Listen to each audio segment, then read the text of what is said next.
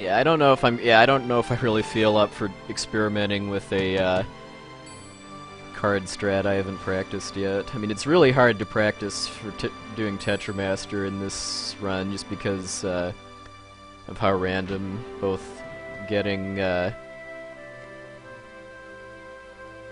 getting good cards are along with winning card duels and stuff. I noticed that a lot with Twitch TV too, that sometimes the buttons are squished into like 1 pixel basically, and I have to reload the page to get them to display properly.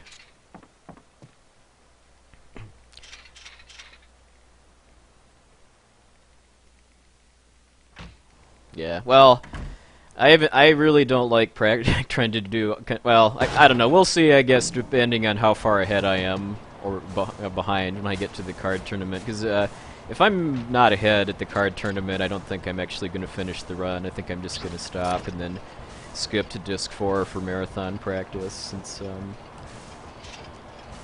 I know based on my splits, most of my opportunities to gain time are on Discs 1 and 2.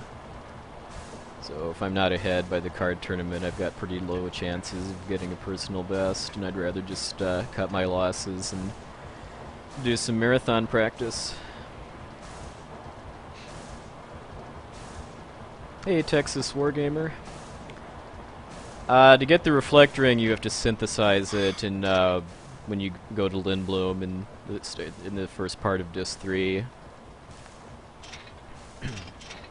You basically use some of the stuff you buy in Trino to synthesize. I mean, you have to synthesize some other stuff first too, like a glass buckle, a Medane's ring, and an anklet before you can get a Reflect Ring. You need about 30,000 gil too.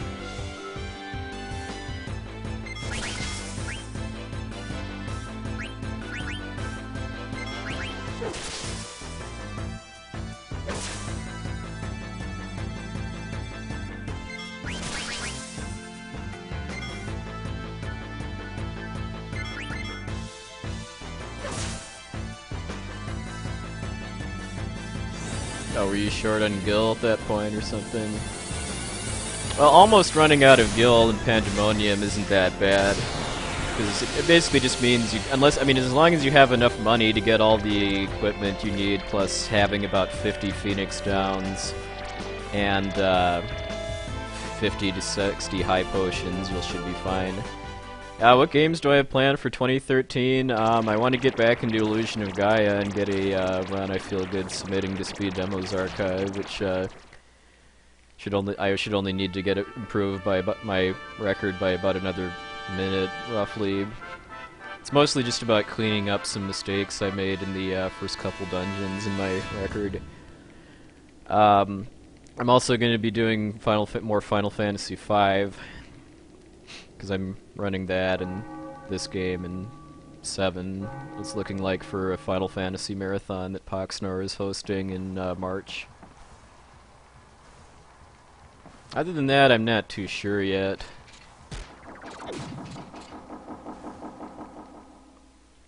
Yeah, this game has a lot of cool parts to it. I mean, I think the opening's faster paced than like FF7 and 8. I mean, if you're playing it normally, I mean, I think the pacing's pretty decent. For a speedrun, there's an hour roughly at the start of Disc 3 that's extremely slow paced and uninteresting. That's true for most RPGs.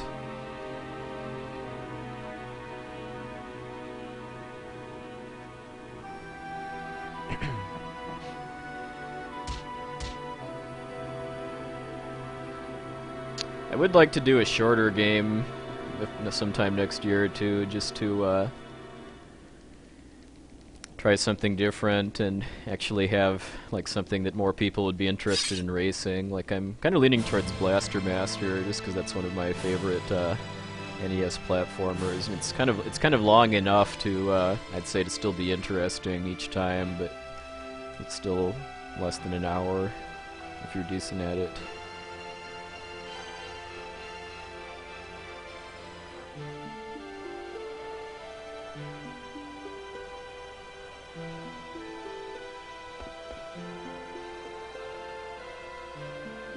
Yeah, the only person I know that does Bomberman, I forget if it's Nest Kamikaze or Anna Meowsers, but one of them, I think it's Anna Meowsers that does Bomberman.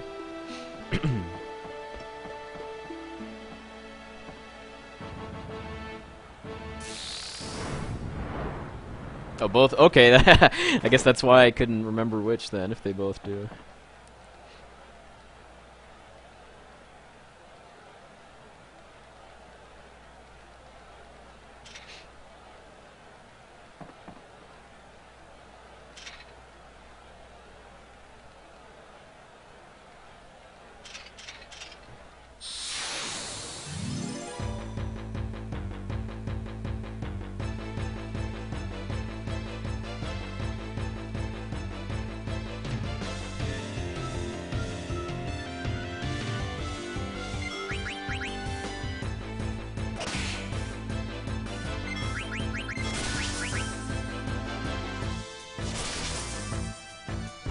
Alright, this is a bad fight, because all three of the soldiers got to attack.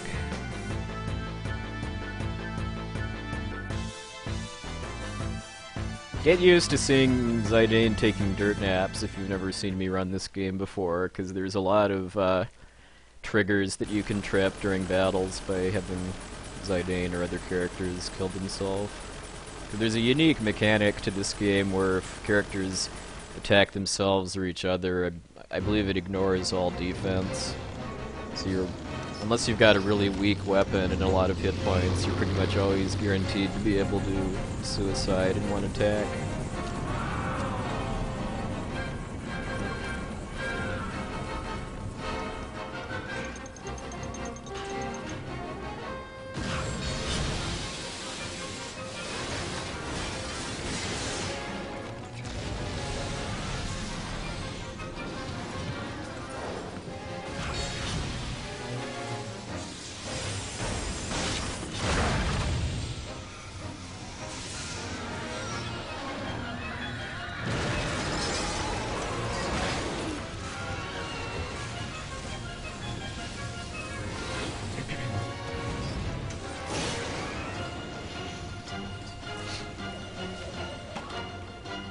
It does still cure confusion, although you have to be kind of careful, just given how likely you are to just kill yourself.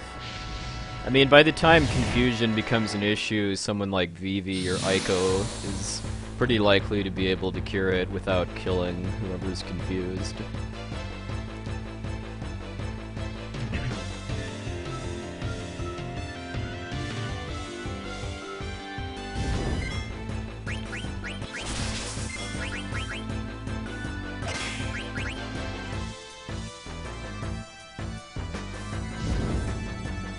Oh yeah. Yeah, not having, I mean, if you have clear-headed and everybody, that makes like Arc quite easy if it does propeller wind. Yeah, so I'm gonna lose some time on this because of that King Leo fight, because of getting 2 SFX. Should still be able to get under half an hour though. We'll see.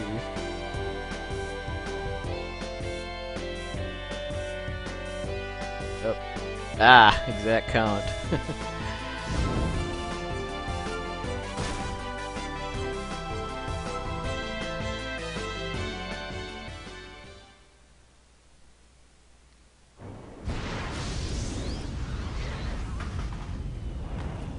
Palmer dance, Palmer dance.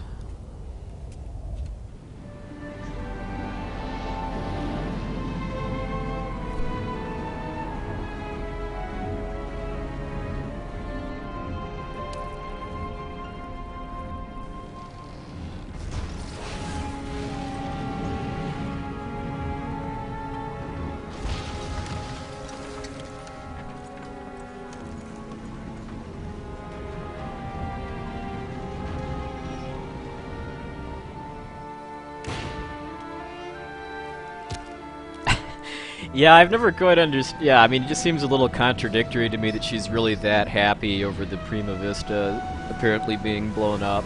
Because even if she lets on later that she doesn't give a crap about her daughter's safety. She just wants her necklace, basically, for the jewel on it.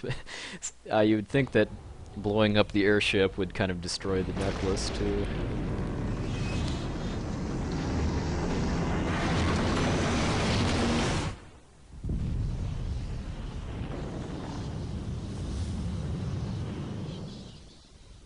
Oh yeah, I mean she knows she's on it because they're all in plain view on the deck of the airship.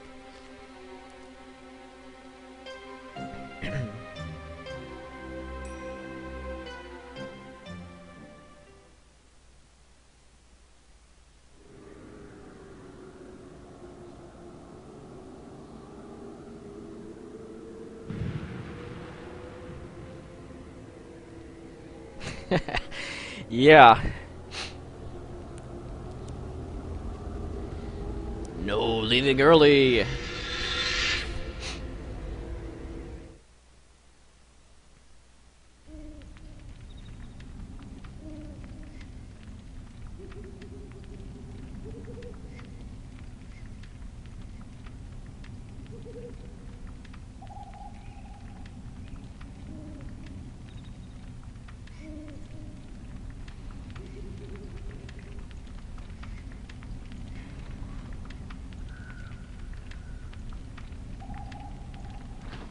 Oh, yeah, it's just crazy how popular Wind Waker has gotten in the past year. It should definitely be a highlight of AGDQ.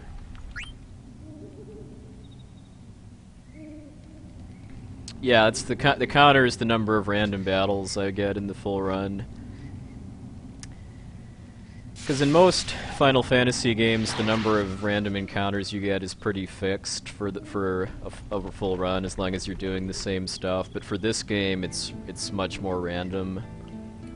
So FF9 runners like to track the number of encounters they get, just as a measure of how lucky or versus unlucky the game is treating them.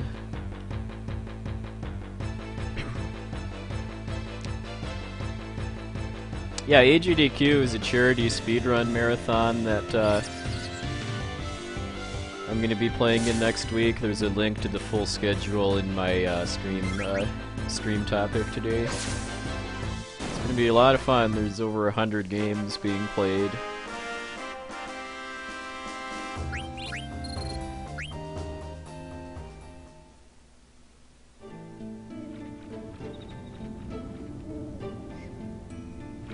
Getting an encounter in that first screen isn't really that bad, given that it'll always get Zidane to level 2, which it speeds up this fight a little bit because you don't have to watch Zidane's detrancing animation afterwards, and it also makes getting Zidane to level 4 before the end of the Evil Forest a lot easier. Because ideally, you want Zidane to be level 4 so that then you don't have to fight any battles in the Ice Cavern.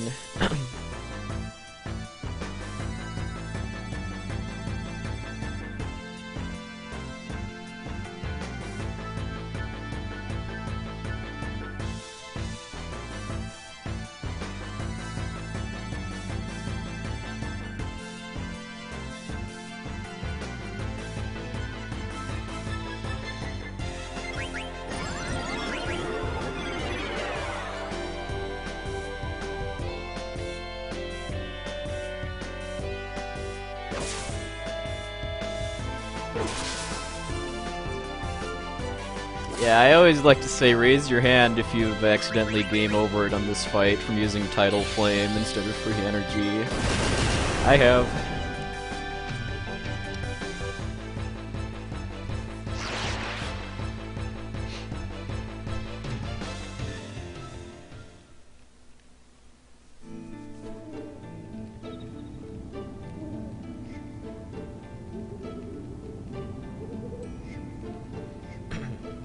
Well, Brosentia, anyone who's played Kingdom Hearts 2 before this game is fully justified, given how obnoxious Vivi, well, at least beating Vivi quickly, both in the struggle and in the Vivi clone battle is.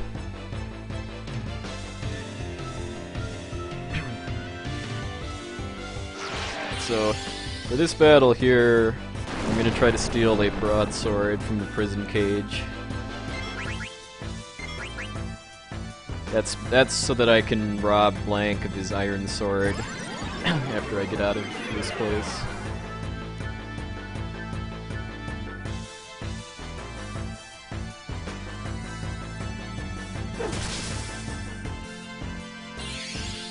Unlike the Mage Masher, the broadsword is a common steal, so it's pretty reliable to get.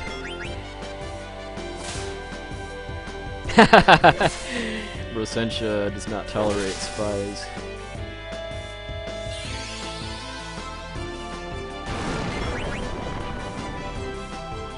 Yeah, I think the battle boots are common steal too, and then the ninja gear and dark gear are both uncommon.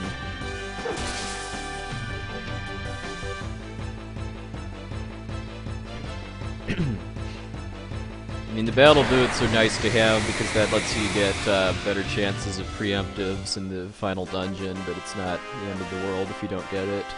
I mean, really, the only steal that you must have is the Mage Masher, and since that's from the very first battle, you can just reset until you get it quickly.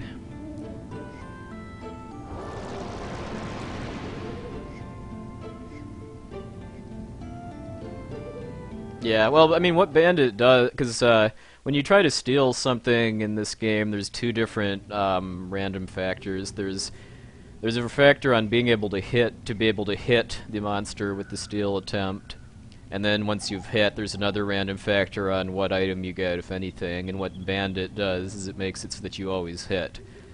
And then the Master Thief ability increases your odds of getting rarer items, basically.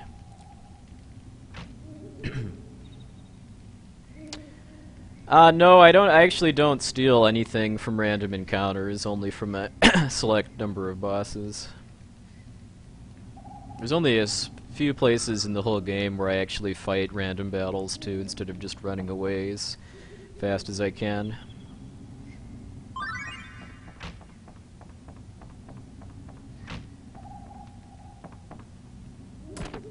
And I'm getting a bunch of ethers in the Prima Vista here, basically just to sell for money.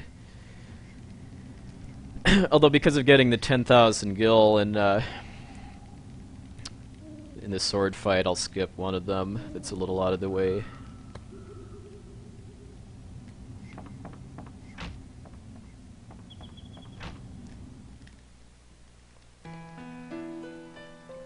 Well, all of the ethers that I pick up in Disc 1 I just sell, but after that then you start saving them to use in Disc 4 for MP attack.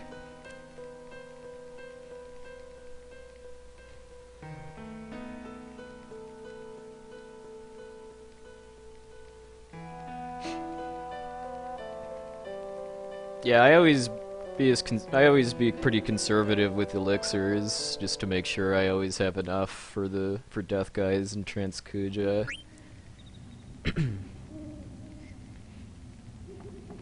Like the Japanese runners are a little more liberal with their elixirs, like especially for fighting undead stuff in the Ifa tree.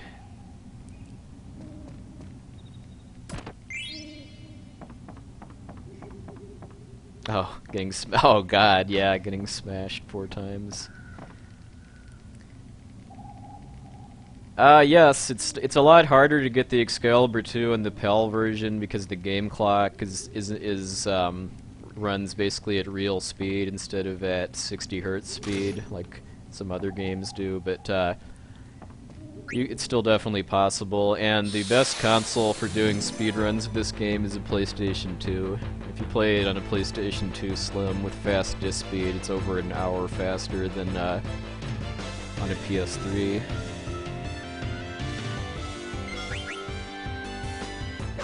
Alright, so this battle is pretty easy, but it sets the stage for when Zidane gets his next trance, based on how many times Baku hits him. Yeah, PSP has a pre-caching option to it.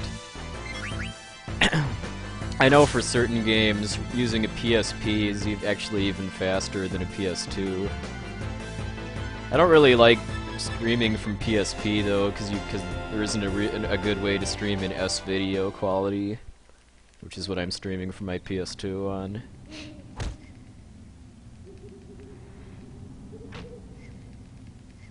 The Auditor, it's a PS2, is the fastest console.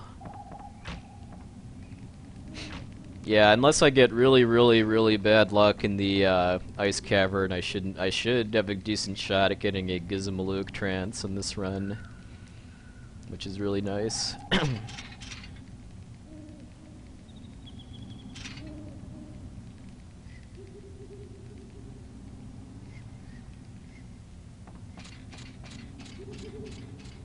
Alright, so ordinarily I'd go back into that room and pick up the ether after recruiting Steiner, but because of getting the extra money from this sword fight, I'm skipping it.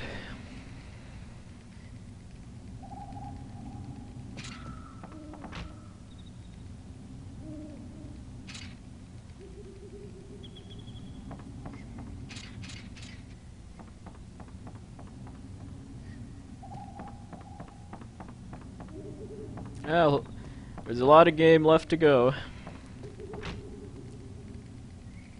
It's pretty much practice and experience. I mean, when I have notes that I look at for like equipment and abilities and stuff, but I'm pretty much able to do most of this from memory now.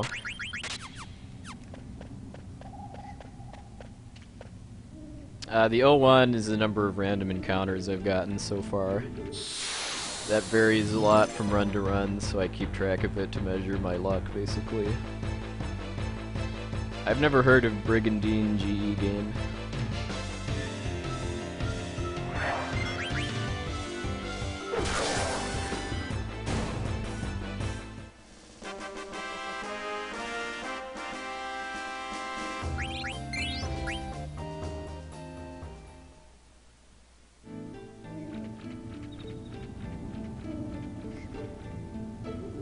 Highest number of encounters is probably like in the high 70s or so. Ideally, a full run of this game should have less than 60, but that's pretty good luck, which I'm not getting so far.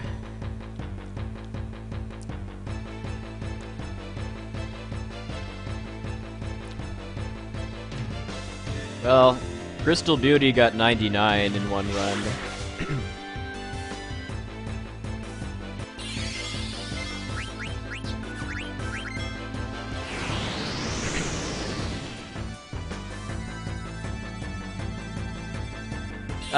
Pretty much every PS2, including fat ones, should have fast disk speed. I mean, the way you get to it is from the browser menu. You go into, you press triangle to go into settings, highlight PlayStation driver, press triangle again, and then select fast disk speed, basically. No, stutter stepping only works on the world map. Doesn't work in dungeons.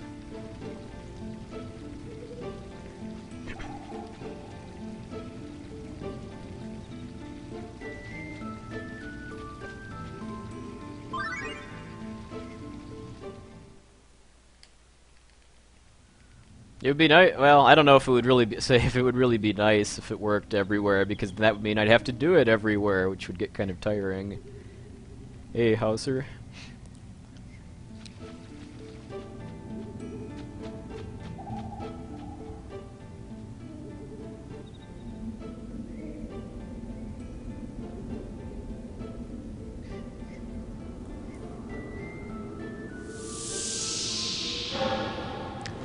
You know, it actually doesn't work. Stutter stepping actually does not work in forests on the world map for some odd reason. Alright, at least 3 encounter evil forest is okay.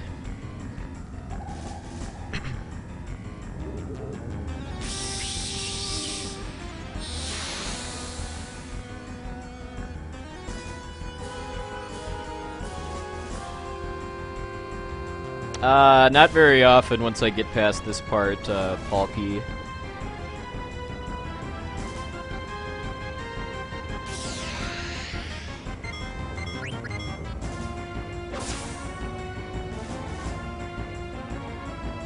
if I'm gonna reset, it's generally gonna be in the first like half hour or less.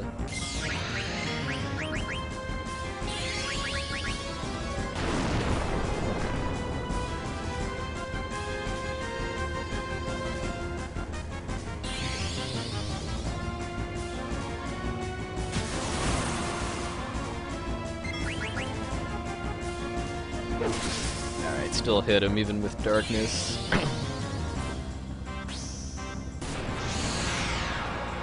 Alright, getting some time there. My Disc 1 encounter luck is just awful in my PB, so Disc 1 is the, by far gonna be the best place for me to gain lots of time. I killed Zidane actually there because that, skips the first phase of the battle. Ordinarily you have to do about 500 damage to Plant Brain before, Blank shows up, but if Zidane dies, then he shows up immediately, so it effectively halves, Plant Brain's HP if you have Zidane kill himself.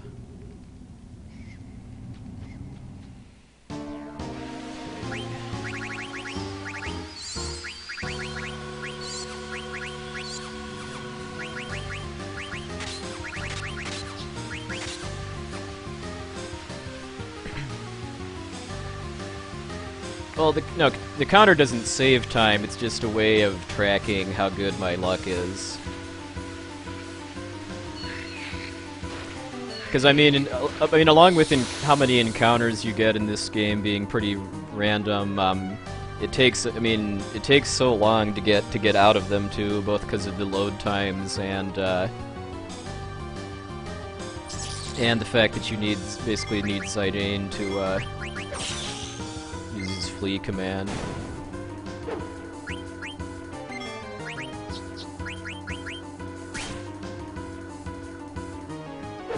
I'm killing off everyone except Zidane here so that he gets all the experience for this fight. Hey, X10 Power, Happy New Year.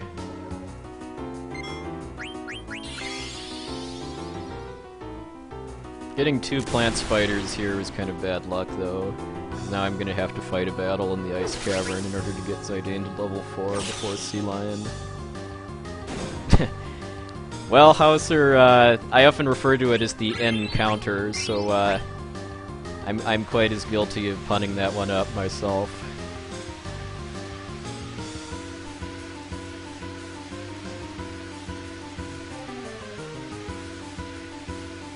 Hey, Evil Oatmeal.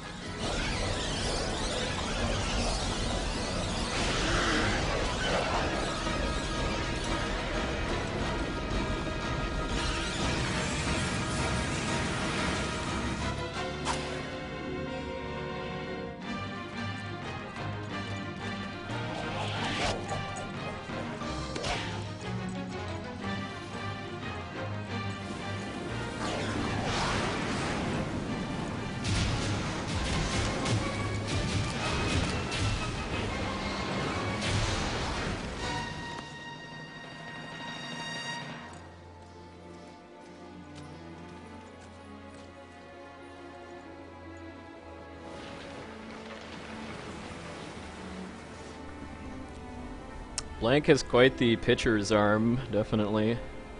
Hey, Skaban, welcome. An all-white mage party? That's pretty bold, X10. I mean, there's a task that beats the game with 4 white mages, although it's pretty hilarious how it ends up working out. Hey, Red Armor. Because it basically does extreme luck manipulation to be able to get the fear spell to work on the final boss, and so the task makes the final boss run away, and then you win, basically.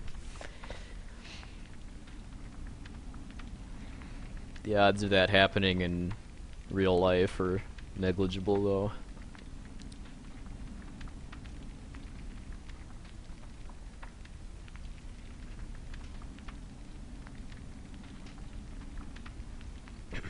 Yeah, that was an April Fool's test. I don't think I've ever used a thief anytime I've actually played FF1, just because of how crappy thieves are. I mean, the only reason, as I understand it, to use a thief is to get a ninja. Thieves in FF5, on the other hand, are the bomb. The way we're splitting it up, Neuromancer, is I'm playing discs 1 and 4 in the second half of disc 2, and then Spike Vegeta is doing the rest, basically, and that's kind of about 50-50.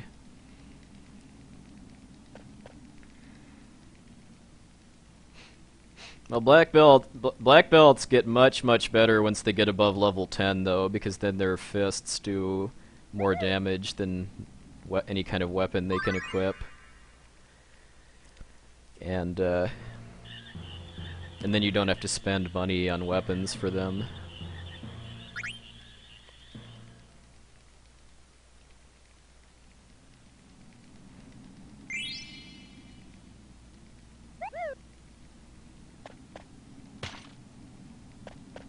Well, I think they can still equip ribbons, though, which give you a lot of magic protection in FF1, though I haven't played FF1 for so long.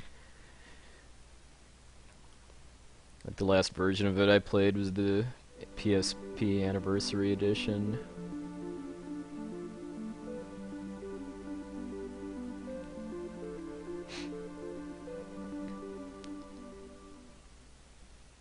Ah, yes, the Peninsula of Power.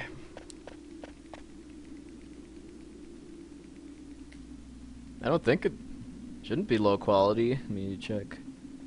Yeah, it's using S-Video, so it should be the same quality as usual.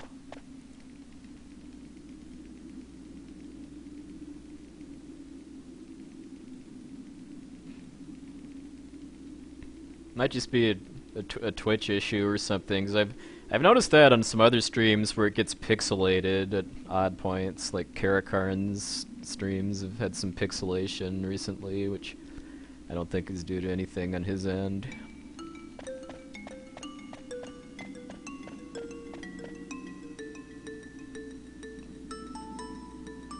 What do you have to do to get Disc 1 Lionheart in FF8 anyway? I imagine it's not pleasant, whatever it is, given all the items you need in order to synthesize. No, I don't stream from emulators, only from actual consoles. Oh, well, no, I guess it's the original Mist Continent in Disc 4 then. Okay, go away, Mist.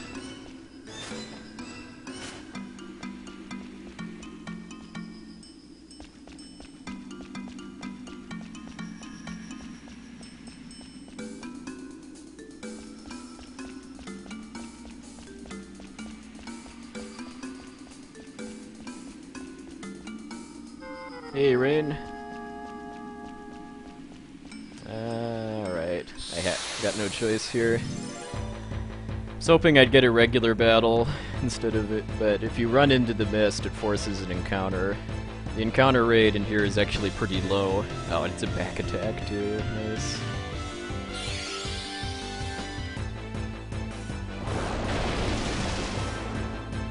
Okay, as long as they don't kill VV, please.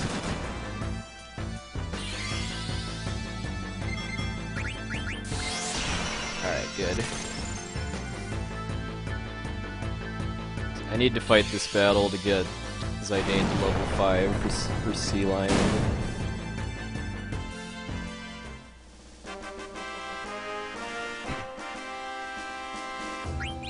Alright, there we go.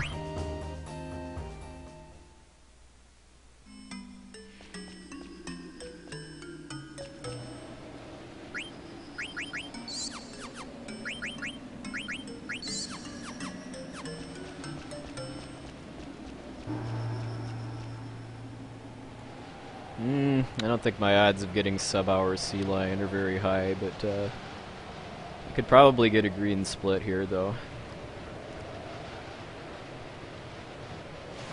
Generally need 3 or fewer encounters by this point to have a shot at getting sub 1 hour Sea Lion.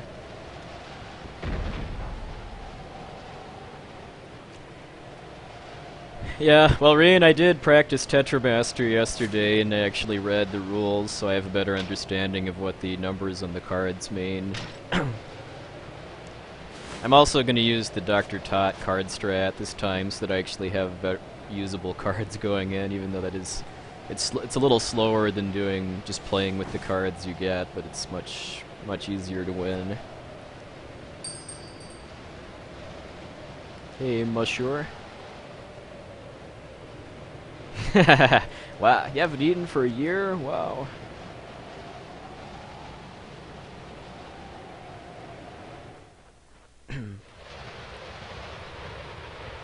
I don't. Well, I mean, I haven't watched the recording again because it's kind of embarrassing. But I don't. I mean, I don't remember having many cards that weren't like all zeros. Yeah. Well, OmniGamer, it is possible to beat the game without the rebirth ring. It's just a lot riskier.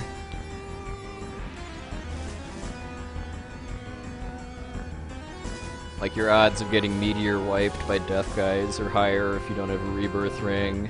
You have to use a slower strat for the You're Not Alone sequence in Disc 3 because of not having it, and what else?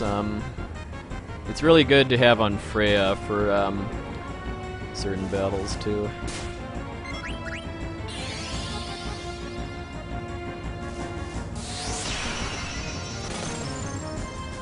I've beaten this game 100% casually, but there really isn't any kind of 100% speedrun. Because doing 100% of everything the game has would take too long. I mean, you'd have to getting to Ozma would mean hours and hours of Chocobo Hot and Cold. Yeah, Sea Lion definitely has the Pokemon thing going, that's for sure.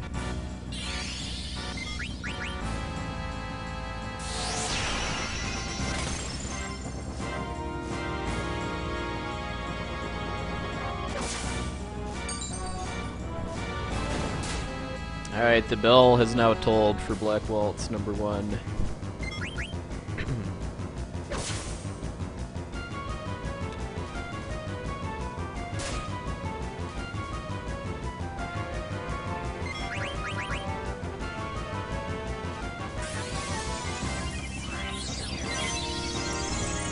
Yeah, to get the Excalibur 2, you have to basically get to the final part of the game in under 12 hours.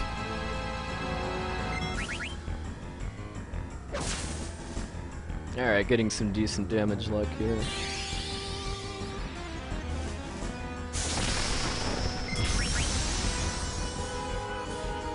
If I get a couple hits that are close to 100, I can kill the Sea Lion in 5 hits instead of 6.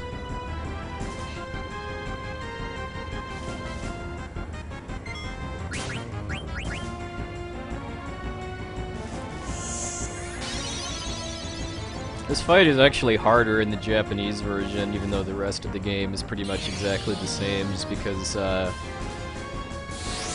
tsunami attack that Sea Lion's about to use right now does a lot more damage.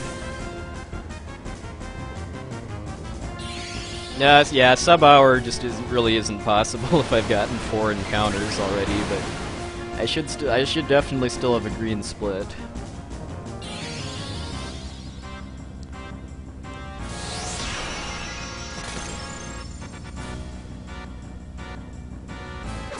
There we go. Nice. Nice. Just barely missed the hour.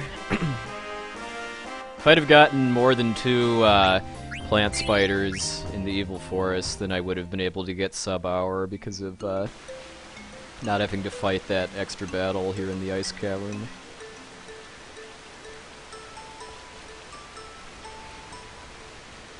Hey! Well, hey should be reserved for getting here with, like, getting sub-hour. I would have had sub-hour probably if I'd have had a better King Leo fight. I'm getting 2 SFX and kind of bad ATB. I see what you're doing there, bro, Sencha. The best weapon for Zidane is the Ultima weapon. The best weapon you can get in a speedrun, though, is the tower, although you don't need it. You can win the game with the Orichalcon.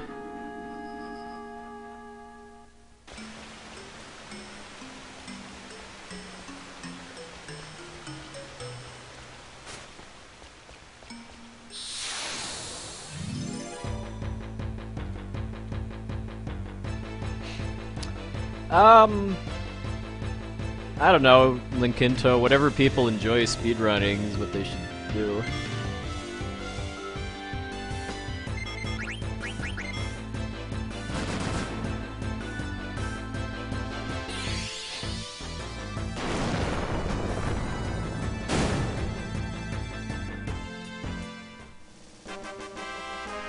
I've always thought of Zidane's Thief Swords as being kind of more ripped off from Serge's weapons in Chrono Cross than anything else.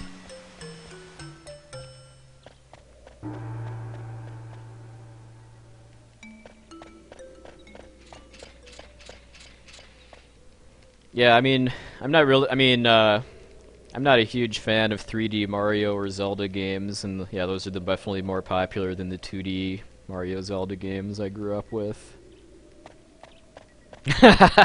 That was a pretty clever one though, Keyfry. If I were wearing a hat, I would tip it.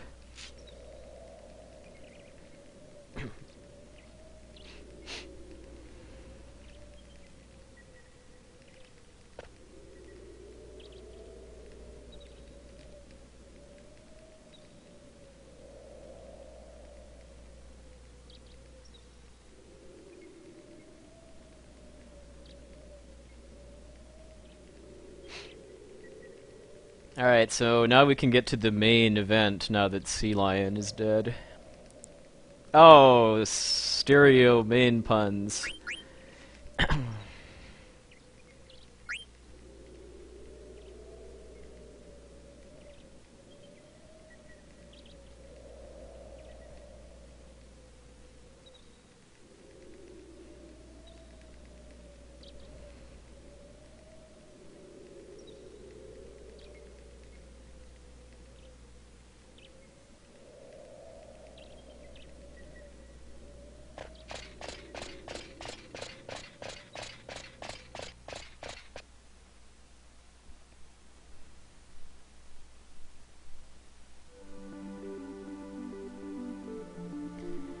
Alright, so this is the first time I have to do stutter stepping on the world map, which basically just vastly reduces my odds of getting random encounters. My theory on how it works is that the way you get encounters in this game is two different factors: a threat counter that gradually goes up with each step you take, and a RNG that gets applied on top of that.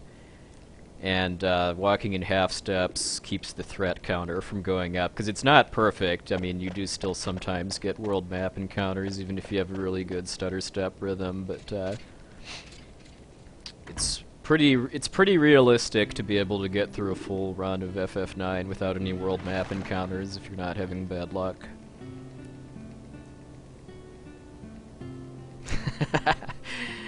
Oh man, all the lion puns.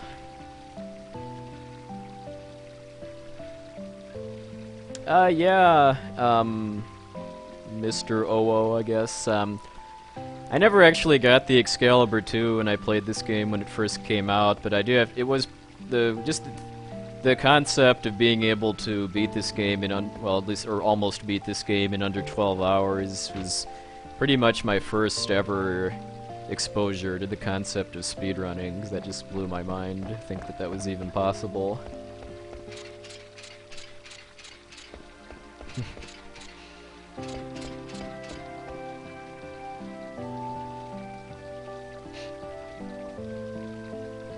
No, I don't speedrun FF8. I do 7 and 5 as well, though. And Kingdom Hearts 2 and a couple of other games.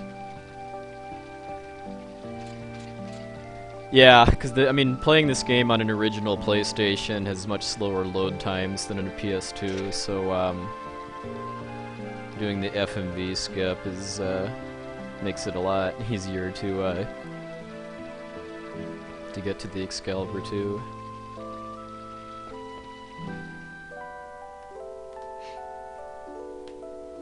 Well, I would have to venture a guess that Essentia's first game was FF6. Oh, was it? Oh, well, FF9 was, yeah, FF9 was the first run that she submitted to SDA.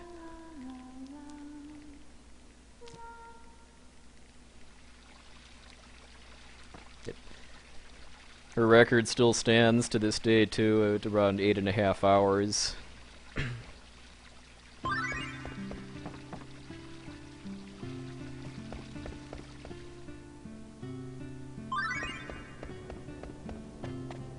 Alright, so I'm wandering around in kind of an odd pattern here in order to trip some event triggers to get Dagger to be at the item shop. Yes, AGDQ starts a week, or next Sunday afternoon.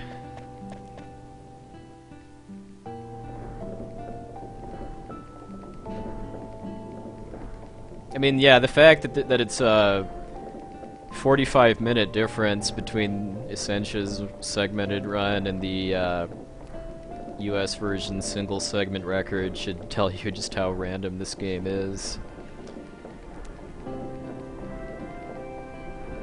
The tool-assisted speedrun of this game, which is basically a speedrun that's done on an emulator using save states and heavy luck manipulation, is over an hour faster than Essentia's run too. It's under 7.5 hours.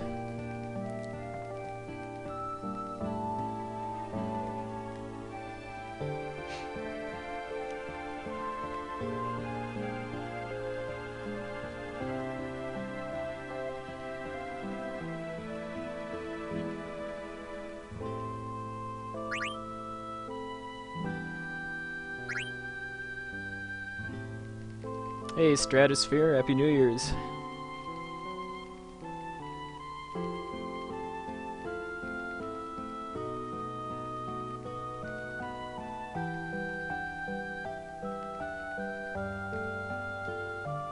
Hey, Happy New Year's, Fiery Blizzard. Okay, I think I'll get 10 wrists this time.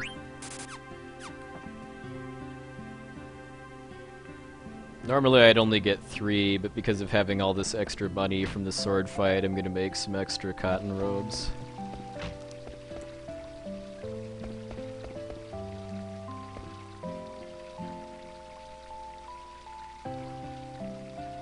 Hey, Hailstorm, Happy New Year's to you too.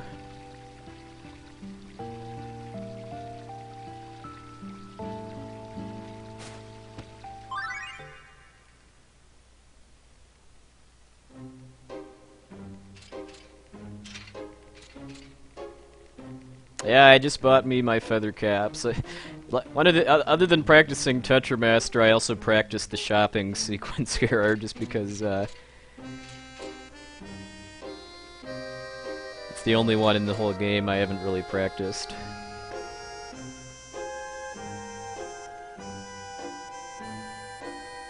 Don't need to have any more first world problems of losing my run because of buying the wrong kind of hat.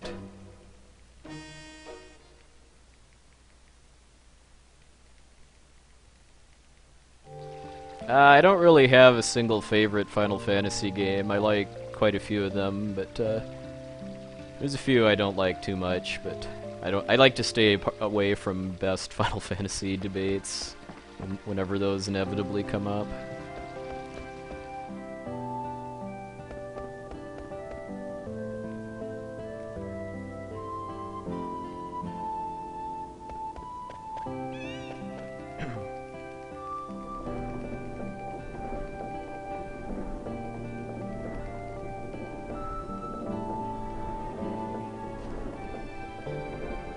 Yeah, South America in general just seems like a cool place to visit, although I don't think I will be anytime soon.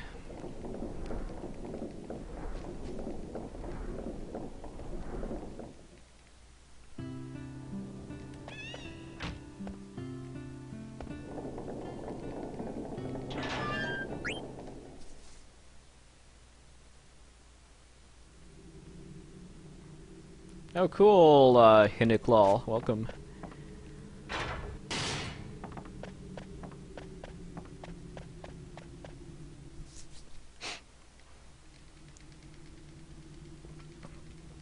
Yep. My first time leaving the Western Hemisphere will ideally be to go to England and or Western Europe, and then I'd really love to visit Japan someday too.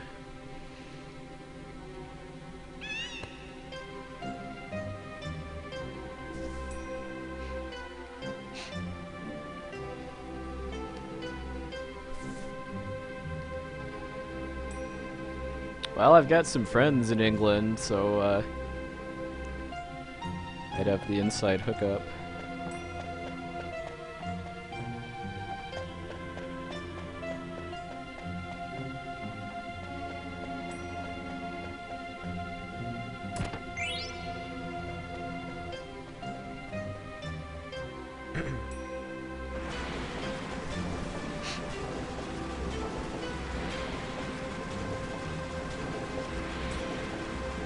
Yeah, I do get the Excalibur too. I basically need it in order to beat the game, because it doubles the amount of damage Steiner can do. Nice rain. It's kind of the same setup I do, only I just have a second monitor that I put like streams I'm watching in the background on instead of the TV.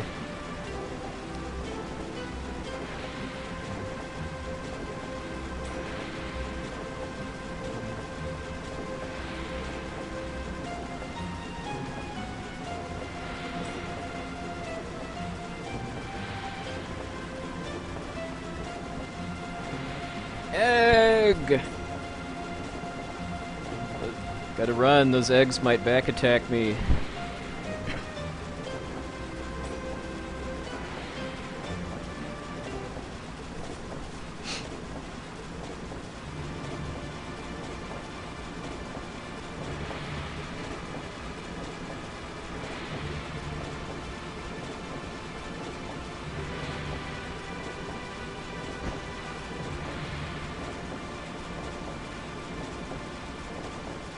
I've got a really, really risky and complicated strat that I use for the Festival of the Hunt, so just stick around and you'll see in about half an hour or so.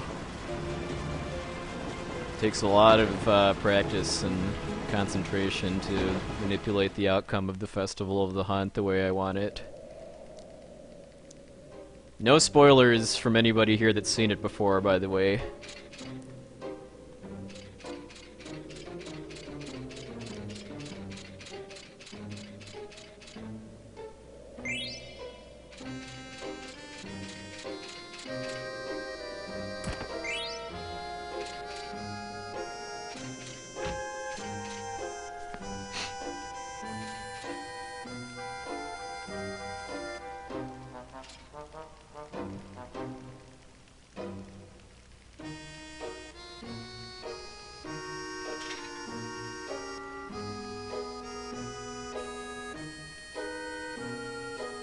Hey, Danny Boyle.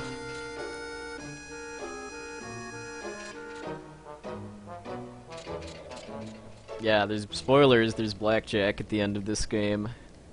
And the true final boss of FF9 is a blackjack dealer that's able to get 5 of the same card, so it's definitely playing with multiple decks.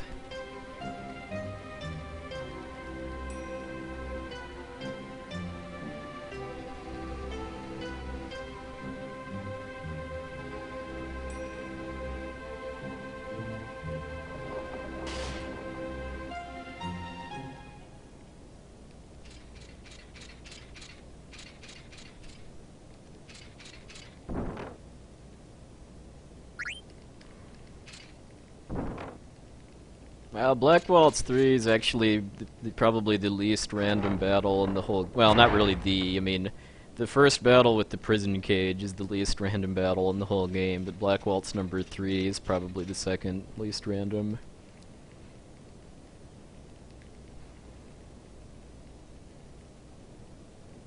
Yeah, I got both silk. I mean, the one I rip off from blank is just for selling if I need extra money.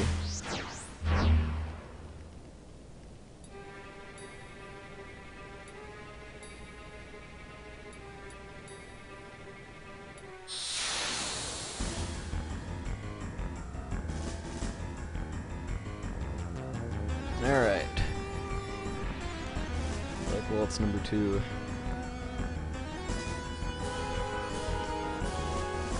This is probably the hardest of the 3 waltzes.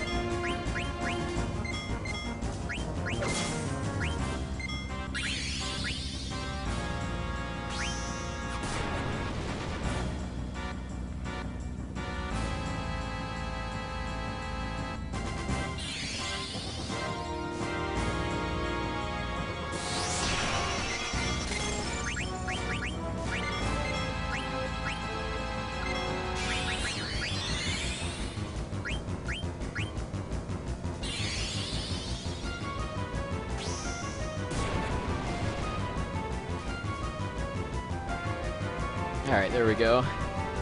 Okay, the reason why I kill myself there is that it cancels out Black Waltz casting Fyra at that point in the battle.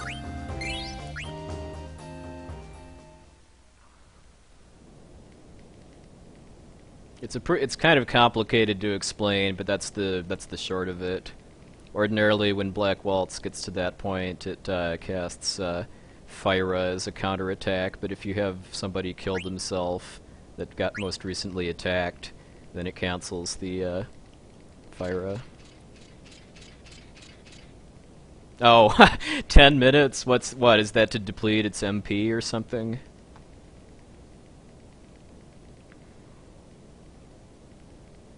And yeah, Berserk, I don't even really remember why my Black Waltz 1 split was slower last time. I'm assuming it was just encounter luck and up until then. Oh, dagger can't trigger. Oh, okay. Nice.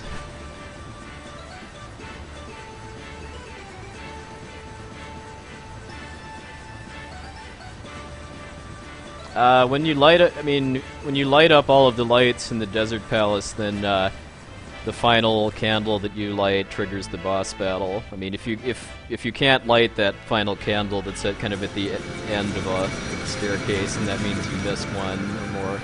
No, I don't have to do any hot and cold.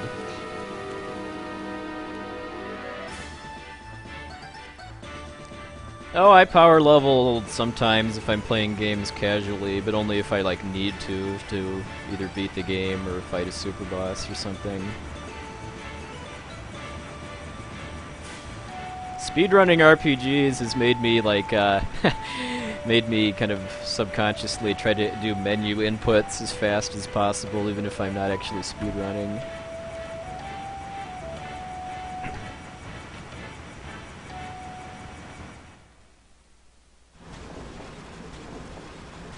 So it still takes 10 minutes. Is it only if dagger does all of the damage that it doesn't trigger Fyra, or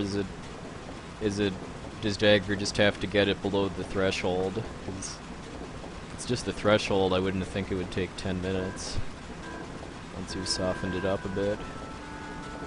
No, there's no international version of FF9. Oh, all of the damage. Well. I mean, though, once you get it below, couldn't you get it to the level where a fire sword would kill it, though? Instead of having dagger try to actually kill.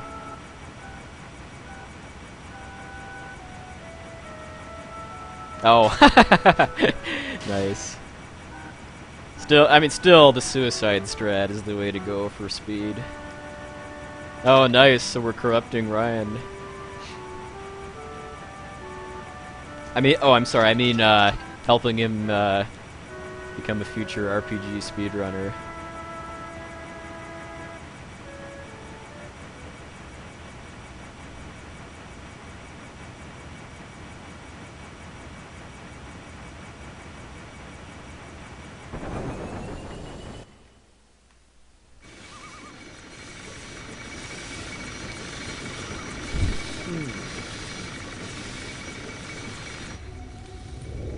Alright. This scene right here of the close-up on Black Waltz's face was, I have to say, was my computer desktop wallpaper for a while after the game first came out. It is that cool.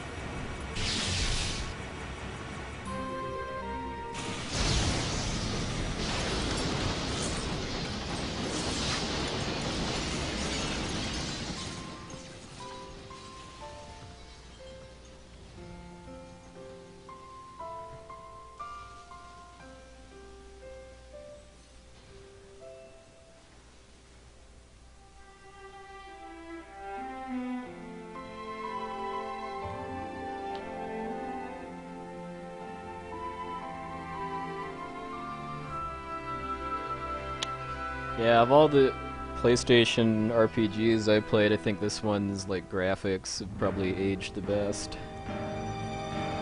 I always attribute a big part of that just to the drawing style, that they were going more for more kind of cartoony looking characters than realistic ones. And that definitely makes them look less blocky than the other games. Yeah, oh yes, Vivi's gonna go Super Saiyan on Black Waltz.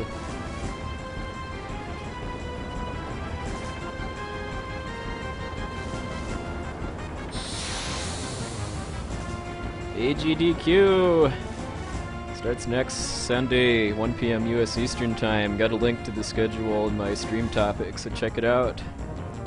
Over 100 speedruns from some of the fastest players in the world.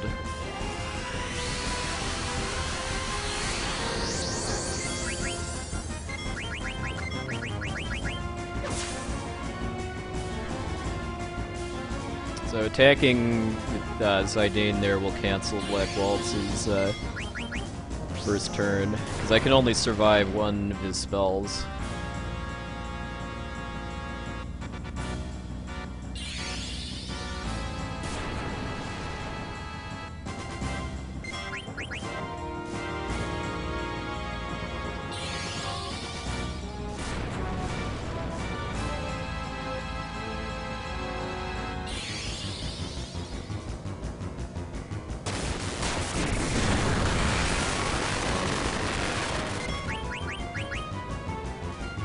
Alright, Steepled Hat is what I want, even though money isn't really going to be an issue in this run. It saves me a little bit in Lindblom.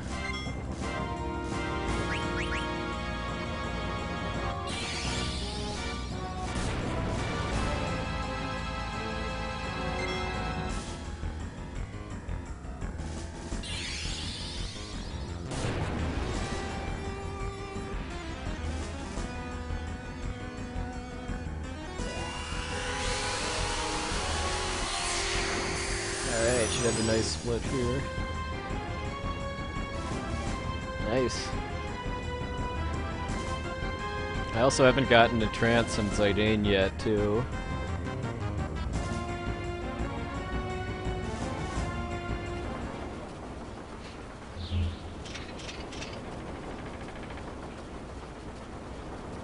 Oh, FF12 has some really nice elements to it. It's not my favorite in the series, but it's got a lot of fun elements to it.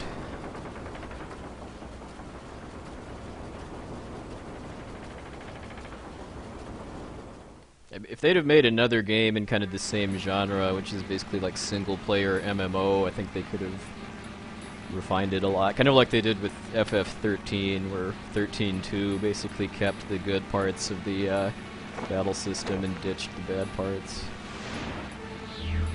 Well, and ditched the extreme linearity, too.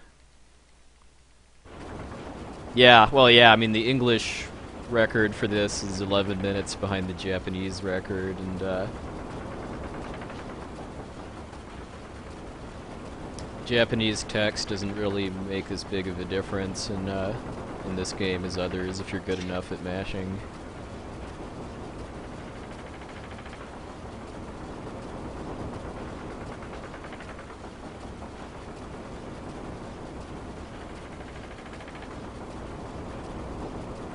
Yeah.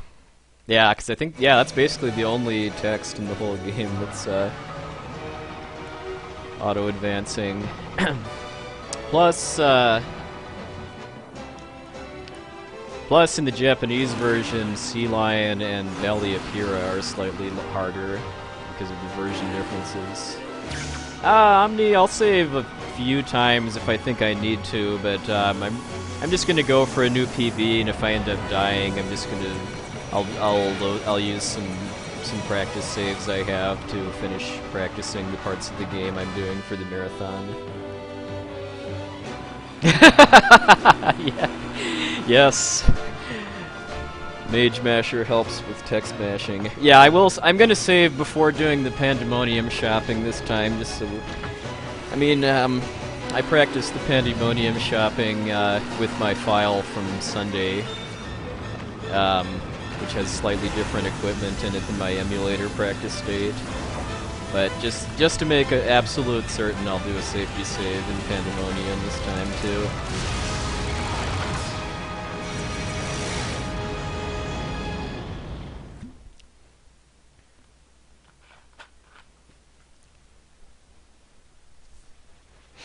Kraken is pretty easy if you have the right equipment, but the biggest troll of the Disc 4 is, well, other than Death Guy, is Tiamat. Because if Tiamat uses Jetfire and Twister in the same fight, then that slows you down. Yeah, I bought the right kind of hats this time.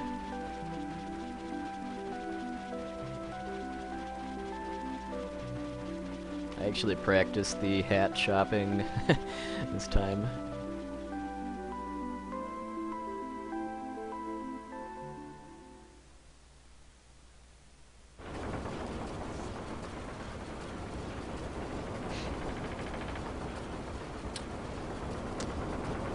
Alright. Happy festival hunting.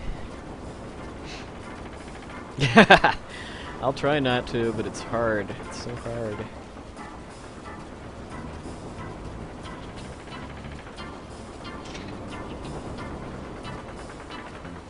Hey Nami, good afternoon, and Happy New Year's.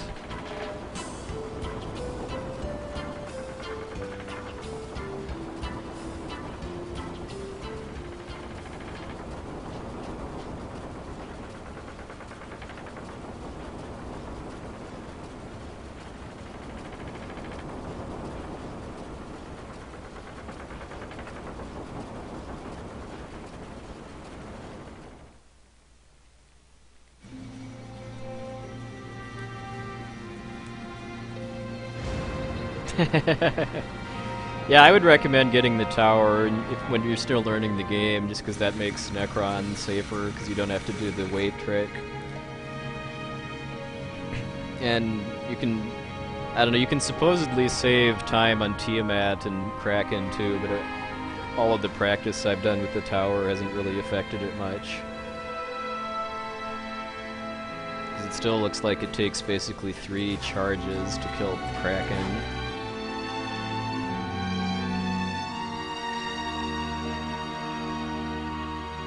I've practiced the Orichalcon strat on Necron enough that I don't really have any real fear of messing it up. There's been a fair number of times too where I guess Freya has been able to do enough damage that I don't even need the extra Orichalcon hit to kill Necron.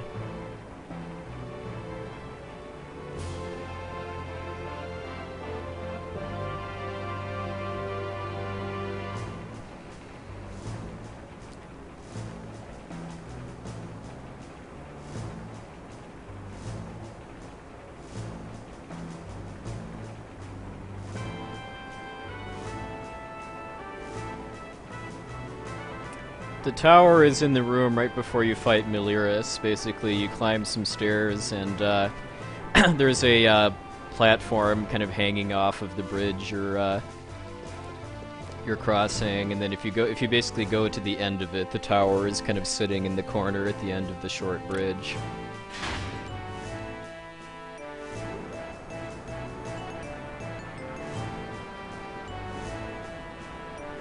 Yeah, I mean, it's not kind of evenly at the end of that platform. It's kind of in the south-facing corner of it.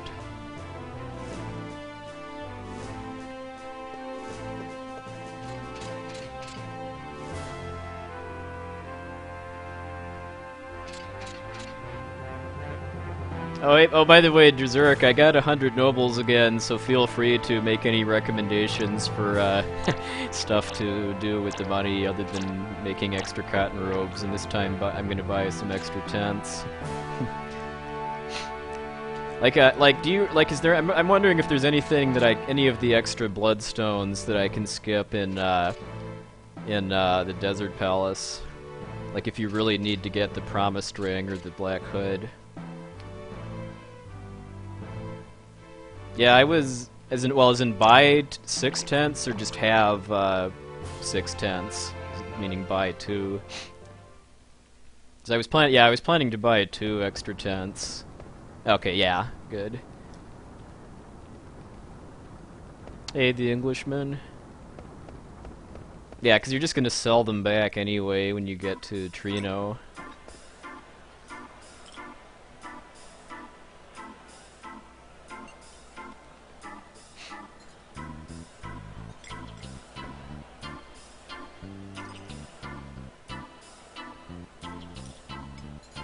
No, I'm not planning to beat the world record. Oh, thanks, Dalgan.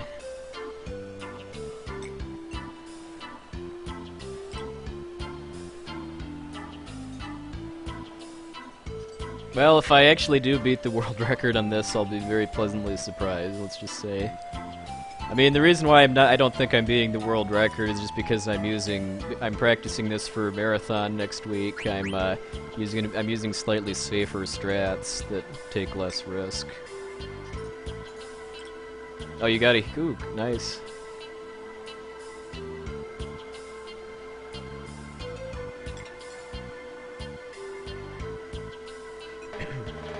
Yeah, the only thing, we just sell it, although I guess the concern I'd have is if not getting the Promised Ring screws up Valley of Pyrrha, like if it gives it too much magic defense or something else that might screw up Valley of Pyrrha.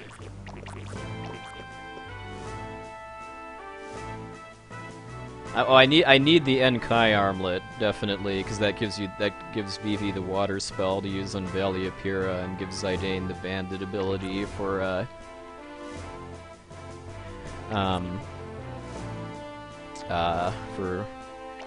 couple places. And it's just a good piece of armor for Disc 4. Maybe I'll try skipping the Promised Ring, though. The Promised Ring's the one in the first screen of the Desert Palace, right?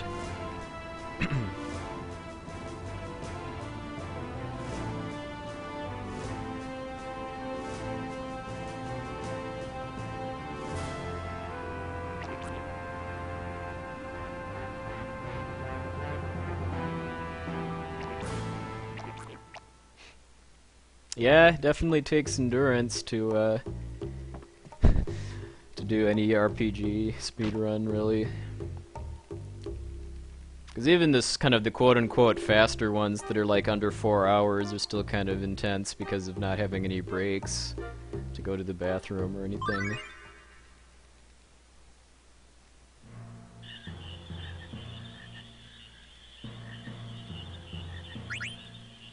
Yeah, the promise, I mean, assuming it's the one in the first screen like I'm thinking it is, that's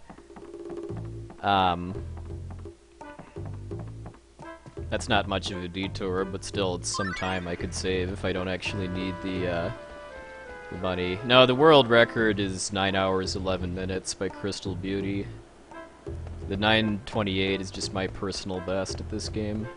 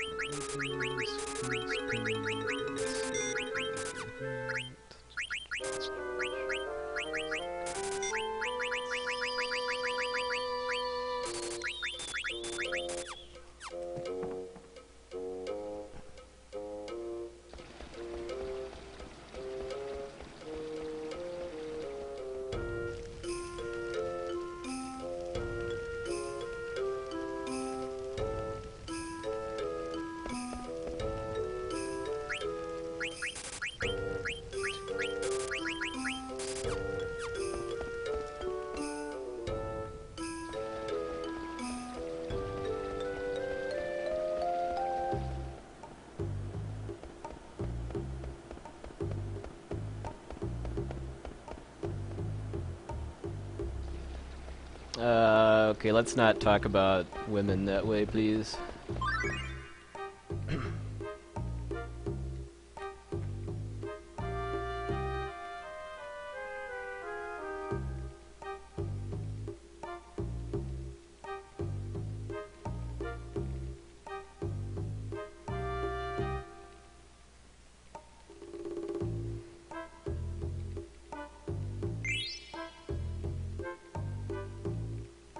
Kupo for Kupo nuts!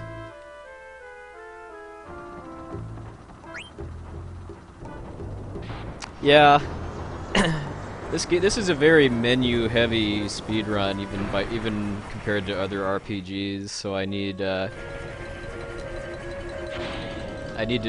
put a lot of practice time into the menu, like equipping and shopping and stuff. Yeah, we really need to just do 100 nobles route Berserk, just so that we don't have to kind of always make on-the-fly decisions about money.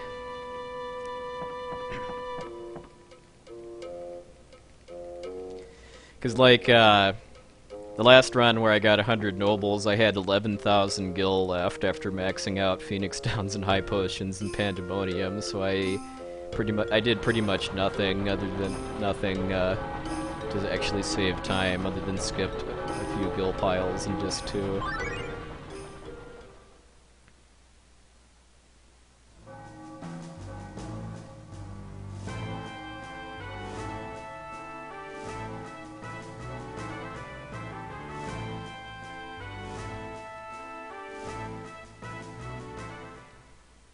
Hey, Jenny. AGDQ hype. You don't think it's worth getting or skipping? My New Year's was pretty good. Didn't really do anything too exciting. How about you?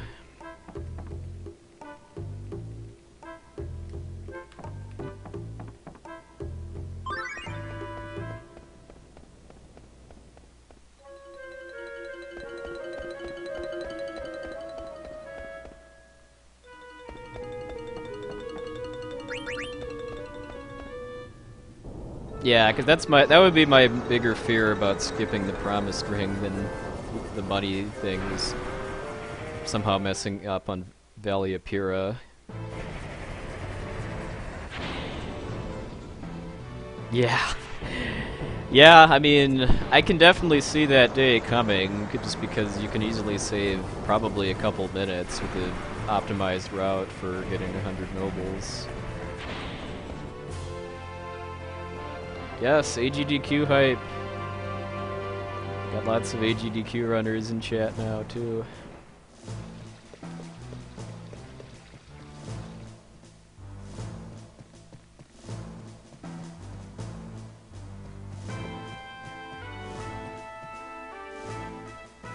yeah, resetting over the puck skip. I don't know, well, yeah. Just resetting, I don't know, resetting for not getting sub-hour sea lion sounds kind of reasonable to me if you want to actually compete for the record at this game. Aw, that's too bad, Jenny. I hope you get better by the time you get to America, so you can still play some games, even casually, with people.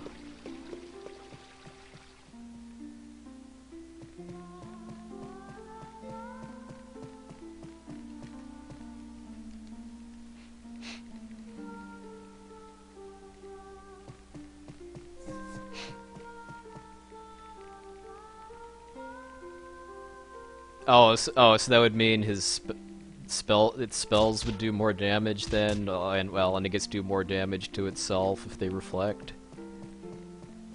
Because I think in my last run, Valley of Pyrrha actually killed itself with a reflected spell.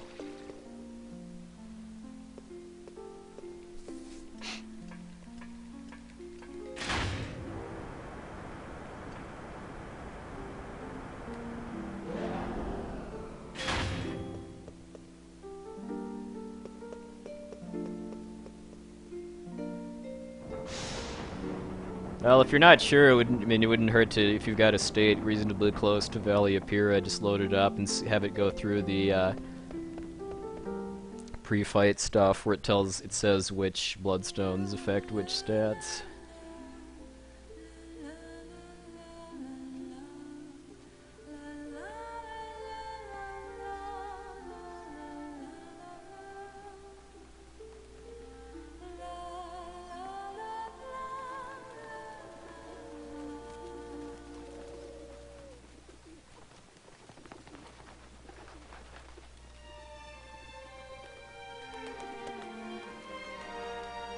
Oh, I need to get it.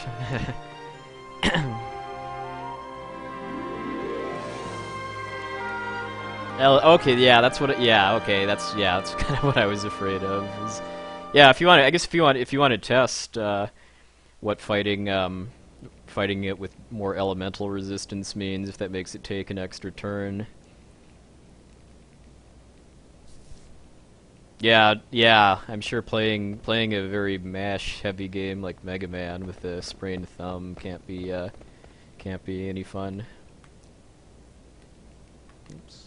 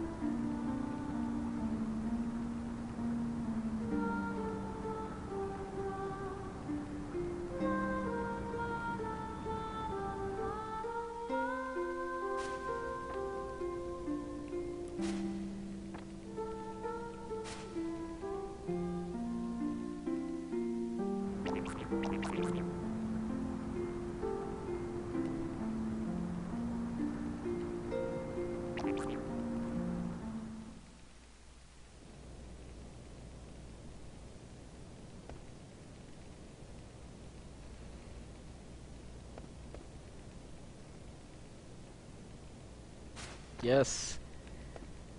The mother of all green splits in this whole run is coming up too, unless something goes horribly wrong. Because in my PB, I missed with all of my attempts on Gizmaluke, so it's basically a miracle that I even survived, much less with only losing like about 2 minutes.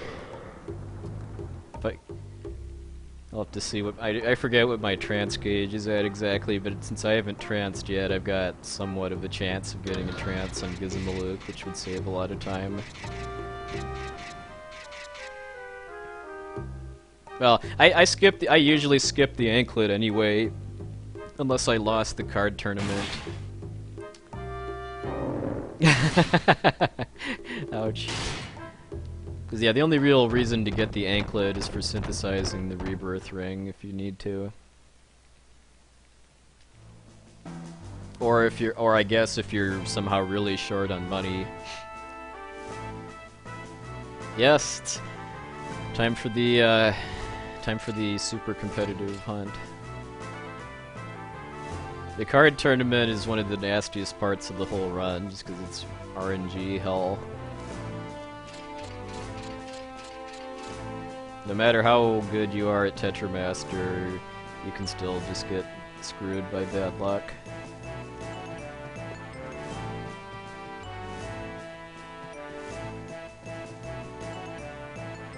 The card tournament's at a rough, I don't know, somewhere between 5.5 to 6 hours.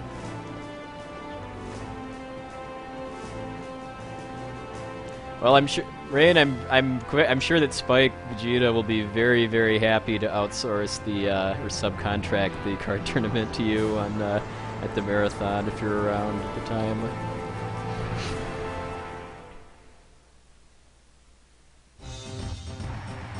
Along with giving us some boot camp lessons beforehand.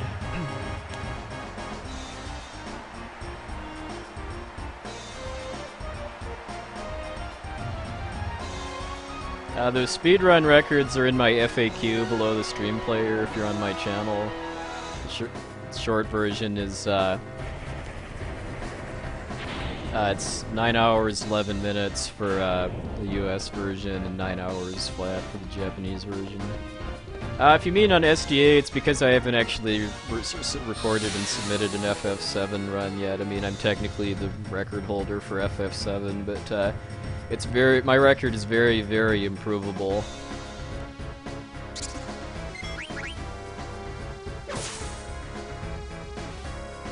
Alright, festival over. That's all you have to do to get the outcome that you want, which is getting the coral ring.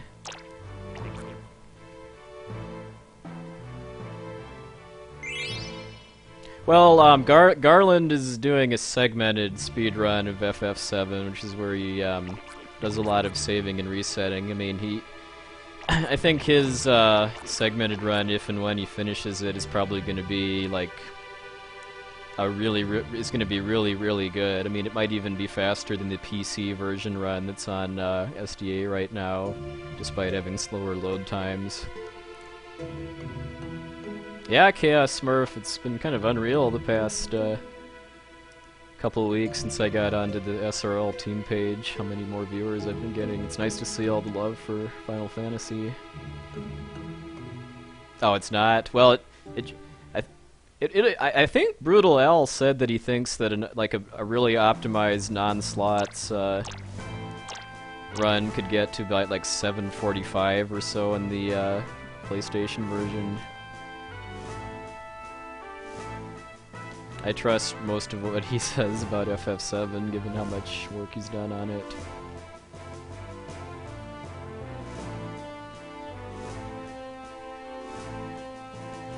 Zastiver, I pretty much only stream RPG speedruns, like I do Final Fantasy 5, 7, and 9, Kingdom Hearts 2, Legion of Gaia, Parasite Eve, and sometimes I do casual NES games, although those aren't speedruns.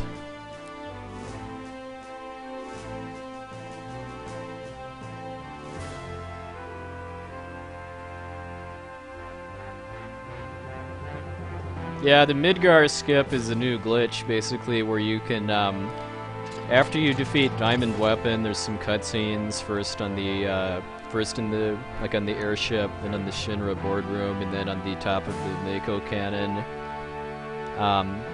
The glitch is that you can actually, if you're holding down the run button and the directional buttons when the Mako cannon cutscene starts, you can actually trigger the boss fight with Hojo and finish disc 2 right then and there.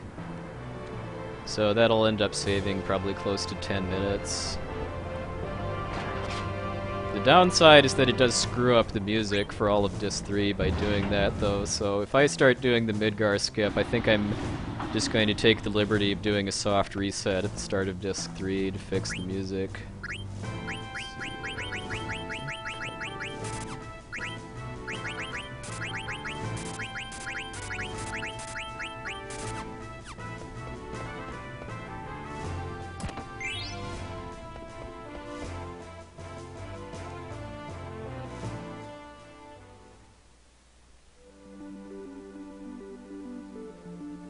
In a non-slots run, I mean, it is going to change the route for disc 2 a bit, because in a non-slots run you need to learn Reflect in order to be able to beat Safer Sephiroth, and not getting the AP from Proudclad because of doing the Midgar skip means that in order to learn Reflect before Safer Sephiroth you need to buy the barrier materia a lot sooner.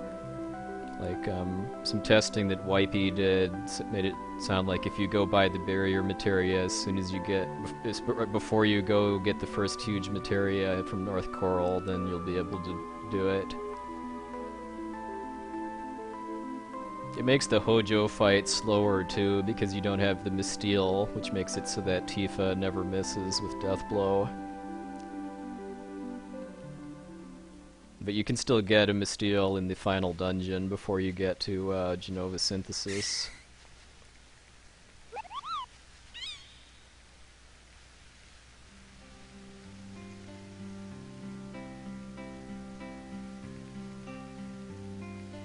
Yeah, my PB is the run where I missed with all of the tents, so I'm going to gain a lot of time back on Gizamalook as long as nothing goes horribly wrong. I like single segment much better than segmented, just because I think it's a lot more interesting both to do and to watch. And I kind of like how the challenge in single segment is more about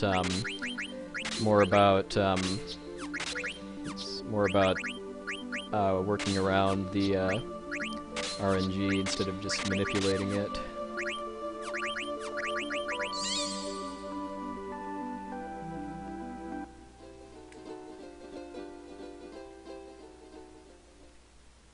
Hey Agora, hope you're feeling better today.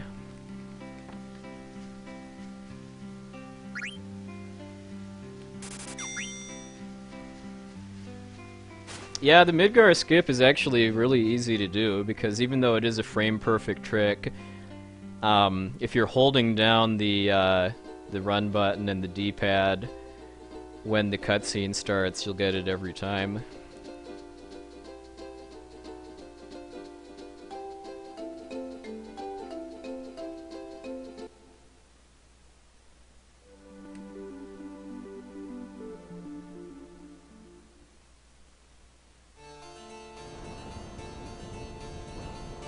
I have yet to actually see any Doctor Who, but I should probably change that at some point. I have a hard time really getting into TV anymore, though, just because I don't actually have cable or satellite, so my only real source of watching TV is either online or TV on DVD.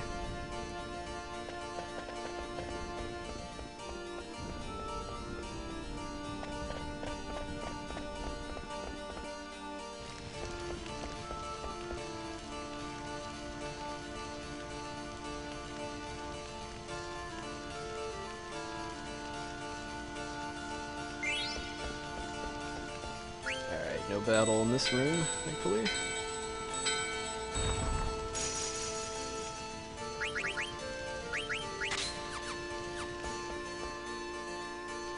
All of the encounters in that room are nasty, or in this whole dungeon are pretty nasty, I guess except for the zombies, but bugs can give you Berserk, which if Zidane gets Berserk, then you've got a pretty high chance of game overing, and the Lamias can give you Confuse, which if Zidane gets confused, you've also got a decent chance of getting a game over.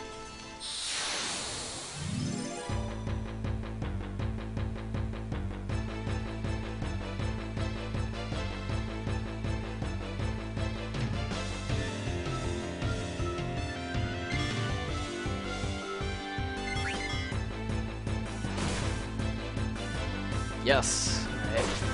The goal for these fights is really just to get good enough ATB luck with Zidane so then you can kill one of the mages before they cast a spell.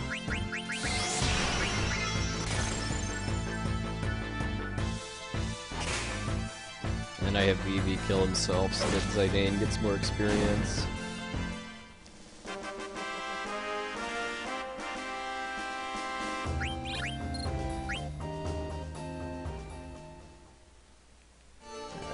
I hate to. I'd better heal, given that I might die for the next fight. Freya that low.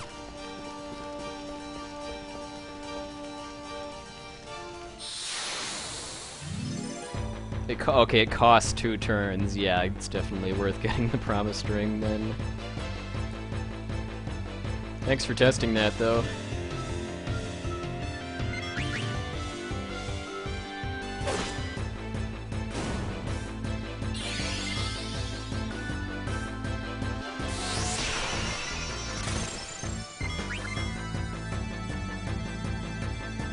Yeah, it sounds like pretty much the only donation incentive we're really going to have at this point is acting out the play at the start of the game, along with naming all 8 characters. I mean, naming words are generally what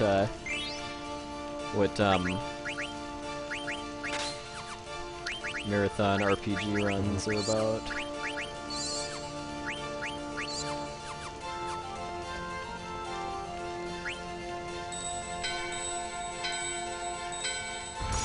Well, I guess doing crazy stuff, crazy glitches in FF6 is pretty profitable too. When we talk about 100 Nobles, we're talking about the sword fight minigame near the beginning. If you're good enough at it, you can get a ton of extra money.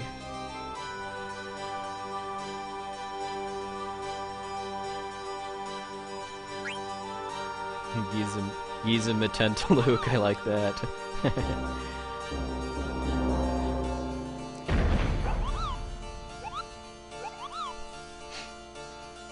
Yeah, the other big nasty thing about that is that there's some kind of glitch too, where the game just drops your inputs and screws you out of getting 100 nobles.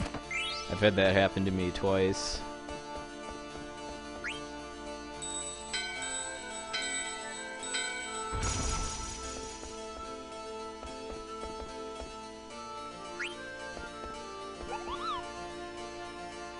That's the goal, Rambo Swags.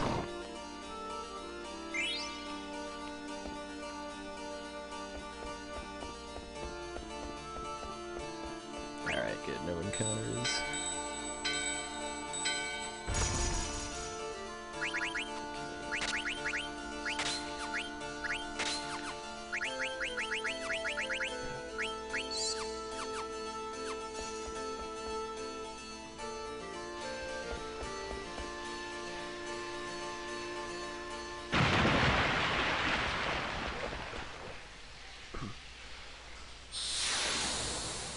Yeah, like what Brosentius said.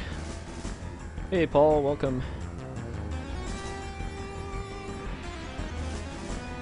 Getting 100 nobles requires luck as well as skill. Kaldor, it's actually a lot bigger in this game than a lot of others because of how random the random battle system works.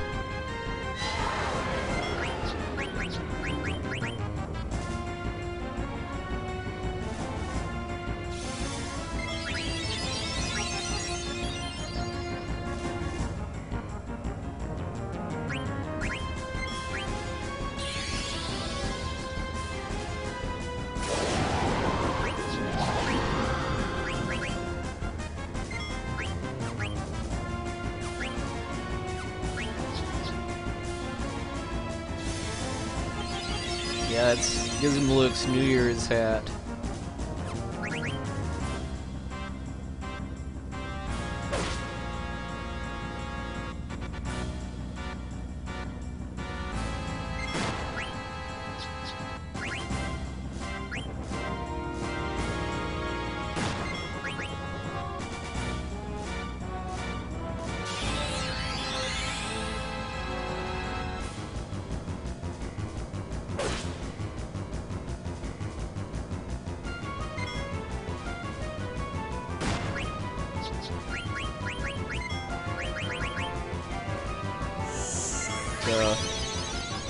Yeah, using a tent in battle gives a 50% chance of inflicting poison, blindness, and silence in this game. So you use it offensively on Gizmaluke to nerf him.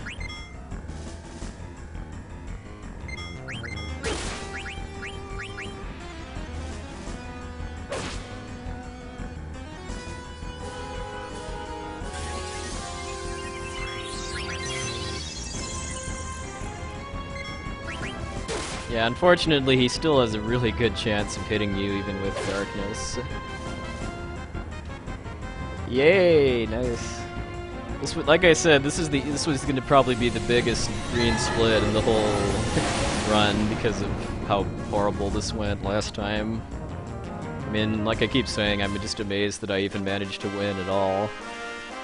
Because if you miss with all of your tents, you can still give him blindness by using Zidane Soul Blade ability, but then he can still cast water spells.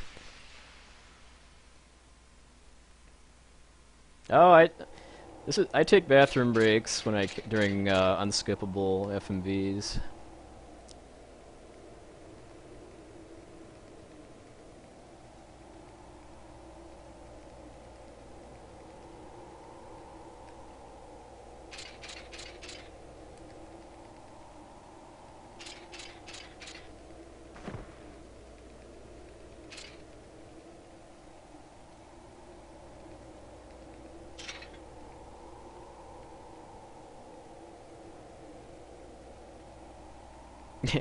Yeah. I have that in my FAQ for FF7, but I don't think the people that ask that question usually read my FAQ.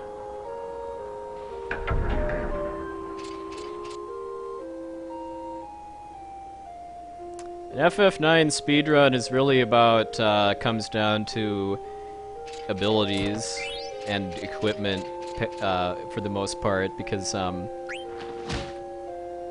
if you have the right weapons and use the right killer abilities for certain monster types, along with having armor and accessories that make you immune to a boss's nastier attacks, then that makes up for being low level, basically. And then near the end of the game, Steiner has a really abusable attack called Charge, which we'll be seeing a lot starting at the end of Disc 3.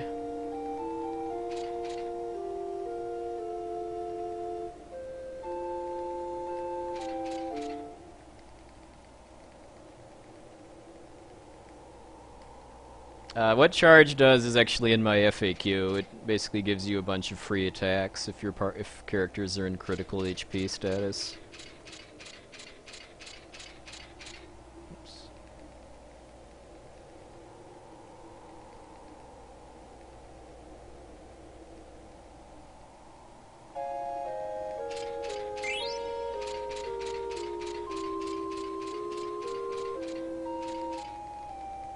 Yeah, you need luck in order to get a good time at this game, that's for sure, just because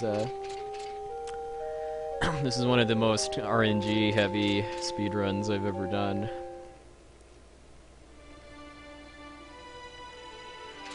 There's just so much that happens outside of your control that affects your time in significant ways. Like, the biggest one is just how many random battles you get. Ideally, I'd want to get less than 60, but that has yet to happen. Actually, 63 is my lowest. I don't think we're going to have an encounter at AGDQ.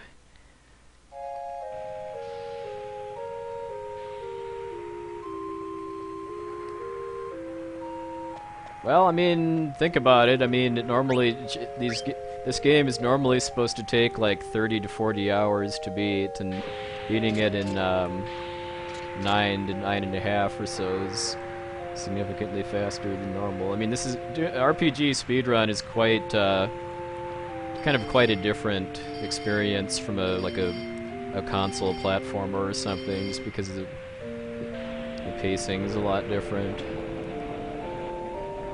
I really don't mind having cutscenes in these games just because it gives me time to catch my breath. I mean, even if I can't actually leave the room and go to the bathroom or eat food or something, it still means I don't have to be kind of absolutely focused on the game for hours on end. AGDQ is a speedrun charity marathon that I and a lot of other people in chat right now are playing in starting next Sunday. The bit.ly link in my stream topic takes you to the full schedule. I'm gonna be playing Spike, Vegeta, and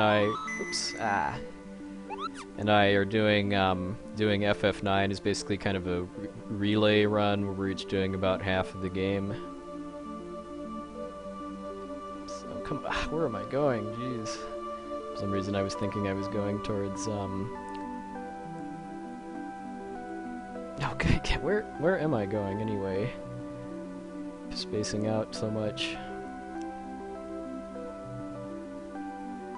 Yeah, best place to watch AGDQ is at speeddemosarchive.com.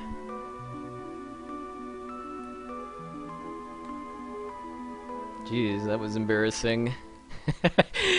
I was spacing out so much during that cutscene that for some reason I thought I was going towards Clara instead of Burmecia. Yeah. Yeah, or I was looking for the white seed ship.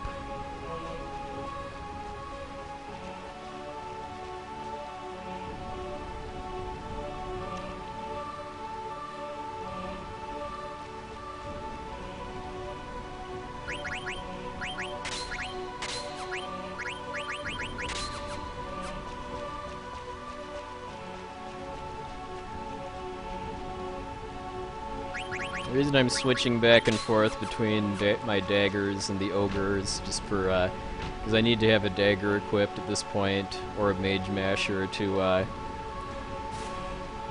be able to use the flee command if I get random encounters.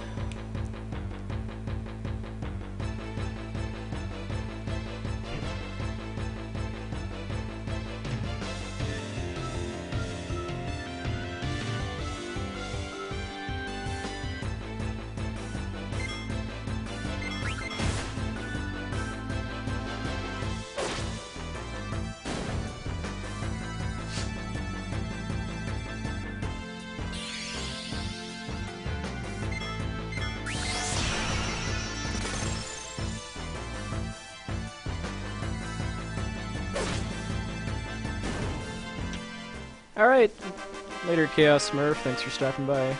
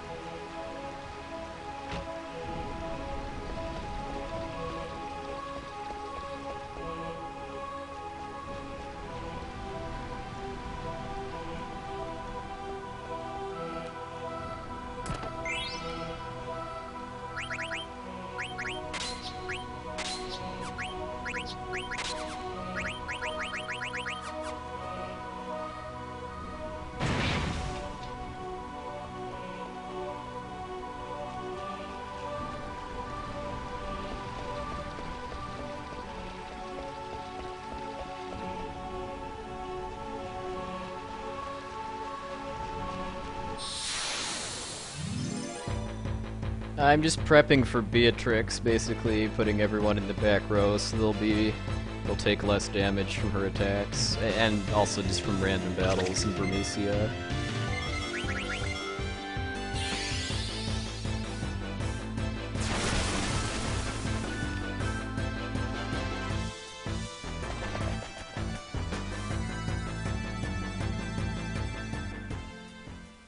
Oh, thanks, Peace James.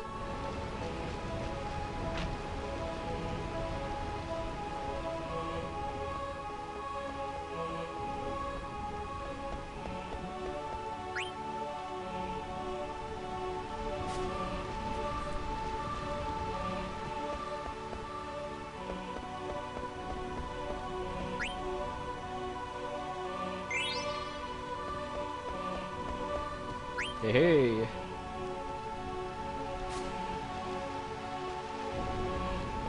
Yeah, Crystals for Life is going to be a, yeah, like leg.com was saying, it's going to be an SDA community marathon on starting, I believe, March 16th, where we're going to do pretty much all of the speedrun friendly Final Fantasy games, with a couple exceptions. Like, unfortunately, we're not going to be able to do either 10-2 or 13-2 because of not having anybody going that can run those, but I don't know, maybe we might be able to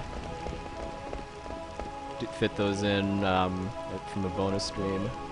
Oh, cool, Paul. Looking forward to seeing you and Emily then.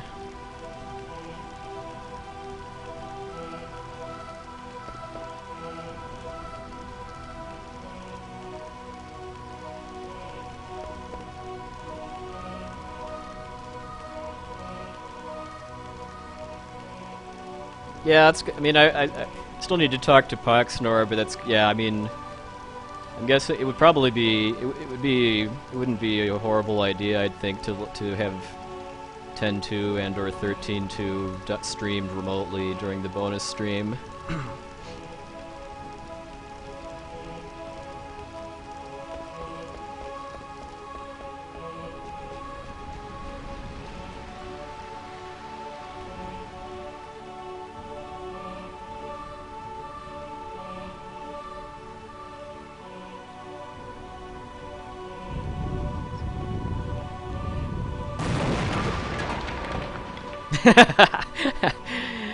Yeah.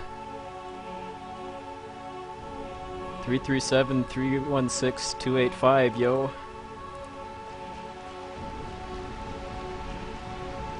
What I'm doing here is just a trick called splitting the screen, where I duck in and out of that room in order to reset the threat level for getting encounters.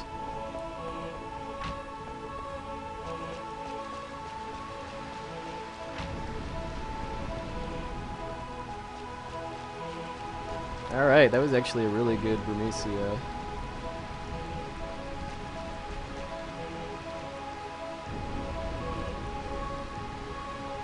I was waiting for it and I still messed it up.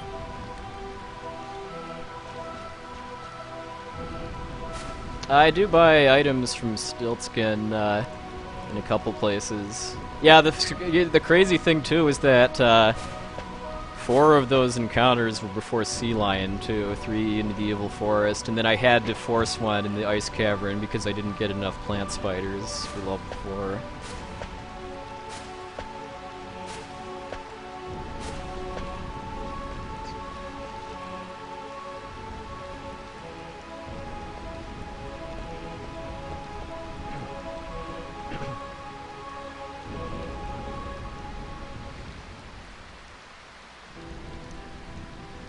Too bad I had that white seed ship incident on the world map, though, because that's going to consume a little bit of my time savings.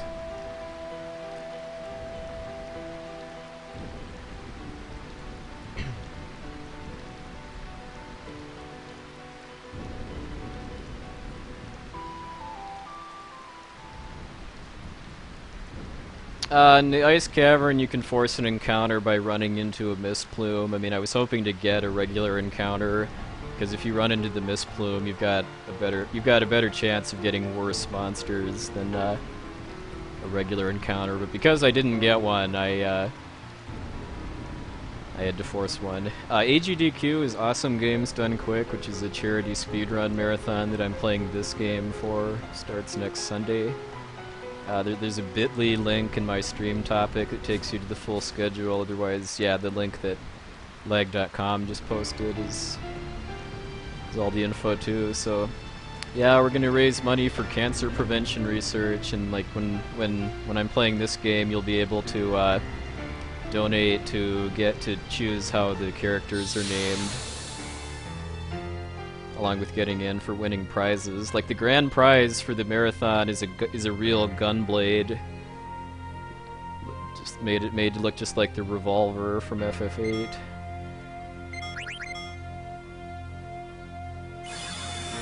And she's doing shock right off the bat, of course.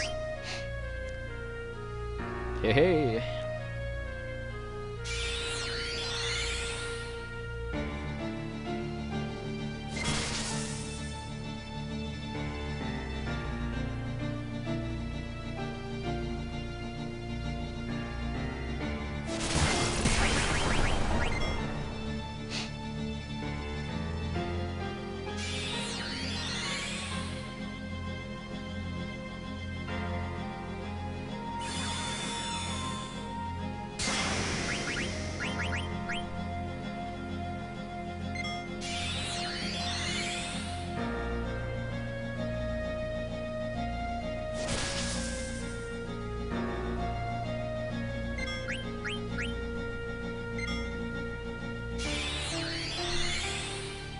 Come on, give me some Thunder Slash.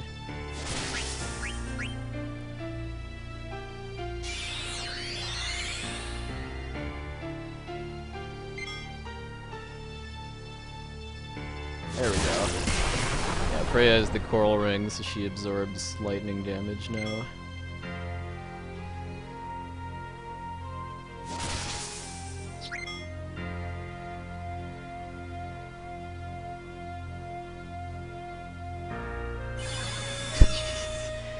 Getting really trolled here.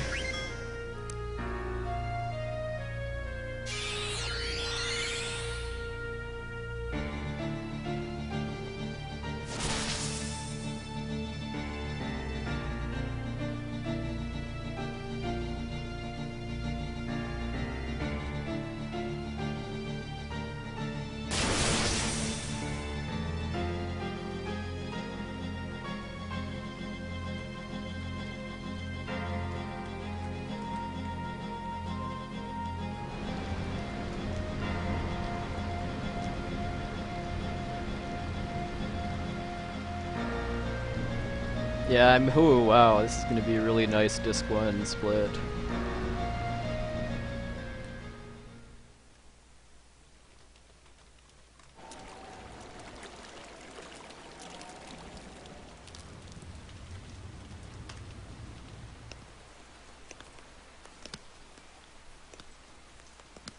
Alright, gotta get ready for my pro disc swapping strats here.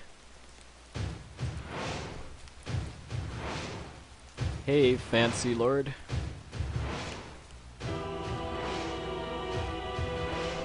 Well, I'm actually feeling really good about my run for EGDQ this year.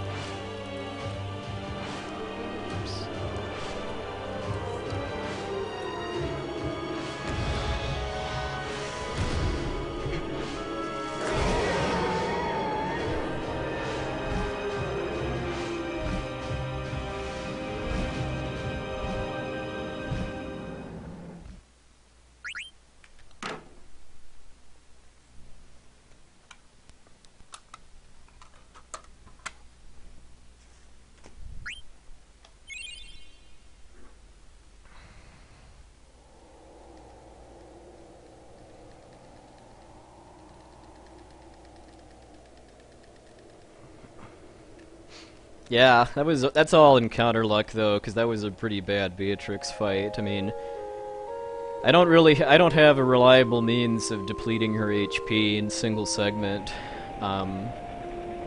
so I just survive for 10 turns and then try to steal the chain plate. I mean, I guess getting the chain plate first try was pretty lucky, but the fact that she used shock and I had used so many Phoenix Downs was unlucky.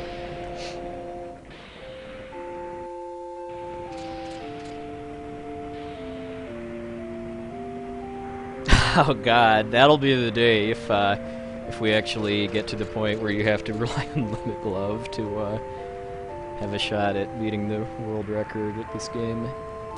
Limit Glove is one of Quina's blue magic spells that does 99/99 damage if Quina has 1 hit point. It's really good in segmented runs because you can use you can manipulate Quina's hit points through Phoenix Downs so that you can then one-shot both Gizmaluke and Beatrix. But it's really not reliable for single segments. That's why I don't get Quina in Disc 1. I wait until I have to in Disc 2.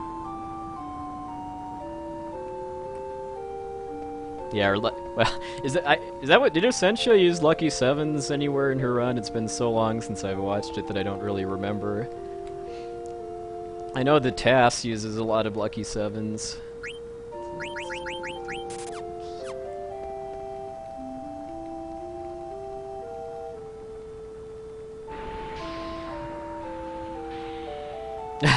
Nice, Paul.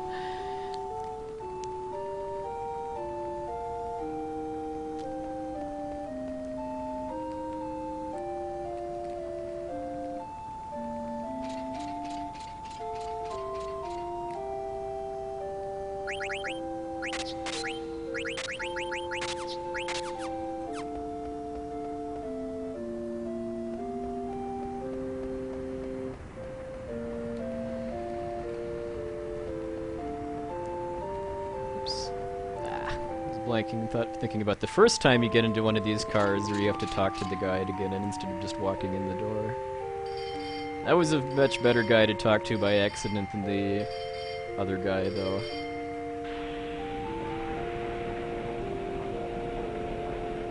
Yeah, there's a guy named B0 that's trying to improve the segmented run for this game.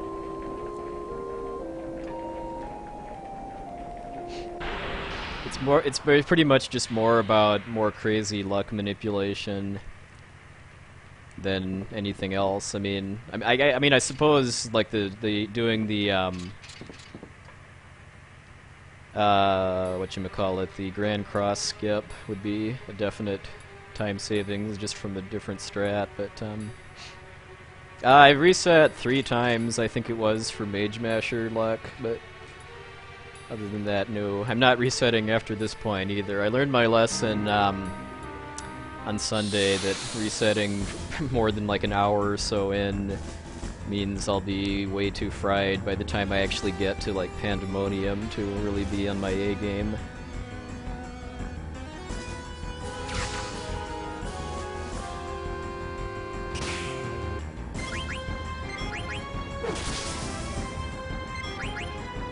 This battle can be kind of funny if it lines up right. I'm primarily just practicing this for AGDQ, so I'm gonna safety save a couple times, but like I'll probably need to safety save after this battle now.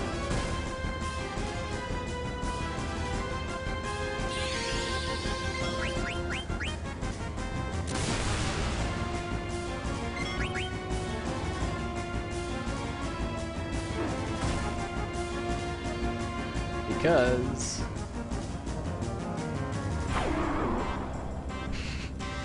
yes, because if everybody except Dagger is dead, then Black Waltz just takes damage instead of attacking. I had no idea that this battle was actually impossible to lose, unless you have Dagger kill herself. Yeah, I'm gonna take a safety save after I get to the map, just because if I fail stutter stepping now on my way to Trino, then I'm dead, basically. Because I don't have the flee command, and everybody's only Dagger is still alive, and she's only level 2, I think, at this point.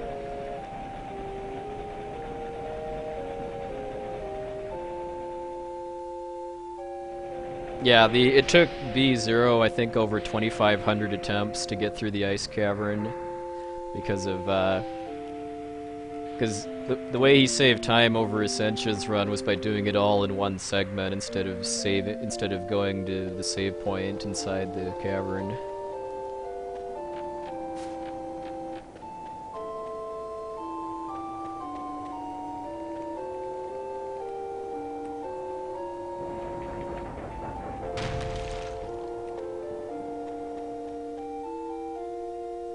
Well, I mean, the only real rules for my community are no cheating, and and you can't use the FMV skip trick.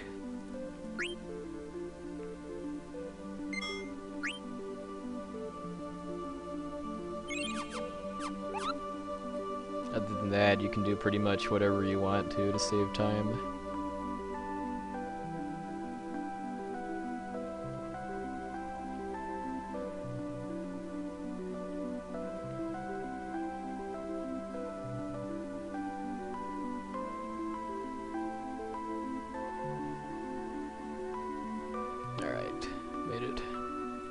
How many PS1 memory cards do I have? Probably like, I don't know, like 10 or so. I used to work at Radio Shack back when I was in college, and Radio Shack actually had PS1 memory cards, so whenever I pretty much bought out my store on memory cards with my employee discount.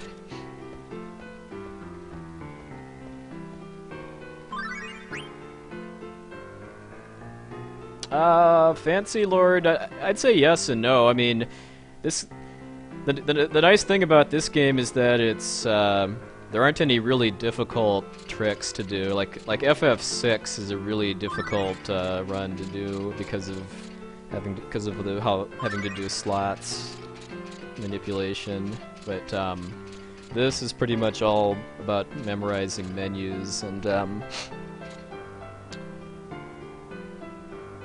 other stuff.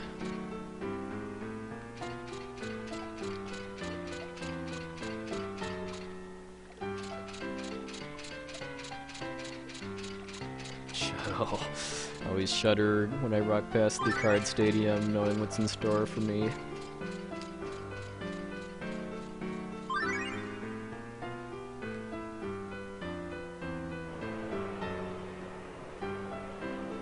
Yeah, I'm gonna do the safer strat for the card tournament this time. I don't think I really need this, but it's just right there.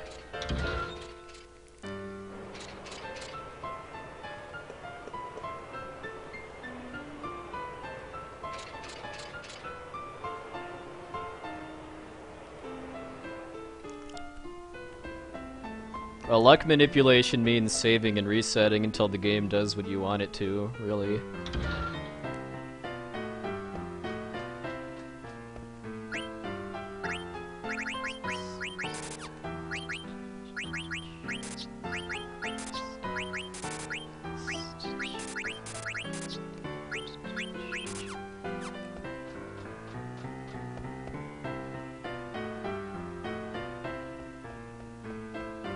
Yeah, the tot strat is where you, instead of trying to win the card tournament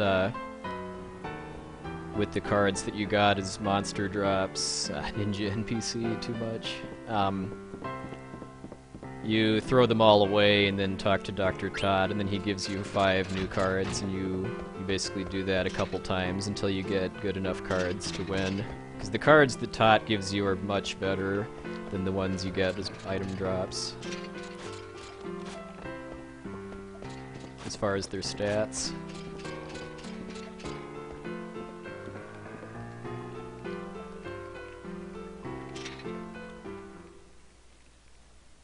Yeah, I've pretty much got a full memory card of FF9 saves and FF7 saves. I mean, I do a lot of my practicing for these runs on emulators, so I just use that to have a lot more practice files, and then use my memory cards for stuff that I really want to practice on console because of the timing differences and stuff.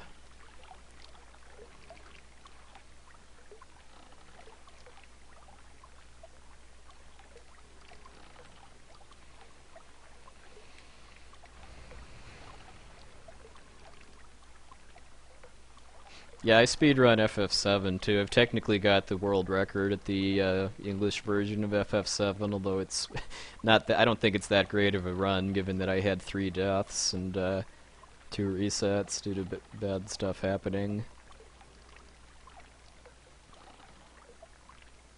There's a guide for running this game posted on the SDA forum Forum.speeddemosarchive.com. You basically just need to find the Final Fantasy IX thread.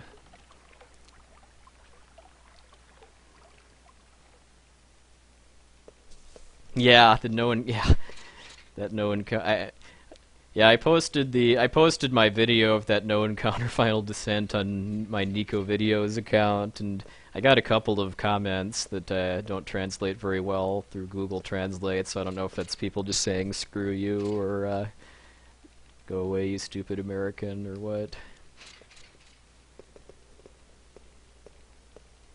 I think I've made a couple subtle changes, but the core of the route is really from Japanese speedrunners have done the vast majority of the work on this game. On pretty much every other Final Fantasy game, really.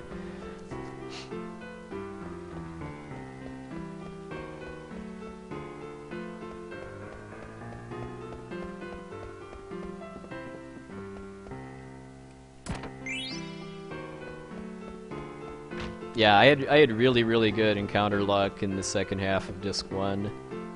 Run had a kind of rocky start, given that I lost some time on both up through Alexandria because of not the greatest Mage Masher steel luck and a bad King Leo fight, but the rest of Disc 1 was pretty good. Dr. Singe and Zoning 1138 both run Final Fantasy 13. Zoning is going to come to the Final Fantasy Community Marathon in March to run 13. I forget if it's Zoning or Dr. Singe that has the US version, or well, the English version record, because yeah, Dr. Singe is British. But I'm guessing he probably plays the NTSC version. Yeah, exactly. Exactly, Paul. I mean, it kind of works out for me that none of the only overnight run that I'm definitely planning to stay up and see is FFL 3. I mean, I'll be largely okay with missing like FF8 and FF12, since I'll have already seen the practice streams and stuff, but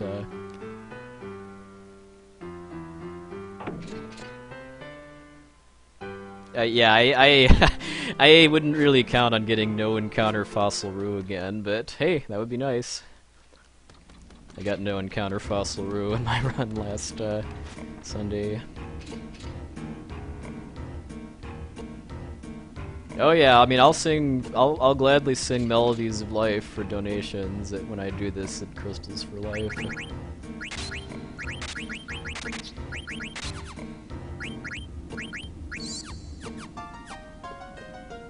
By March, I'm hoping to have my well, I don't know, I'm hoping my single segment FF7 time will be like somewhere between 8.5 hours and 8:45, although it'll be completely different at a marathon because of doing extra side quests and stuff for money.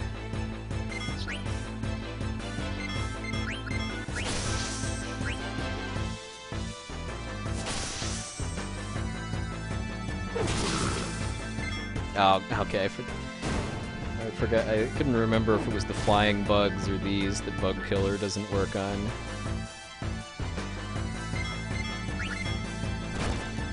Well, it's more just that I really can't, without Zidane, I can't reliably run away.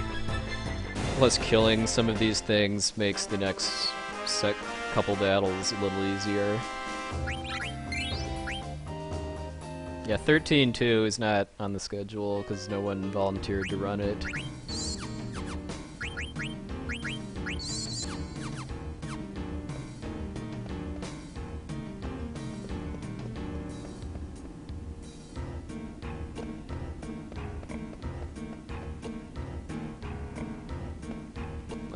The next boss will be a little safer, along with the first couple battles in Alexandria Castle.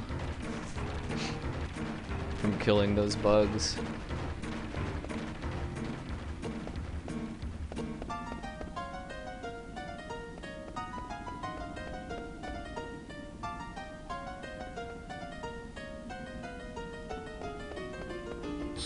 Ah! Last step.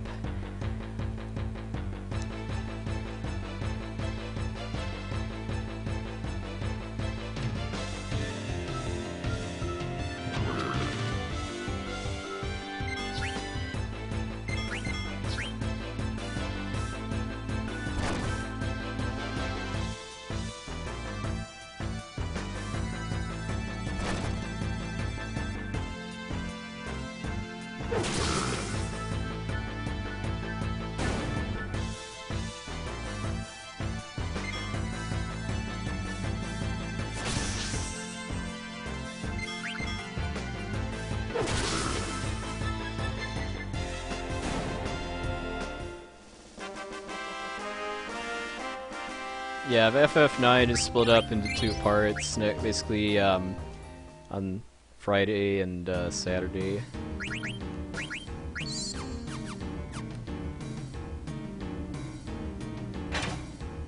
Yeah, would have been nice to get that crit on Relvurova instead.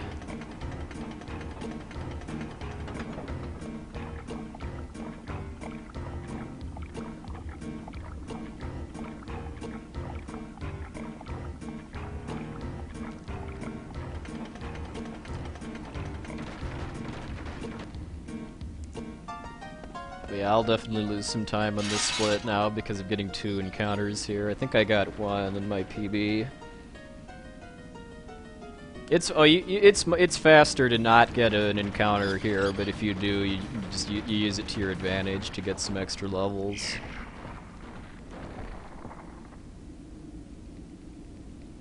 Yeah, I'm already losing time, and I haven't even gotten in. This might have even been 0 encounter Fossil Rue in my PB.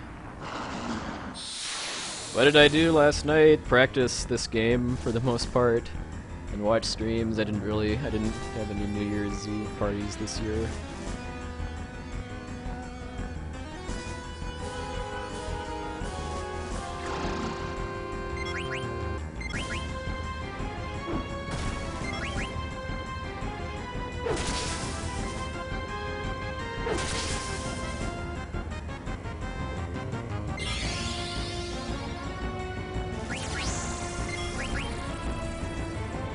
That's the trolliest thing he can do, is cast slow on Steiner, but he did it late enough that it's not going to affect it too much.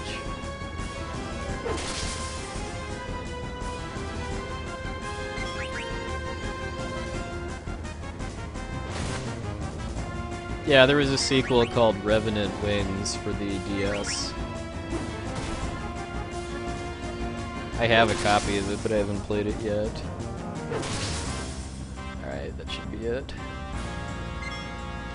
Ah, weeping at that time loss, though. Ooh. Streams and Chinese food sounds like a very good tradition to me.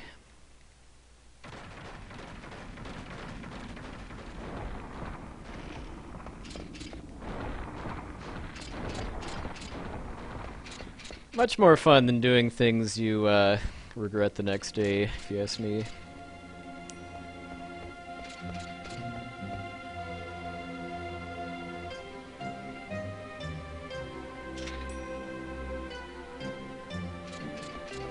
Oh, well, is it Relvurova or Relvu? I thought it was only Relvuamago that can cast Night, but yeah, it's happened to me infrequently enough that I can't remember which one it is.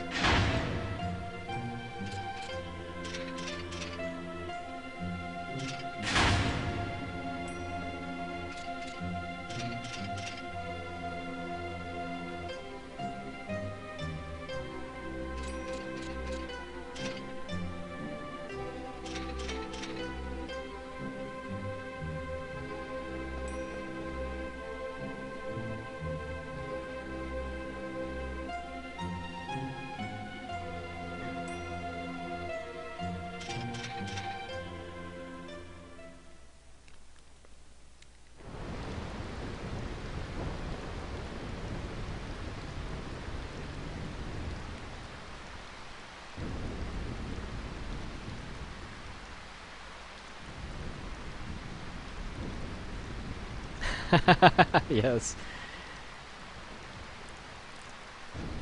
Your niece has mad skills from what it sounds like.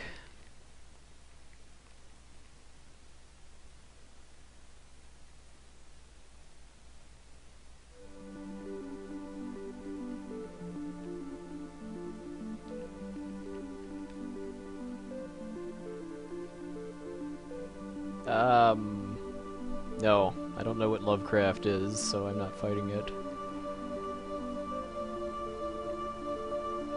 The only Lovecraft I know is HP Lovecraft, and no, I'm not fighting him because he's cool and he's dead. Ah, wow, Disc 2. Why are you trolling me so badly after that nice Disc 1?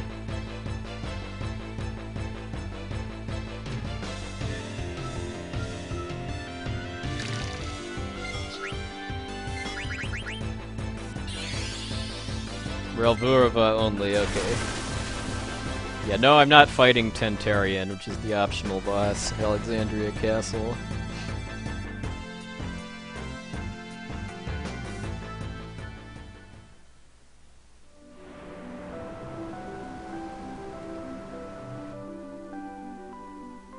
Yeah, I think on my run on Sunday I lost time on pretty much every Disc 2 split until I got to Fossil Rue, just from encounter luck.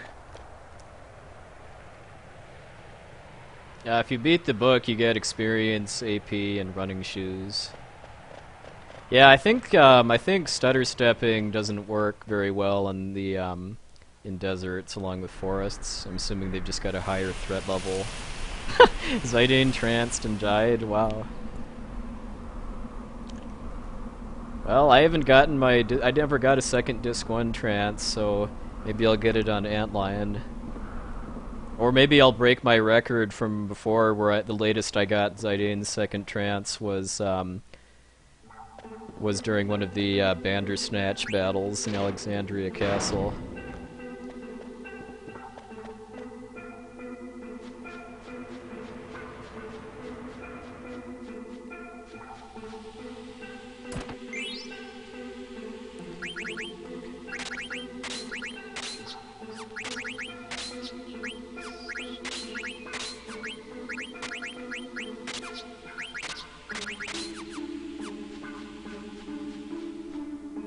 Soul Cage trance, yeah, that'll be helpful.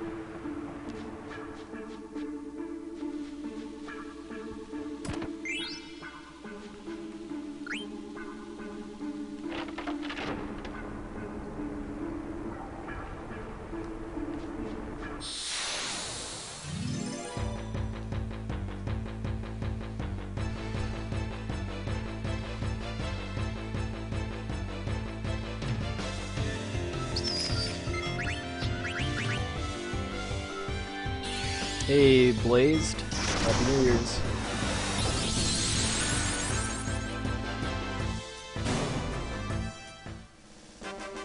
Yeah, that's what I kind of figured, Berserk, that deserts and forests have higher threat levels than regular ground, which is why stutter stepping doesn't work as well.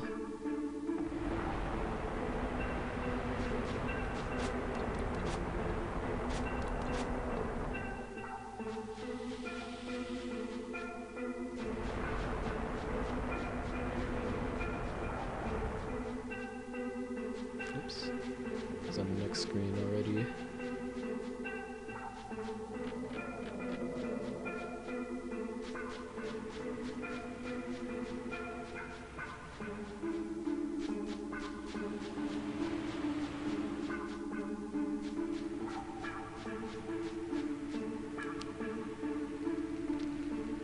Yay, first try! As far as I know, it's impossible to get across that pit without falling in, but you have to have Zidane pointed in the right direction before you jump out in order to land at the exit.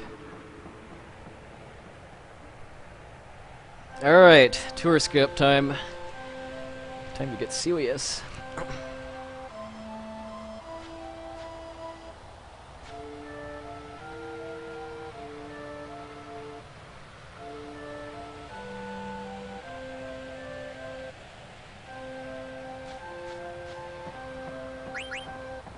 You really, really, really don't want to take that tour, because that burns a couple of minutes.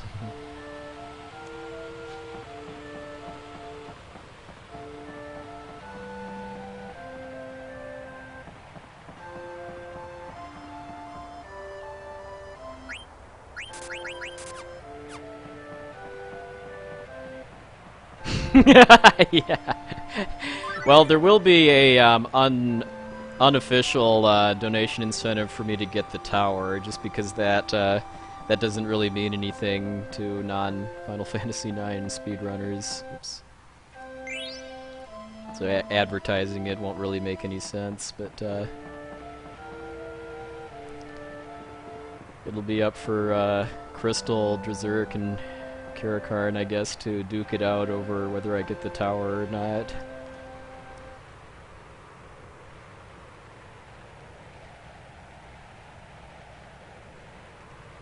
Well, why do you need a tour of a place that's about to get blown to smithereens?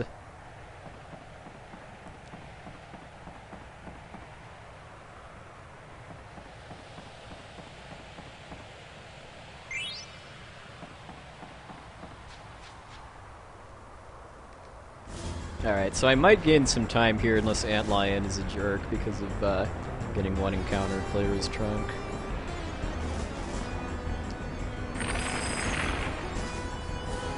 Yeah, if you just want to play this game to play the game, I'd get the PSN version, or if you, unless you want to get a copy of the discs. It's not really very terribly rare or expensive.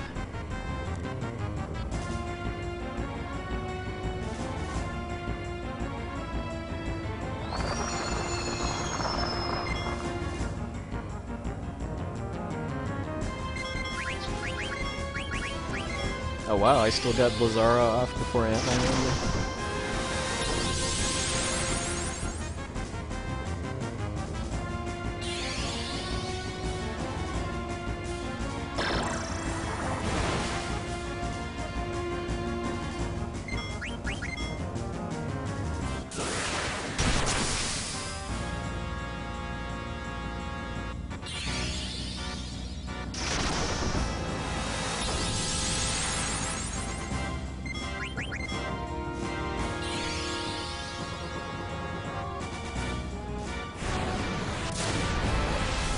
Ah, jerk.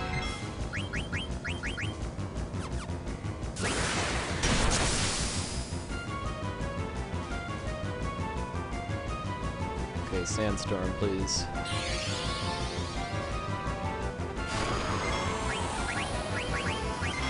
Even though Zidane isn't really doing anything here, I want him to get the AP from this fight.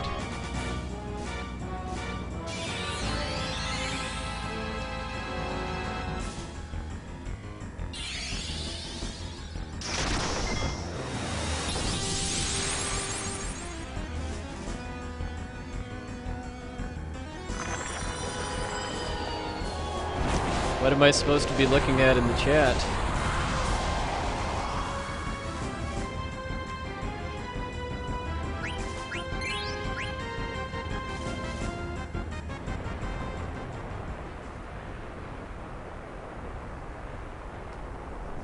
I've already seen the Viking Poexel picture with the tower.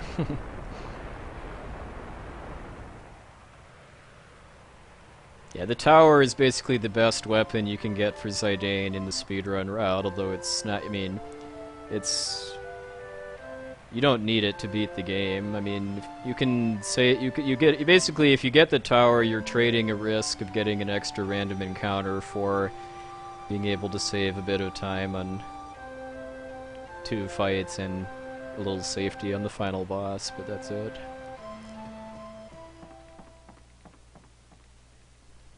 Karakarn is militantly anti-tower, and Crystal Beauty is militantly pro-tower, and Drazurk is part of the tower crew, so it's quite a controversial subject.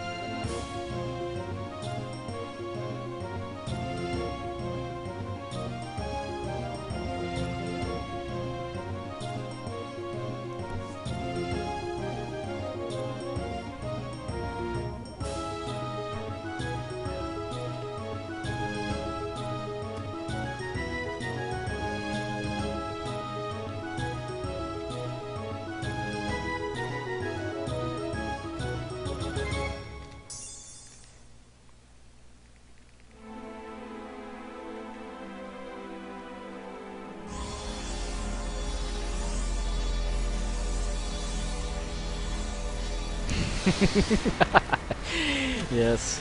Frames!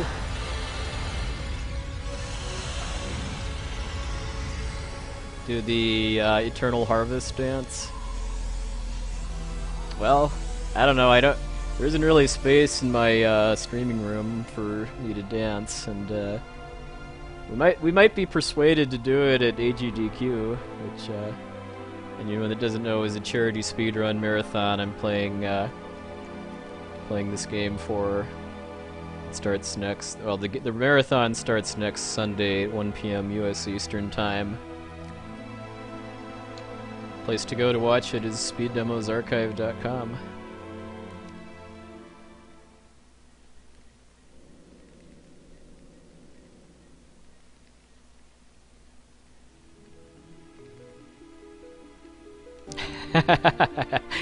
Yeah.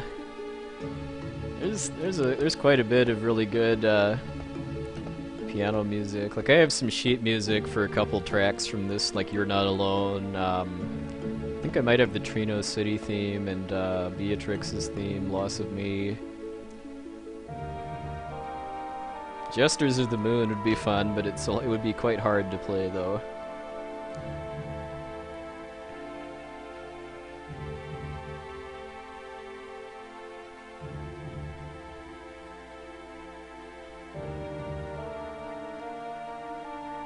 Yeah, Edward gets his redemption in FF5, or at least the Bard class does, but yeah, not so much in FF9.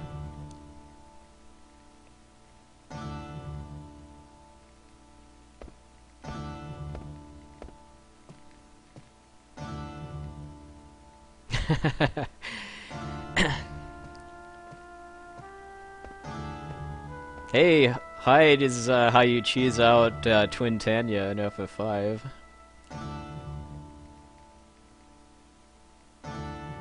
Yeah, well, the thing I'm not a fan of about Zorn and Thorn is just how how little backstory they have. Because I mean,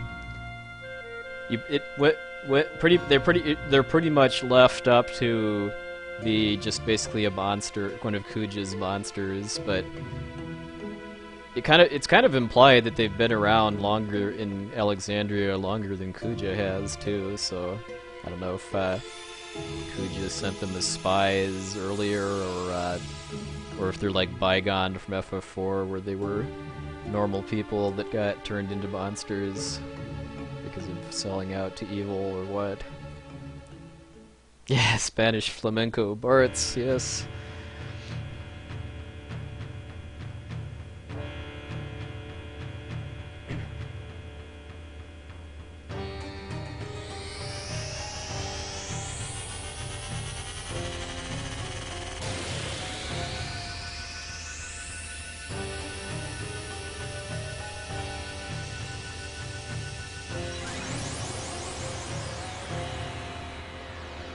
If only this extraction sequence were like a minute or so longer, this would be a good break point. Because the text there is all auto-scrolling.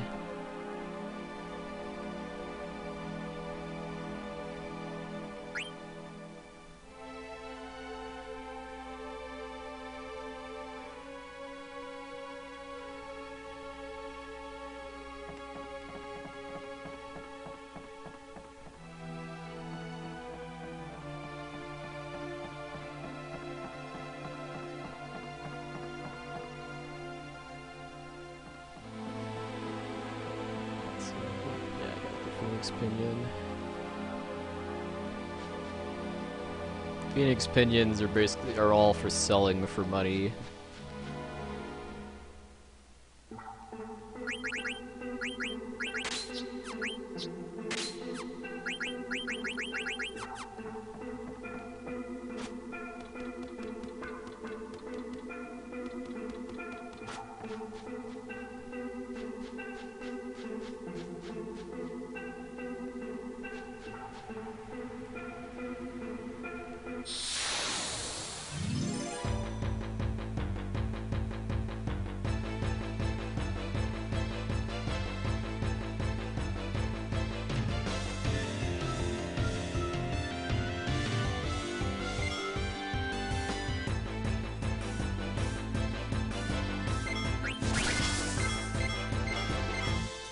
Ah, selected the wrong character. Well, hopefully this still fills it. Yep.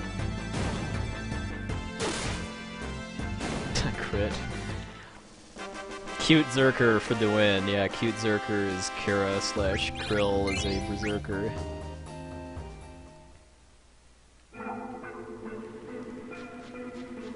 I always like to say that probably 75% of Krill's job class outfits in FF5 would make great Halloween costumes for Essentia's daughters.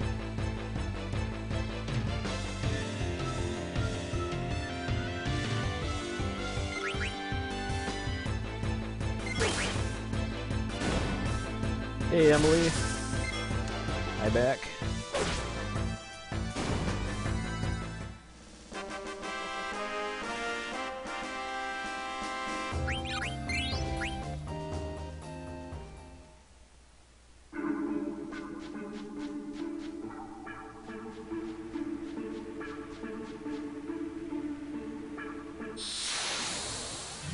So I've got a lot of battles with these soldiers and black mages coming up, and kind of like the mages in the grotto, the name of the game here is just to try to kill them before they attack.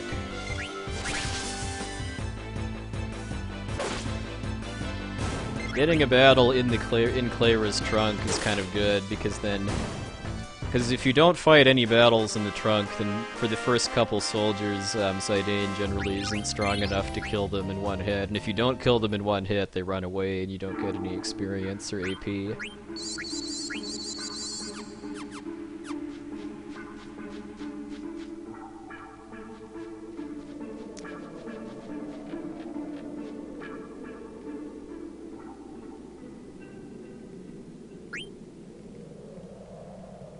That is actually a really good idea for a Viking Kara picture, Zurich.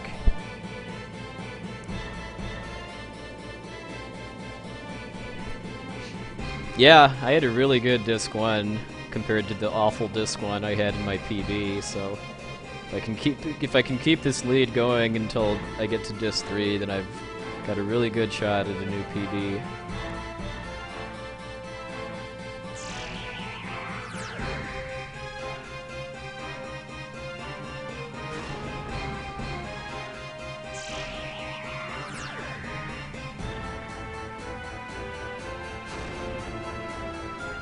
No, unfortunately the PSN version has worse loading times than the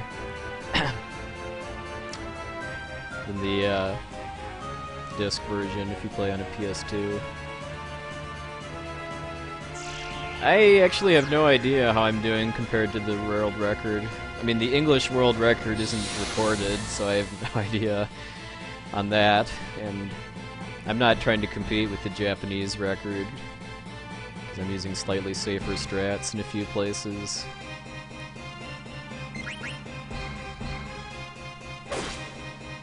Alright, so it's it's pretty important to kill black mages before they can cast spells, because if they cast Osmos on Vivi and drain his MP, that really sucks for Beatrix.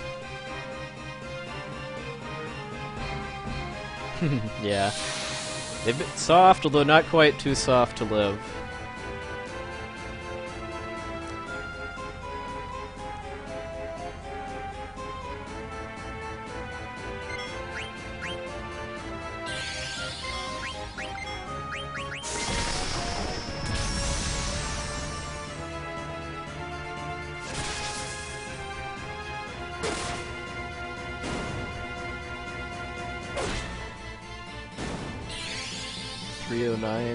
Yeah, I have no idea.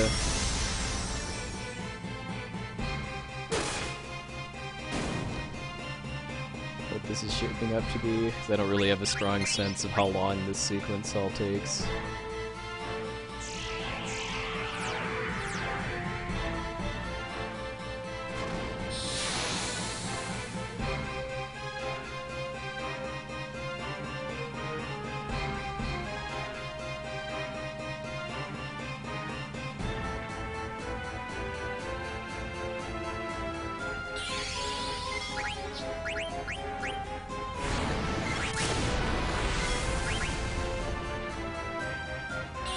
Ah, I was trying to gamble on getting blue, because I normally don't want to use Blizzara on these mages just because it wastes time and MP, but just gambling on being able to kill that mage before he went.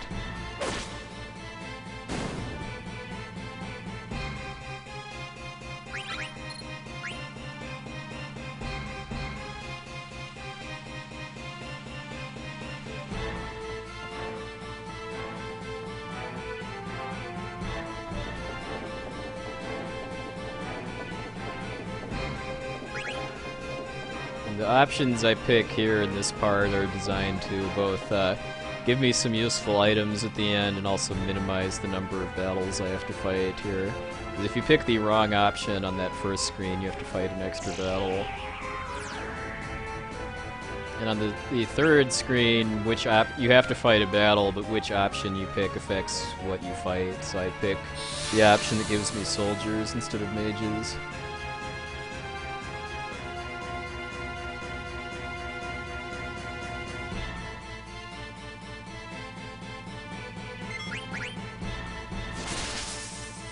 Ah, trance.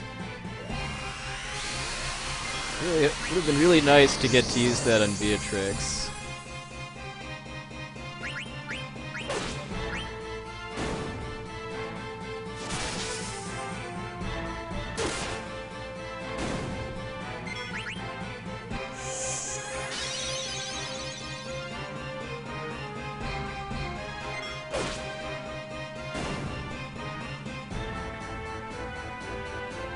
Soldiers are less dangerous than mages, basically.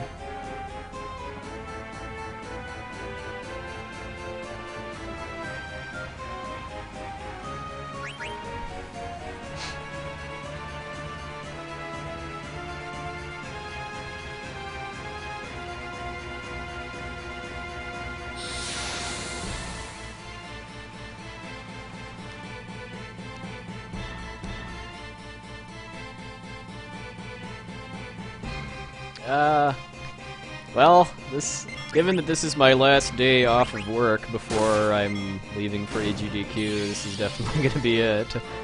Instead of my fake last run that I did on Sunday.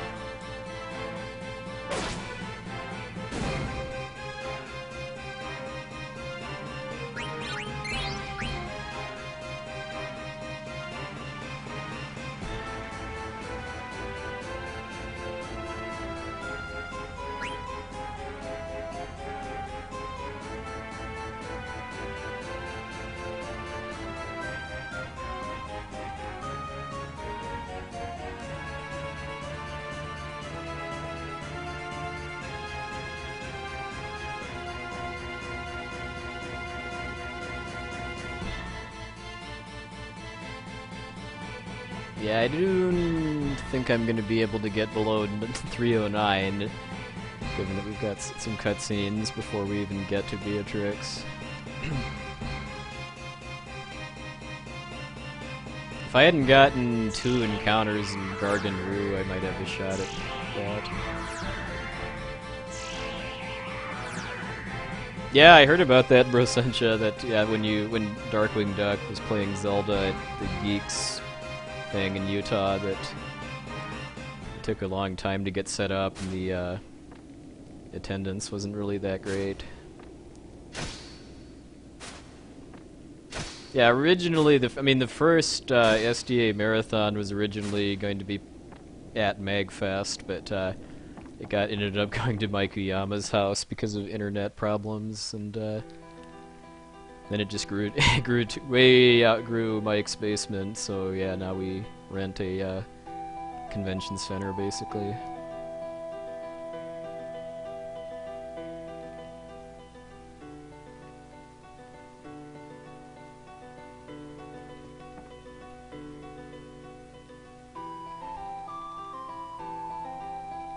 Well, I've been to Mike's basement twice now, though it is actually really not that big. I mean, the first time I saw it, my mind was just kind of blown that it was even possible to have like a marathon with like 20 people in it there.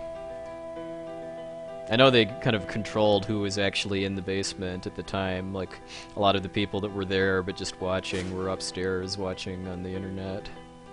C means Classic Games Done Quick. That was the first SDA marathon. It was basically all 8 and 16-bit games and a few PlayStation games.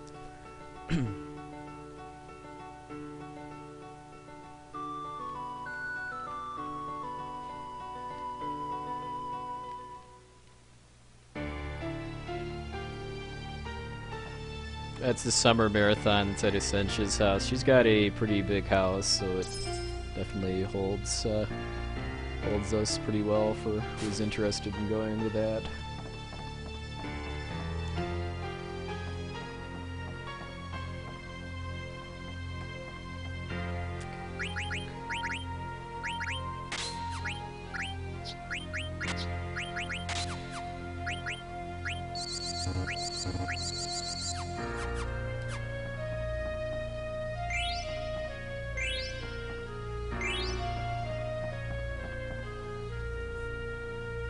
Yes, Duckfist Dungeon.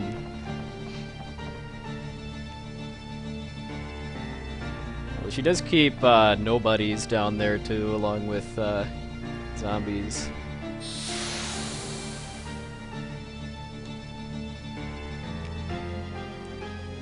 Mike's Abode Gaming Festival, yeah.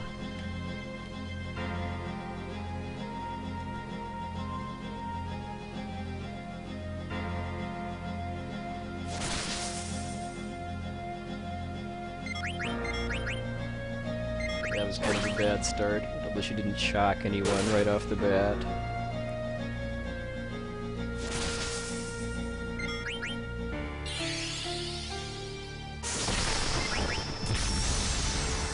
Yeah, it's technically in Chevy Chase, Maryland, although it's Bethesda, I think, is the next suburb over.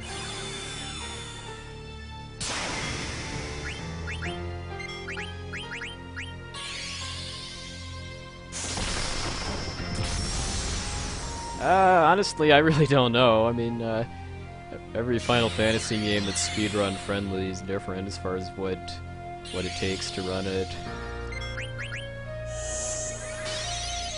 Mystic Quest wouldn't be a horrible idea, given that it's decently short and pretty forgiving as far as actually being able to finish runs, because you can retry battles.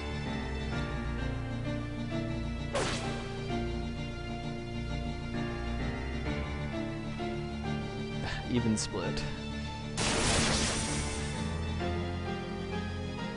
Yeah, I had an awesome Disc 1 Seawolf. That's generally the answer I pretty much always give whenever people ask what games I think they should speedrun. It's you want to pick games that you enjoy playing enough to put in the amount of practice time it takes to get a good speedrun, and that you think you would still enjoy after doing the speedrun.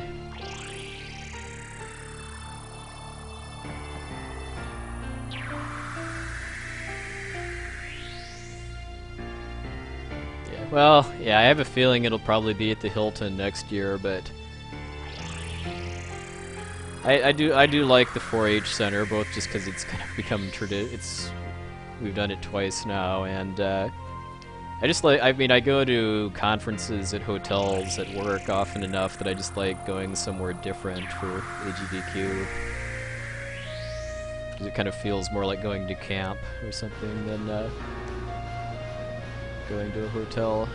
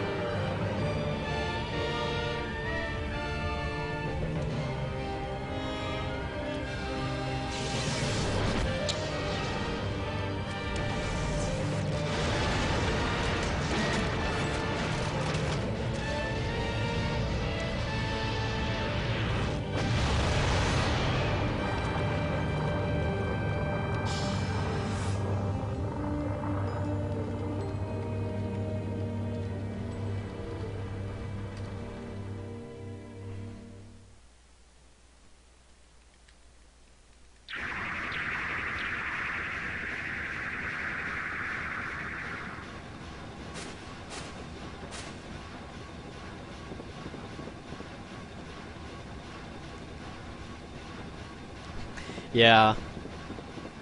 Well, I don't know. I mean, like I was saying earlier, I mean, this isn't a very execution-heavy game. I mean, you've got the guard skip which coming up and needing to be fast at menus, but there isn't anything that really compares to like slots in FF6 or 7 that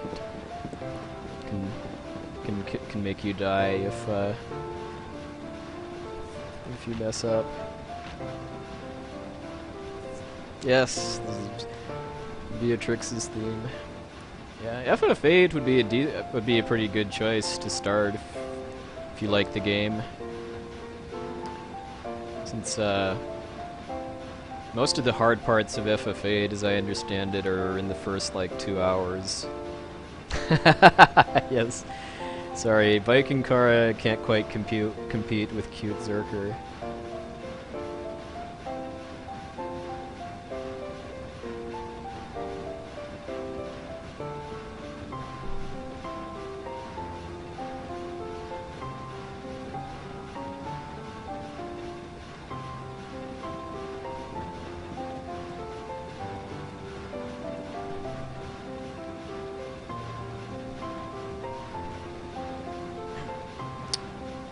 FF8 has the whole thing going for it too, that enemies' levels scale with yours, so if you stay at a low level, that makes the game actually easier to speedrun.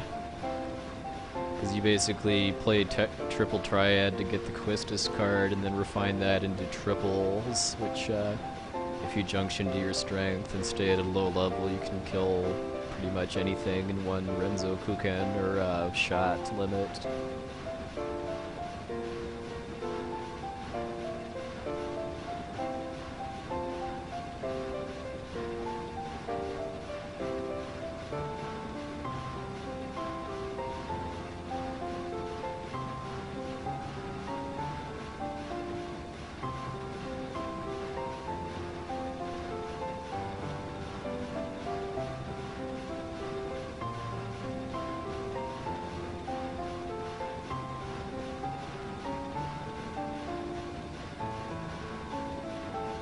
Yes, Zoe Cannon is OP.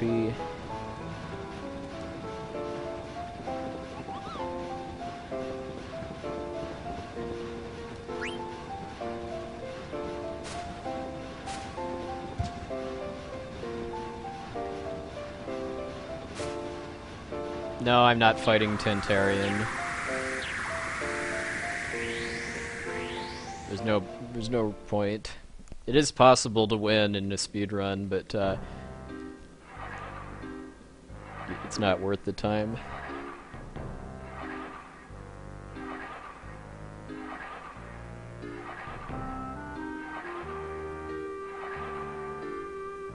What, you don't like dating megalomaniacal people, Vicentia? Come on. Where's your sense of adventure?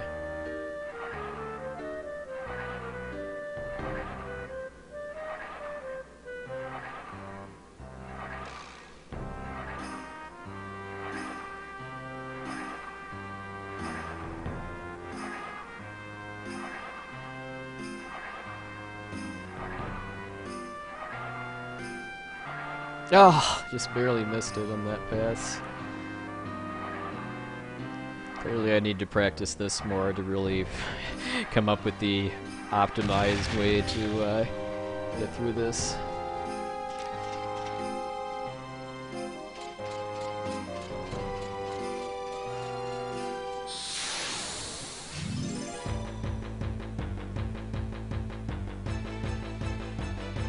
Skipping both of these guards is the hardest trick in the whole run, if you ask me.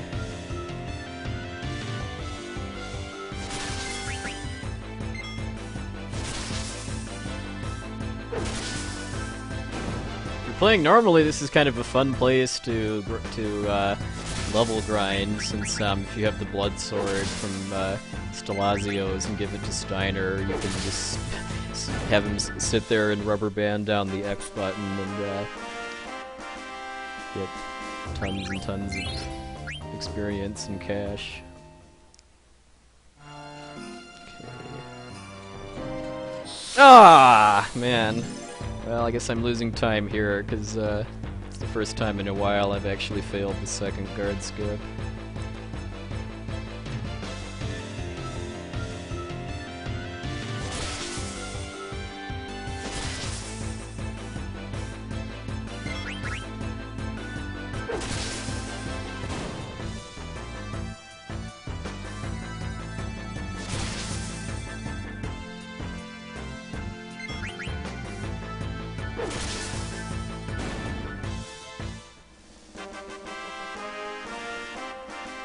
Fail, fail, fail.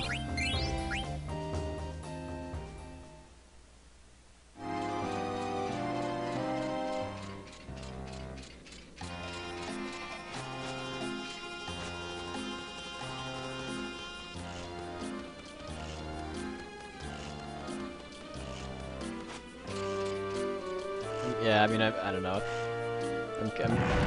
I'm more upset about failing that second one, because I'm usually pretty consistent at skipping the second guard, even if I get the first one. I mean, skipping the first guard is the hard part.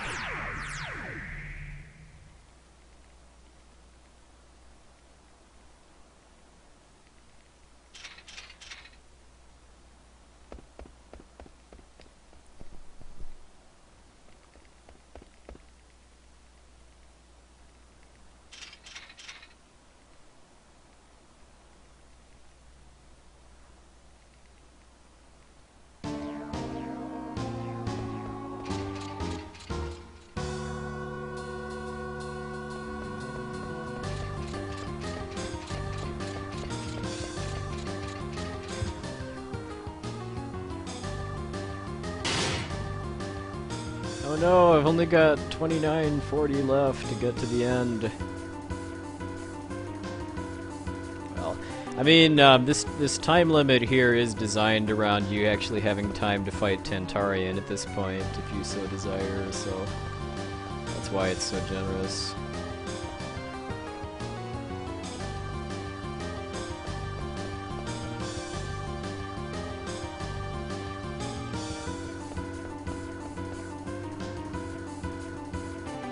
I duck in and out of that room to reset the guard's AI, because sometimes they torpedo straight for me and catch me.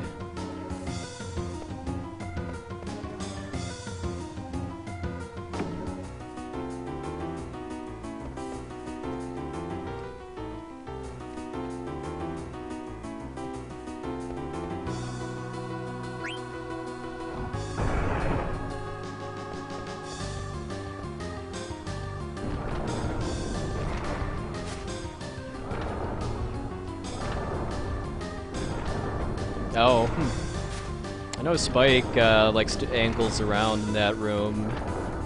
Guess I've never actually tried to D-pad that room.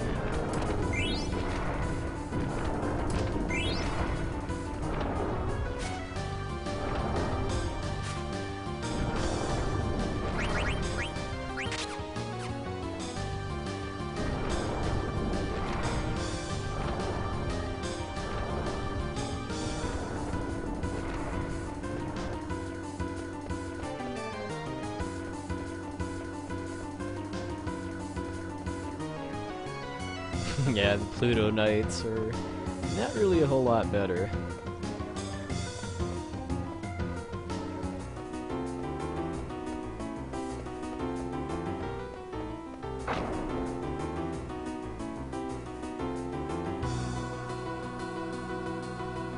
Why are they still dancing anyway, given that they've already gotten all of the Eidolons? Hey, Crystal.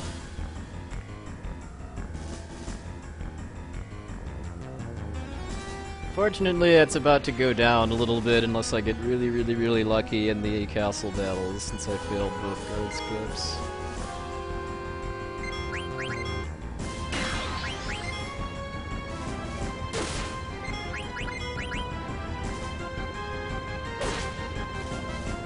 What? What was that?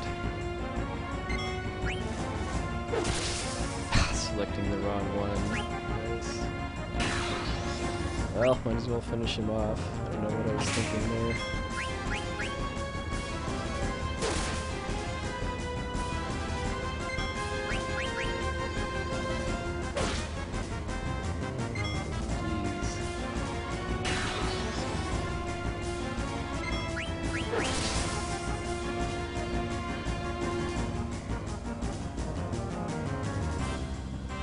dance, water dance. It's been a while since, yeah, every once in a while I get that fight mixed up because of the order that they display in the menu is the opposite of the order that they're arranged in from left to right. So if I space out too much, I've done that a few times.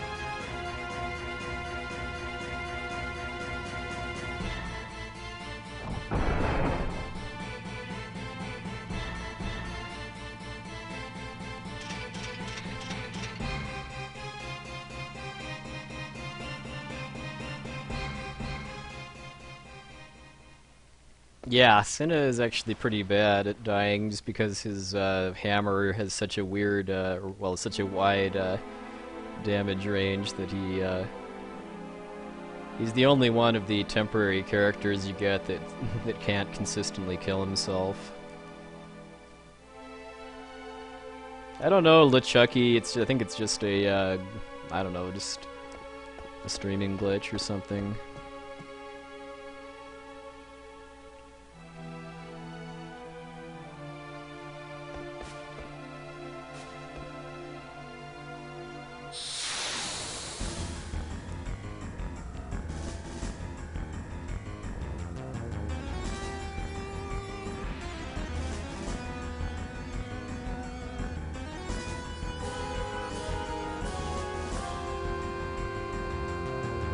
Ah, bad ATB.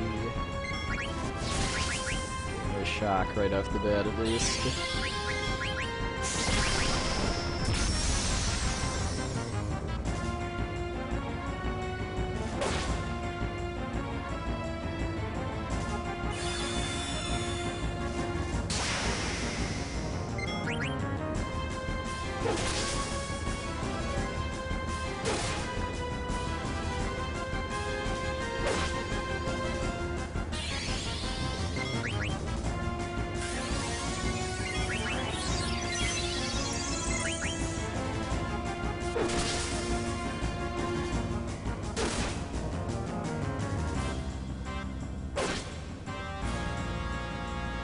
Alright. That crit made up for Ruby getting killed.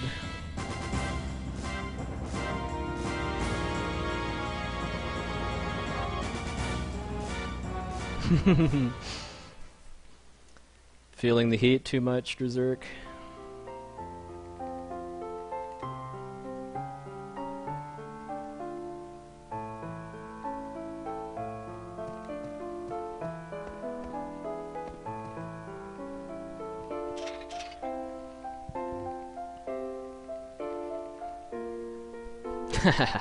Darn you, Hades. Yeah, if you run Kingdom Hearts 2 on any difficulty above beginner mode, you will learn to despise Hades there too, just because you die in 2 fireballs on normal mode, or 3 fireballs on normal and 2 on proud.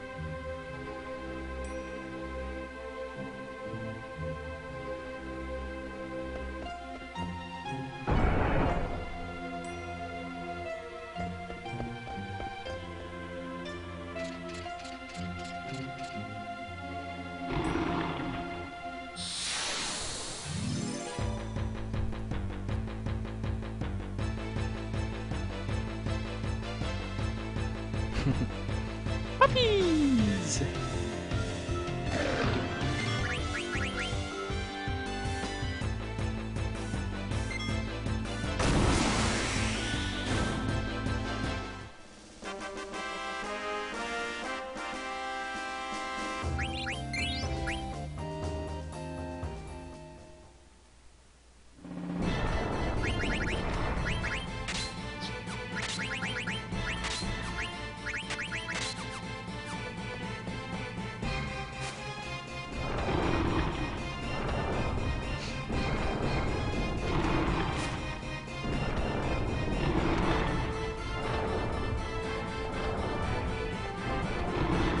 Steve the Bandersnatch.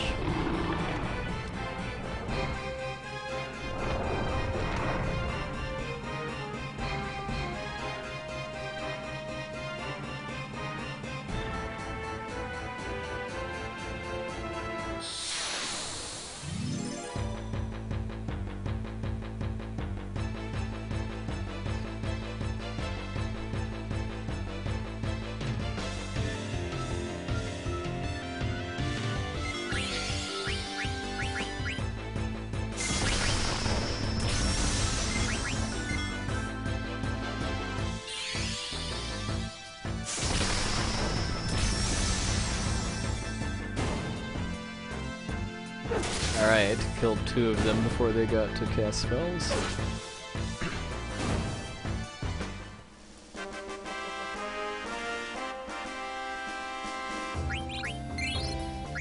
Well, yeah, Sora's story in Chain of Memories is much more random than Riku's, right? Because you need to farm like ability cards as well as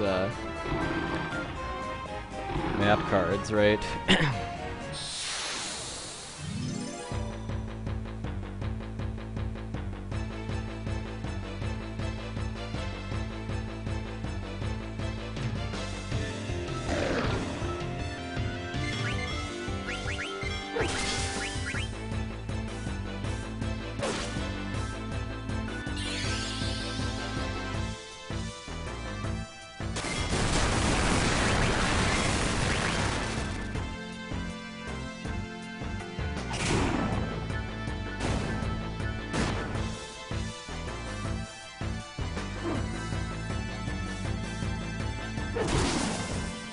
Dagger, you failed. And the one thing you had to contribute to that fight.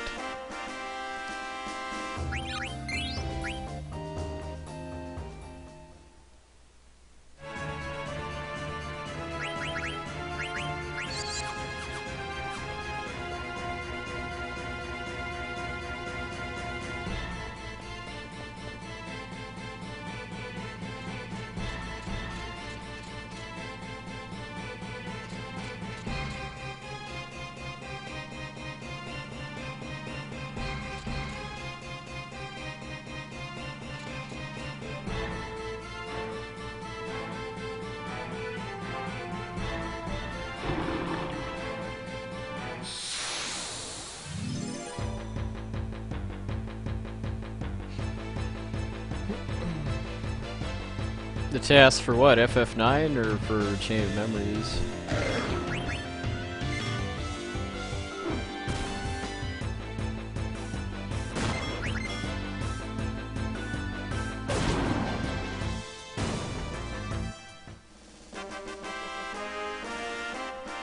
Oh, yeah, there's both any percent and 100% tasks for Chrono Trigger.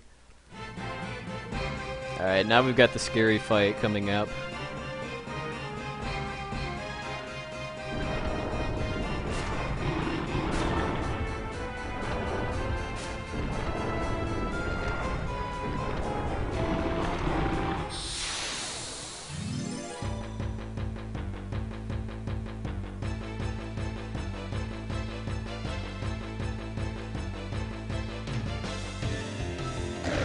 Oh, bad ATV.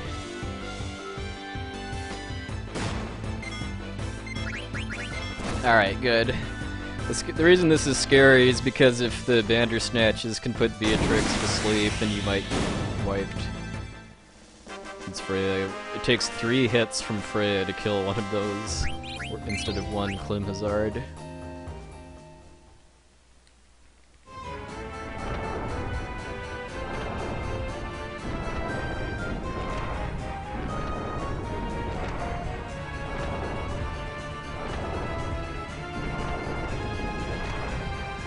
Oh, what does the 100% pass do differently? I mean, does it like fight spec EO and other stuff that isn't part of the SDA 100%?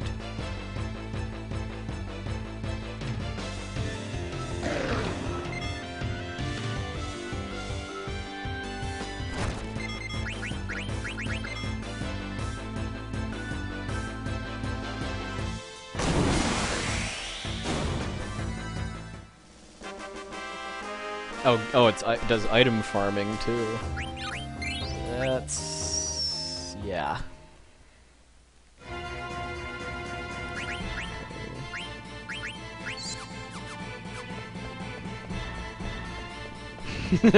Yes, tongue guard indeed. Just keep that tongue off of Beatrix, please. I don't know where it's been.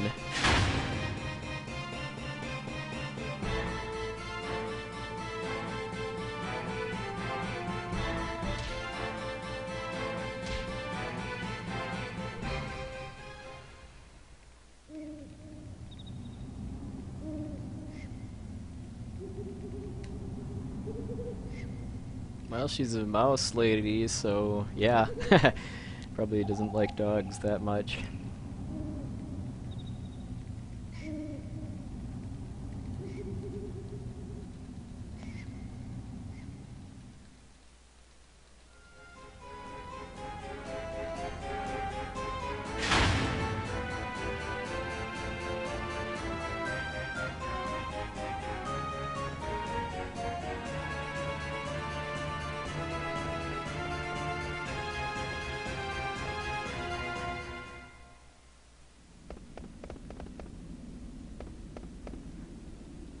What the... Huh. I just tried to reload my dashboard and it said that I'm banned. What's up with that?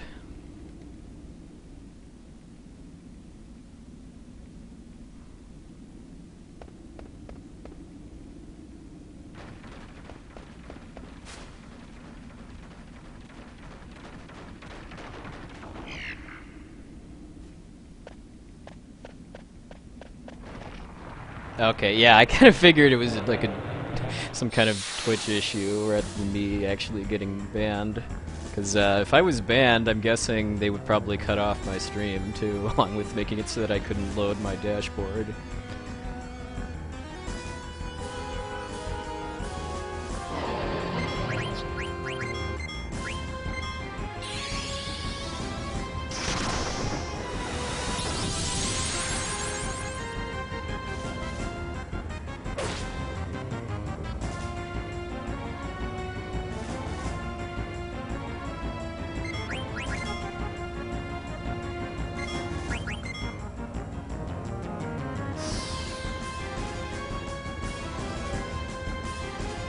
Yay, nice. Not that I even really need the money I saved from that.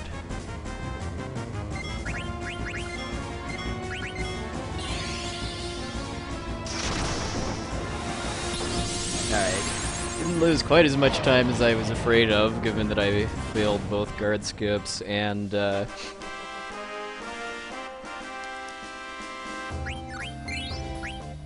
wasted a turn on Zorn and Thorn. Yeah, oh yeah, that's a good idea. I wouldn't have even thought of that. Yeah, I do know now that if I get the Adam Invest, it's okay for Zidane to equip it with Optimize and Q's Marsh because of, he's gonna be putting it on anyway at the, before the not-so-jolly Green Giant. The Oak Staff that I just stole from, Relvu Imago. Oh, okay, I was able to just reload my dashboard now, so yay, I'm not banned from my own dashboard anymore.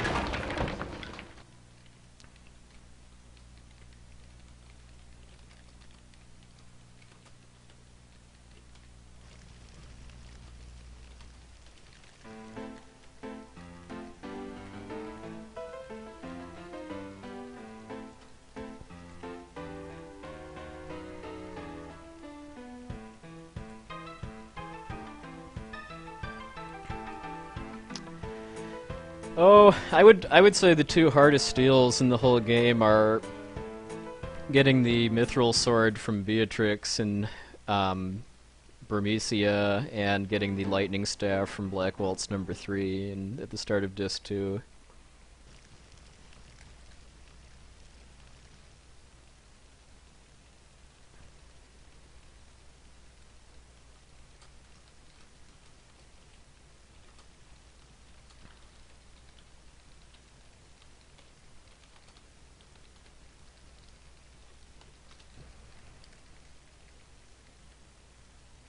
Yeah, I just looked at XSplit and my frame count is where it would be if my stream hasn't been reset or anything.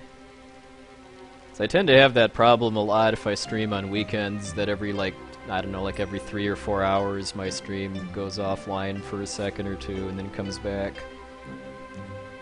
I mean, it has nothing to do with my internet, it's just Twitch having some kind of load issue, I think.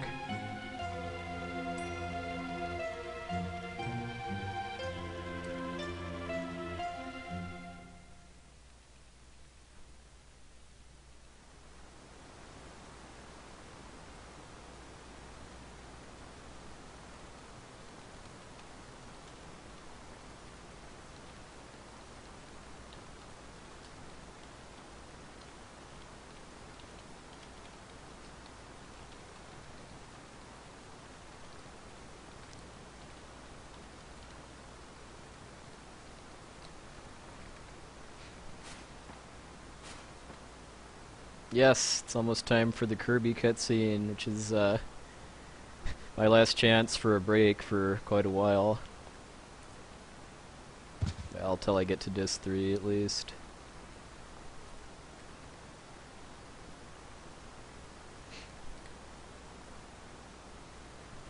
Yeah, it's time for a nom nom break.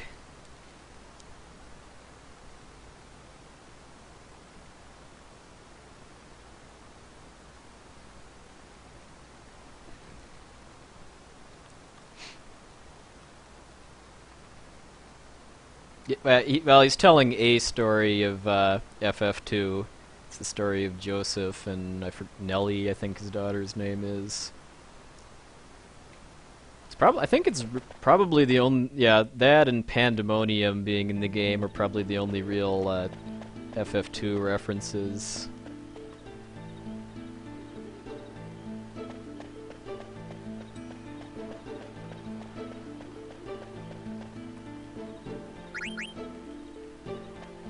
Alright, made it through no encounters. Light Laser, I'm on Disc 2.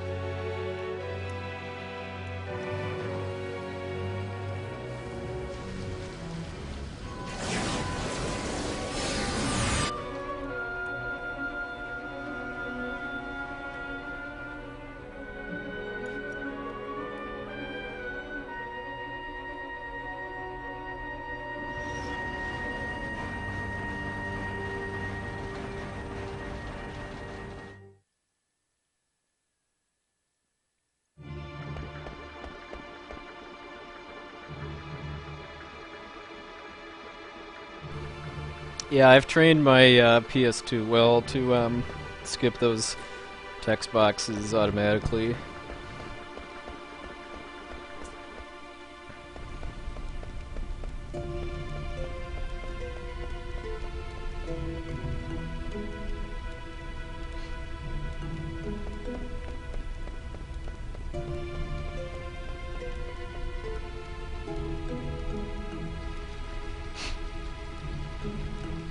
I've kind of gotten this cutscene down to a science too, where I go to the bathroom, grab my sandwich out of the fridge, get back just in time to hit those text boxes, then eat part of the sandwich before the Kirby part of the cutscene is over. No, I came back and hit the X button to get past those text boxes, and then ate half of my sandwich off camera.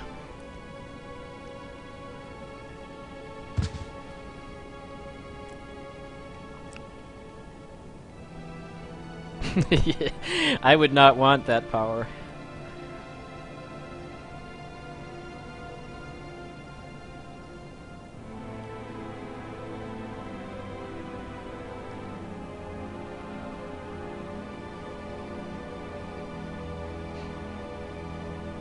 Well, taking breaks isn't going to be a problem at AGDQ just because we're splitting the game into two halves and 2 players are running it. I'm running about half of the game. Spike Vegeta is... Yeah, I mean, same for the heartbreaking part of the dancing cutscene too. That would be a pretty nice break point if otherwise.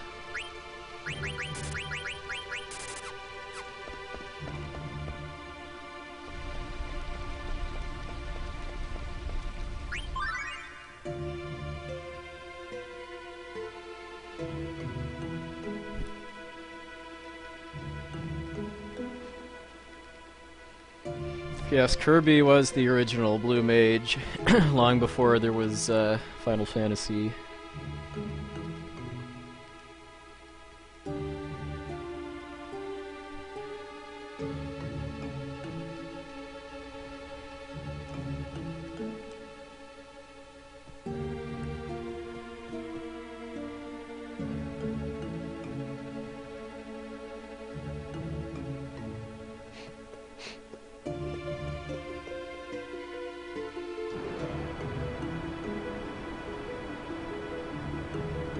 Yeah, right here is actually where I'm gonna take the run back over from Spike. Originally I was gonna do discs 1 and 4, Spike was gonna do disc 3, and Essentia was gonna do disc 4, but after Essentia had to drop out, we decided just to split up disc 2 among us. So Spike is doing the up before the Kirby cutscene, and I'm doing after.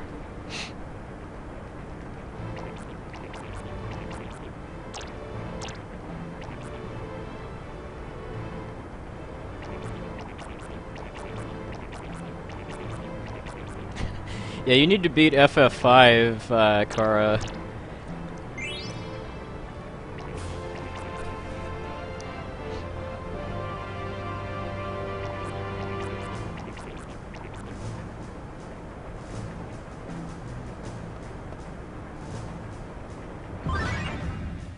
Well, yeah.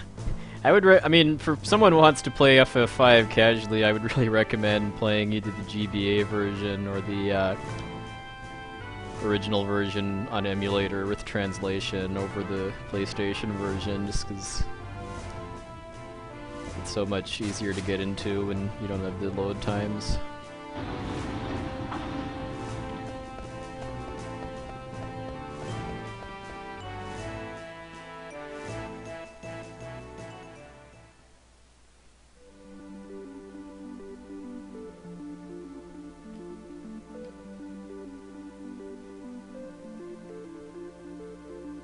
Ooh, wall of text. Hold on, let me get to the next cutscene.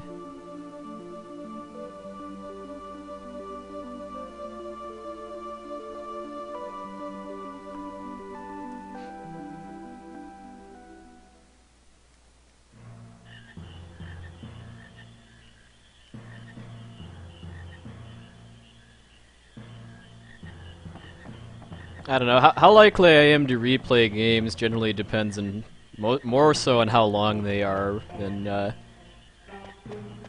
anything else. Because like replaying RPGs is a much bigger time investment than replaying like Nintendo games.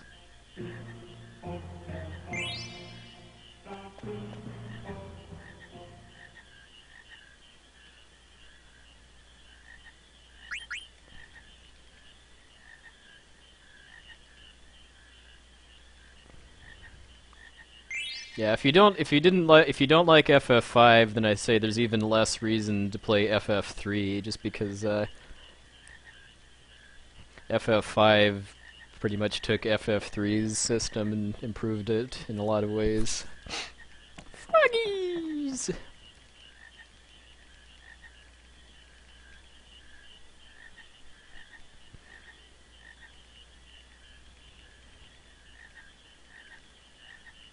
I do, yeah, I would say that FF5, in my opinion, is a more fun game to speedrun than to play normally, though. Because if you know how to exploit the job system, then you can beat the game with pretty much never actually equipping weapons or armor.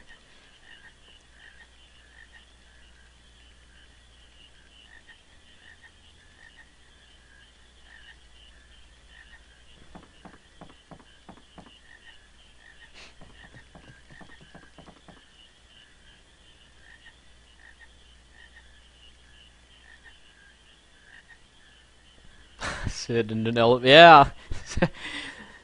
Now, yeah, I never actually thought of that, but yeah, Sid sending you in the tram car is kind of similar to sending you out of the Magitech factory.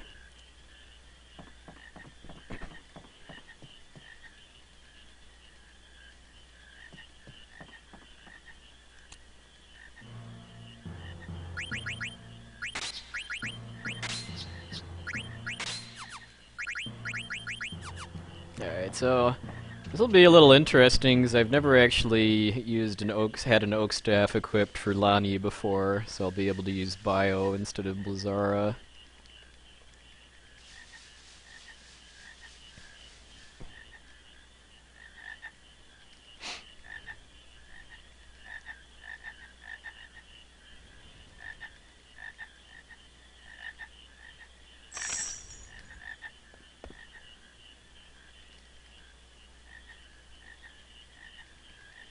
Hey, Mimic Chest.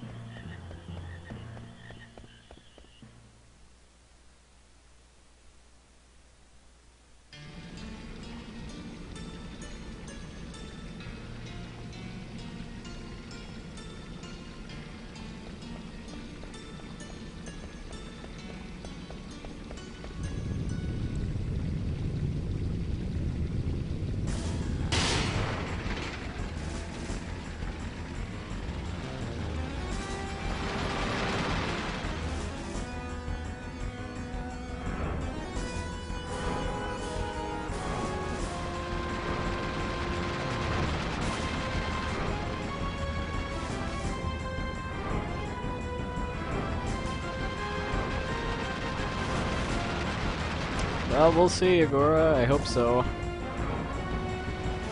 As long as Fossil Rue is, it's not really... there aren't very many long rooms in it, so there aren't really any rooms where you're basically guaranteed to get an encounter.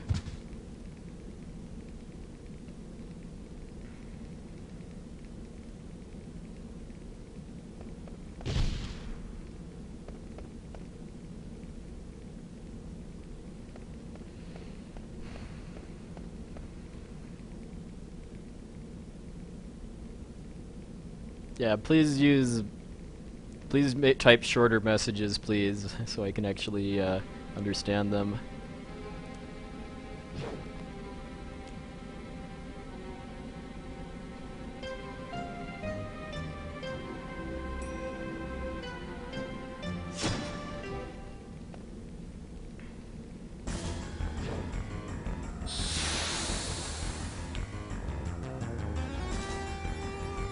Not really, Matt Raptor.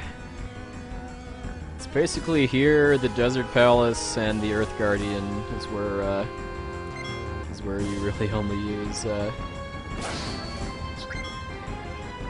Quina.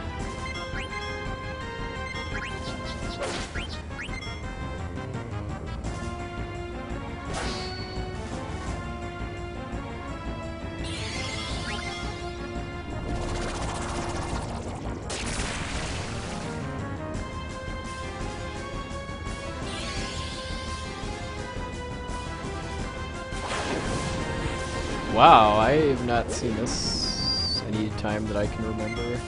Actually, you need to heal.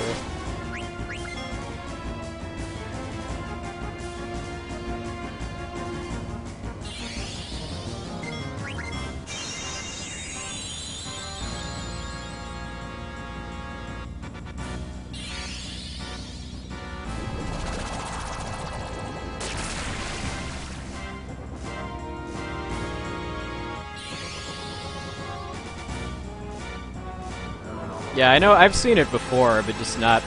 It's been so long that that caught me completely off guard. Like, I just forgot that she could do that. Alright, so okay, so you having Bio instead of Blizzara didn't really change anything. Party for Necron is Zidane, Steiner, Freya, and Amarant.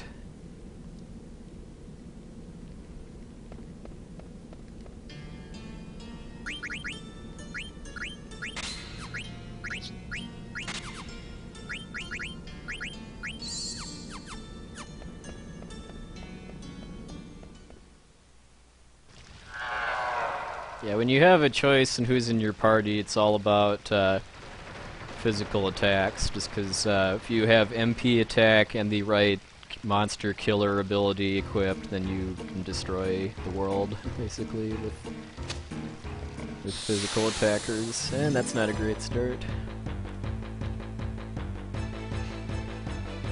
Probably not going to get a 19 encounter disc 1 and 2 at this rate. Uncle Chompers, how you hanging?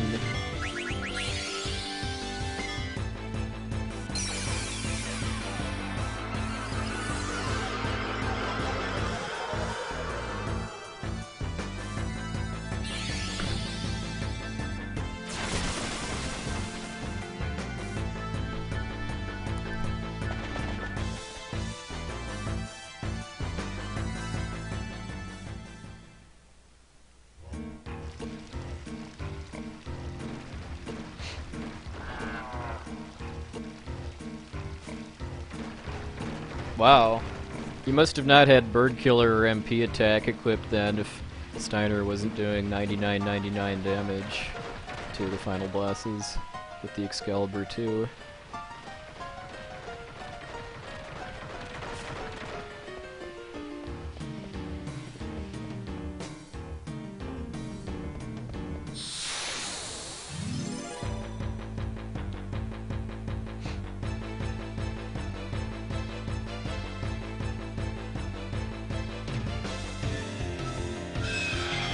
Yeah, before you get the Excalibur 2, Steiner is probably the weakest in your party for doing damage.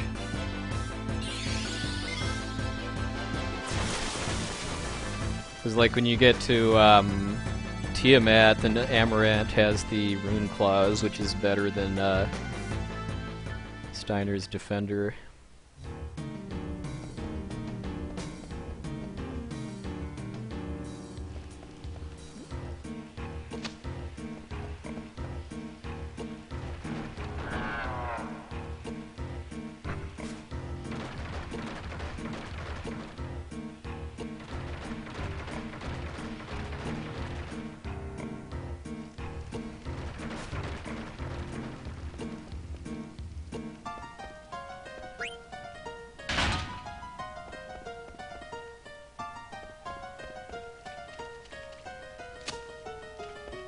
A minute?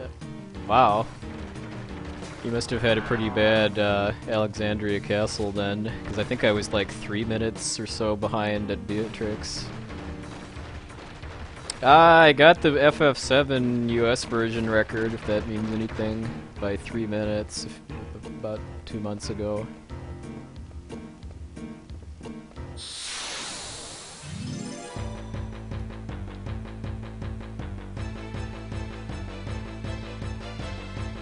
Oh, okay, well, so did I, and I lost that turn on Zorn and Thorn because of mistargeting.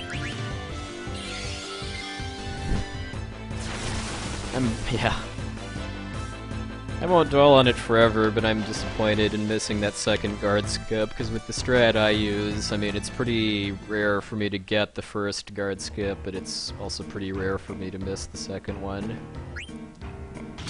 I just do the loop-de-loop strat. Wow, Fossil Roo, please. It's making up for how good luck it gave me last time.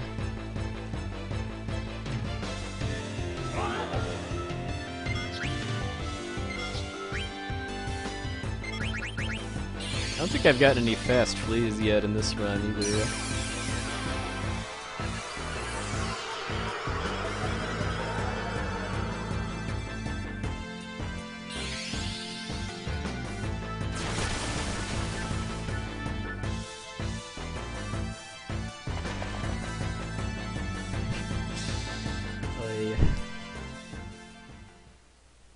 Fossil Roo often just seems to be kind of hit or miss. You either get like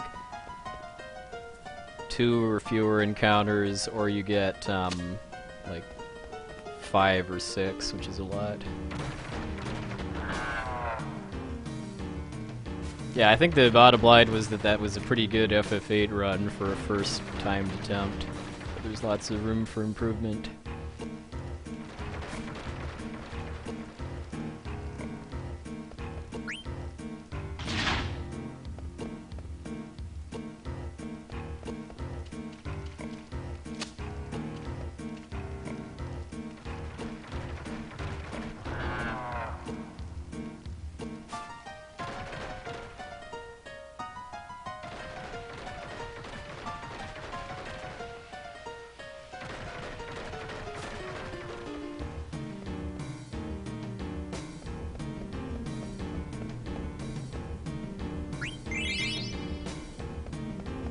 Alright, made it. That's probably the longest remaining room in Fossil Roo.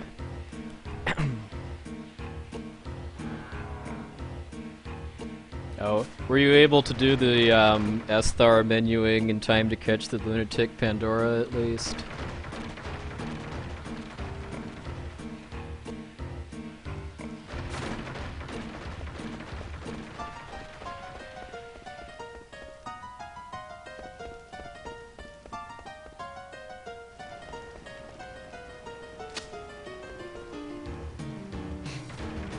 Oh, okay, so it should take...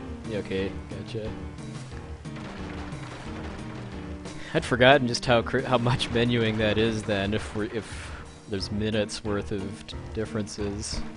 I mean, it makes sense, I guess, yeah, to do, like, save, like, basically all the menuing you need for the second half of the run or so for that one place, given that it's all free time if you can do it fast enough.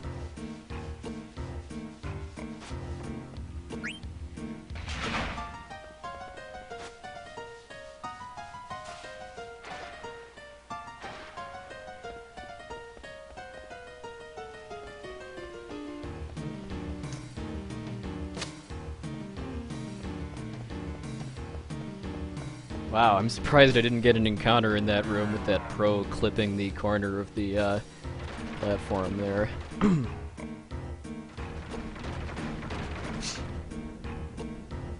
Oh, is that just the extra refining you do to have less chances of getting triple blown away?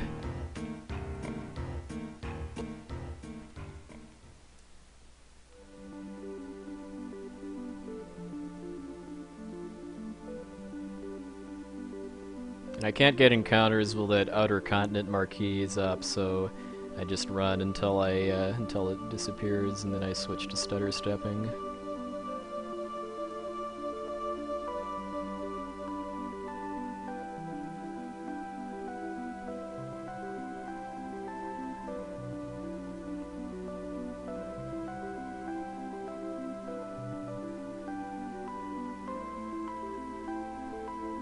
Oh, nice, Seawolf.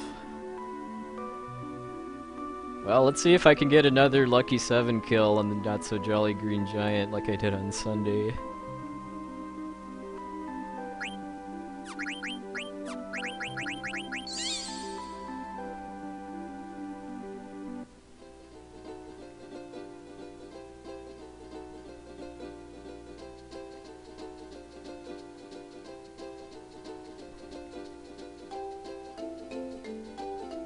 I don't want to get too close, because then I have trouble getting back onto the Chocobo afterwards.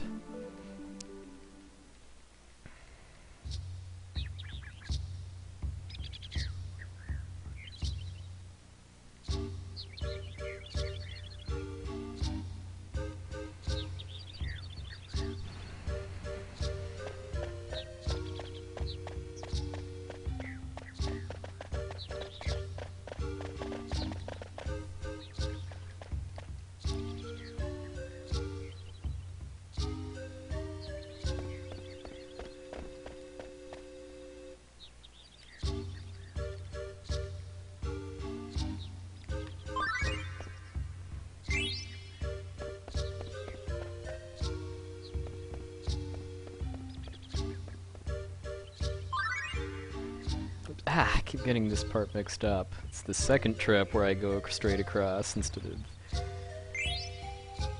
going down to get the diamond.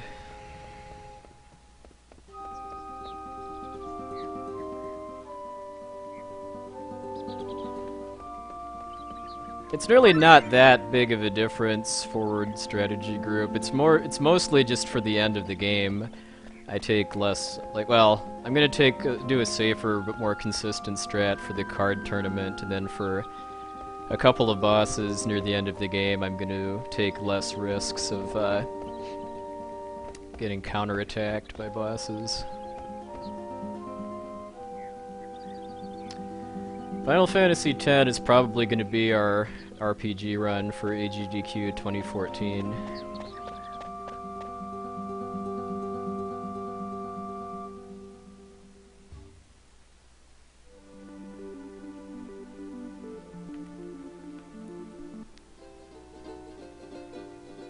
R meaning SDAs. I'm not planning on playing it. I have no idea what to offer for that. I mean, because I want to offer FF5 for SGDQ 2013, but I have no idea what to do for next AGDQ, if anything.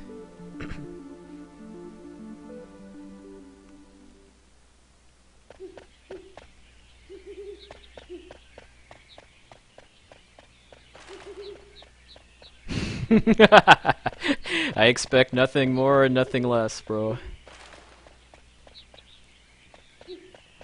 Go to marathon.speeddemosarchive.com. That has the full game schedule.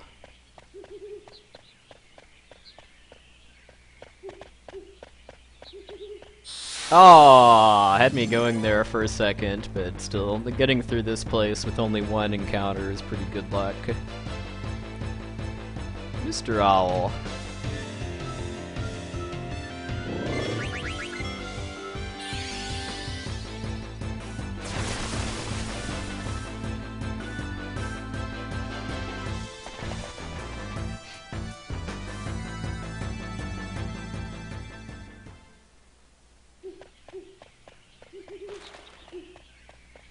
Alright, I can't remember how many Black Mage Forest encounters I got in my PB.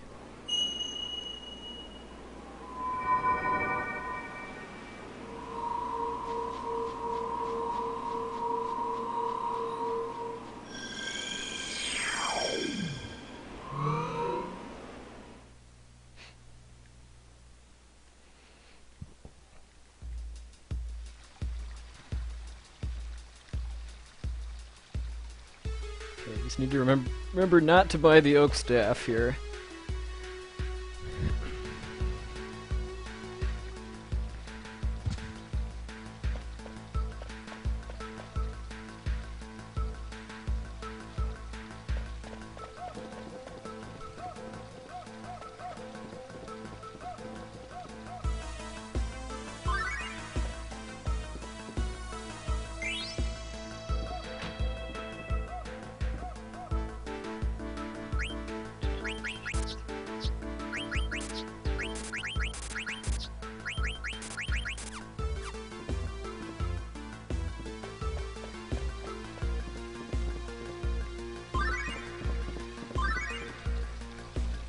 Yeah, I'd like to do 4 and 6 too, although I don't know.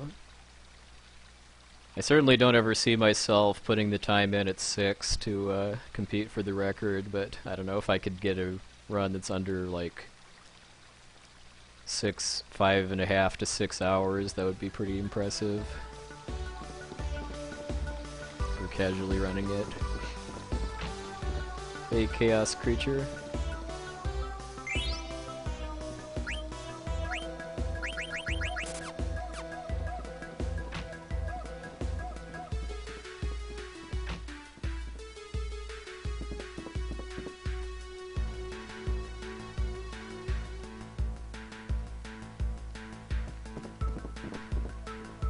Cool, Brosentia, yeah. Rain and Abda Jr. are going to be your go-to guys for learning about running FF4, assuming you mean the US version.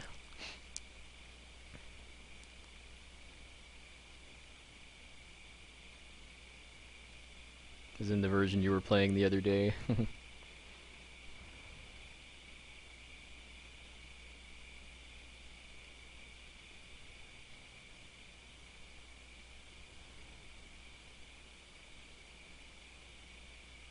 The only really nasty part of an FF4 run is near the end, actually, because you need to get 1,000,000 experience from grinding off of Clockwork Dragons, and final boss can be kind of intense, too. The world record for this game is 9 hours, 11 minutes.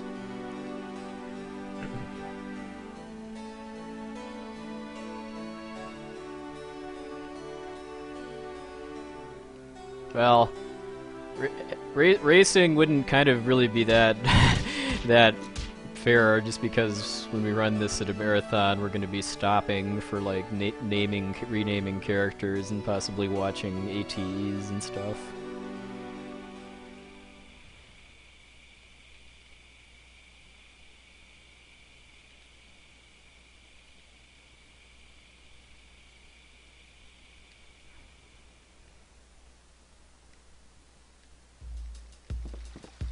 Yeah, we ran FF4 for the finale at AGDQ 2011.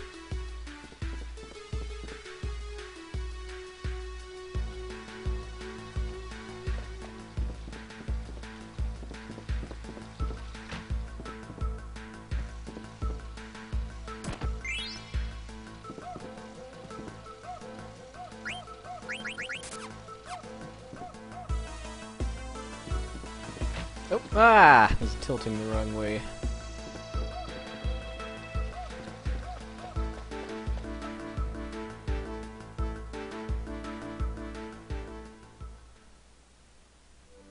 I could definitely see us doing FF4 again for Marathon, given that the strats for it have changed a bit since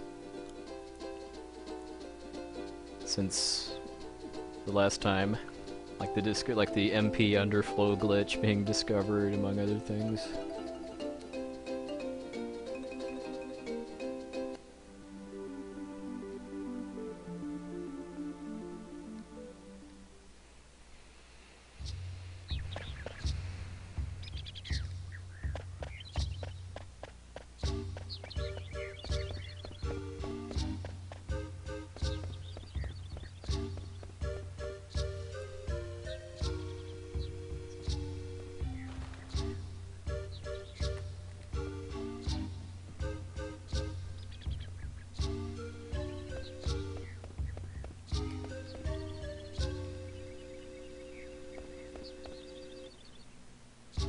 Yeah, I don't think FF4 I think would be one of the easier games in the series to do without notes, given that it's not a very menuing heavy game.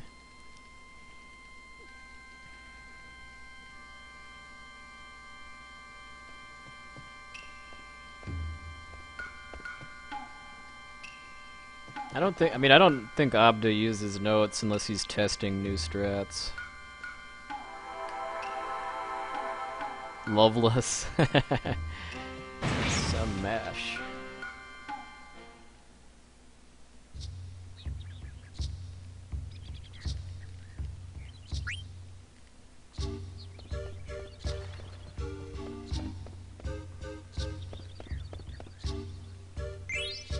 Oh, he does? Okay. Well, as long as he's able to keep looking at his notes from actually costing time, then I don't have a problem with that. Essentia uses notes for FF6. She just short-term memorizes all of it during cutscenes.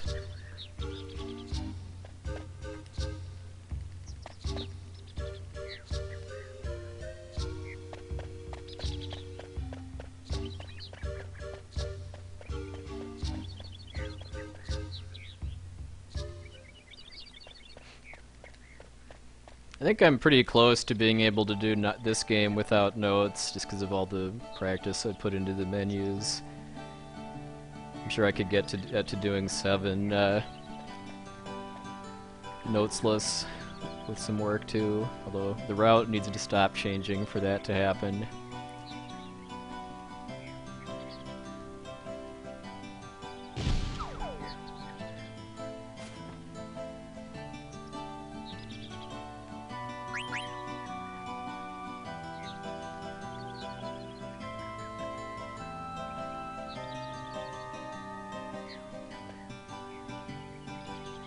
Hey, Stun Gun. Happy New Year's.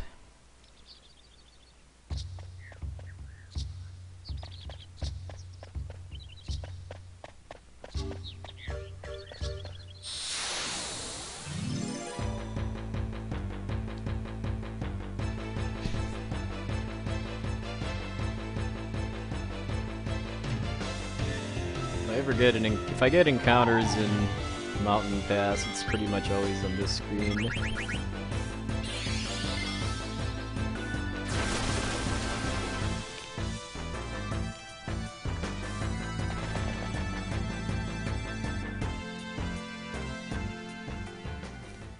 I guess that's one perk to the Midgar skip, is that it'll mean less menuing. Because from testing that Wipey and I have done, it looks like it's really faster to not bother re-equipping Tifa in between hold on a second.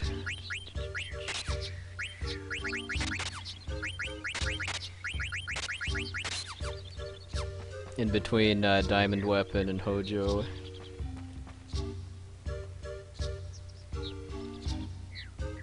Yeah, Captain Comic, oh man.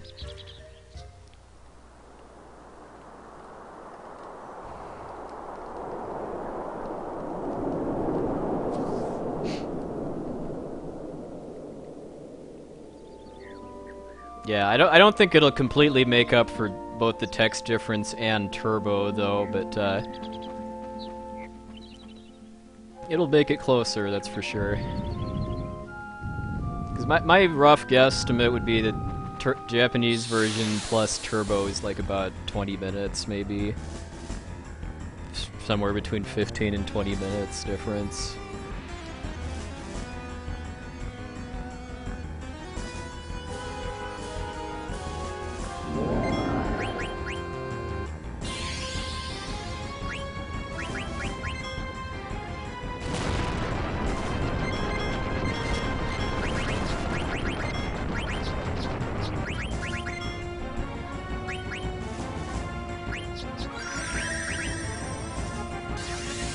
Alright, come on, baby.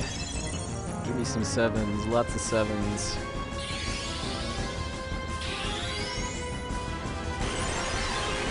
Yay! Yay!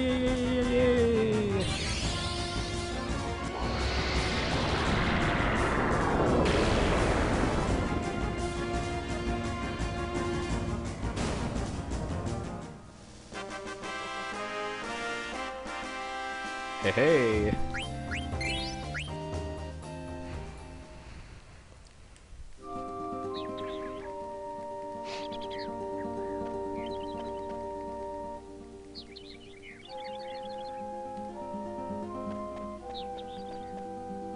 Minute and a half. How many encounters did you have at this point?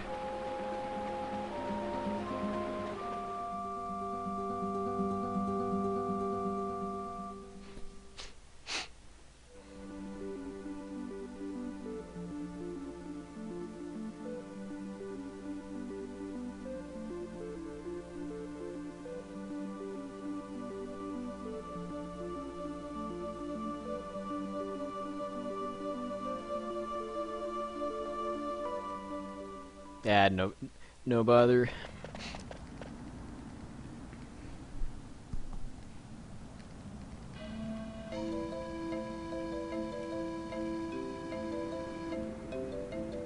So this is, yeah, I think I was around this far ahead on Sunday too.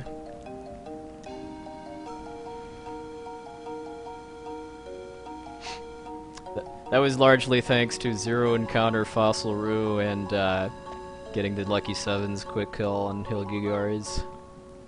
I had a, I mean, I've never really had a good Aoife Tree 1 for encounter luck, but I think I got 6 encounters on Sunday, which is better than I've gotten before, usually.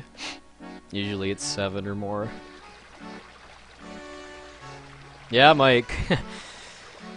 Yeah, I mean, it's... I didn't think the odds of getting 4 7s was high enough for it to be worth doing single segment, but clearly it is. Well, I'm gonna use a more consistent strat for the cards than I did on Sunday. It's called the Tot strat.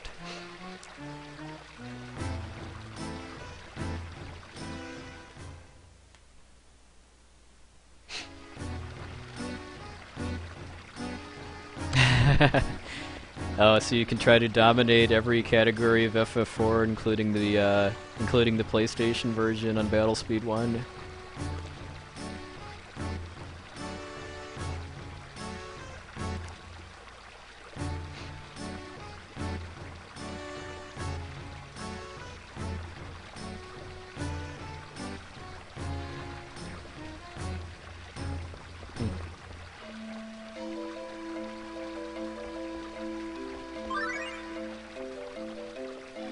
Yeah. Oops, wait, what am I doing? Ah!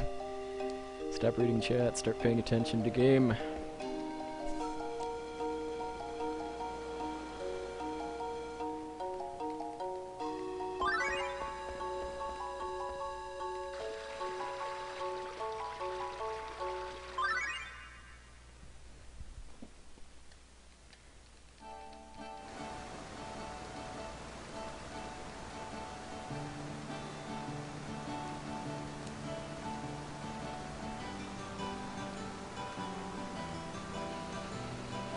Yep, if you weren't around, I got the Lucky Sevens quick kill on Hilgigars.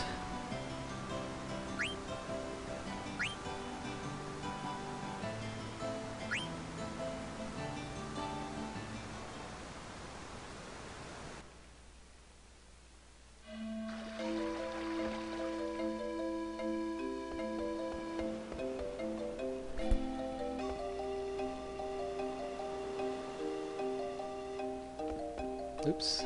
Ah, getting ahead of myself again. Ah! Need to pay more attention to game.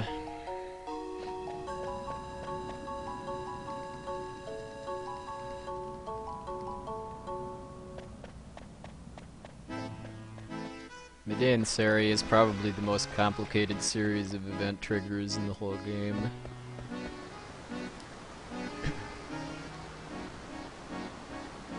As far as getting through it as quickly as possible without triggering optional cutscenes. I think it's 25% odds of getting 4 7s.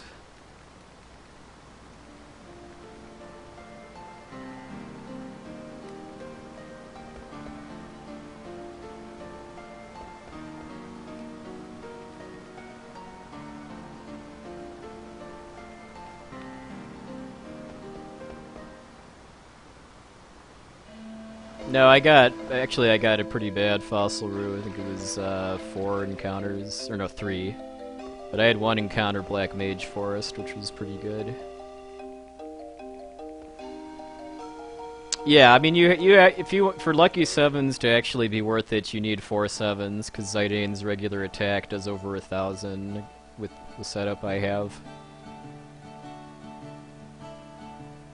So it basically adds it pretty much just cheats you out of being able, well, not cheats, but prevents you from getting the Kiraga skip if you try for Lucky Sevens and don't get it.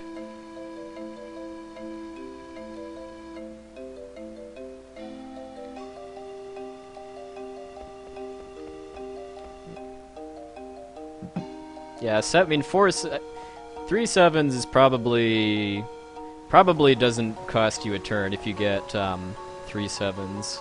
I would guess that would probably do close enough damage to what a regular attack would for it to not really matter.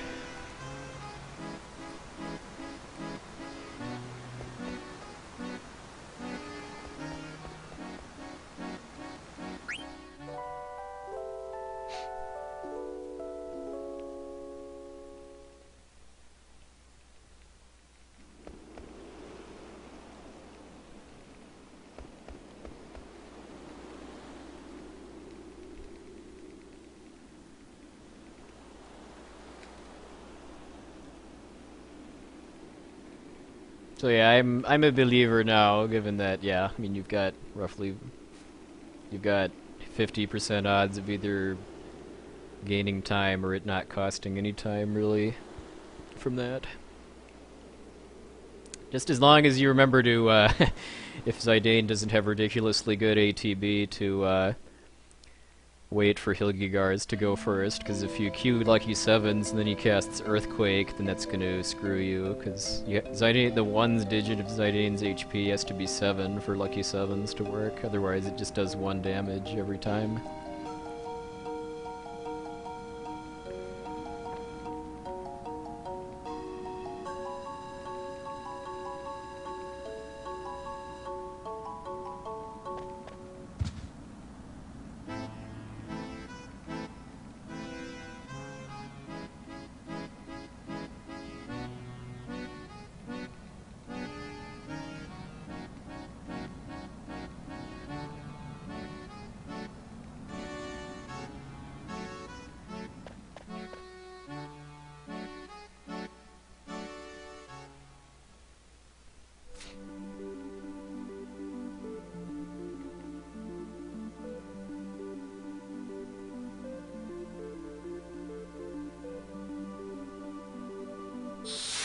Ah, bad luck.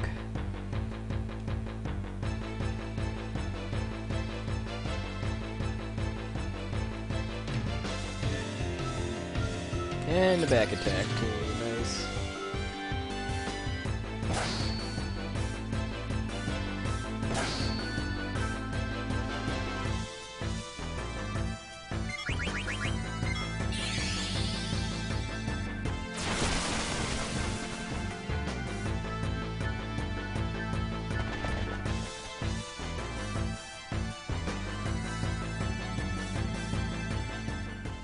Well, I need a pretty good Aoife tree now in order to make up for that.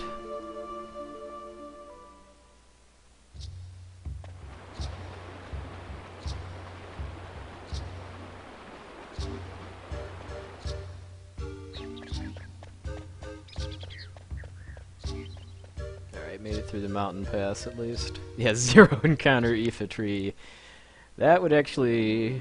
Well, 3 encounter Aoife tree would be the optimal number, because then that would give you enough AP to learn MP attack when you need to.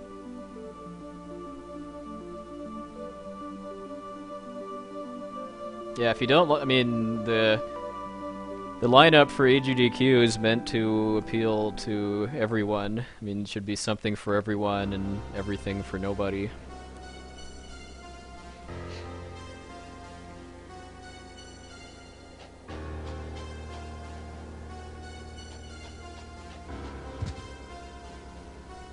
If you're not a fan of 3D Zelda, then don't watch the 3D Zelda blocks.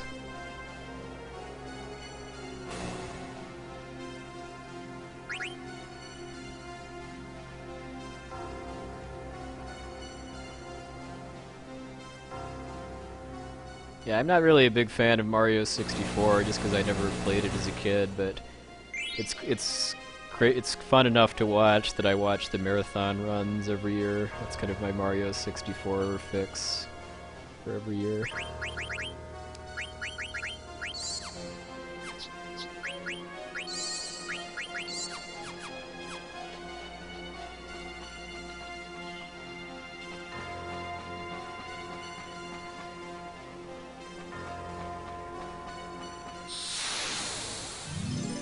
Yeah, I watched a couple parts of that new Taz that came out. It was really hyped.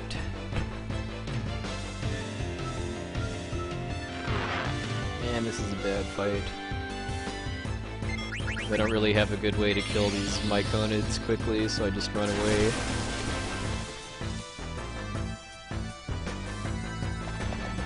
Well, I never had an N64 as a kid. I went directly from Super Nintendo to PlayStation.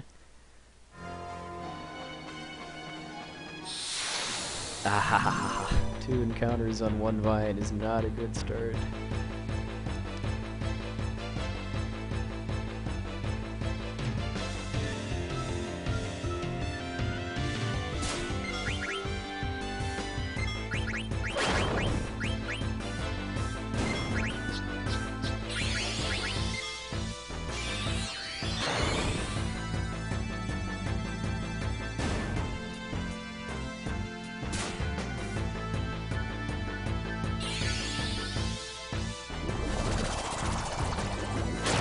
A little faster to kill these zombies with just using Cura All and Bio All, but depending on how my ATB lines up, if I can get a chance to kill them with Zidane, then I'll take it, just to reduce the odds of one of them getting Death Roulette off.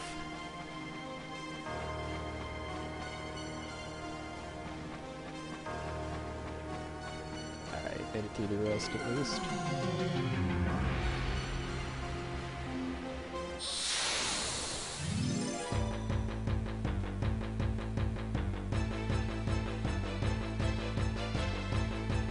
Well, it's better than my usual average. I mean, I pretty much every run of this that I've done has had about 30 encounters at the end of Disc 2. Which is, I don't know, that's probably just kind of average luck.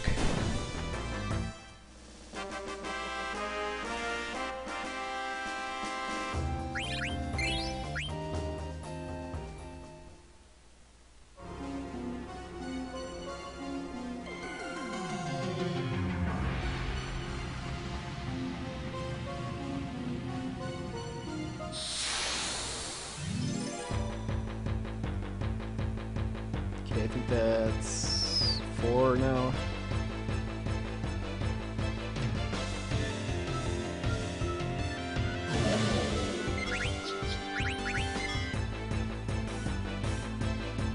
Oh well, I need to menu after this fight anyway, so just as well that it got a sweep off. And that counterattack was just a waste of time.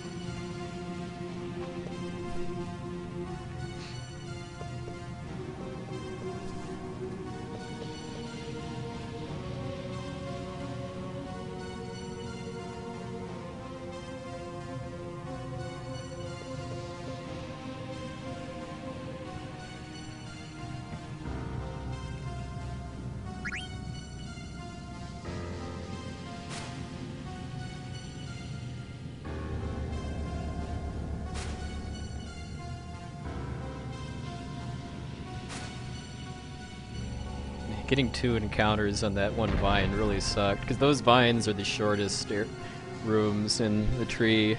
So I always hope to try to get as few encounters as possible on those vines, because I'm gonna get them on this next part generally.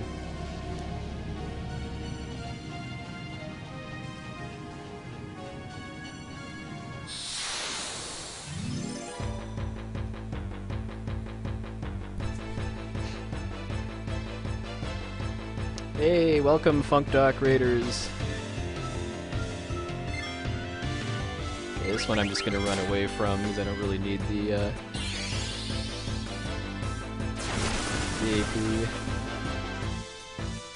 If Vivi had better ATB, I would have killed them for the experience, but Since he didn't, I didn't.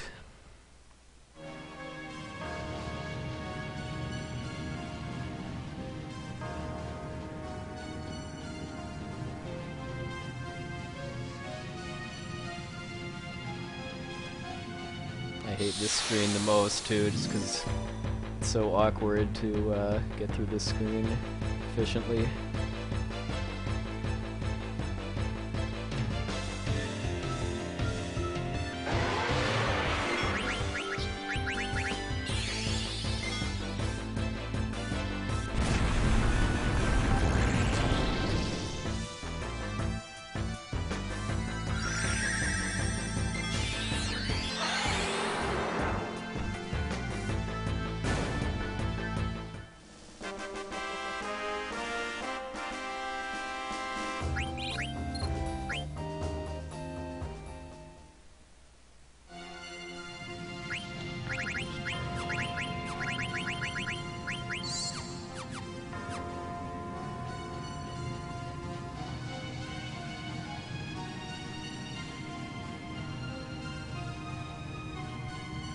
Ah, 2 encounters. All right, so this is a mediocre Aoife tree for encounter luck.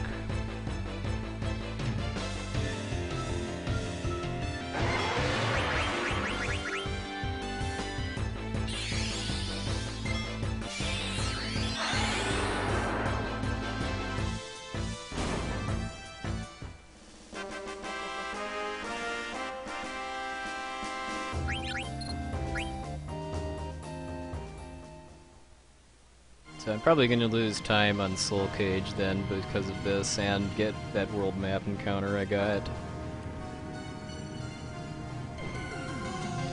Only one back attack at least.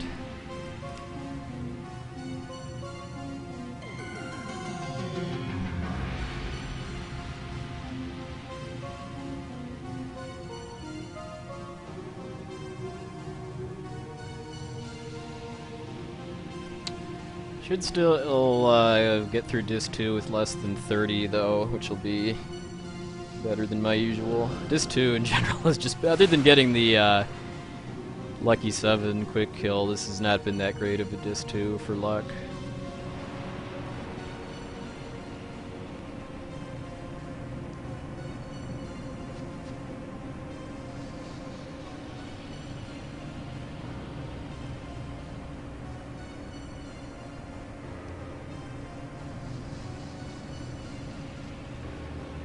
Yeah, like I don't even know how many encounters Tomato Rice got in here. I mean, I would guess, since he had 54 for the whole run, probably wasn't that bad.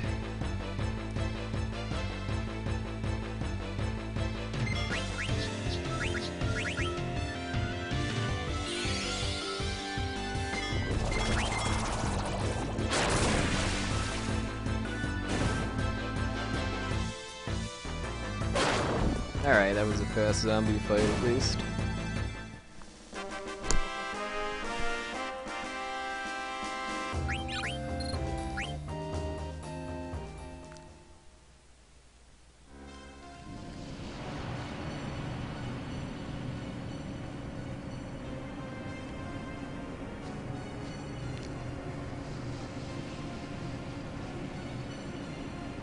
Oh, and I don't think I explained it very well. Undead in this game can be killed with about I don't know, about like 90% accuracy with life spells, and if you use Phoenix Downs on them, it takes them to single-digit HP most of the time, so it's not really worth it for the most part.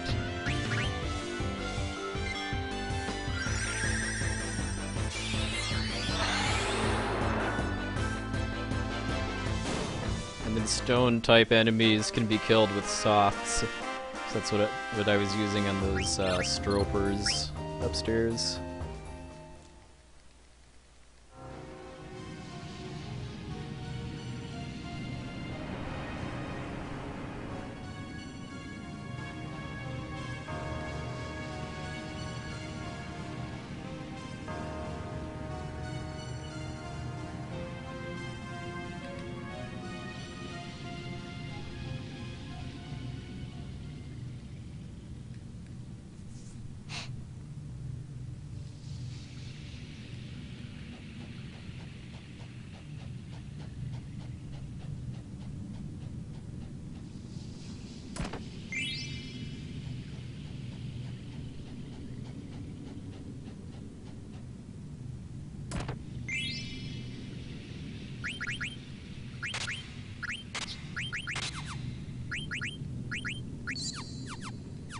Not well.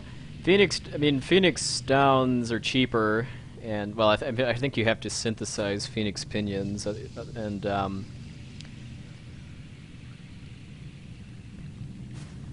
you can also equip a Phoenix Pinion as an accessory that teaches Ico the Phoenix Summon.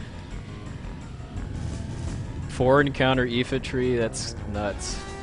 I think 6 is the lowest I've ever gotten. That was on Sunday.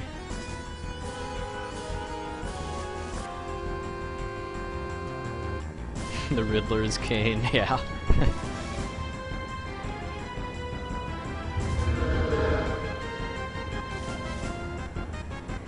Yeah, I mean, the only thing I really use Phoenix Pinions for in this speedrun is for selling for money, because they sell for 1,000 gil each.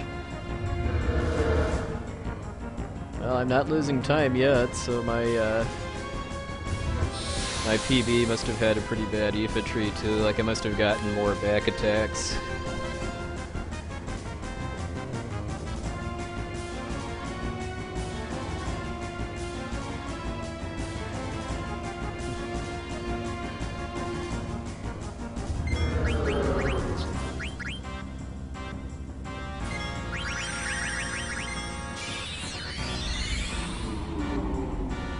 Minute? I gained a minute even with that. I guess, well, none of the encounters I got here were really that slow, I guess is what I had going for me.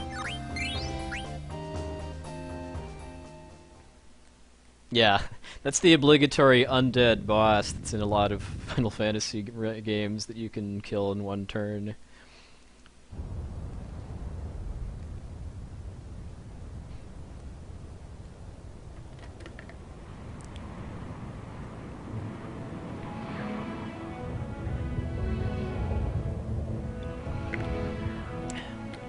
Too bad X-Death doesn't count as an undead tree, like Soul Cage.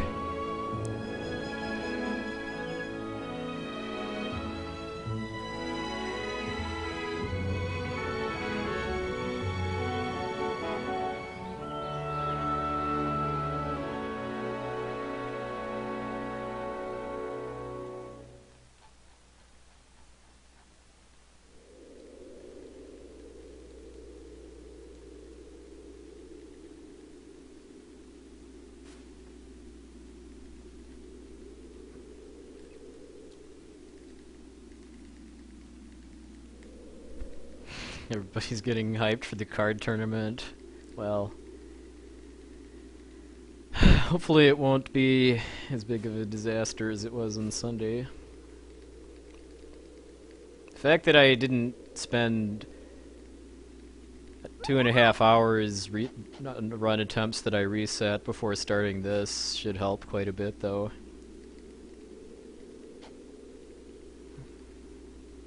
Oh, cool. How much are you willing to pay for an FF6 card?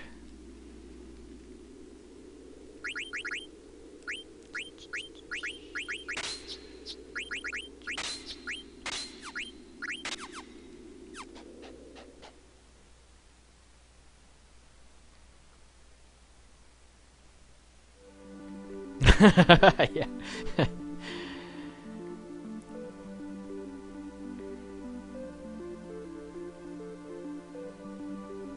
Well, I like the way you can cheese out X-Death for real much more than if you could actually kill him with like a elixir or Phoenix down, because kissing him and making him forget to transform into his second form is just too amazing. Well, good luck.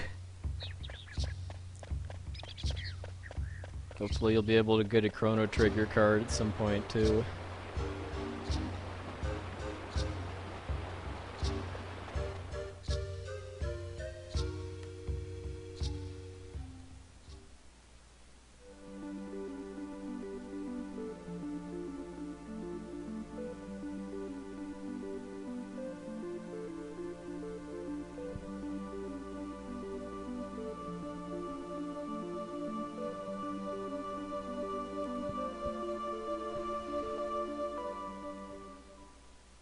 Yeah, SNES RPGs go for decent prices these days. It's usually like $30 to $40 minimum.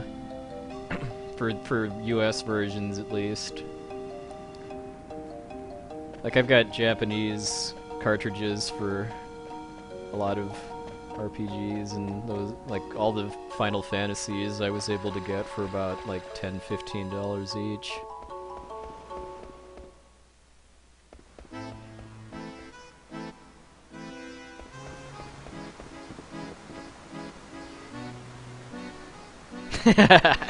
Yeah. Yeah. It is not FF3. FF3 is for the Famicom.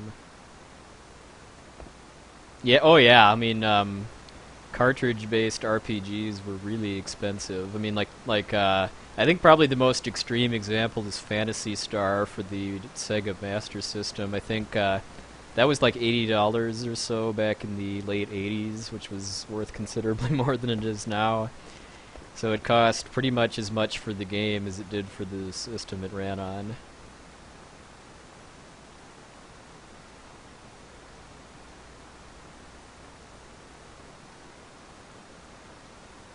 Yeah, I know, that's part of why I own so few, Nintendo and Super Nintendo games as a kid, was because whenever I asked my parents for games, it was always like an RPG, which would cost them like $60+, so that pretty much just meant like one a year, if even that.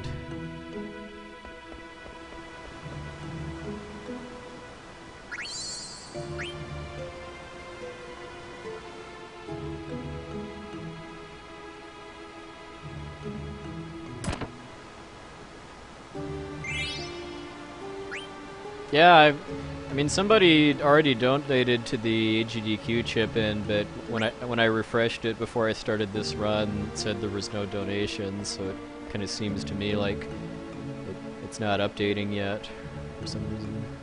I don't know if there's like a bug or something in chip-in that's making it not update with... Oh, okay, good. Is that just a bug with our chip-in, or with all of them? Oh, it's not a chip-in bug? Huh. Because the guy that donated said he got a receipt from, chip-in for the donation, but it didn't show up when I checked it.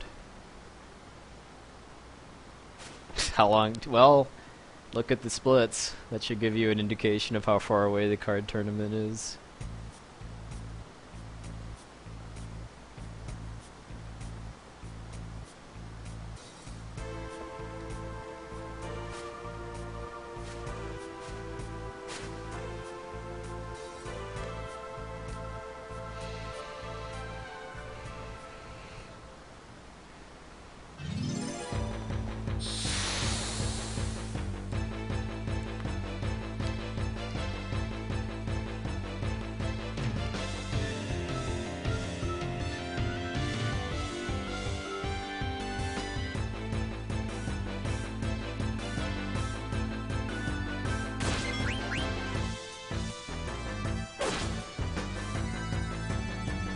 Because I have the distract ability equipped now, I've actually got really good physical evasion.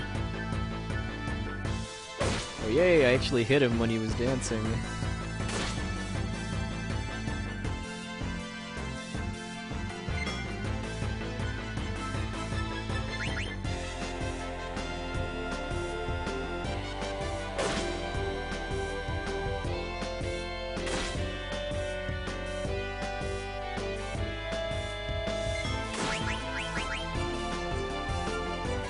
He's hitting me too much, so I need to heal.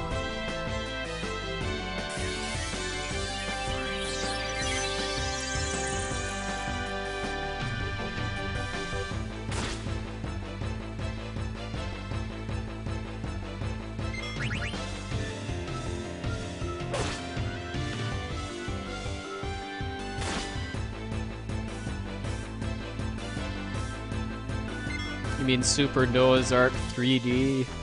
Essentially.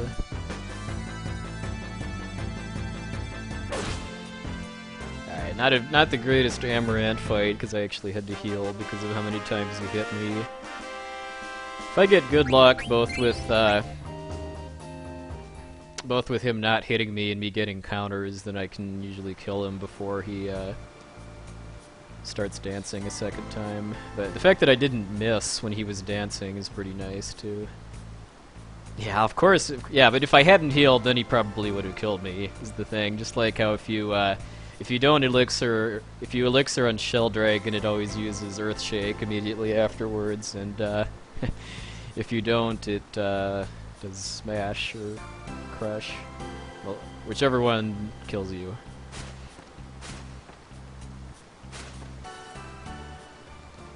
Charge.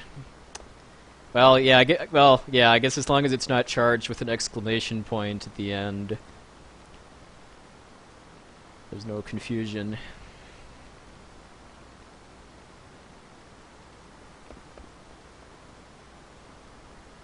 That's probably the main reason why anyone's heard of Super Noah's Ark 3D is because of AVGN doing a review of it.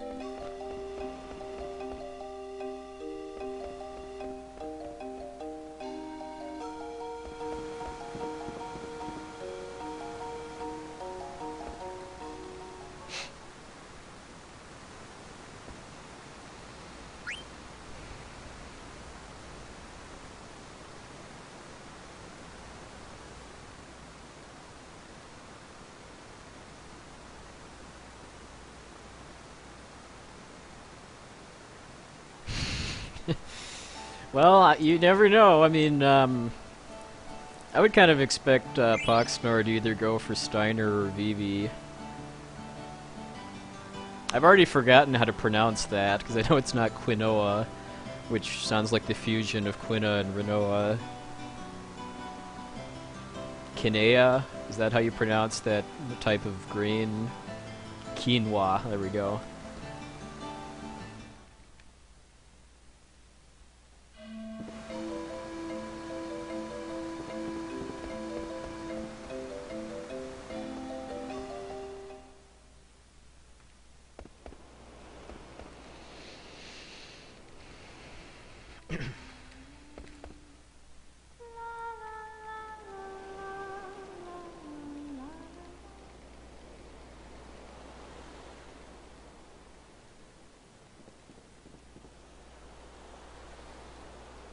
Oh, cool. It's always nice to see people pitching in to remember friends that have passed away. I think that was the story with Cloud being named Arthur at AGDQ this year. Was someone had a friend or family member named Arthur that had passed away from cancer, I'm guessing.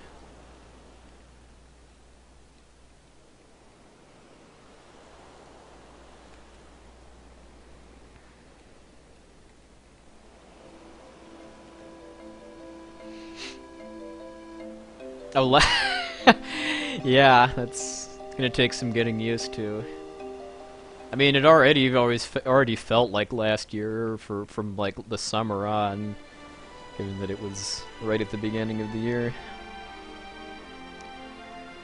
Quinawa.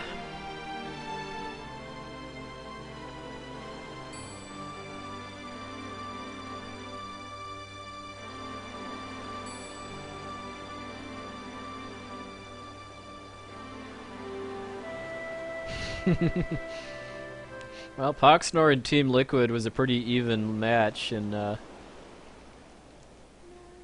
last year.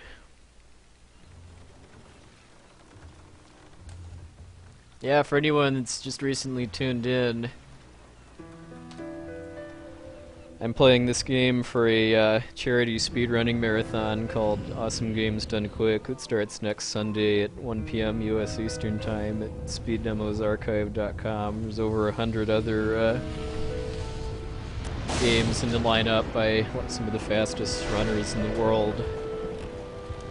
Siglemic and Cosmo are both doing games at it.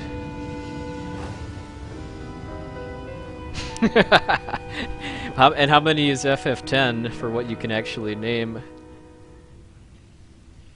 I know it's more than 6. I think it's, well, FF6 I think is a 6 character limit, and I think Chrono Trigger is only 5.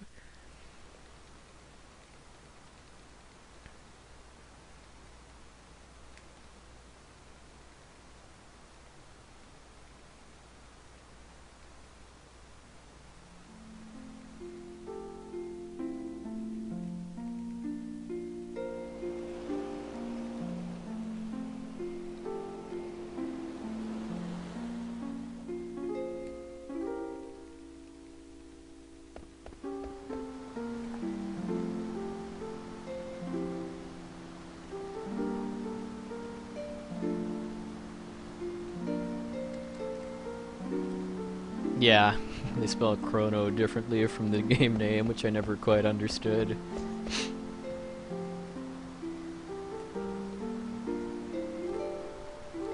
Makes me curious now what his name in the Japanese version is exactly.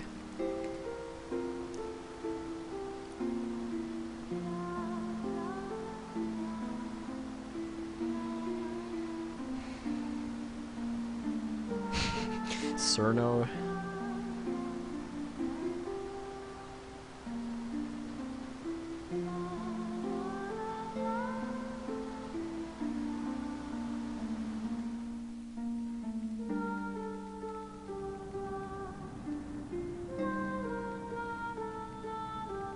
I think the bowling alley, I mean, I haven't been to a bowling alley for years, but the last time I did, I vaguely remember only having, like 4 or 5 character names. It's convenient because my first name is 4 letters long, but, not so much for most other people.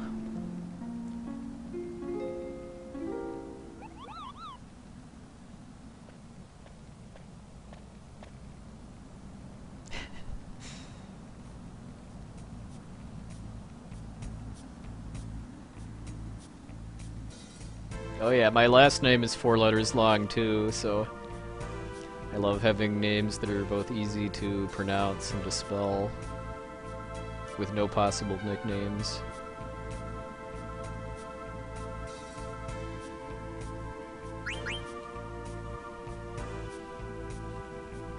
Corono.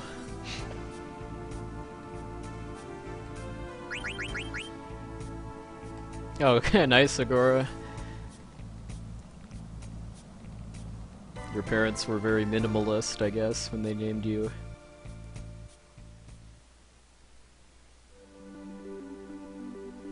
My middle name is actually my longest name.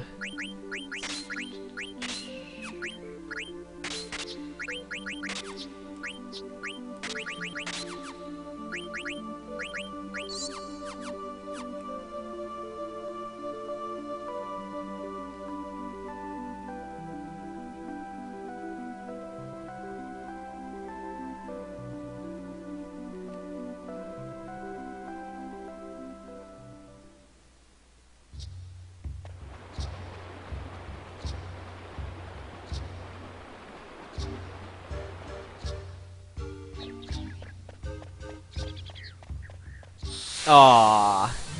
Almost had perfect mountain pass luck. Oh, thanks, eCast. Nick Cole. Forgot to back row Amarant.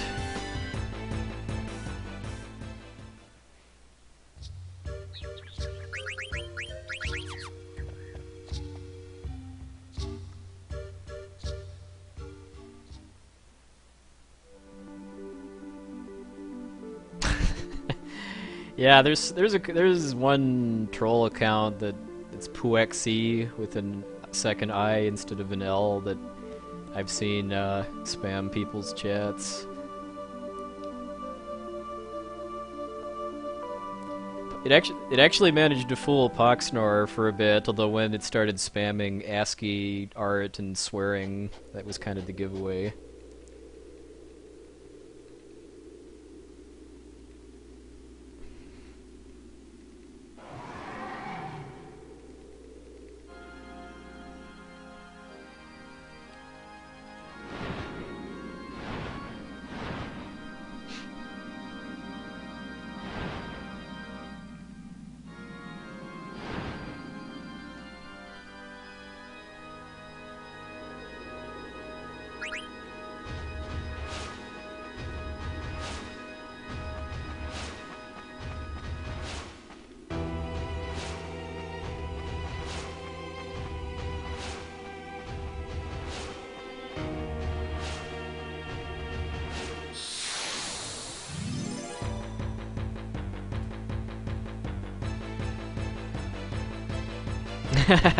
Yeah, he told me about that Puexi trolled Kara's chat once.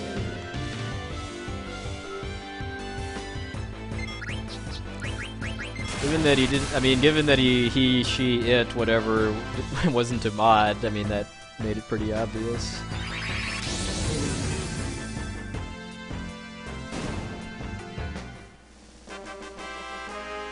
No Narnd. Nice.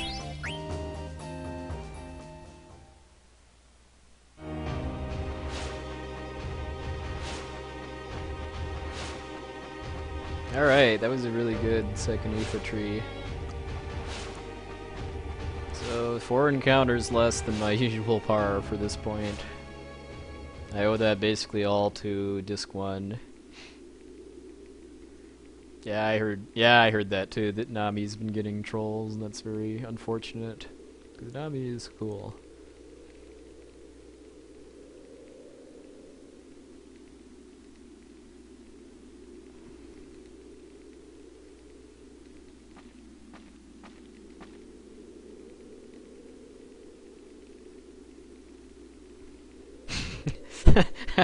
Yeah, I remember when I used to play StarCraft back in the 90s, I mean the font that they used for Battle.net had was such that a capital I and a lowercase L was basically indistinguishable, so that was quite popular for troll accounts to have lots of I's and L's in them to make it harder to ban or ignore.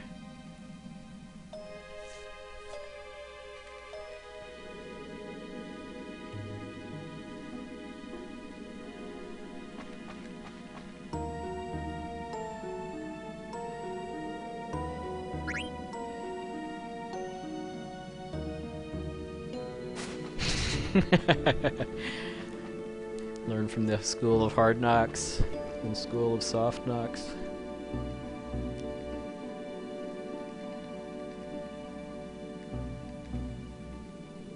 Alright, I can't really remember how good my Mistodon battles were in my PB. I know I gained some time here on Sunday, so I don't think they were that great. Barcode names.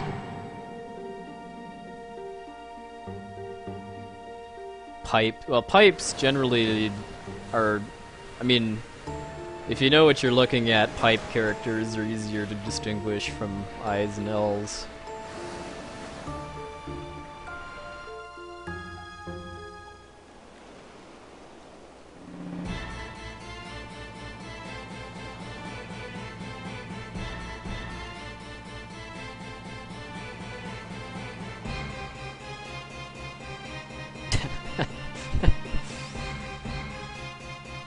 Well, oh wow, yeah, that's, I mean, because I can tell, I mean, I'm in my IRC client, I can tell the difference, but yeah, in my Twitch broadcaster dashboard, yeah, that's pretty indistinguishable.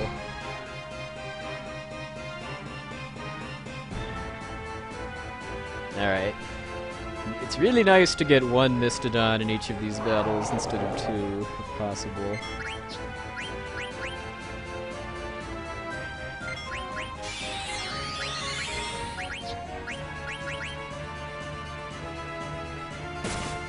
Come on, Amarec, you can do it! Yes! Alright, so I'm using the Phoenix Downs to get the Mistodons down to single-digit HP if I don't get a quick way to kill them with Zidane or Ico.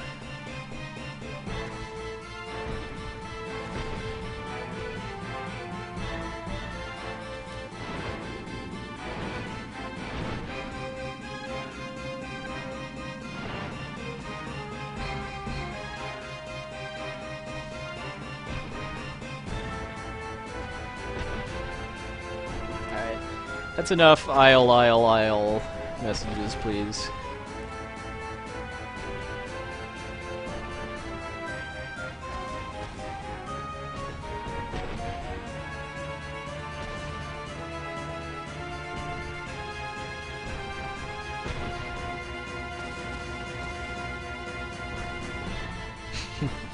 It's okay to talk about IL runs, though.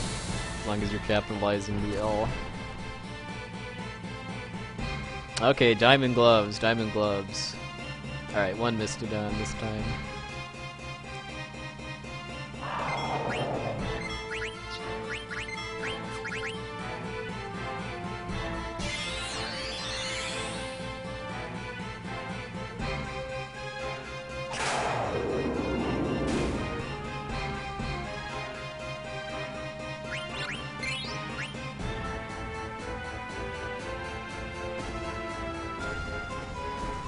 Alright, please, that's enough with the IL stuff. I think the joke has been made.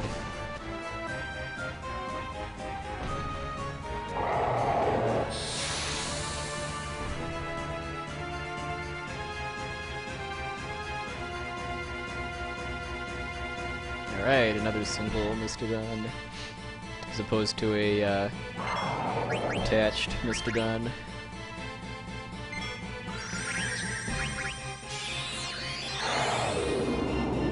Life does have a slight miss chance, so I usually start queuing up other stuff just in case it misses.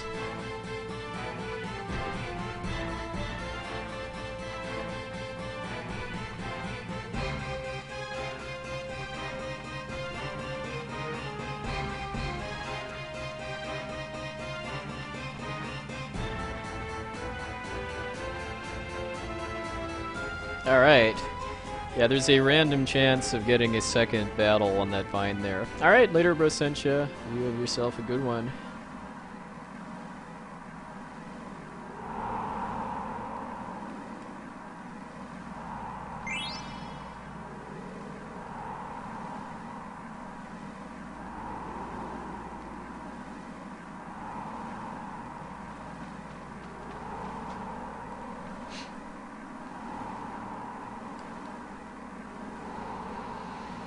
So that was, yeah, that was a pretty good Mistodon series. I think it was even better than I got on Sunday because, like, the first battle I was able to, even though my ATB wasn't that great, I still killed one of the Mistodons before it attacked.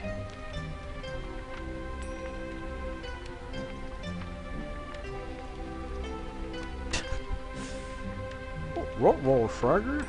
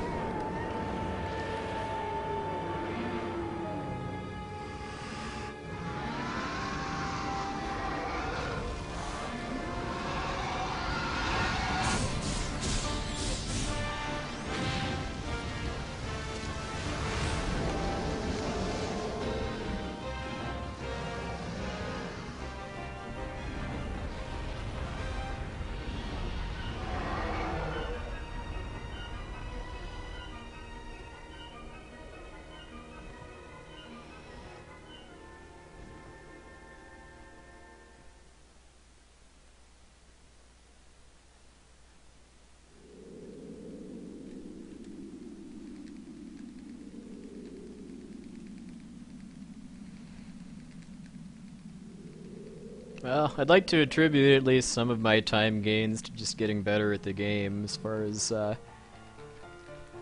putting a lot of practice into the menus and some of the more difficult screens to move through efficiently.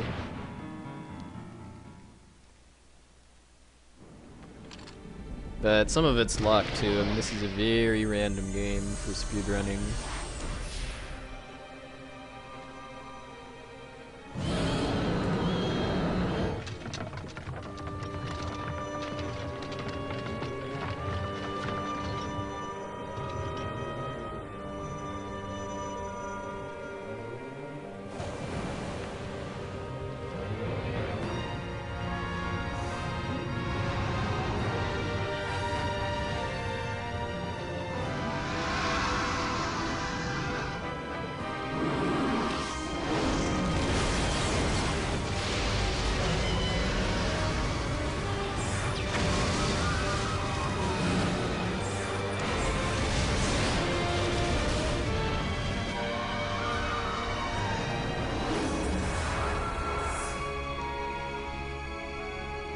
Well, I know there's RTAs of the Famicom version of FF3, so it's definitely possible to single segment, although I don't know enough about Famicom FF3 to have any idea what goes into it.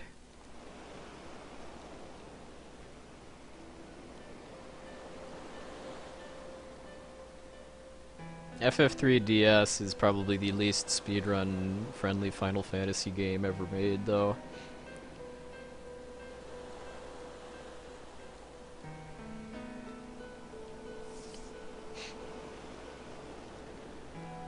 You have to grind a lot. I wouldn't say it's really bad, it's just not a very strong game. I mean, I liked it enough to finish it, although I don't ever plan to play it again. FF4 DS was a lot better.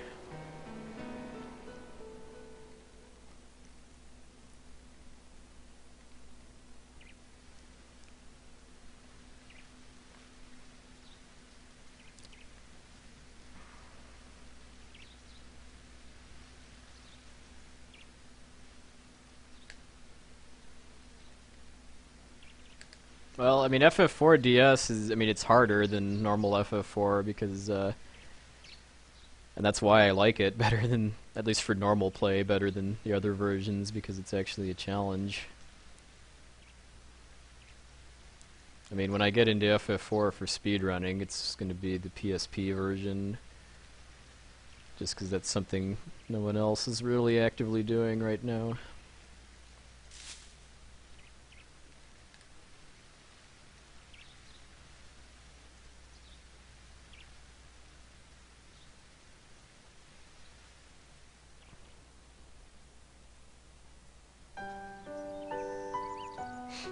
Alright, I'll gain a little bit of time here, it looks like. Alright, now it's time for everybody's favorite part of the run. Especially other people that run this game, too. Oh, probably not cheese and crackers, but if I don't get destroyed by the card tournament, I should be able to get a new PB. If I can get below 920, I'll be very, very happy. Because then I'll only be about, like 7-8 minutes behind the record.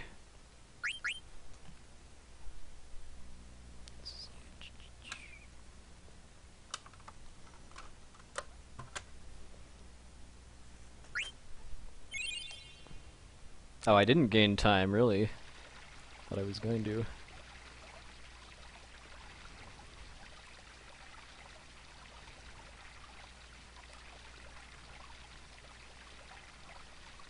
You have to play the card tournament as part of the story.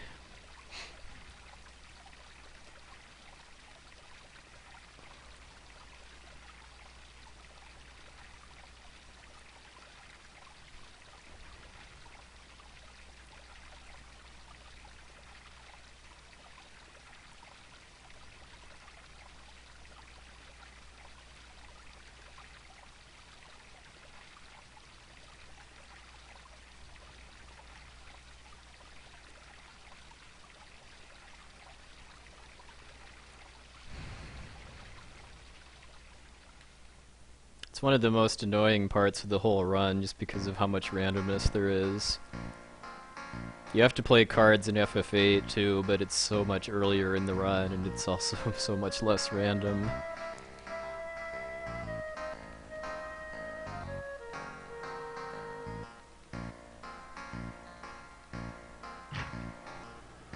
Yeah, because you can still lose even if you make really good plays Tetramaster because of the random factor in who wins card duels.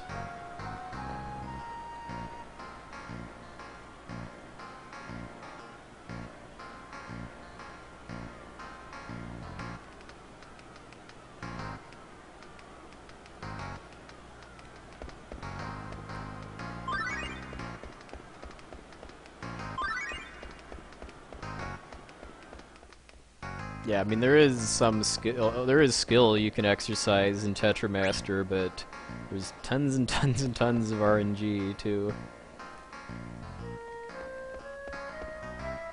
Well, Rain, you probably play the game enough that you actually level up your cards and stuff, too. I mean, if you're playing it in a speed run,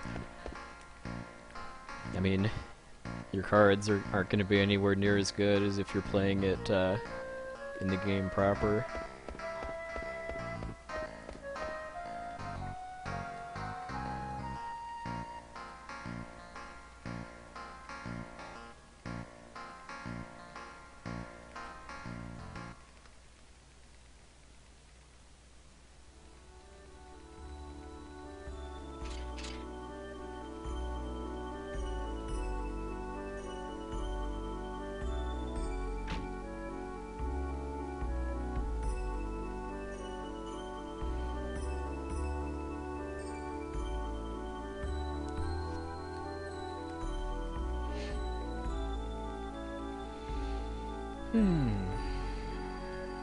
So how was everybody's New Year's? Because, not really a whole lot to say about Final Fantasy IX for the next 10 minutes or so.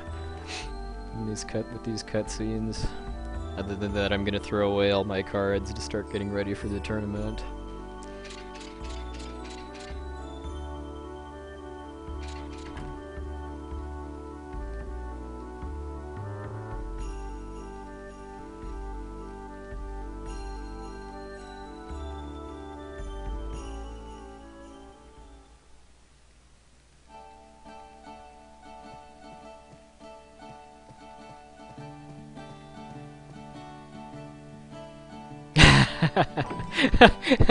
Yeah, that sounds about right for Tetramaster.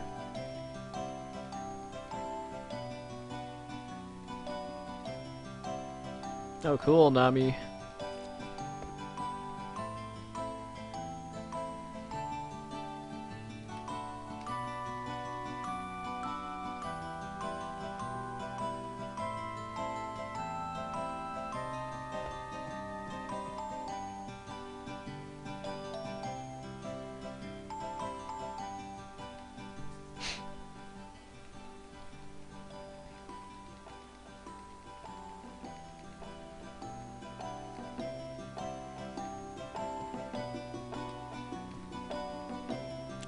Still, as kind of exhausting as it can be to mash text in this game, I kind of shudder to think about how much longer the speedrun would be if the text was as slow as FF8, or even like FF7.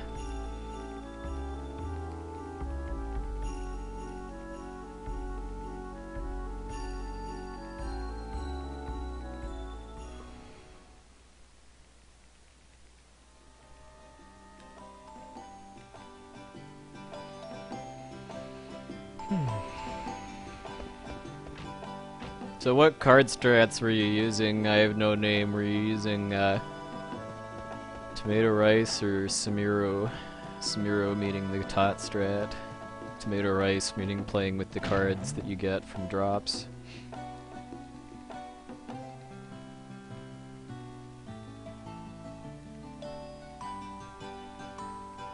Well, Berserk strats means basically tomato rice strats with getting extra cards in Alexandria.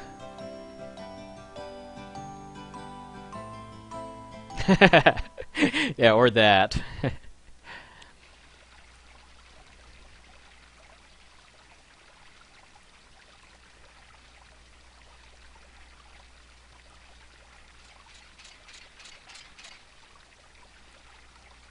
I'm assuming you're talking to I have no name and not me, because I did not get the Ramu card, at least not knowingly.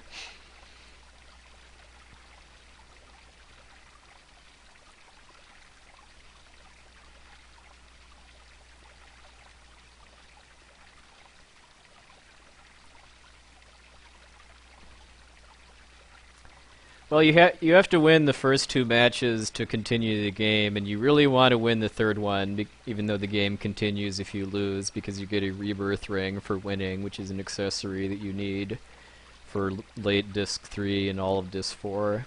If you lose, you can synthesize one instead, but it costs you a good, like, 2 minutes or so to lose.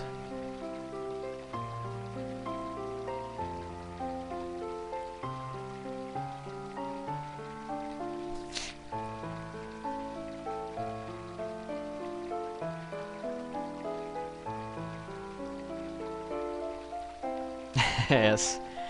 I would fear the rain robbing me of my cards.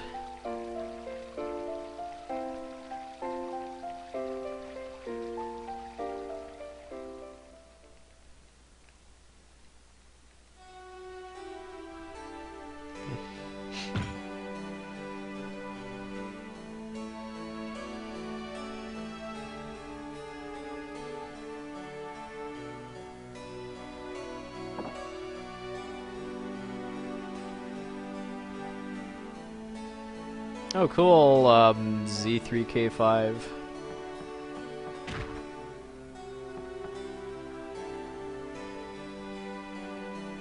Yeah, what Kara said. I mean, yeah, because I mean, if you take too long to set up perfect plays, I mean, that's really not really that much better than playing fast and getting a draw or loss in some cases.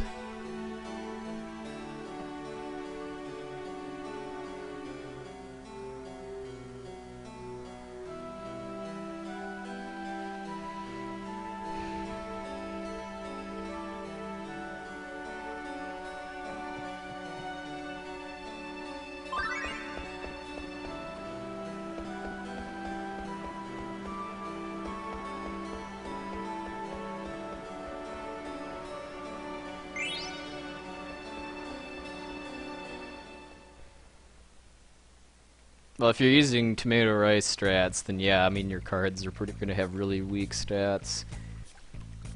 So I mean that's kind of what I found from practicing Tetramaster yesterday was that it gave me a new appreciation for just how risky the Japanese records card strats are, because you're basically going all in on the Goblin card strat. I mean the Goblin is the weakest card that you can buy from the dealer outside.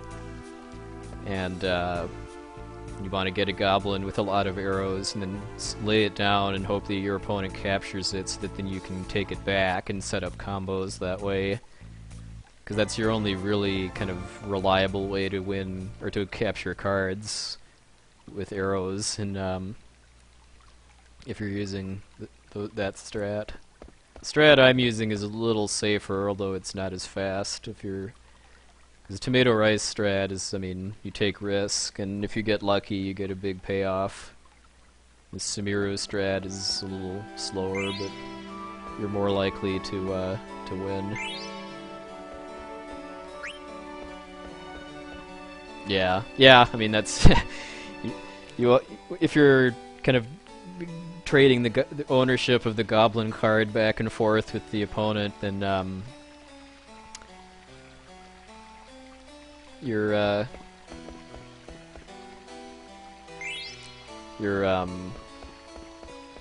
pretty much guaranteed to lose if the opponent gets the last arrow. I was probably getting that stuff there is probably something I could have skipped because of the 100 nobles money. Although I couldn't remember which of those items was the lapis lazuli.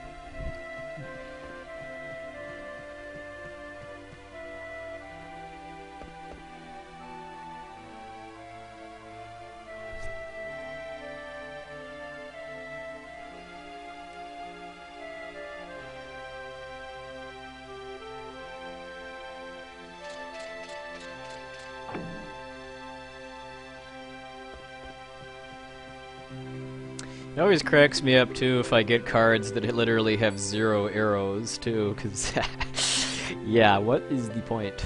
Oh hey Rocher, thank you.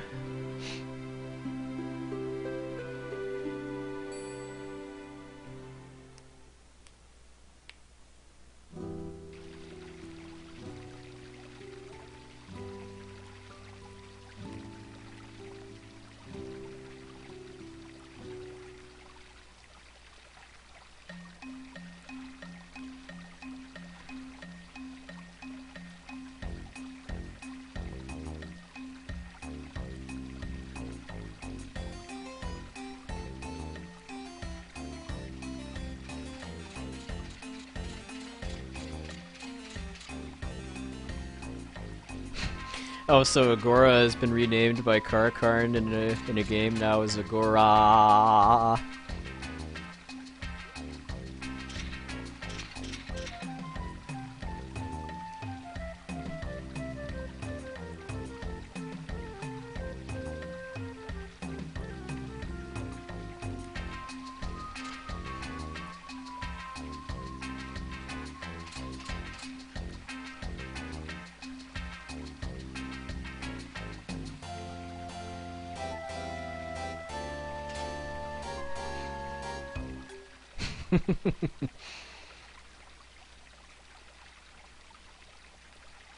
Yeah, that would be kind of, well, I mean, we already have, yeah, we have Butters and Butters BB who get mistaken for each other quite often.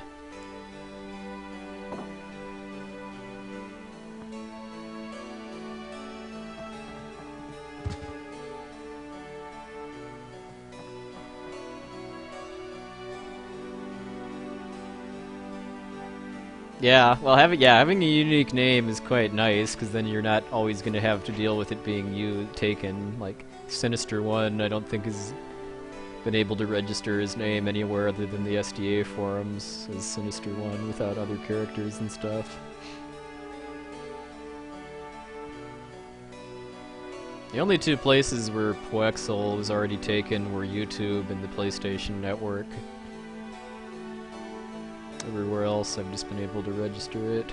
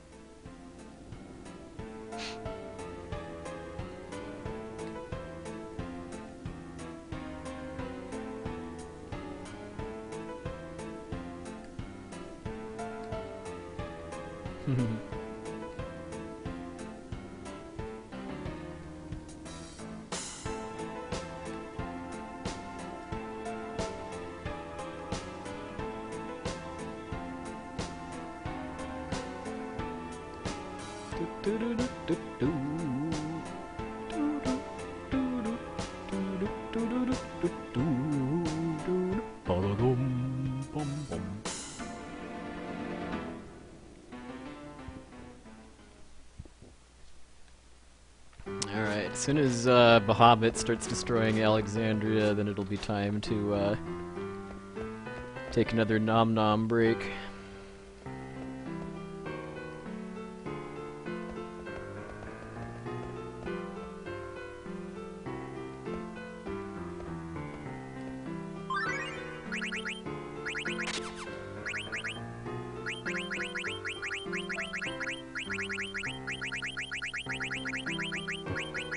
It's the mystery card. Gargant.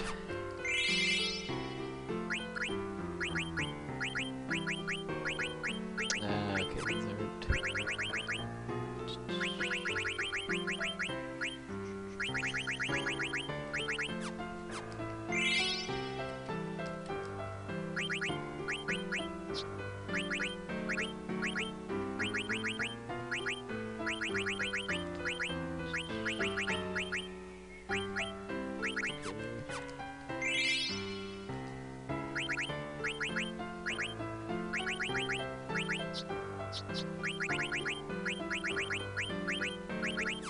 give me better Cerberus cards.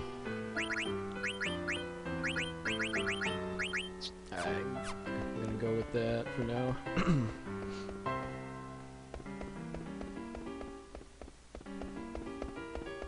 Even if I'm using the Tot strat, I still get Goblin cards too.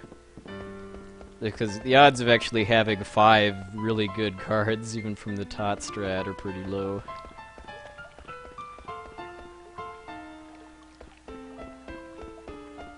Yeah, it'd be nice if they patched in some more stuff to Street Fighter X Mega Man, like a save or password system for starters.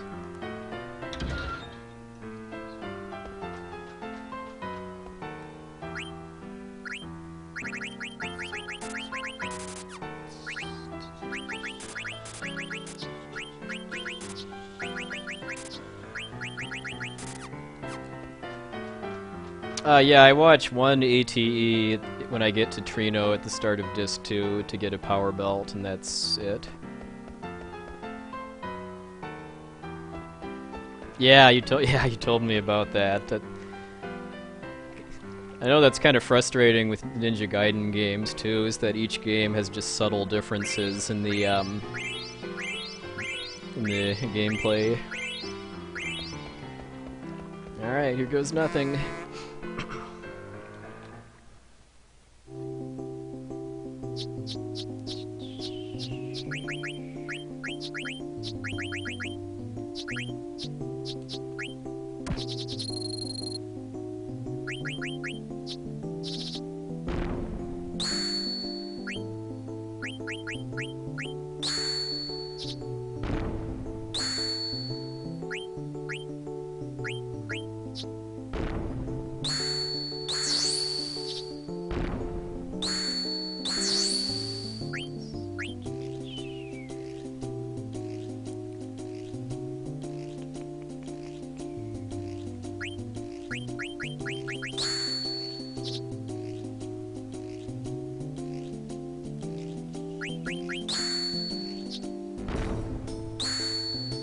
Alright. 1 down, 2 to go. Yeah, off to a I had to spend time farming cards from Tot, but it's much easier to win with Tot's cards than with what you get from drops.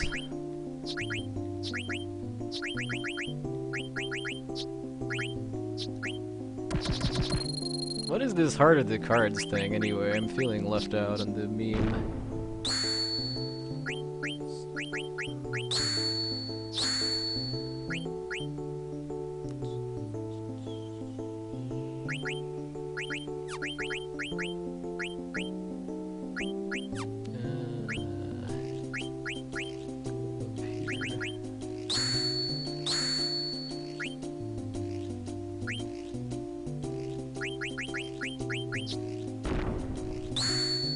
Ah, dang it. Well, I'm gonna lose this one because of that troll there.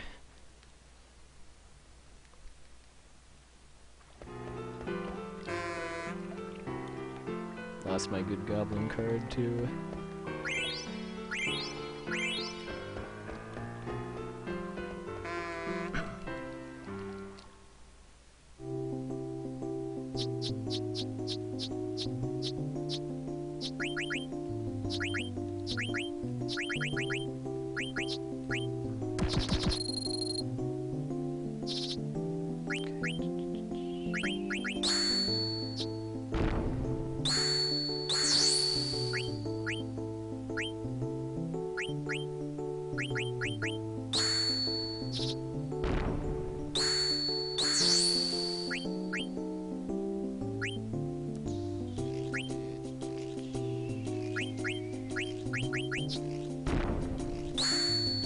Wow, really getting trolled now.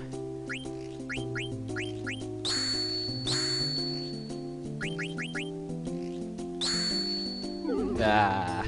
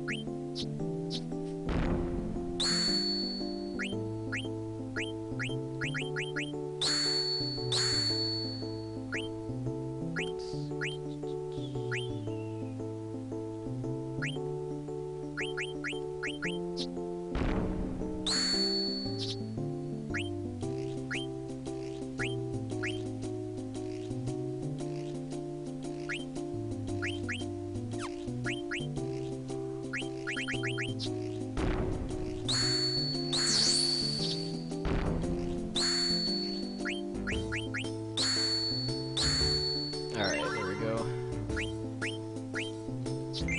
And losing time. I know in my PB I had one loss, and the rest were wins, and I don't think I had to use the tot strat. Yeah, it was a close one.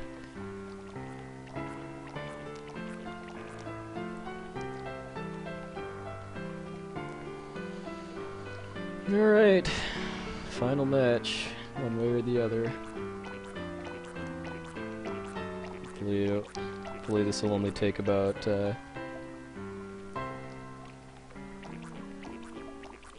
physical cards. Oops.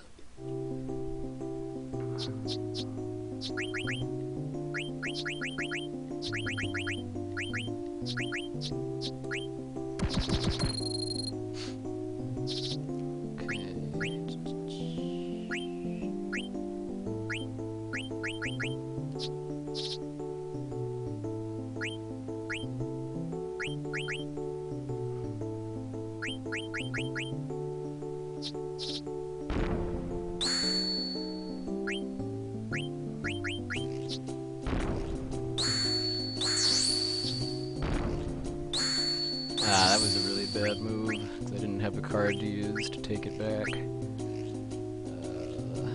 Let's see.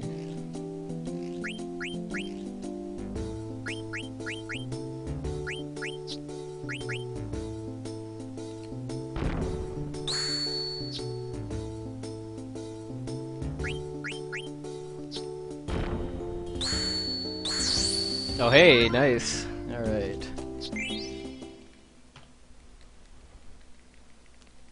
I wasn't looking carefully enough. I thought I'd screwed myself with where I played the goblin. Alright. Still ahead. Alright, later I have no name. Yeah, boy!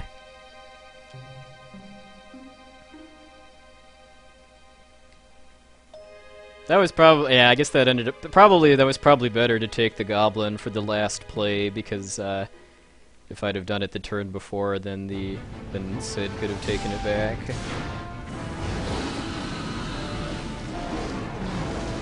Alright, nom nom time.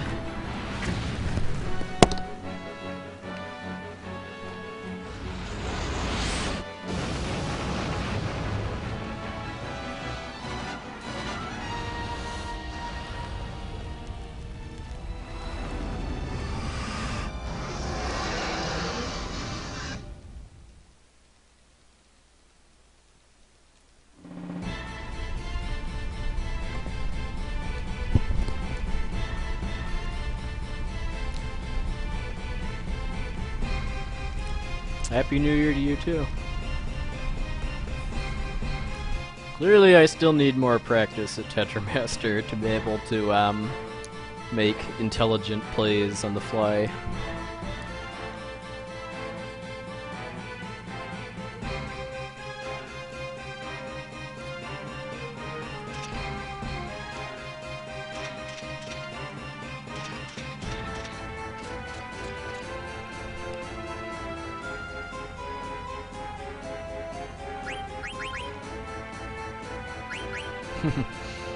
Yeah.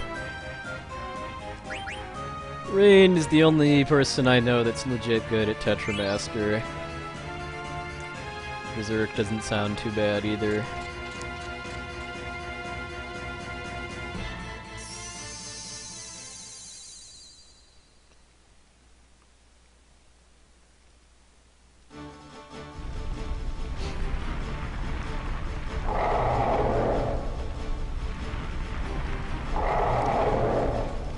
Yeah, like, yeah, exactly. I mean, it's hard to practice.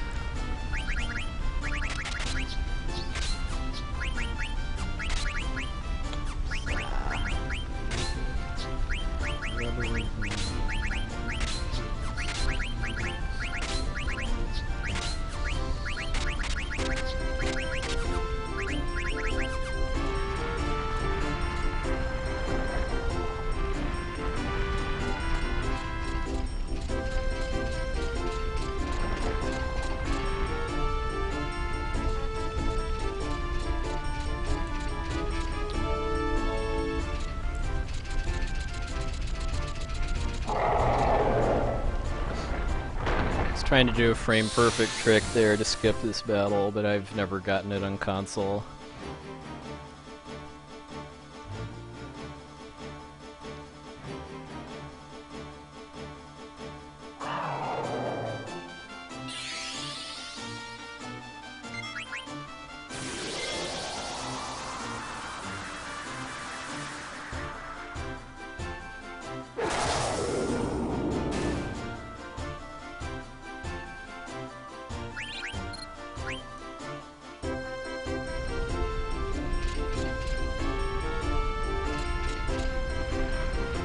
Oh, and this is the fake pincer attack battle, by the way. Mistodon in front of me and behind me!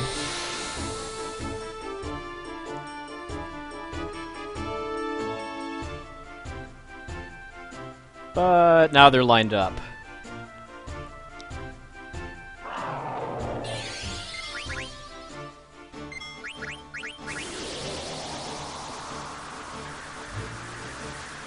Yeah, pretty much.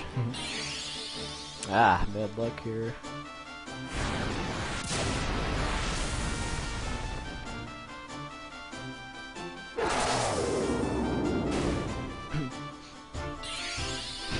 Yeah. Well, as long as alert protected you from pincer attacks.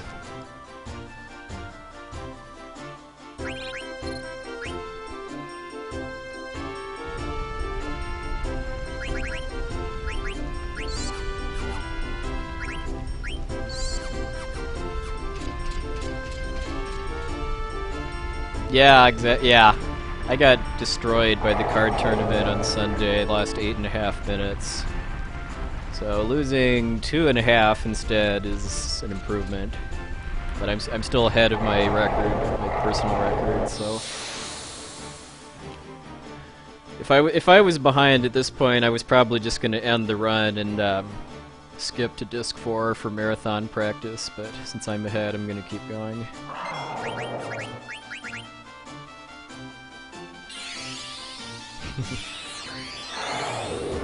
Yeah, we need some remedial Tetramaster boot camp. In my PB, I think I lost once and won the other 3 times. And I didn't have to farm cards from Dr. Tot.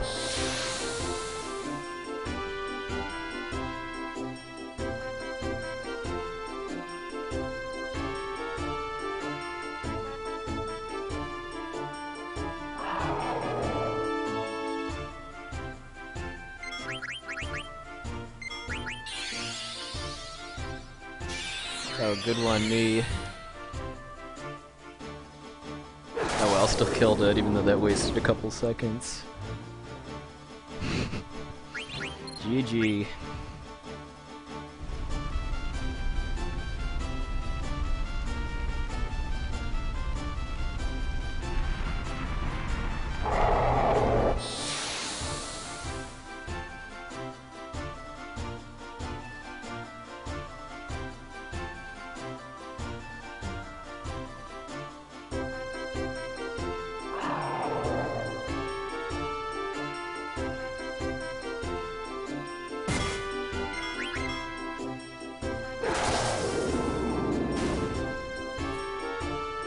Yeah, I beat the game around level 35 on Zidane with this route.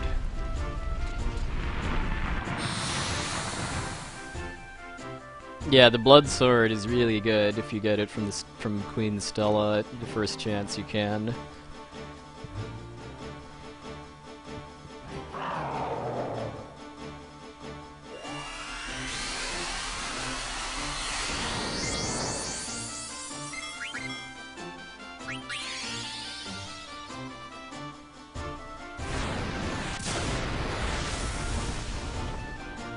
XSplit is the timer program I use.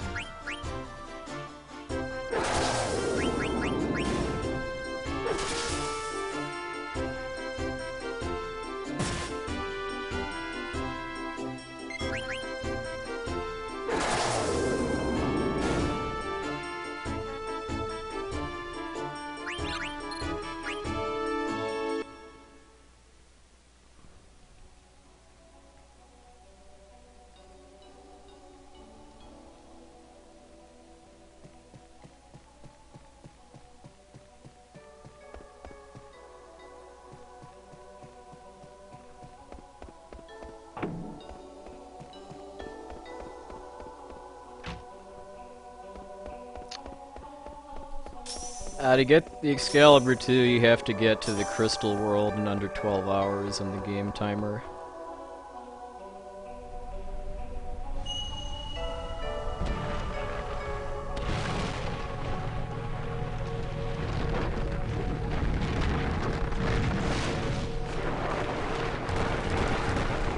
Oh, you mean Hades? No. Fighting Hades unlocks the ultimate synthesis shop, basically.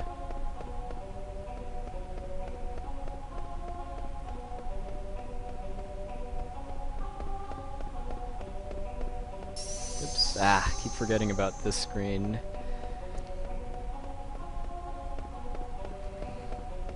Oh, and I don't even need to control on this screen either.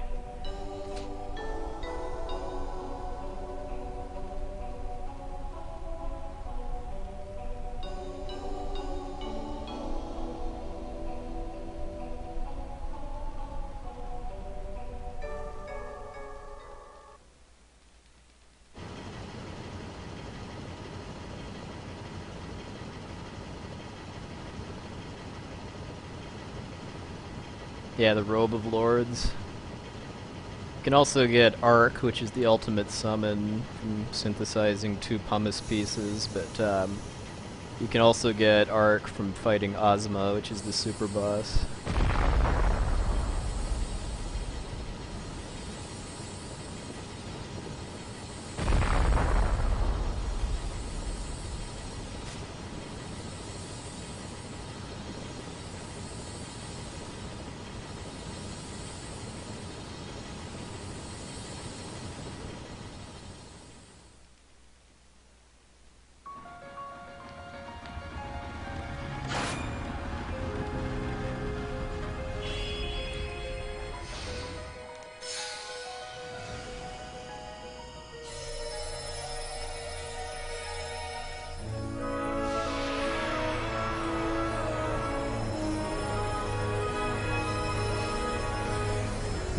Well, getting to Ozma is much, much more painful than fighting Ozma.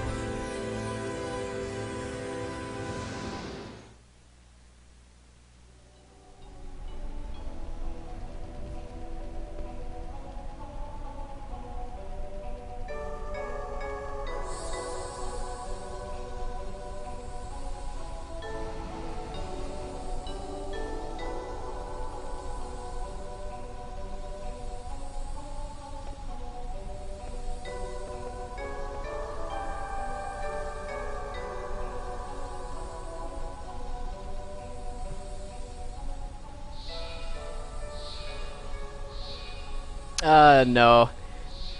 I mean, if we were going to, like, fight Ozma using a prepared save file, it wouldn't really be that different from just, like, some people watching a YouTube video of some kind of, like, some kind of challenge battle against Ozma.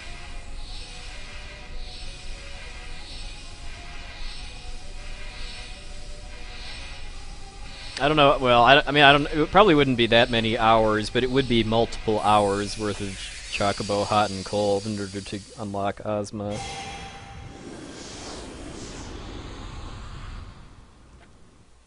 That's not what people are paying big money to see at the marathon.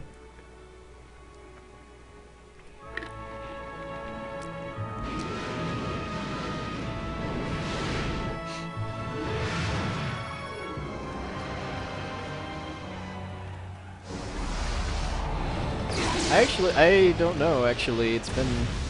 I mean, I think there's fixed spots where the items can be, but then there's random factors as far as what order that you can get them in, and stuff like that.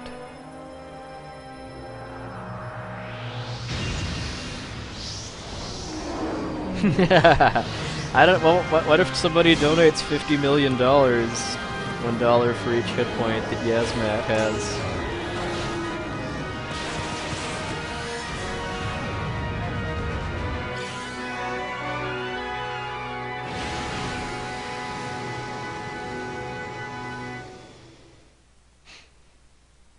Yeah. Oh yeah. That laser attack is something like straight out of Macross, with how the missiles always work in that show.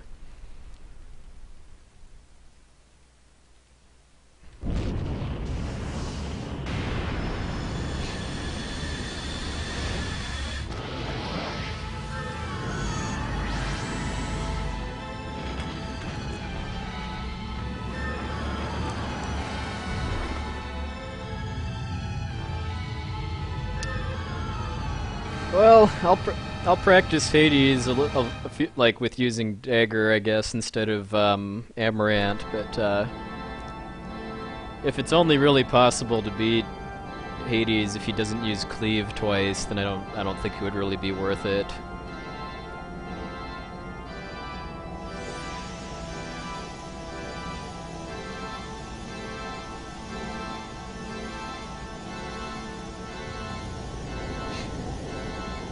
Yeah, I mean there is the fact that I mean if I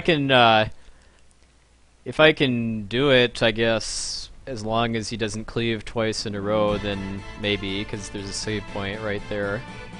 Yasmat is the super boss in Final Fantasy XII. It's one of the most ridiculous super bosses ever made too, because it has 50 million HP and there's a cap on how much damage you can deal to it in the US version of the game at least. So pretty much the fastest possible kill for Yasmat is about an hour.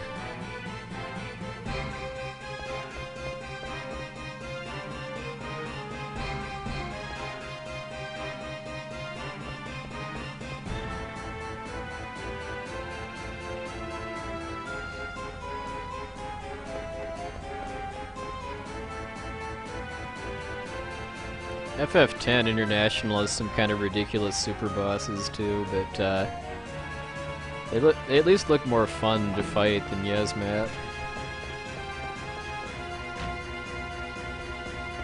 Penance looks pretty boring though from videos that I've seen, because I think Penance looks like it only has like 2 or 3 attacks, and that's it. It's just the fact that it has tons of hit points makes it take a long time.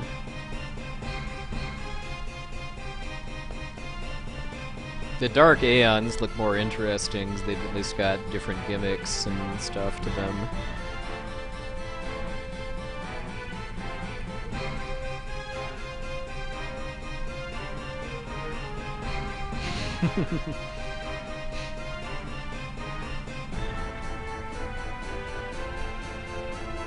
Yeah, that's one nice thing about the PAL version of FF10 is that it has the international version content.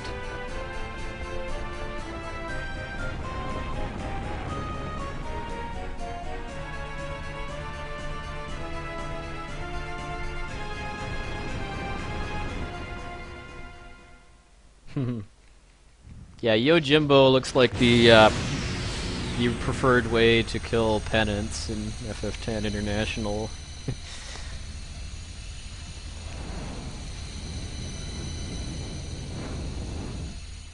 Well, the story behind that, as I understand it, was that, I mean, the game was released in Japan, then it was released in North America, then it was re-released in Japan as international, then it finally got released for the first time in Europe. So they ported the international version instead of the vanilla version for Europe.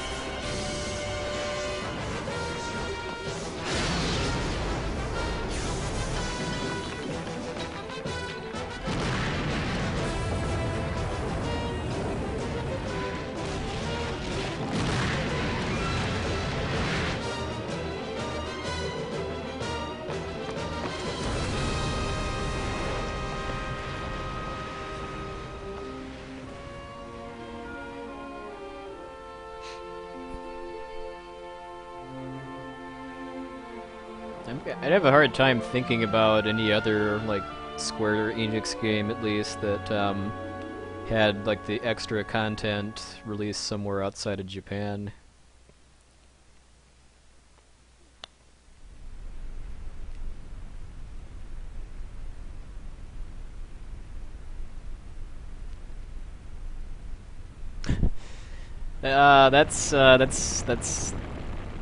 That's too many questions for Final Fantasy logic about why Alexander didn't just blast the Invincible.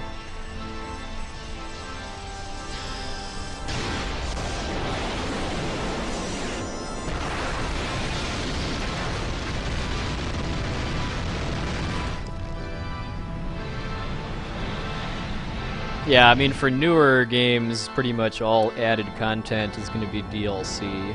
They're not going to re-release games anymore.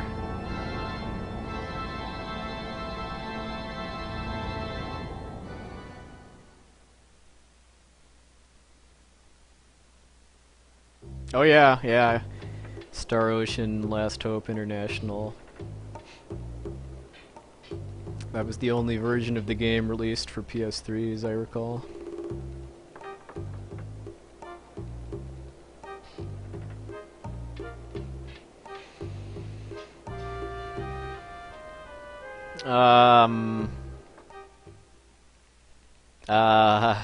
Cause he wanted to knock the summoners down through subterfuge, I guess. I don't know.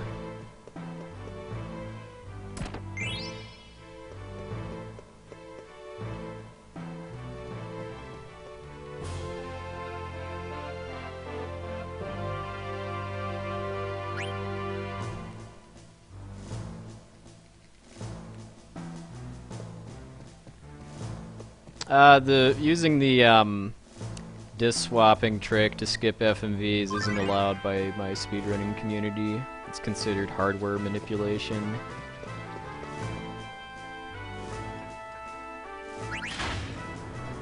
I don't mind it that much, given that if I was able to skip all the FMVs, then I would pretty much literally have to run this game with no breaks whatsoever, because the only real chances you have to take breaks in this game are during FMVs. What? Ah, dang it. Ah, I messed up the trigger. I was zoning out as I have done several times in this game already.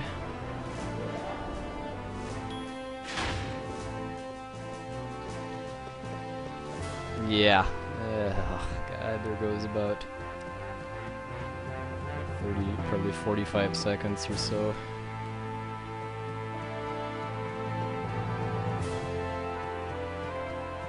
That's what I really hate about these Lindblom cutscenes, is that they all kind of blur together, but there's enough subtle differences between them that if you space out too much, then you'll mess up like I just did.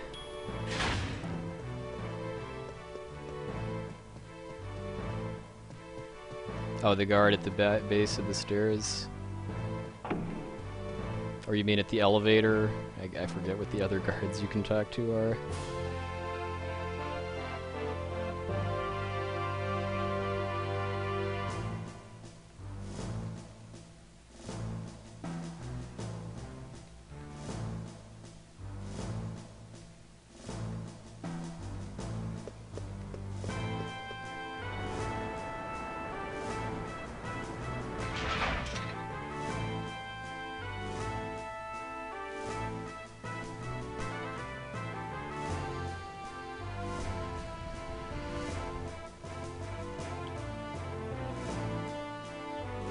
Yeah, I'm in Disc 3.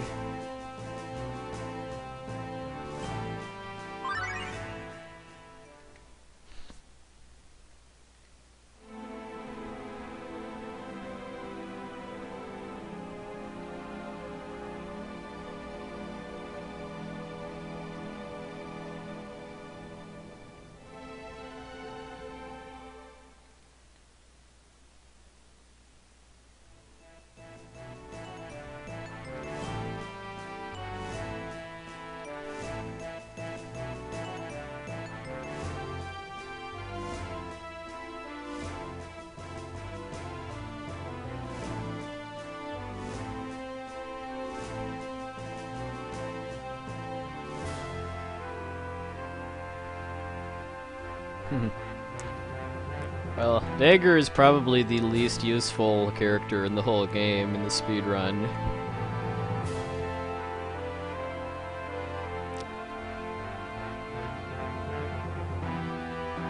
So all she really does is cast cure spells a few times and then cast protect spells a few other times.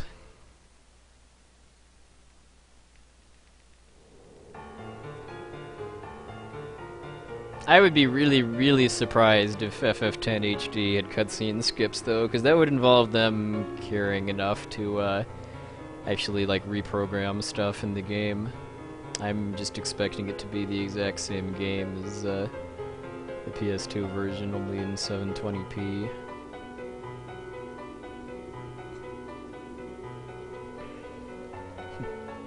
Well, not really chaopathic, because if Dagger is the only person left on Black Waltz 2, then you'll game over, because Black Waltz will cast Sleep on her, and then you get a game over. Oh, no, okay. Oh, I'm sorry. I was thinking. Yeah, Black Waltz number 3, second battle. Yes, Dagger can solo him.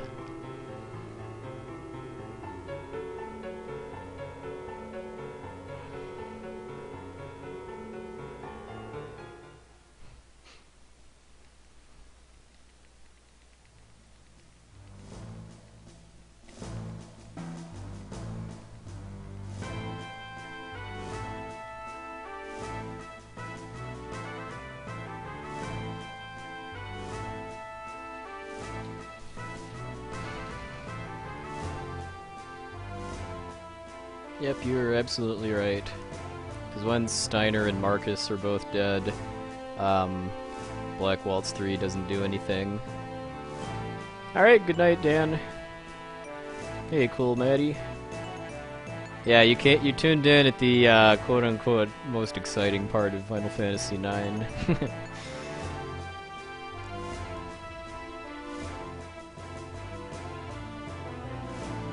Because now we get to do a fetch quest!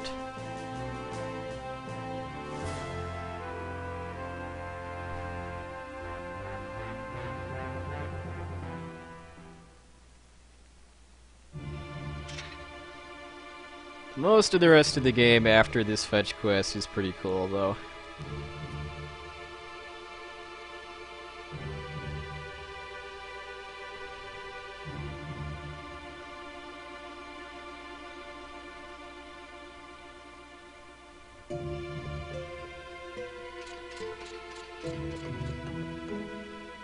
Oh, Aiko's really good, because she has Cura. She's the only character in the speedrun that gets Cura.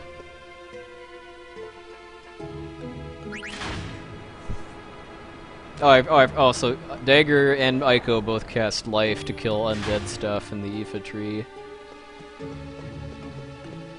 But then that's pretty much it.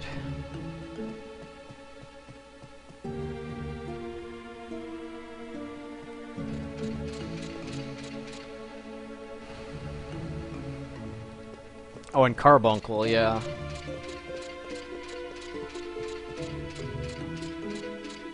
Well, actually, technically, Dagger gets Curaga even for the Shell Dragon battle in Pandemonium, even if you never actually taught it to her.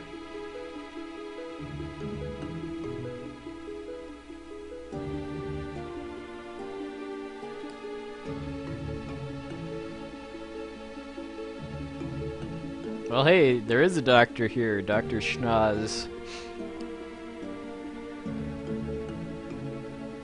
Yeah, I mean, the gem mechanics for Carbuncle are pretty cool, if I may say, but the only useful version of Carbuncle for speedrunning is the default, Reflect All.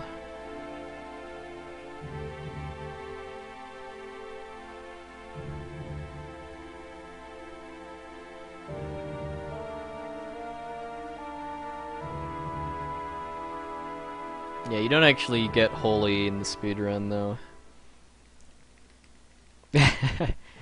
Well, where did you make your save state? Because I found that if I did a save state on the dialogue box that Steiner has before you do it, I need to kind of wait a variable amount of time before clearing that box in order to get a random pattern out of the guards, because if I just load the state and then clear the box immediately, I get the same pattern every time.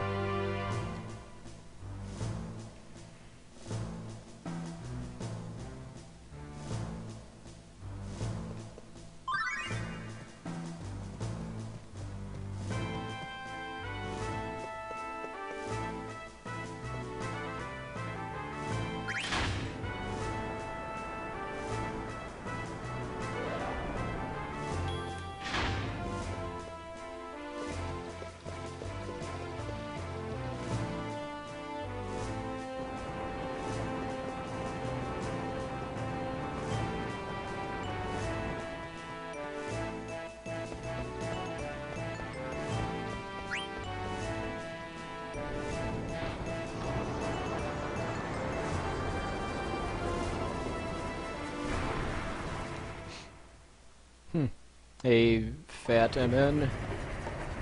Certainly worse songs to have stuck in your head than pretty much anything from this game's soundtrack.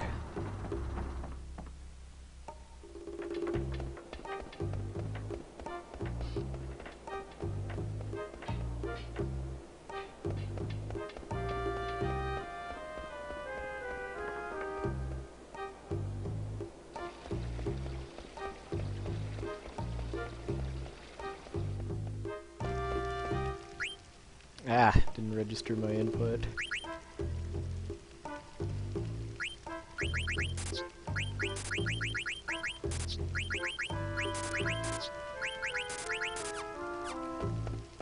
So it's got a couple useful things from that, but the most important thing is the reflect ring, which I need for some parts of discs 3 and 4.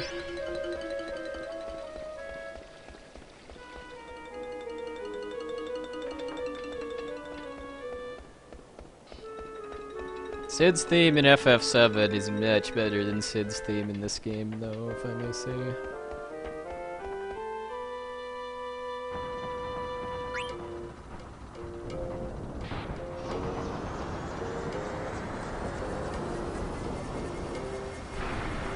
Well, if I can get first try whale zombie, that'll make up for that flub up with the cutscenes. 'Cause I think it was either second or third try whale zombie in my PB. Hey, Kuja 9001.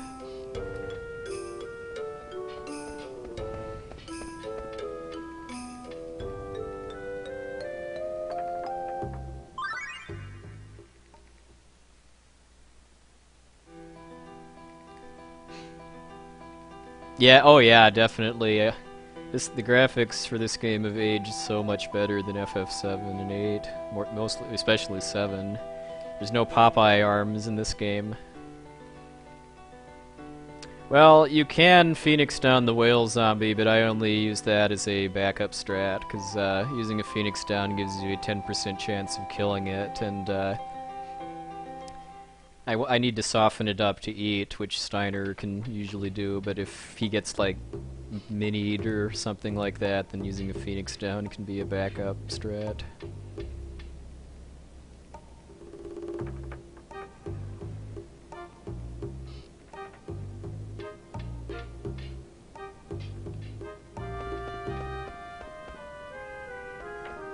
Well, life would kill it. Well, the odds of Steiner getting a crit are lower than the odds of the Phoenix down killing it. It's like 2 or 3%, I think, are the odds for Steiner getting a crit with the level he's at there.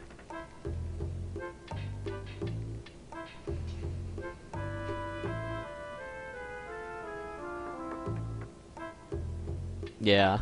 Was it your PB where you got the Steiner crit kill on the whale zombie, or was that a different run?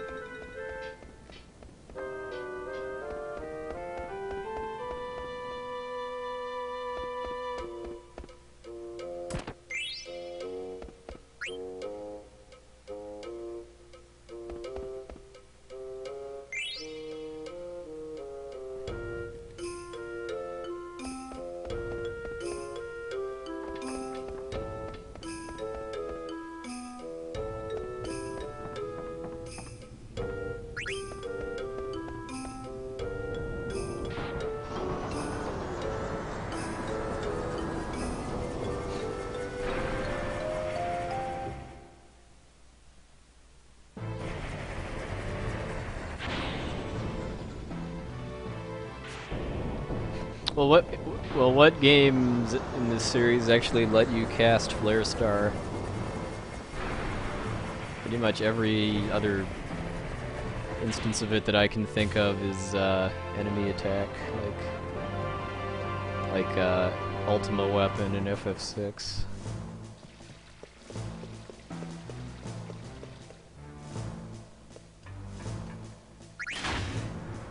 Oh, okay, yeah.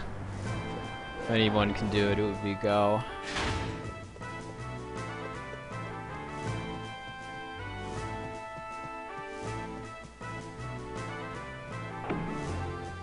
Doomsday, yeah.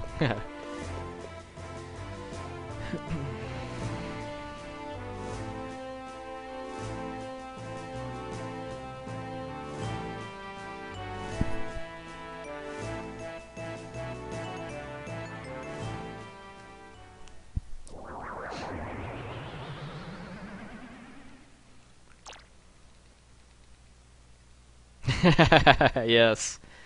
That's why I don't mind that Ultima is kind of a long animation in this game, because you only get to see it when Kuja uses it. And it's nowhere near as ridiculous as Supernova in FF7.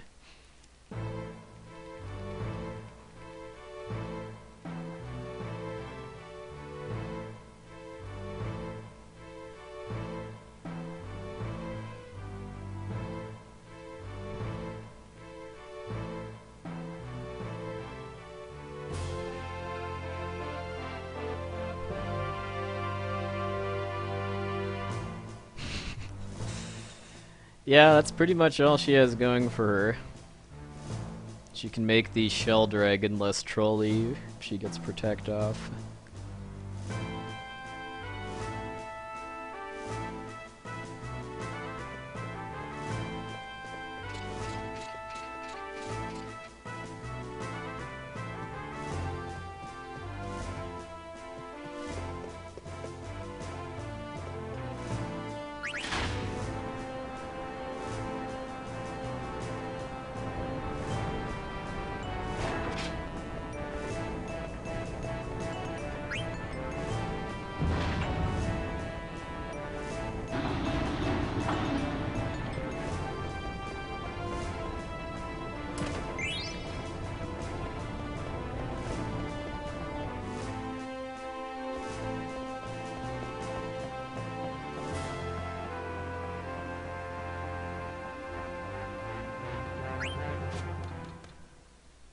Yeah, I think Arc might be the longest summon animation of all time.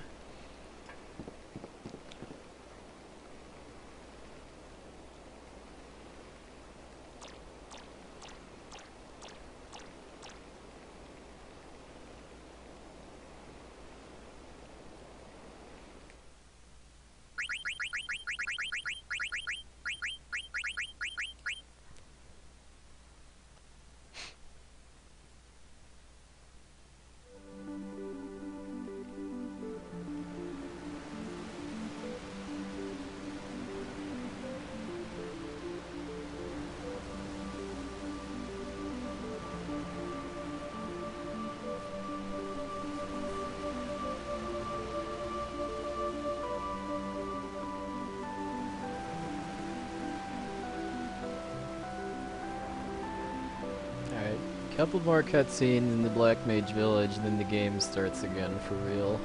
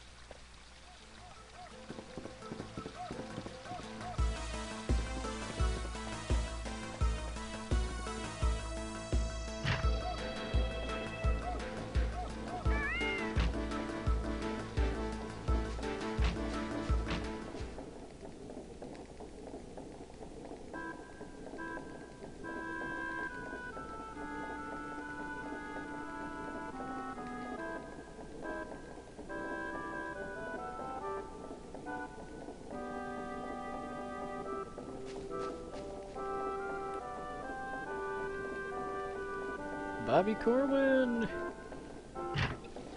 Yeah, that's... I didn't quite care for that, in order to make the summons do max damage, you had to watch the full animation. Why couldn't they have made it like an FF10 where you can choose if you want full animations or not?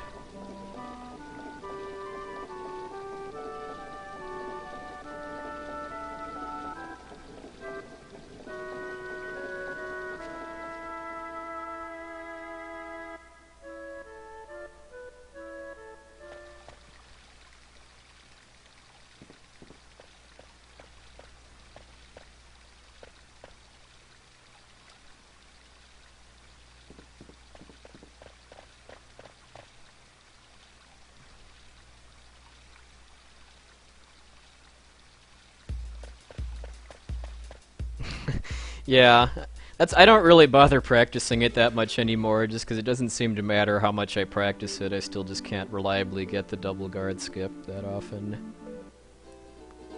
I'm satisfied with at least being semi-consistent at getting one guard skip. No, I'm feeling fine.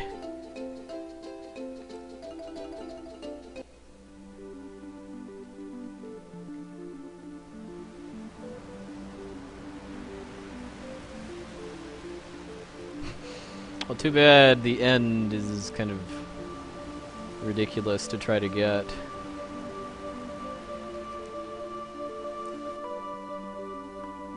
Alright, time to farm an undead orca and hopefully not get a squid on a beach.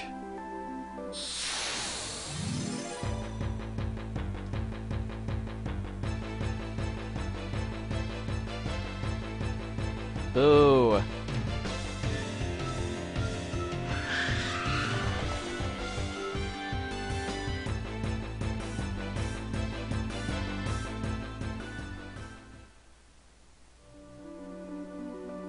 You can link here if it's relevant to what's going on. I mean, no spam links, please.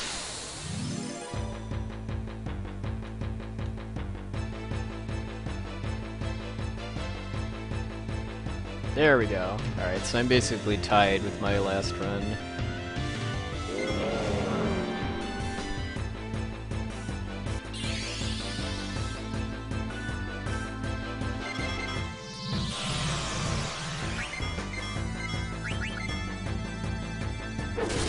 What? Oh.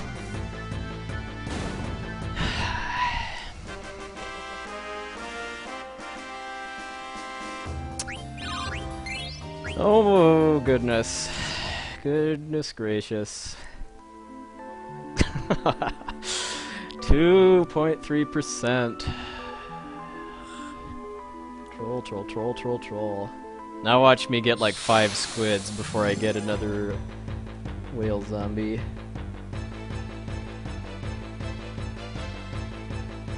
Okay, no crits this time, please. Please, please, please, please, please. Oy.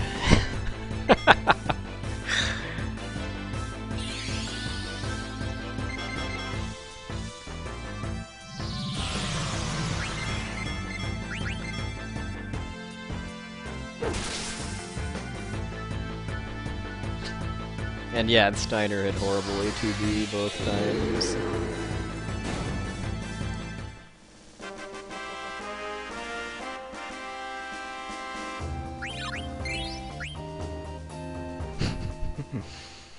Oh man.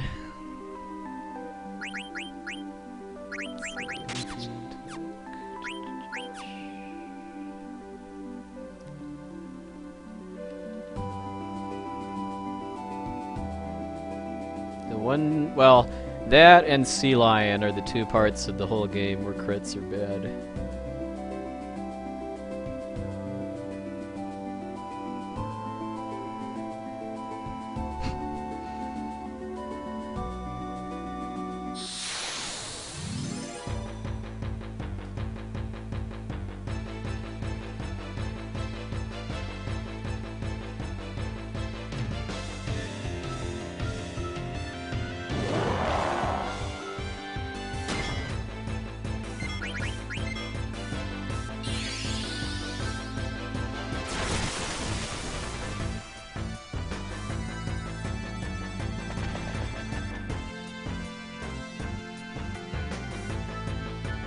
Alright, thank you whoever took out that troll.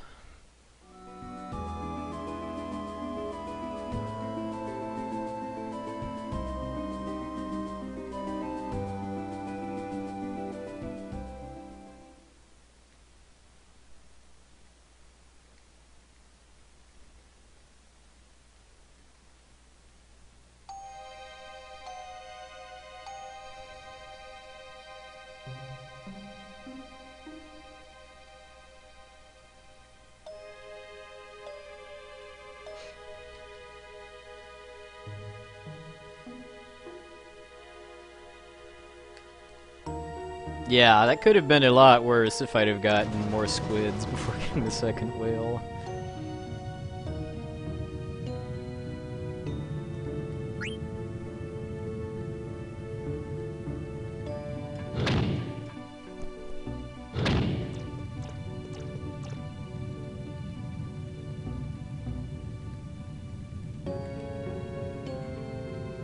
Hey, Seawolf.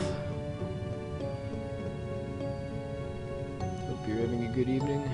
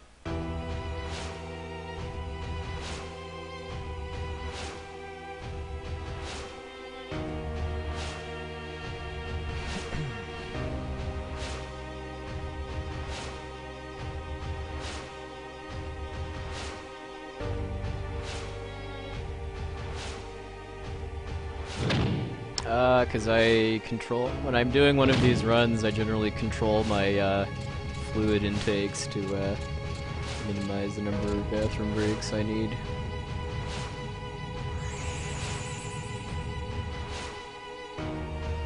Well, I messed up a cutscene trigger in Lindblom, but I also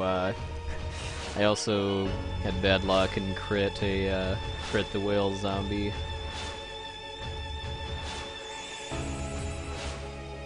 I need to hit it, but not kill it, so that Quina can eat it to learn level 5 death, which I need for the Desert Palace. Monkey testosterone, okay.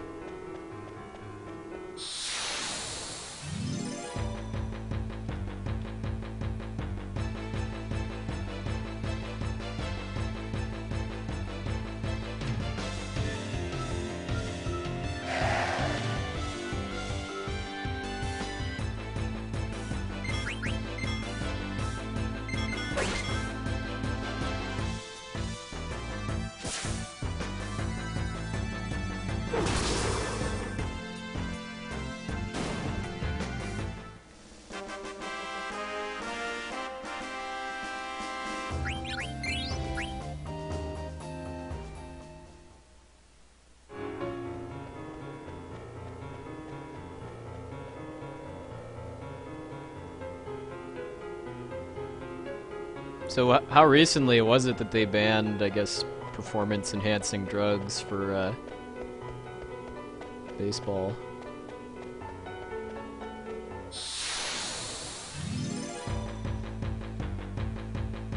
That recently? Wow.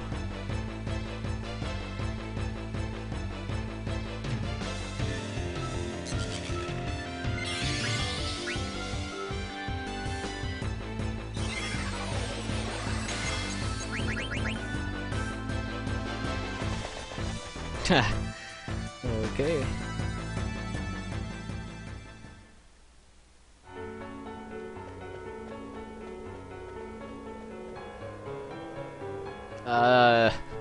There are no rules regarding performance-enhancing drugs in speedrunning. There are only rules regarding cheating with, like, game genies and splicing together recordings and stuff.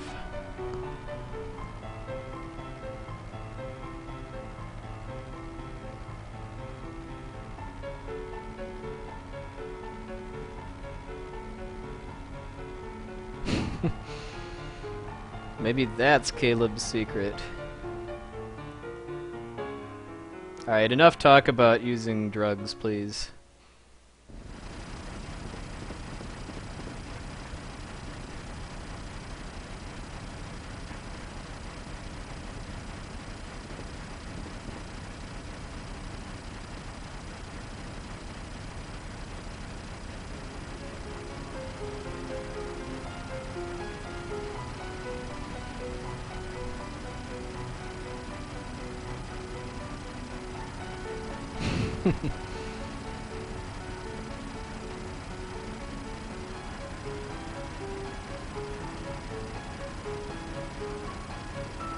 Yeah, isn't Japan the only other country besides the US where baseball is popular? Yeah, my beverage of choice is water. I mean, if I drink soda, that makes me have to go to the bathroom more often. Plus, it makes my throat get dry. Oh, okay, so pretty much all the Western Hemisphere then, in other words.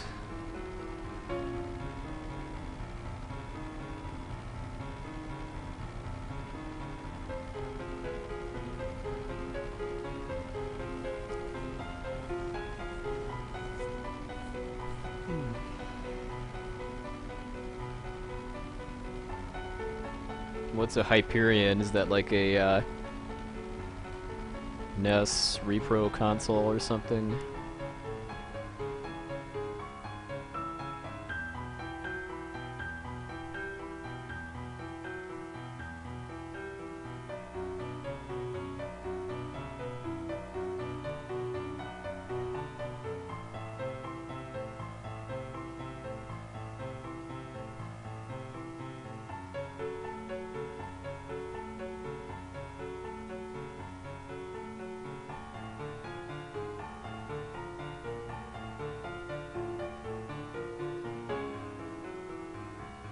I'll have to ask Prosencha when he comes back, well, assuming he comes back tonight, because he lived in Brazil for a while.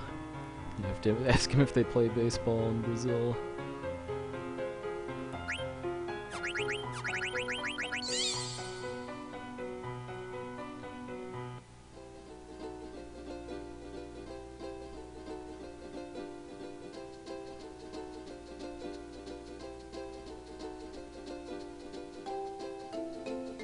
Yeah, I'm walking in half steps to reduce my odds of random battles on the world map. It only works on the world map though, which is actually I'm kind of glad for, because if I had to walk like that for the whole game, at least for dungeons, that would kind of suck.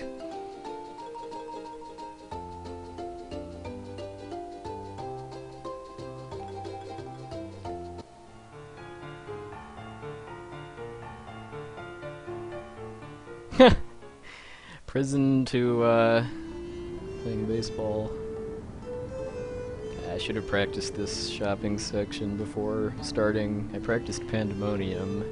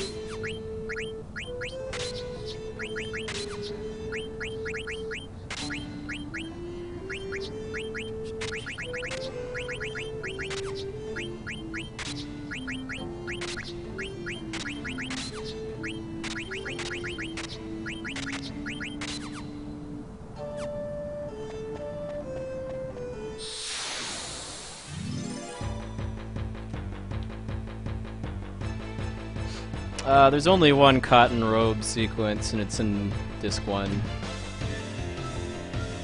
It's the only time where it's really convenient to make cotton robes without having to do backtracking.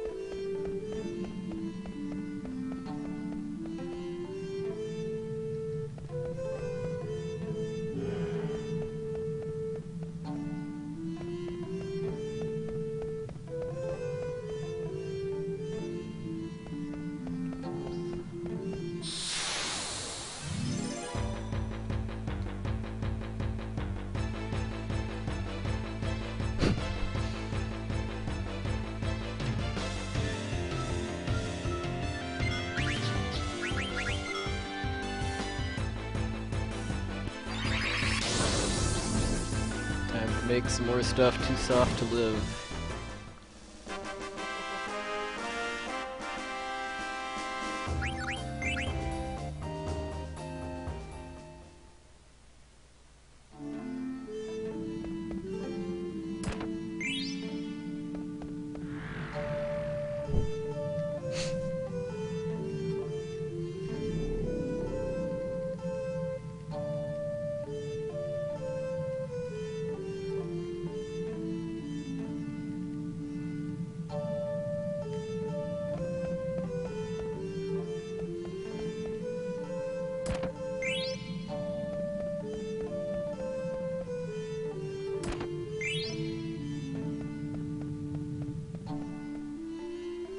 Splitting the screen here to reset the encounter threat level.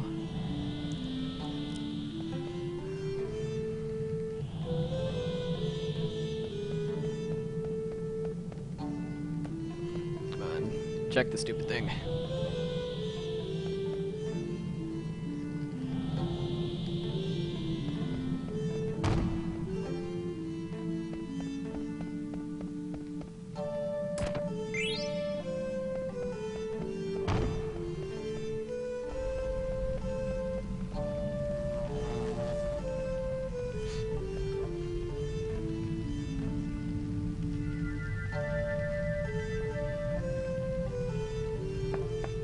Man, this is all that was on TV in ancient Terra. No wonder they wanted to assimilate Gaia.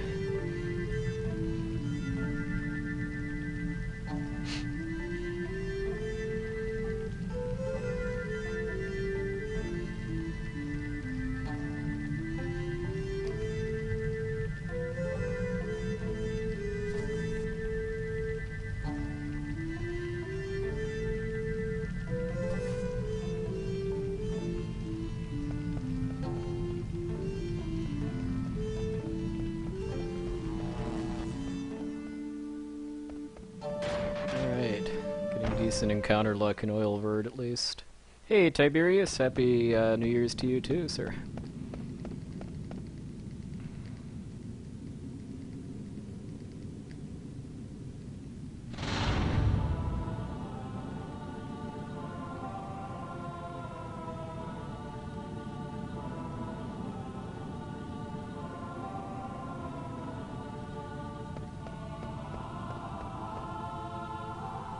Kuja is a guy, please don't go there.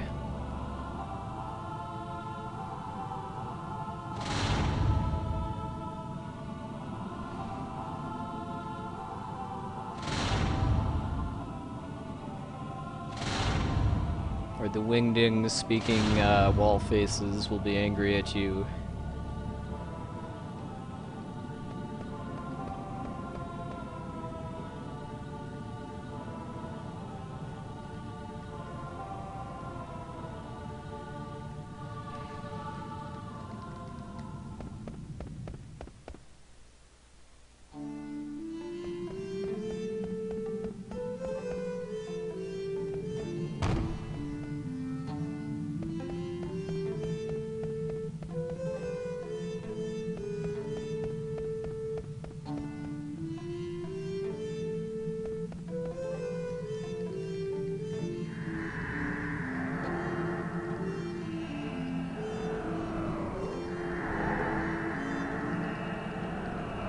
Oh, really? He's called Sinister Man? I guess I don't remember that.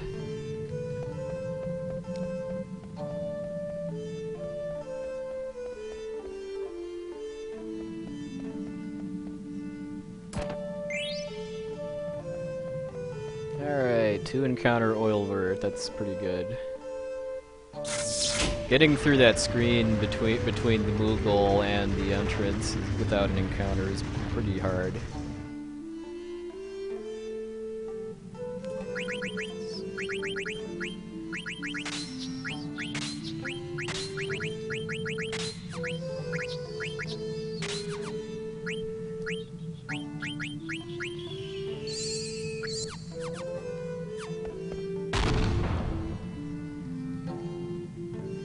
Well, I know that Lynx in Chrono Cross was called Mystery Man before you found out what his name was.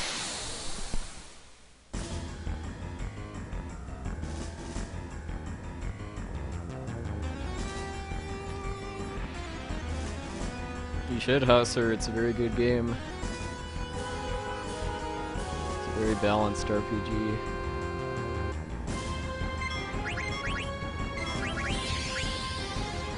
Yay! Starting the battle off right.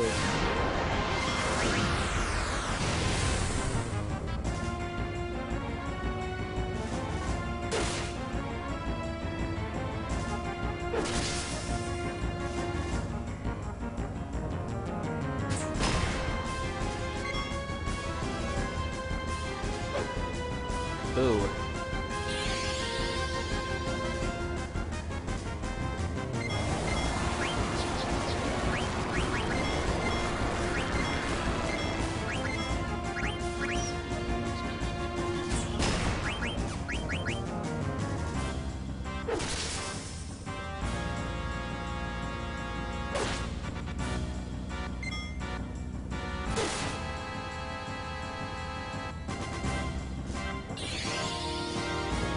Wow. Really making it easy on me. Because I have clear-headed in my whole party, so this attack does nothing. If I didn't have that, it would be nasty, because then I'd get confused.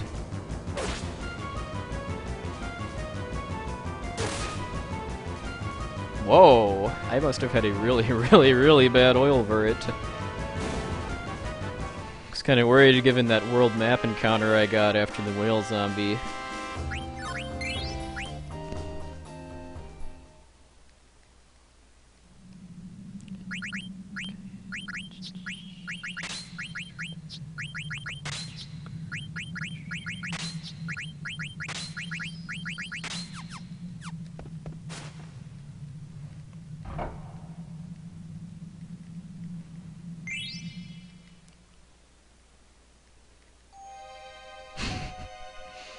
Yakov, Smirnov. Well, my luck holds up. I've definitely got a shot at sub 920. Evening, Blowfish.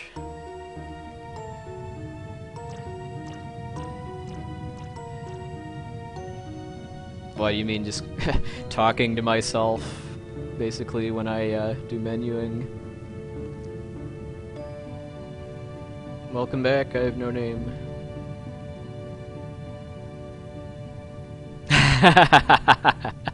Would these be family that don't normally play games, or family that's better than you at games?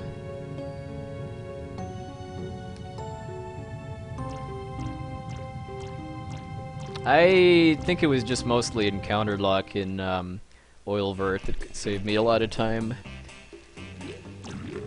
Alright, so I'm failing this on purpose 5 times in order to make it easier.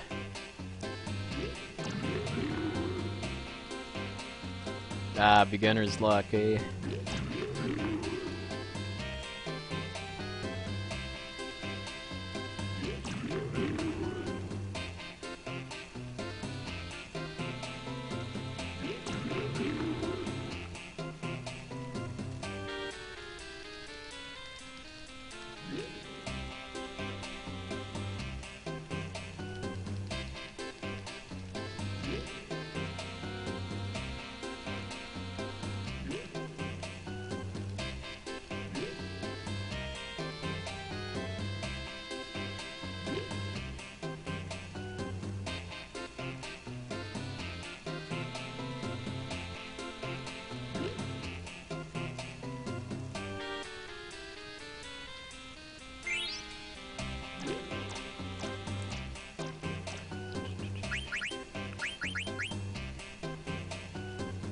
Yeah, I will well, it'll be Spike playing here, but I'm sure he'll gladly, he'll gladly hand you the controller for this part, along with, like, some of the world map sections. Mike is very, very good at button mashing from running Contra games and, Metal Slug games.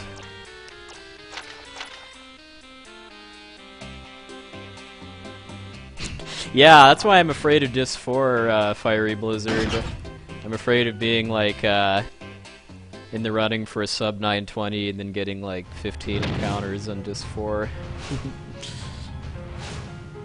And the fact that I got, that critting the whales, well, I don't think Kara got the whale zombie again without more squids first.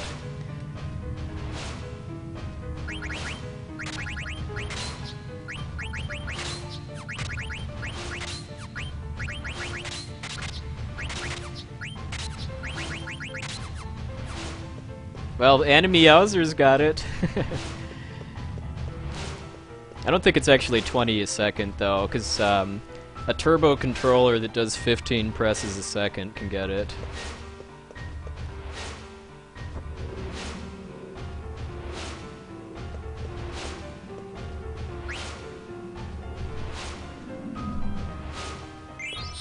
Ah, that's not a good start.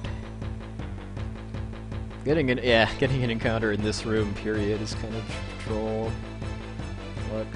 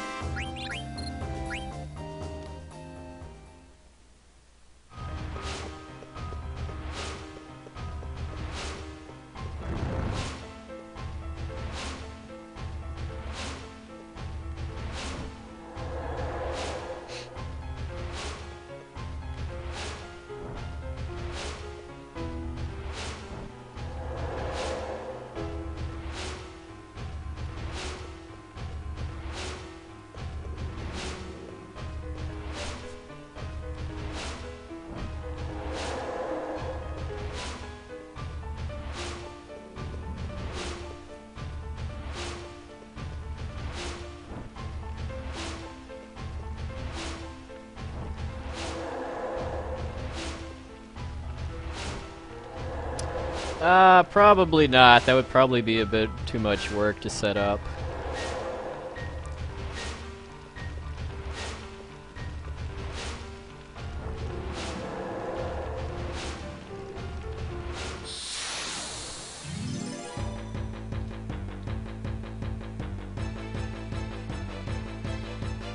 Hey, Mexarican. Well, yeah, it's been kind of hit or miss, actually. I had a really good oil vert, and then some other parts have been kind of bad. I lost probably about maybe 30-40 seconds from my own fault, though, in Lindblom from missing a cutscene trigger. But yeah, my Disc 1 was really, really good in this run.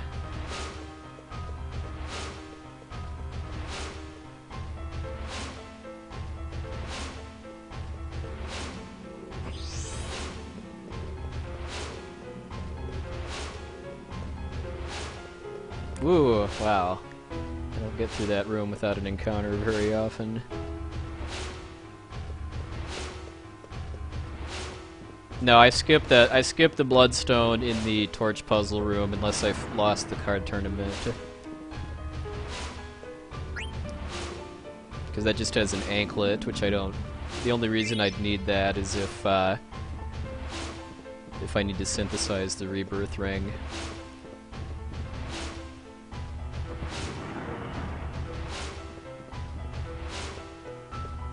Or if for some reason I'm really, really short on money and I want to sell it. Yeah, I still have to solve the puzzle in order to open the door.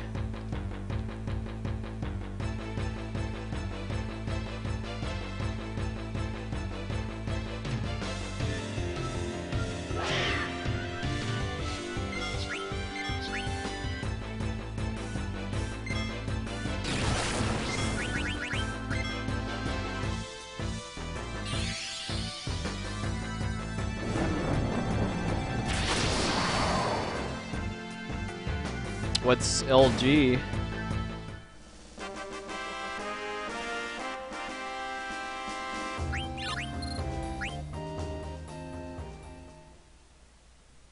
Oh, okay, Pokemon. I've never played Pokemon, so I'm not too in on the vernacular.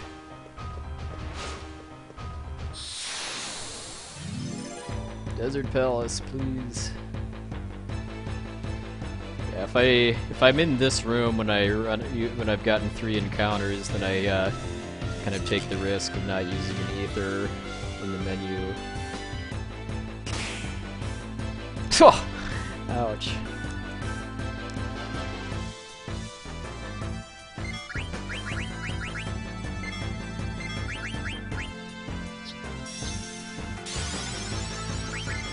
It's okay, I don't really need her anyway, not yet at least. Oh, and I got a flee anyway. That was just beautiful.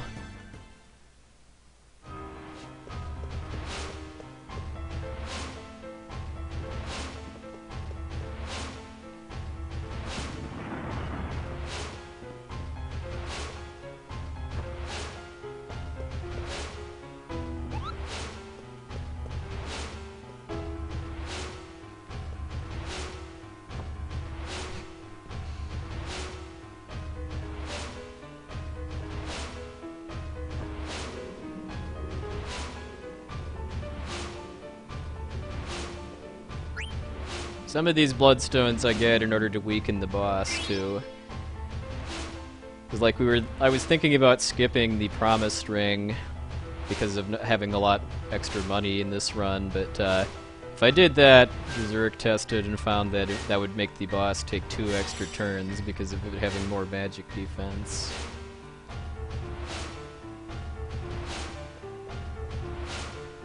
And having the boss take 4 turns would mean I'd have to recast Reflect.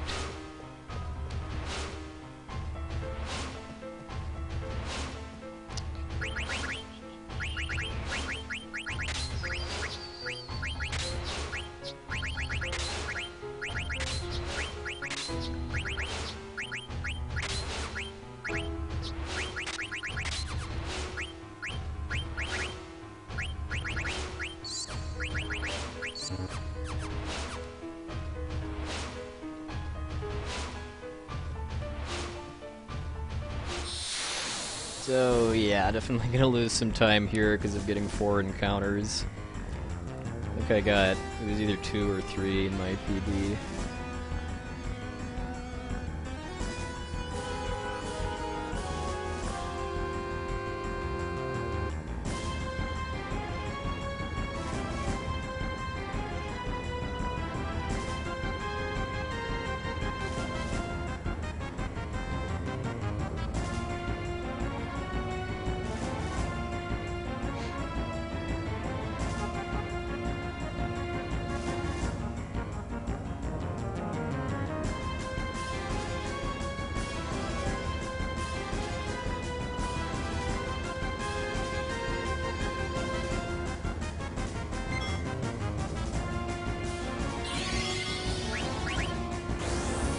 Haha.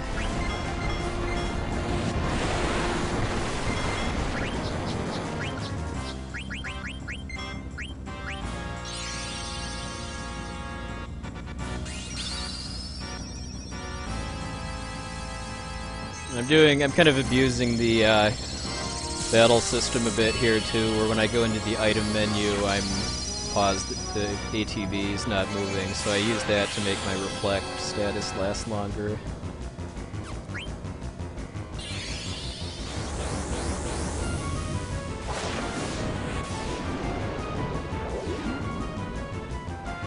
This fight's also easier than in the Japanese version because of the Japanese version has a cap on how much damage a reflected spell can do.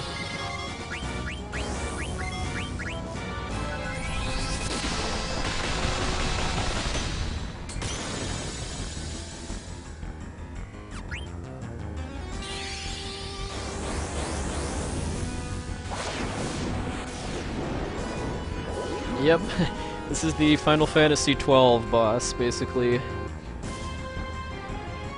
So remind me again, Nitrodon, why you want to reflect spells off yourself? Is it to bypass resistance of some kind, or does it actually do more damage if you reflect spells off yourself?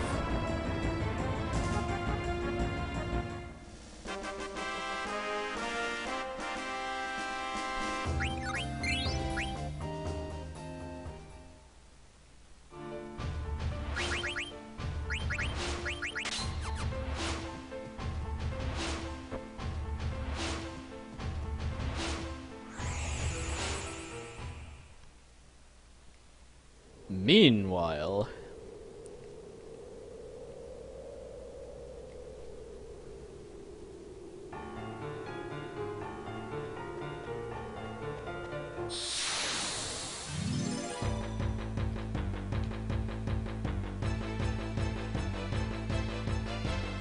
Because I know reflecting spells off of yourself is good in FF4 because it doesn't trigger counters.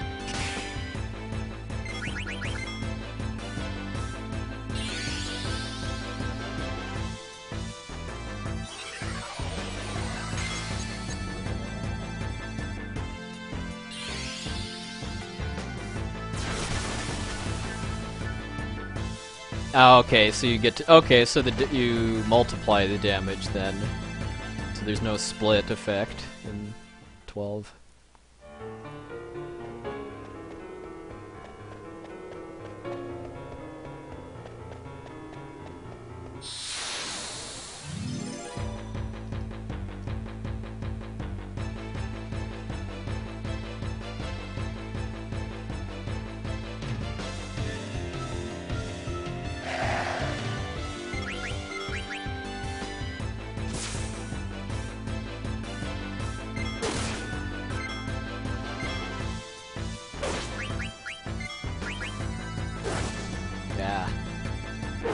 Amarec can't kill himself with his initial weapon.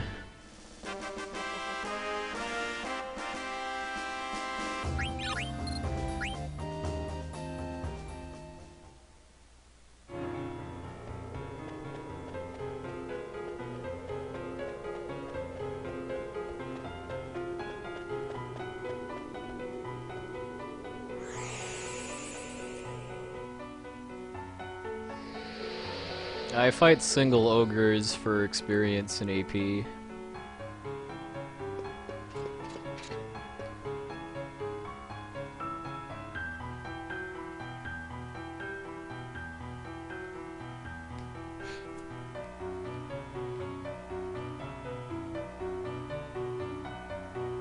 How many attempts have I made? This is probably my maybe 5th time playing the whole game in one sitting.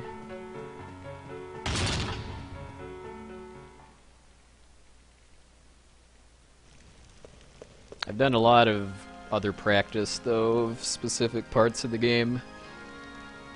It's much more efficient that way since there's so many cutscenes and other parts of the game that don't require practice.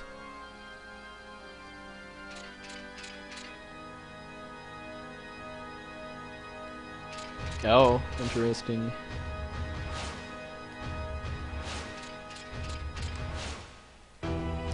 The way I've done Scar when I've done all worlds is to go to Pride Lands during the first loop before going to like Twilight Town revisits and Space Paranoids, and then just using alternating between Wildcat and aerial attacks with the Hero's Crest. Yeah, I mean, I would. It's the Midgar skip would save about, I don't know, in a non-slots run, probably 8 or 9 minutes total, I would think, because you have to go by the barrier materia earlier than you otherwise would.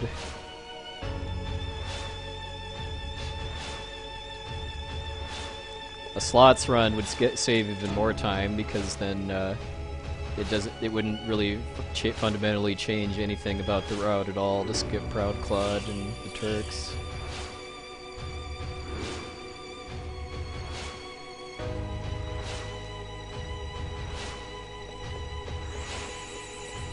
Yeah, I consider all worlds to be the true 100% category for KH2, just because it's actually possible to do a single segment.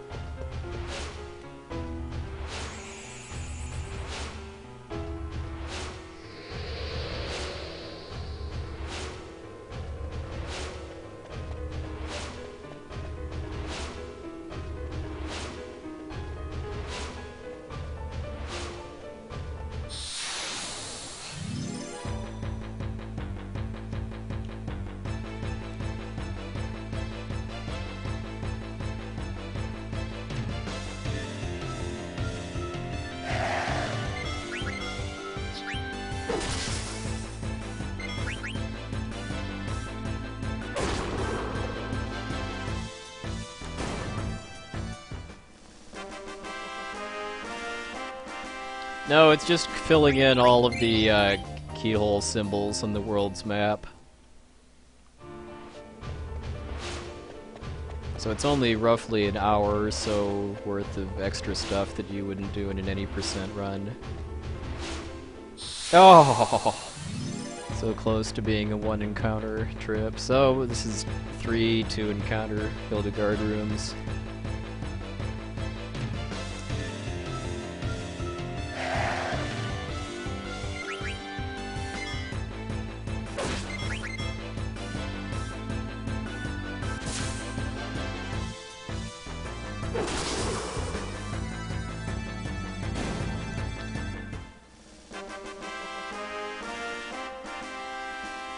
Well, 100% by the game's definition would also include getting every chest, synthesizing everything in the game, and maxing out all of the mini-games. To win the Gunblade, you just need to, I believe, donate $40 or more during the course of the marathon. Every $40 gives you 1 entry towards the Gunblade, with a max of 3 entries per person.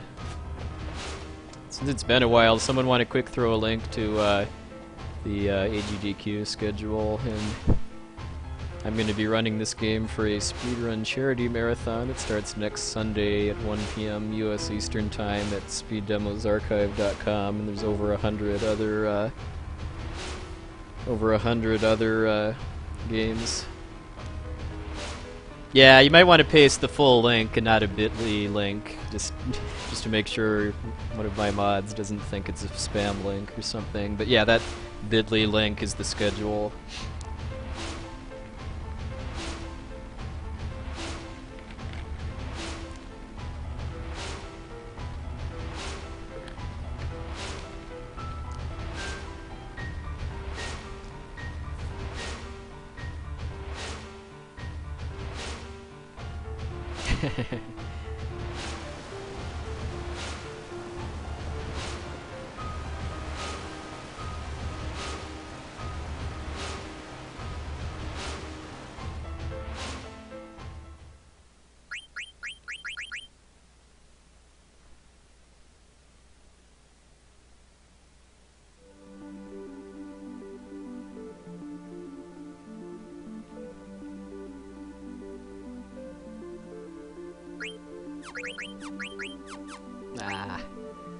Trigger happy.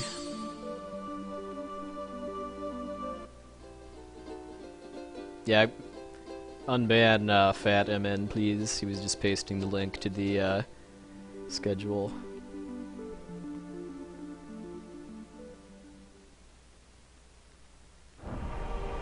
Alright, no Garudas, please. I don't think I've gotten through Estogaza without Garudas for a couple runs now.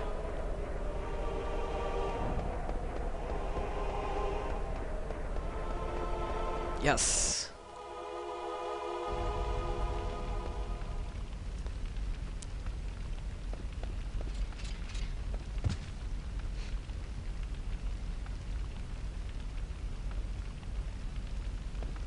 Ah, yes, a crystal ban. Ban/unban. I call that censorship more than banning, just because all you're really doing is causing all of their messages to get deleted.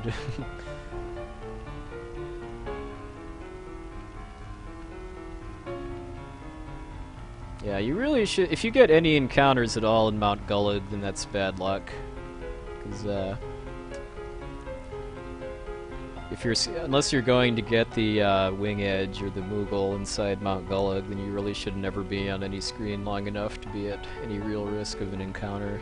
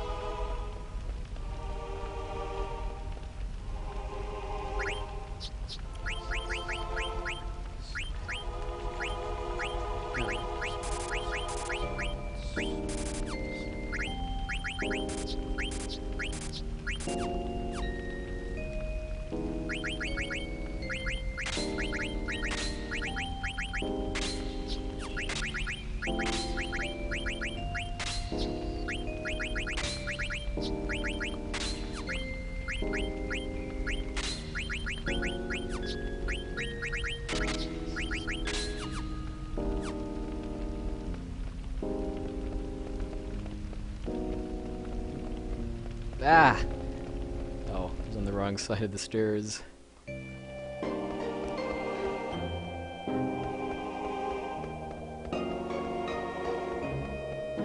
Yay! Thank you, game, for listening to me and giving me no Garudas. Garudas are really annoying enemies because they can cast stop. If they cast stop on Zidane, that wastes a lot of time. Yeah, I don't think it. Well, it's not technically next Friday. It's a week from this Friday, but yeah, that's when FF9 starts the marathon.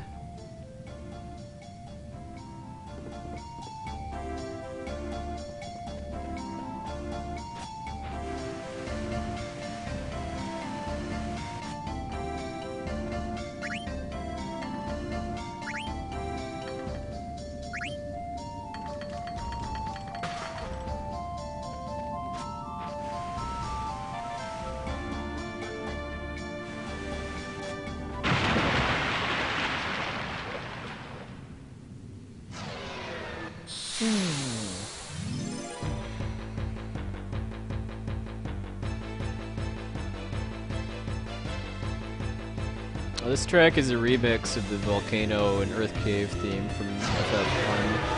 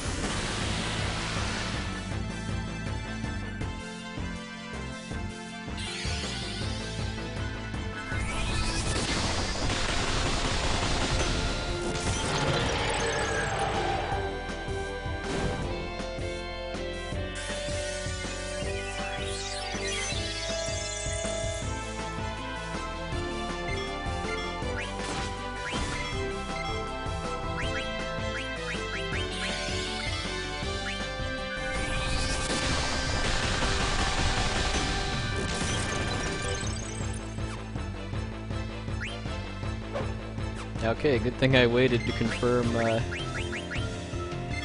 attacking with Steiner.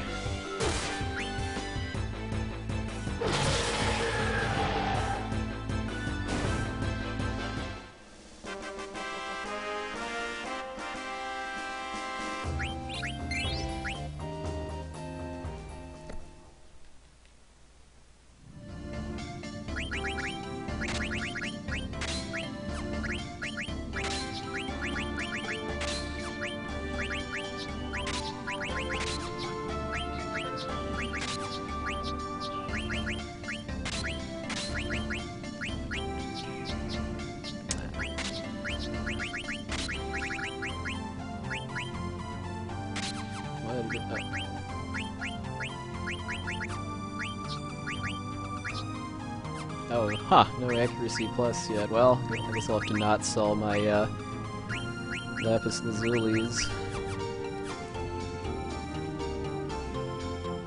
Well, Happy New Year to you too, Pennypacker. Alright, so yeah, I'll have to finish learning accuracy plus on Zidane from Silver Dragon then, and then switch to the what does he normally have at that point? To the Power Belt, I think, afterwards. Thought I'd check that to confirm he still had accuracy plus before doing oil vert equipping.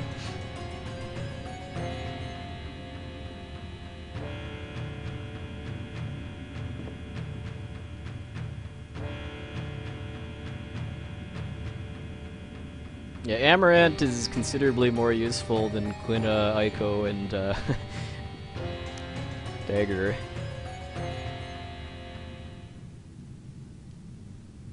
You don't ever actually use any of his monk abilities in the speedrun, but his throw is nice.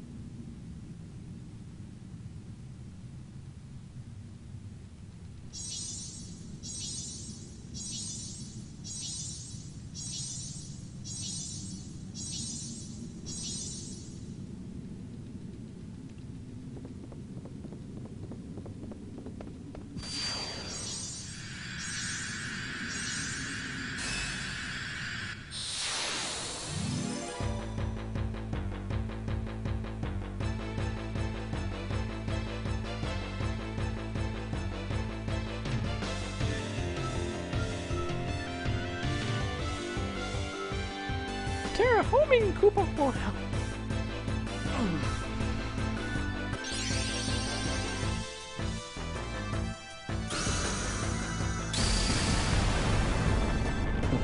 Okay.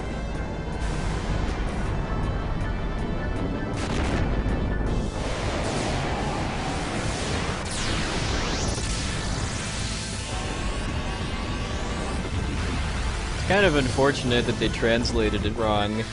I'm almost positive that the Japanese version, this was called Maduen, or whatever the Japanese equivalent is, instead of Nadine, so it's a reference to FF6.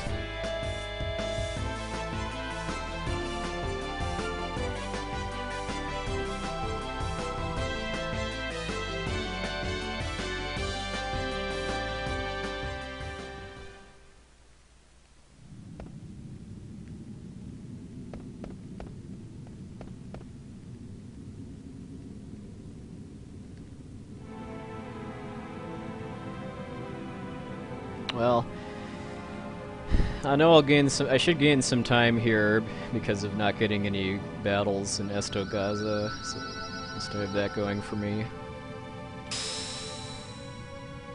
Wow, lots of link spammers tonight.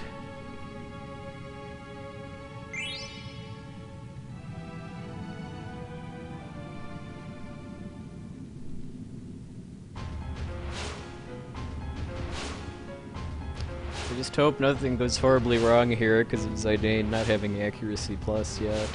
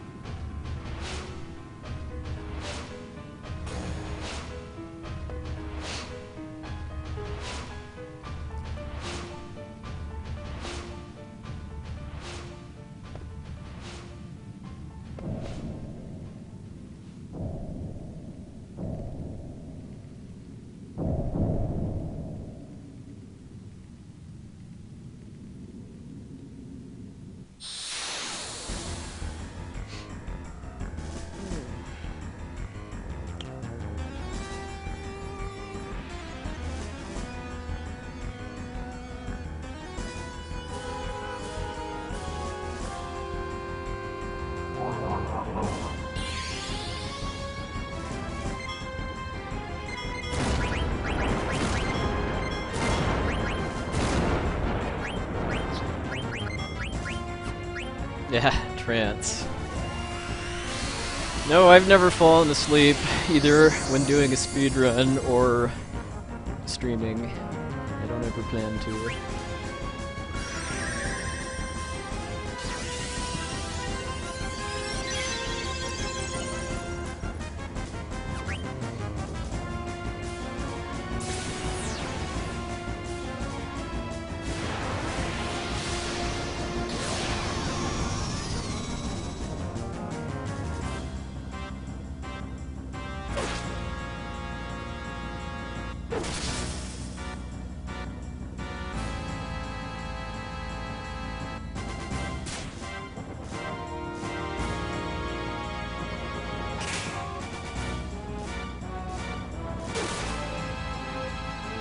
Wow, I still didn't do that much great damage even with trance, although the fact that I don't get the heavy lance certainly has something to do with that.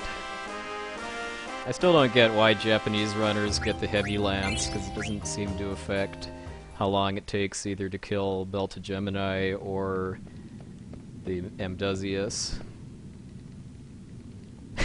yeah. Well, you had the right idea, Mike. You just didn't heal yourself after viral smoke, but you still won. Oh, Berserk cancels out trance. I forgot about that.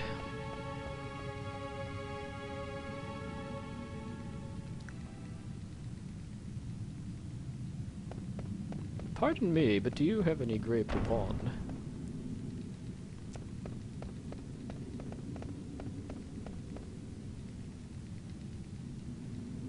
Yeah, that was basic. I mean, other than getting viral smoked, that was a perfect Melta Gemini. Yeah, I figured. I still don't really understand though, because I've tested Amdusius both with and without the heavy lance, and it really doesn't seem to matter which weapon Freya has.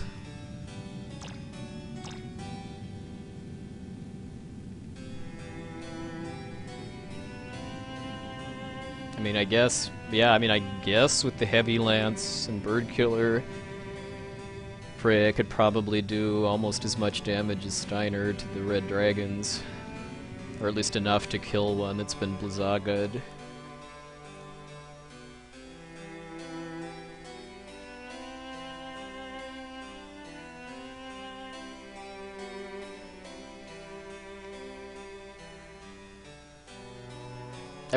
I probably should have done that on this run. I mean, it's not like I'm going to be short on money. I guess that can be a route change for 100 nobles, is getting the heavy lance if you're not otherwise going to.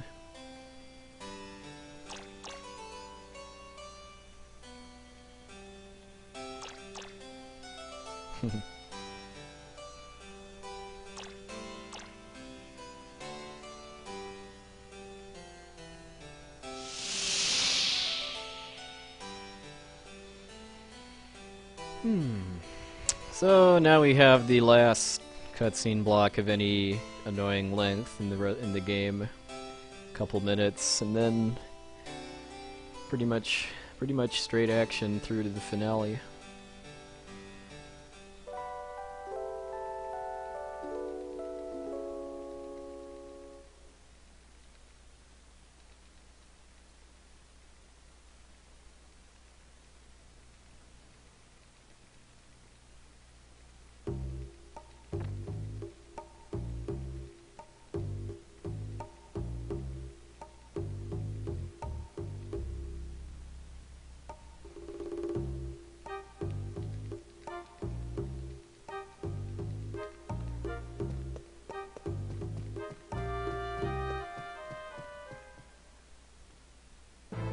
Yeah, I never really have. I never really have problems with running out of wing edges on Nova Dragon, though. I mean, don't wing edges do much better damage against bird-type enemies than other stuff that can be thrown?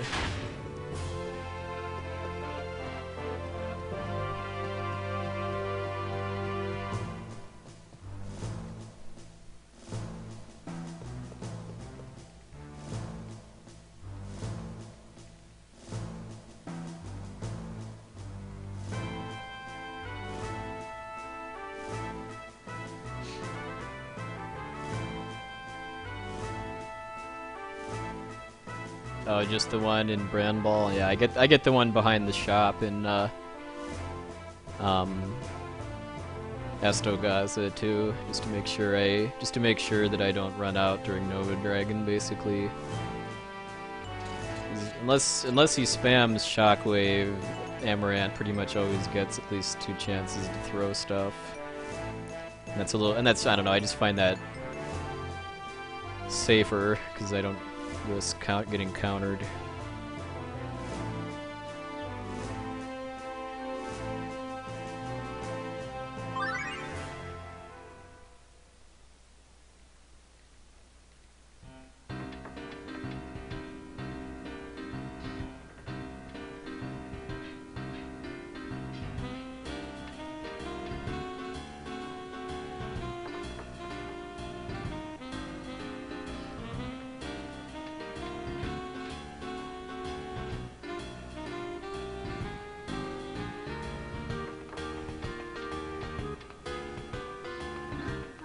Ah, I gotcha. Okay, so it's all aerial type enemies take more damage from throws.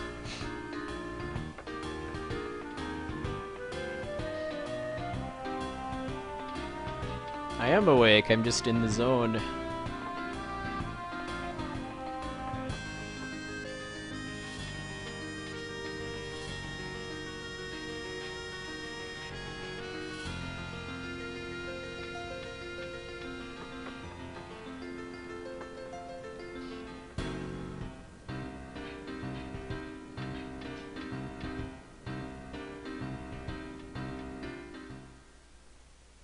Yeah, I mean you don't learn power throw in a speedrun, so it doesn't really matter, but I'd still be curious to know if those stack together.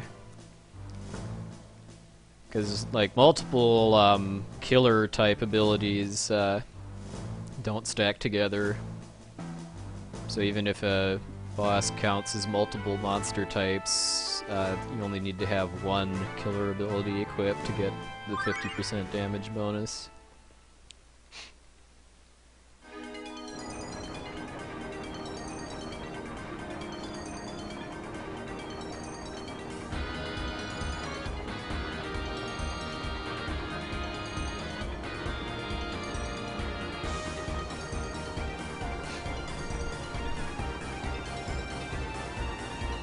Yeah. That would probably be more of a Tazer question, I would think. Well, I'm gonna save this time before in Pandemonium just to make 100% sure that I can't sabotage my run again. I don't anticipate screwing up selling stuff because just because I'll be a lot more with it at the time because of not having done a bunch of resets before starting the run in earnest.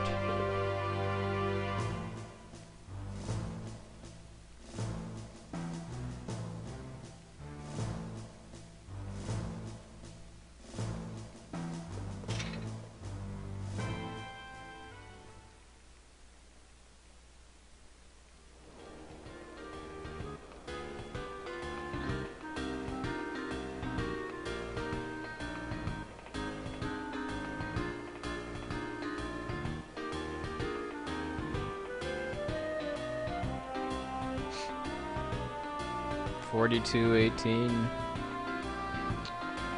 I think wing edges usually do about 5,000, I want to say.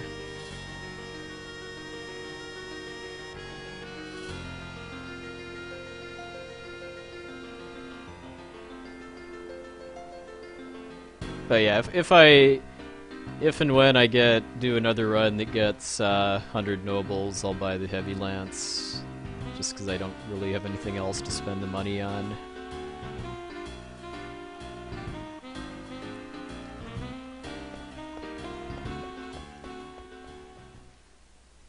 I mean, that's the main benefit of using throw on Nova Dragon, is no counters. I mean, from testing I've done, I mean, it seems to me like Trance Kuja can still counter throws, though, so I basically just killed Trance Kuja with charges only. Unless I think he's one hit away from death.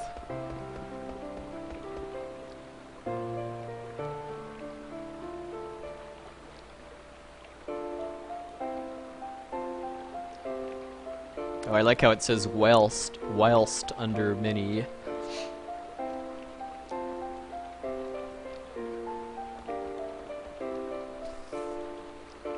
Yeah, Transkuja is probably even though the differences in my route from the Japanese record are pretty subtle. That's probably one of the biggest ones there, is that I don't take any risks of getting countered by Transkuja, since you can counter with Flare Star, and if you get Flare Starred twice in a row, you've got a danger of wiping. I hope to win.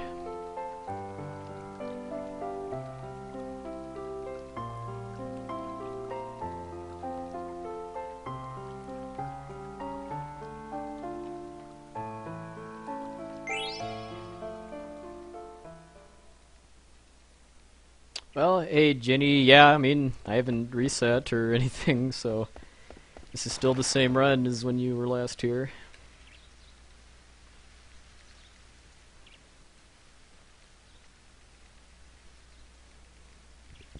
Well, yeah, pretty much everything in the air and anything that has wings, really, because, like, Nova Dragon is a bird, even though it isn't actually flying. Tiamat is not a bird, though. I don't think Tiamat has wings. It's just like a Hydra, basically. Tiamat only counts as a dragon.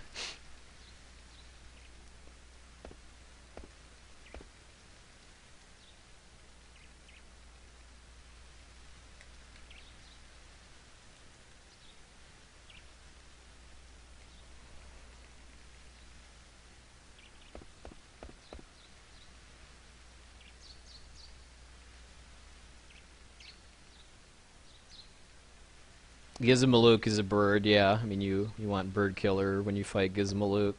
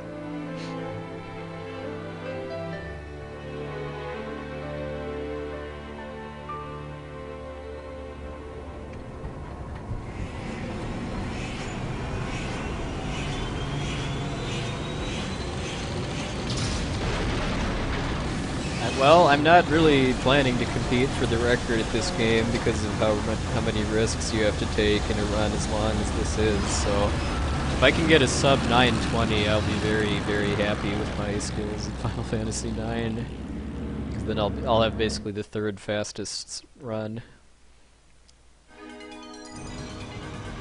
Yeah, tentless!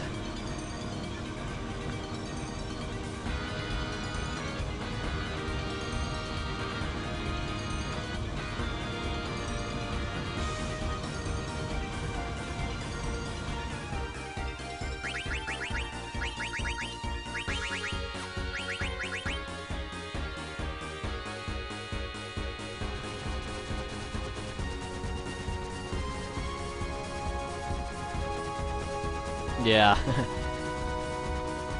She gains her powers by cutting her hair. Well, I'm assuming B0 is going tentless though, because I'm doubting you'd use tents in a segmented strat.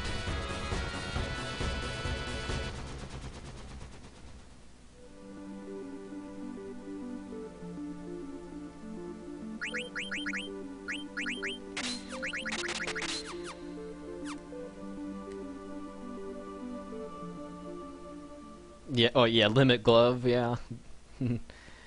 Was blanking for a second on how you kill Gizmaluke in segmented.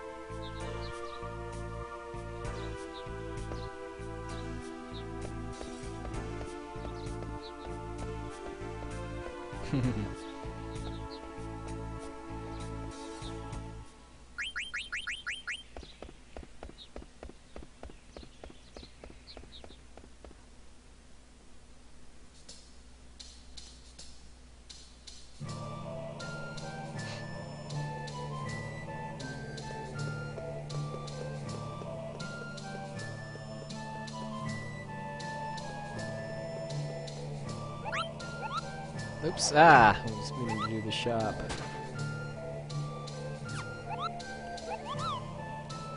Alright, need to focus.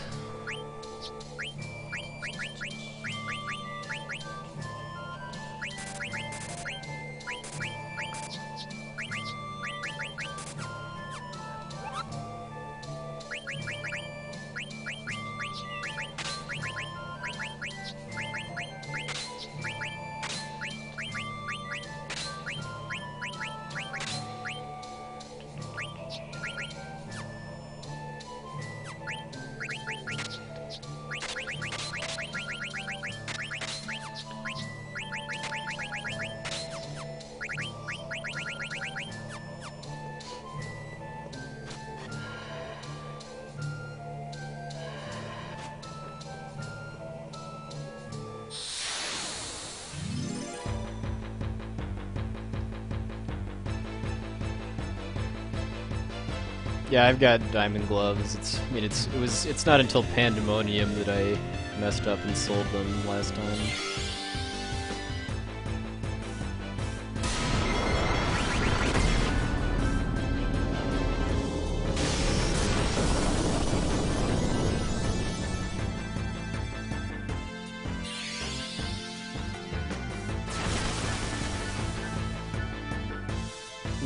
No, Amarec has plot speed where he always gets there first. I mean, he had a head start, so I guess if he already knew how to get to the end and went directly there, he'd be able to get there before Zidane.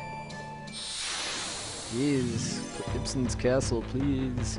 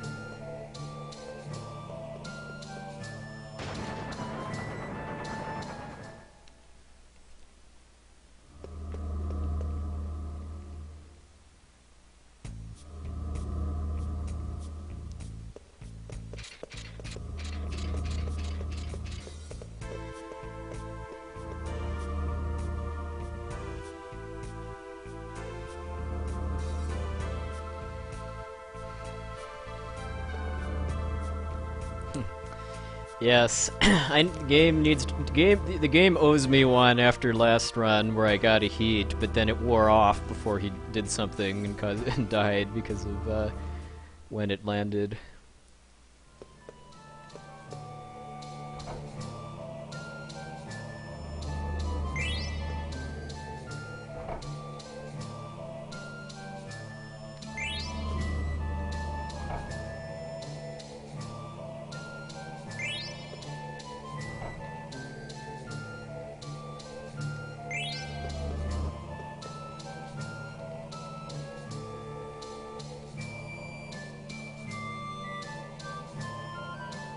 It probably does. If it extends reflect status, it probably extends heat too.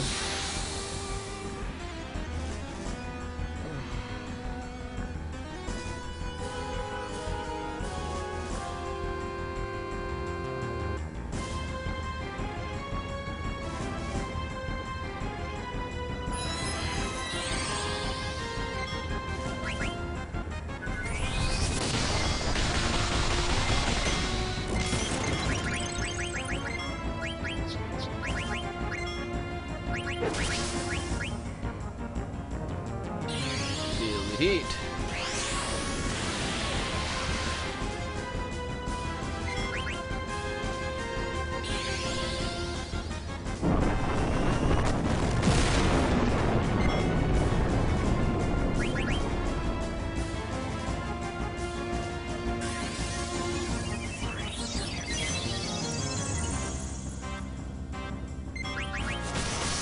Chip chop, chip chop.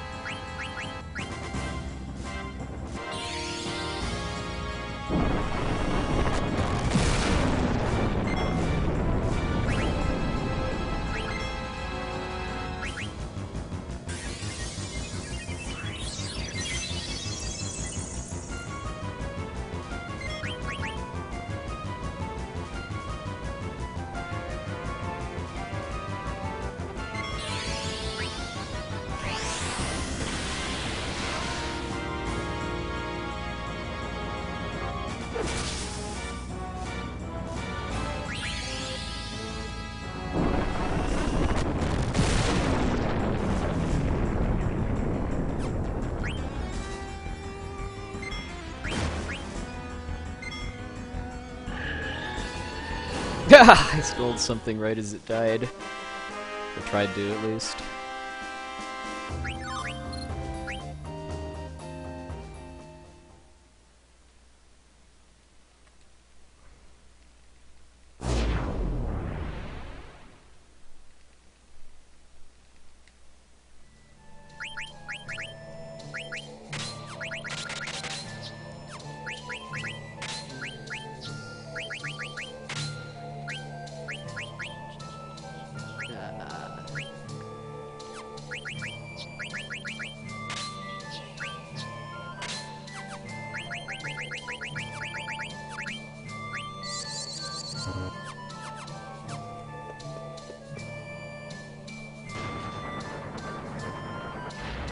I actually don't know what. I mean, it's low. It's high enough to be worth doing because Steiner doesn't really have anything else to do during that fight. But it's not high enough to count on.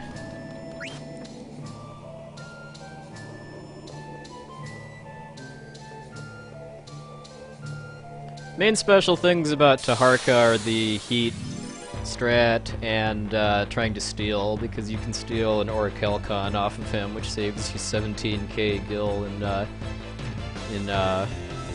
Brand Ball.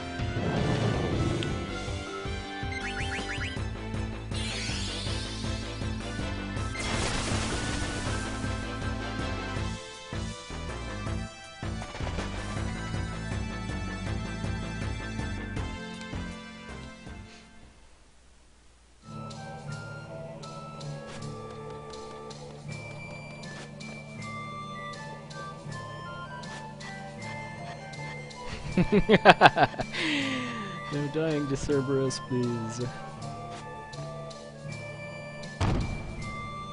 It's okay, I remembered to turn down the battle speed, so I'll have time to get Shot or Renzoku Ken off. No, you don't lose enough gil for it to really matter.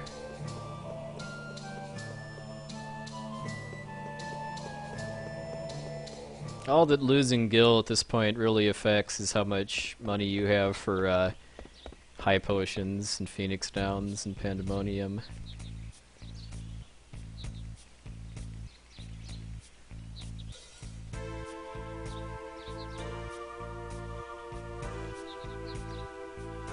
10% with a random spin on it.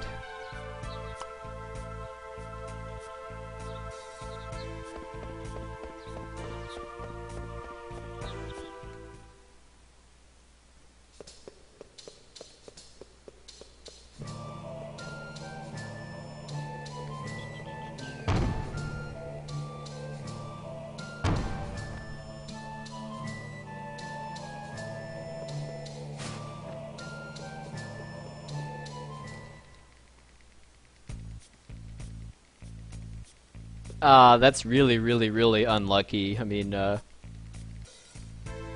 don't know, I'd probably say like 2 or 3 would be an average number of Ibsen's Castle encounters. It's kind of like Fossil Rue, where it's, even though it's kind of long as far as dungeons in this game goes, none of the rooms are really that long.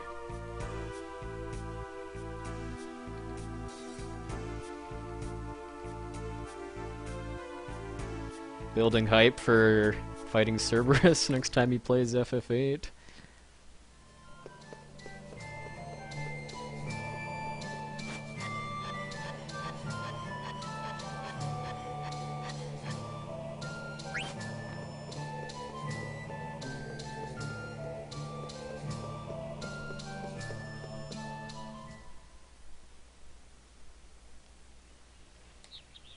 Alright, I think I might gain some time on the Earth Guardian split now because of not getting any encounters in the second visit to Ibsen's Castle.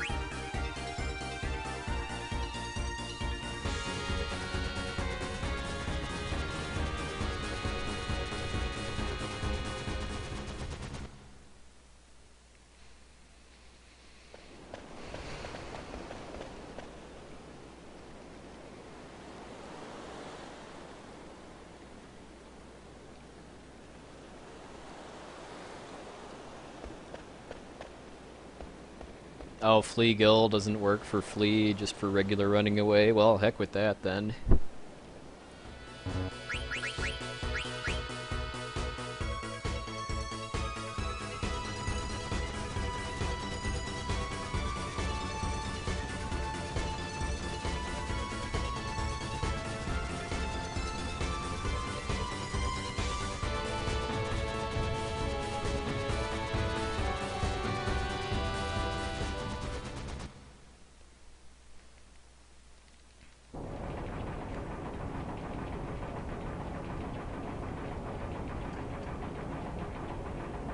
Too cool for school.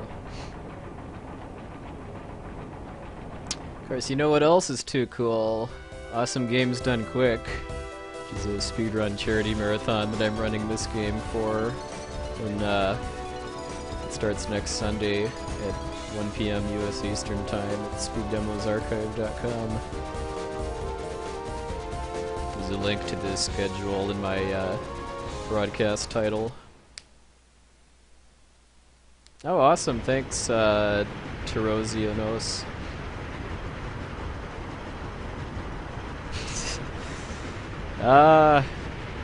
Okay, I guess. S1AAA.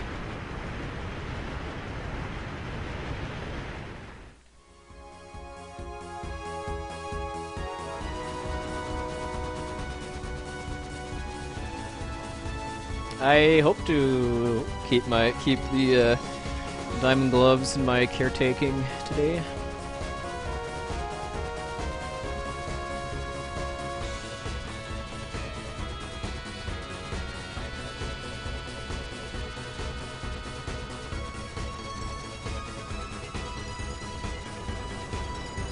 Yeah, if I were him, I'd build more hype for the Ruby Dragon than for Cerberus.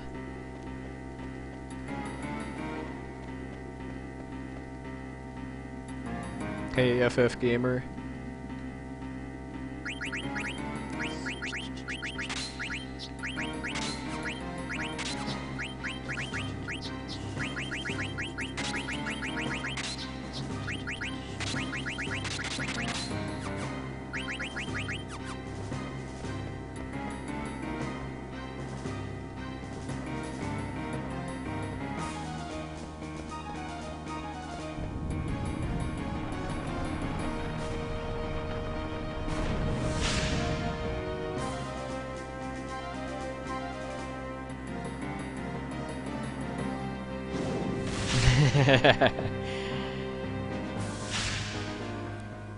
Shameless promotion.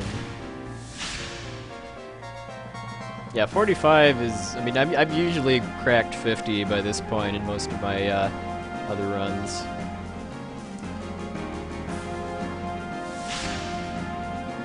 Ragtime.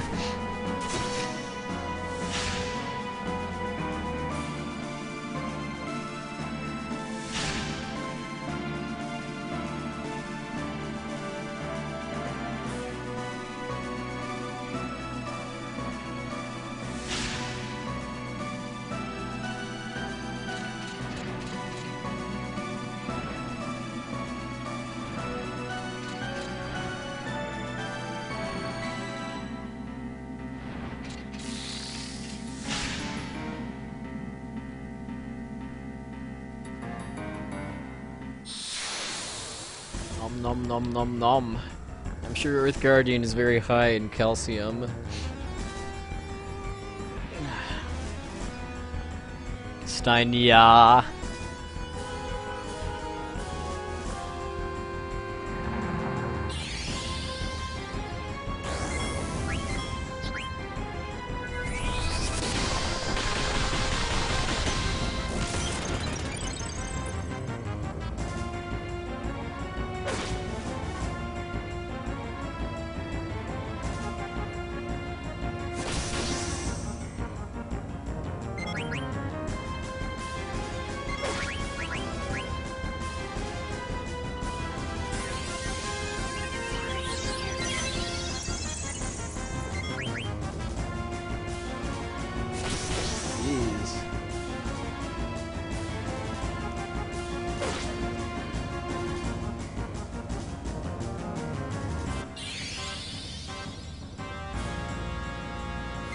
Really wanted Quina that time. So no nomming on the Earth Guardian, unfortunately. Also means the fight's gonna take a little longer.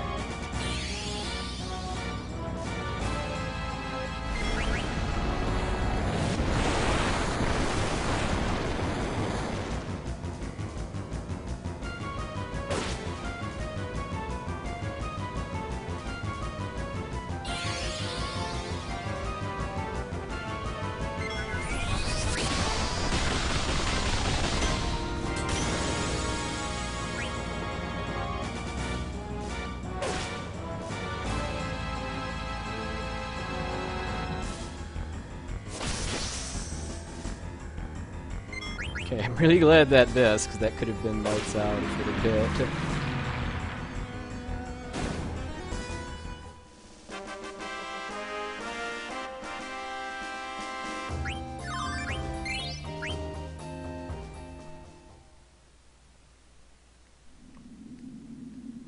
Yeah, oh yeah, I was dealing myself for some heartbreak at that double slash, yeah.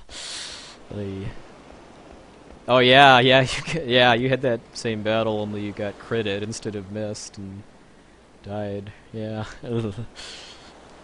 I knew that was risky, but yeah, I really shouldn't have done that in hindsight too. I should have used a high potion.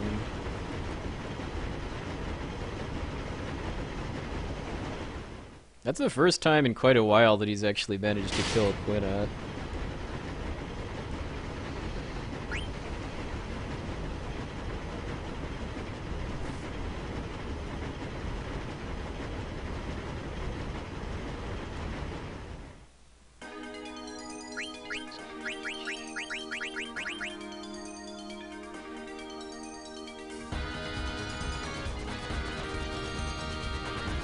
So you're being the fall guy then, in other words, Fiery Blizzard.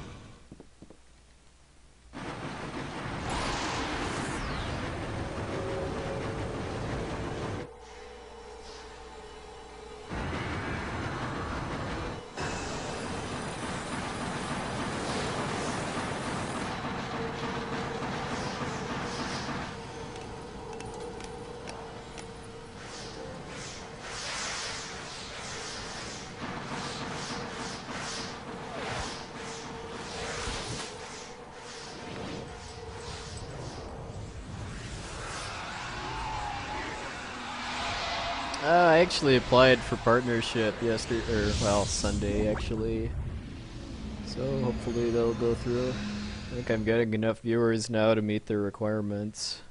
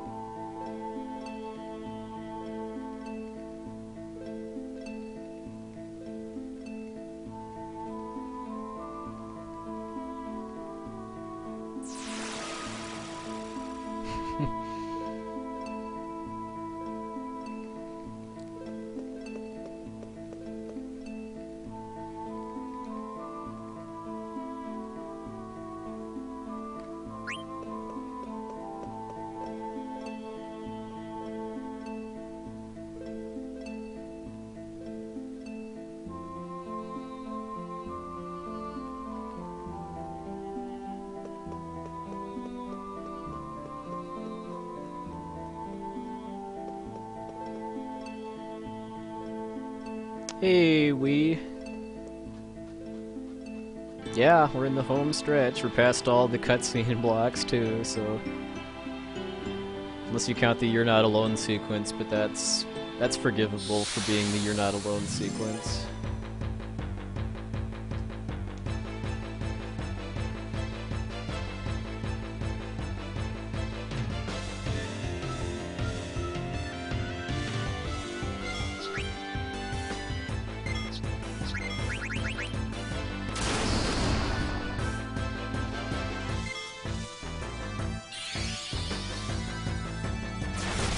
Yeah, the assault of the silver dragons is timeless too.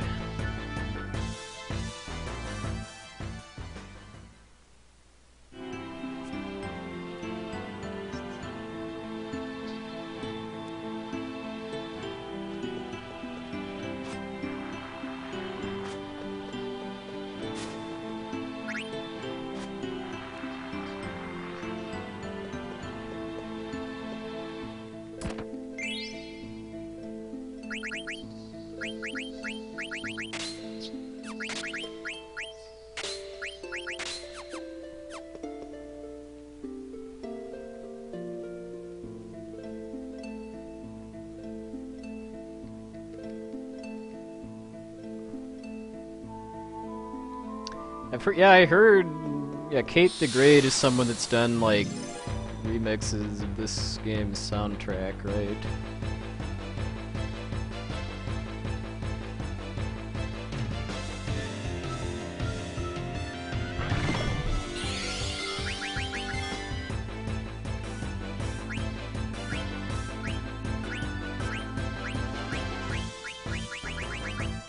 Ah, jerk.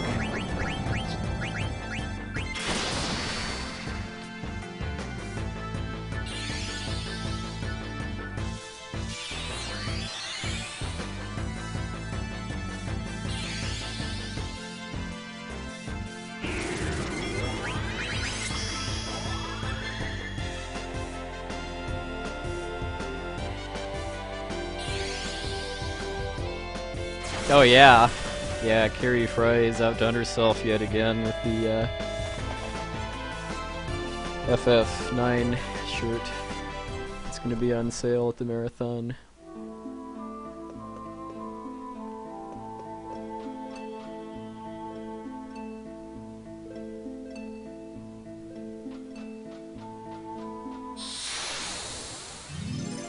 Tara, please.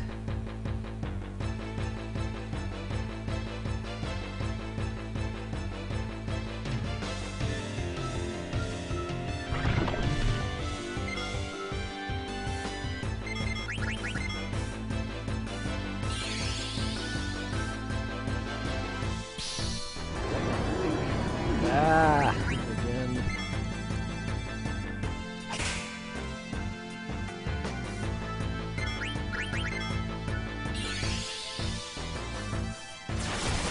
Stupid heck dies, I hate you.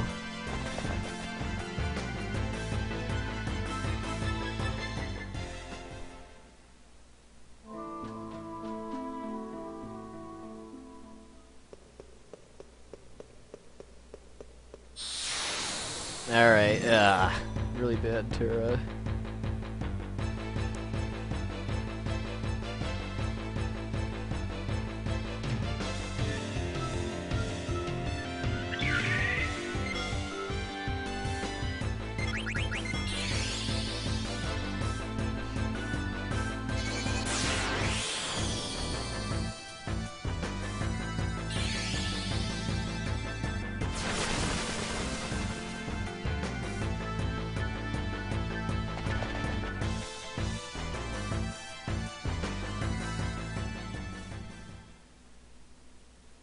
Of course, 2 of them were last step encounters, too.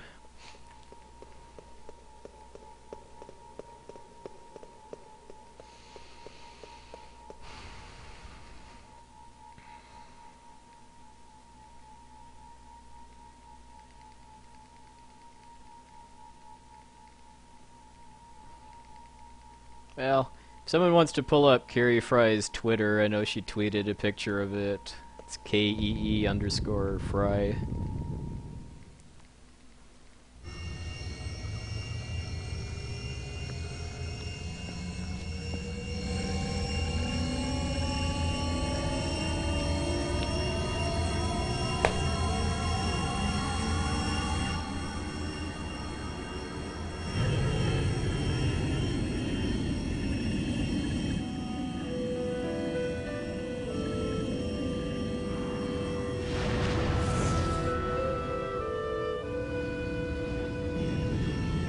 There we go, thank you Nitrodon.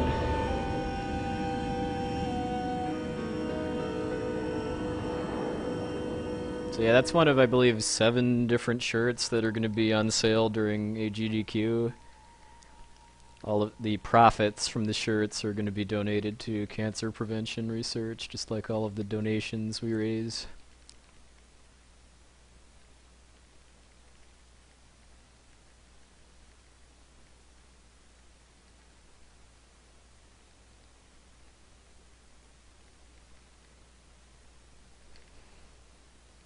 Oh hey, welcome back, Keyfray.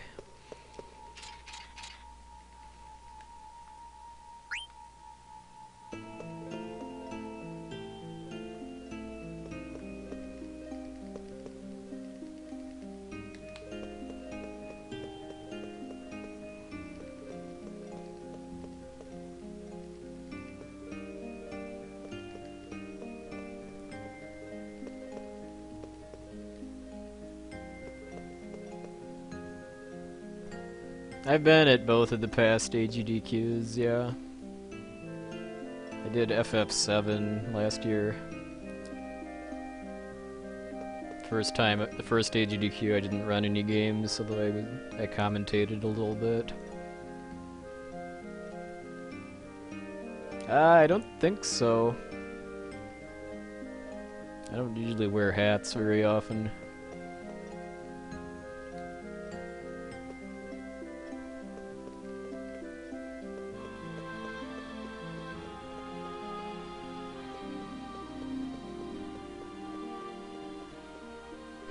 poo Axel.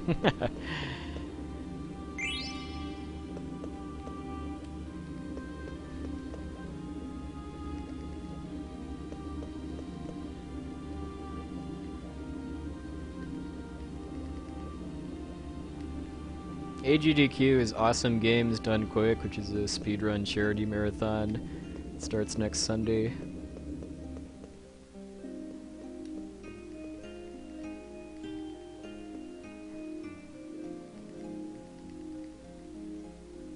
There's a making of the Gunblade video. Oh man, I need to see this after the run.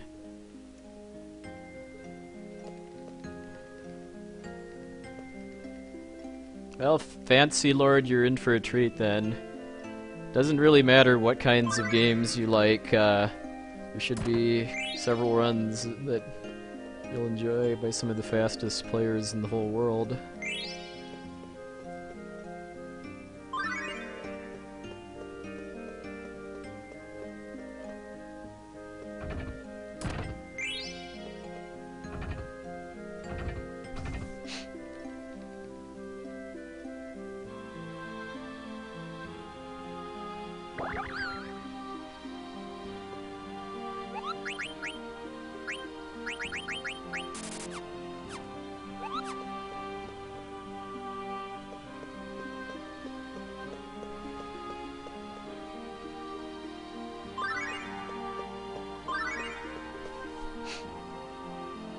Like when I run this game, you'll be able to donate for how to name all 8 of the characters, and it sounds like we're going to take donations to act out I Want to Be Your Canary at the start of the game, along with possibly like Vivi and Quina getting married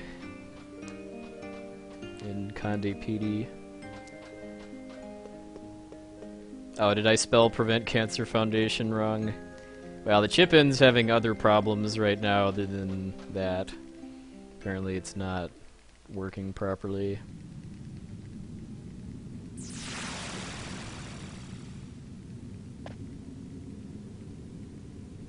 Well, the runs are all recorded too and get posted after the fact.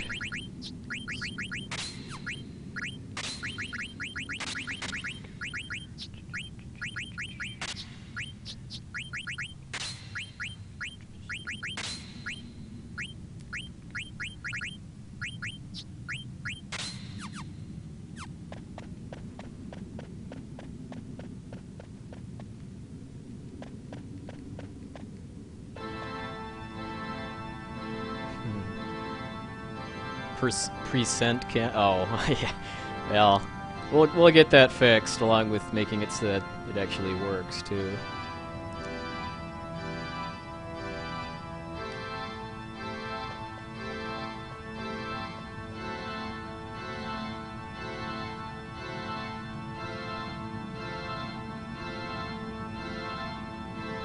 Yeah. So much good music from this part of the game onward. I mean, I think overall this game has one of the strongest soundtracks of any RPG I've played. I mean, every other game has highlights, but I think this probably just the overall quality of the whole soundtrack is really good.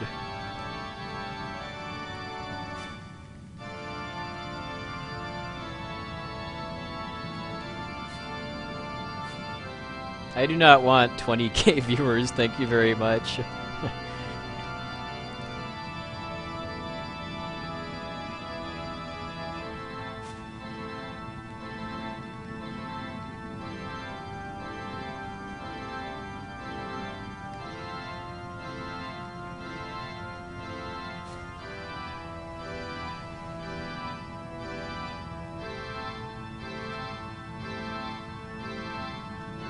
Well, I think the only Zelda game I've ever actually streamed was Zelda 1, which I did a casual playthrough of a while, like earlier, well, last year now, so I'm a deviant in that regards. Yes, so hard to resist. Even though he never actually says that he'll knock anybody down in this game. He does get knocked down, though.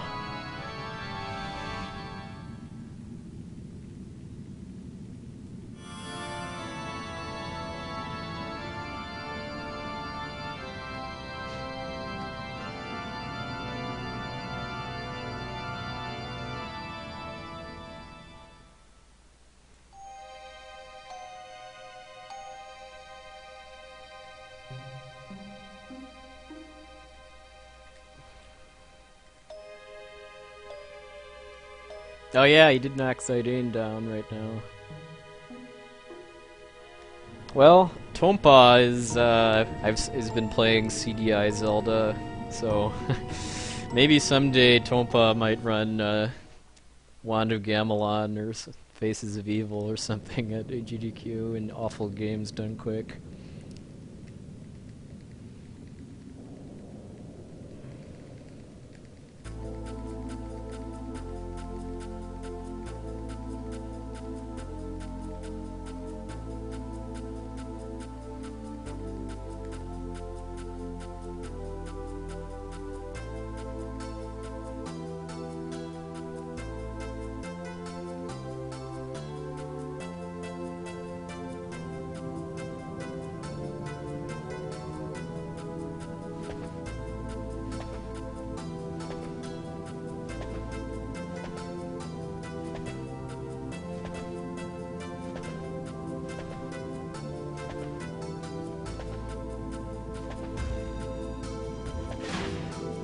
Oh yeah, this is probably, I mean, next year, which I can actually say now, we're probably going to have 2 nights of Awful Games Done Quick, both to get in more chances for awful games and to give the good games better time slots.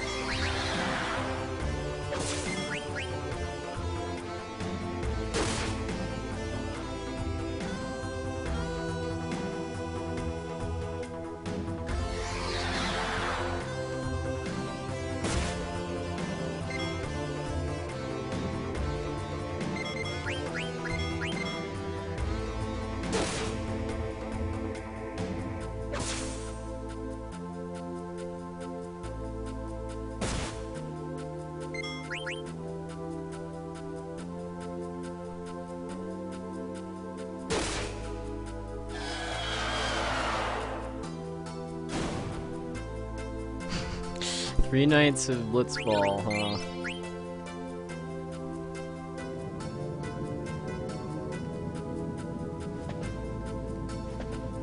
Oh yeah, and some massaging thrown in too. Yeah, Freya and Zidane need the experience a lot more than Amarant does, just because Freya, Steiner, and Zidane are the characters that can equip HP plus 20%, so I want to get them as much HP as I can for Death Guys, basically.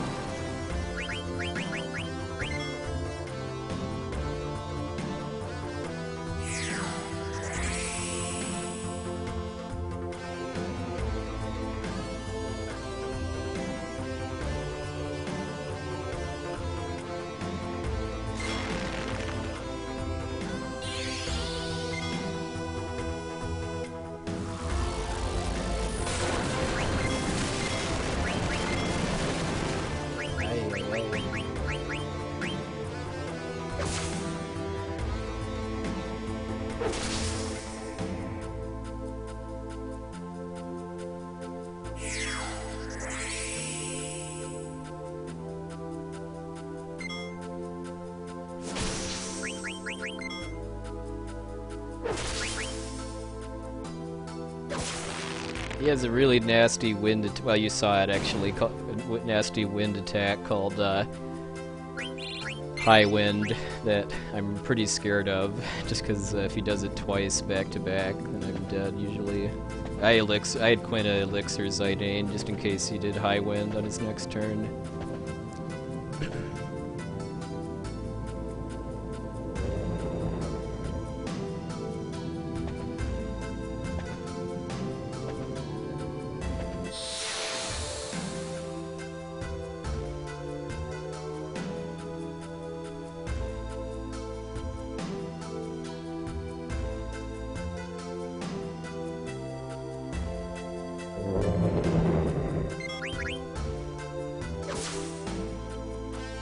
So I have Zidane kill himself here just because the trigger for Dagger arriving is Zidane having 1 hit point. It's much faster to use auto life than it is to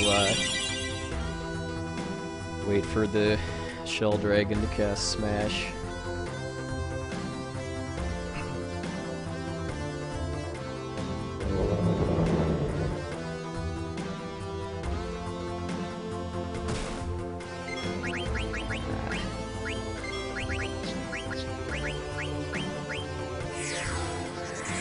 I probably should have just attacked and waited next turn for Protect.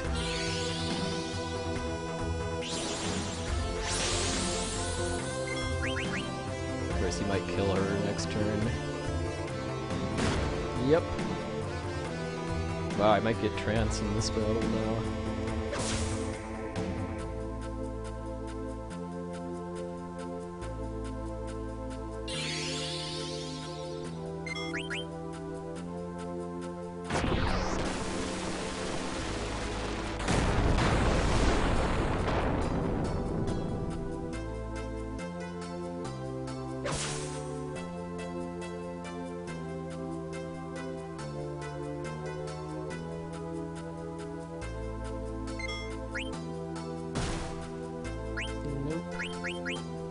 Burning through my elixirs so fast.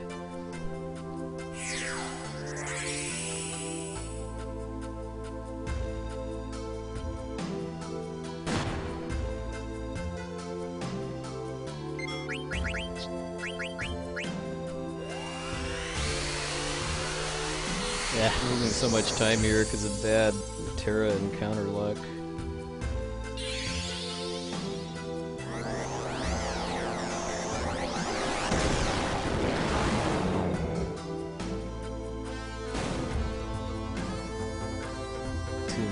Yeah, well, yeah, and then there was that awful, those awful Hex Eyes battles.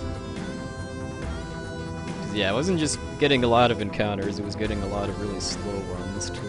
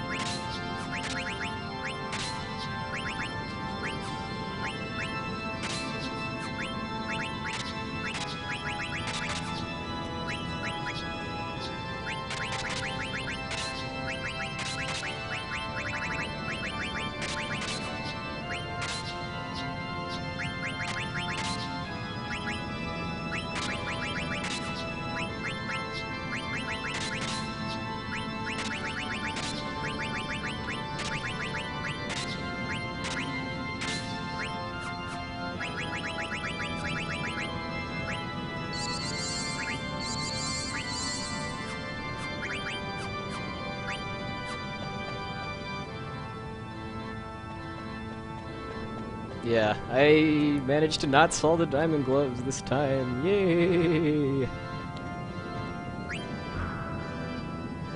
Yeah, I practiced that menuing a lot over the past couple weeks.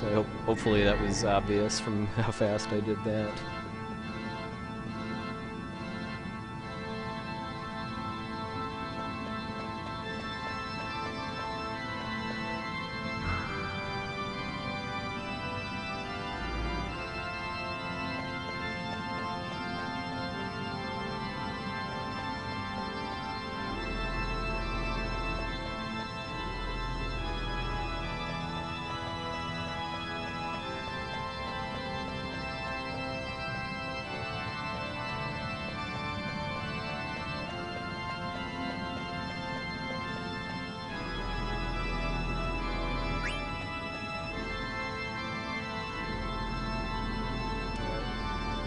Get out of here and then I'll catch up on chat.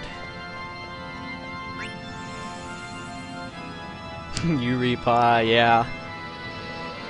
Naming Celis Yuripa would probably be the ultimate insult.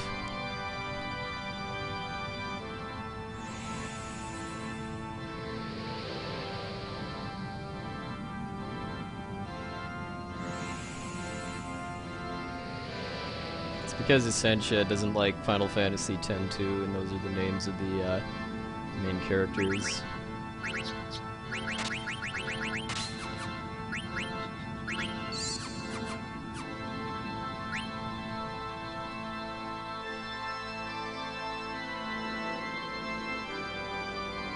Oh yeah, Mike, do you think we'll have time to try to finish that run out, or?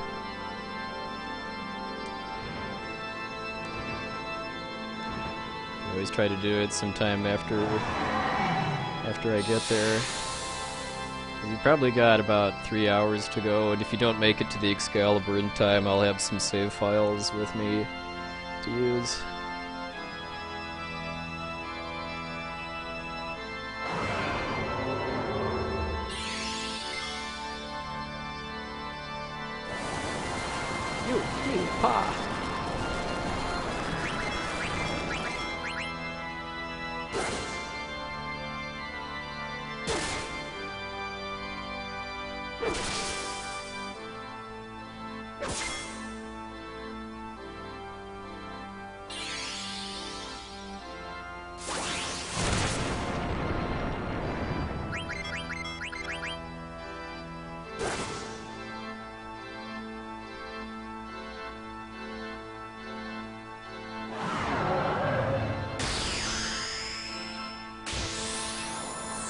Oh, sorry. Yuripa, mission startle.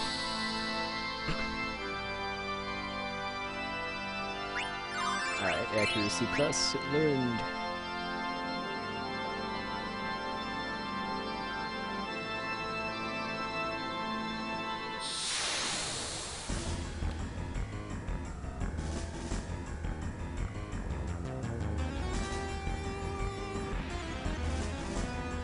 MP attack plus bird killer, basically.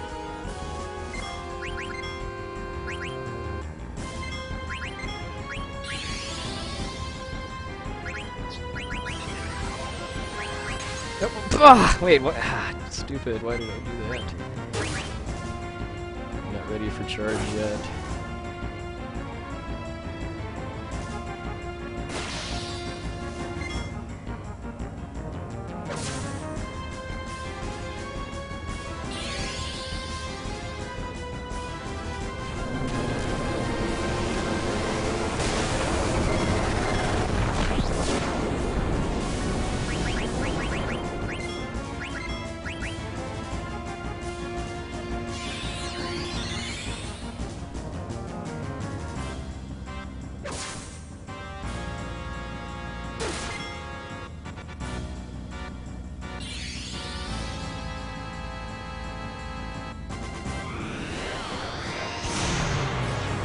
Of course it missed when I actually want some characters to get banged up so I can use charge against Kuja.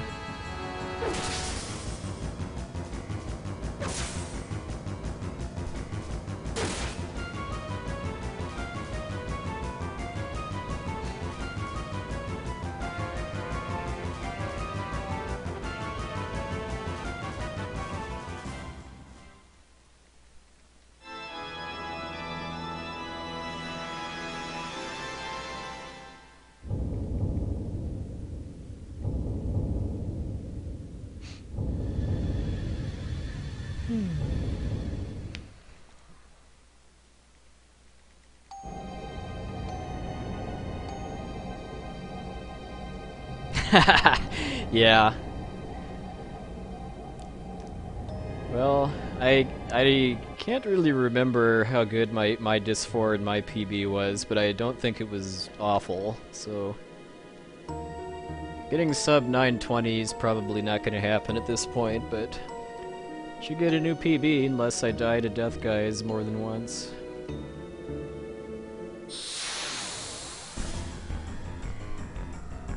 I'm more like Essentia whipping out her wallet to prevent Realm from being named Rain. PB means personal best. It's the fastest speedrun that I've done.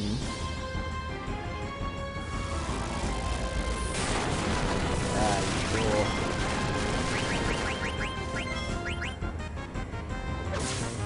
Kill other people, please. I want to use charge.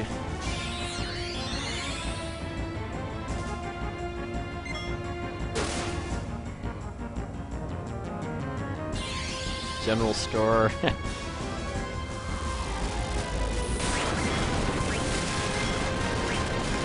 Alright, finally.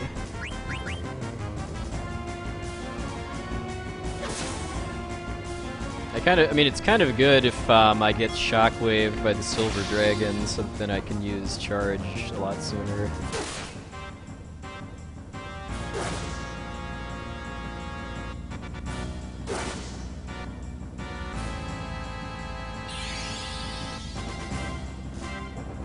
Charge makes characters that are in critical HP status get a free attack.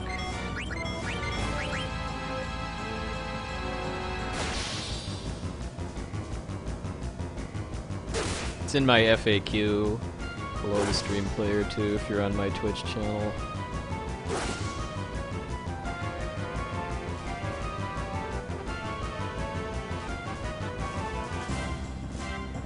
Pretty much every battle for the rest of the game uses charge now.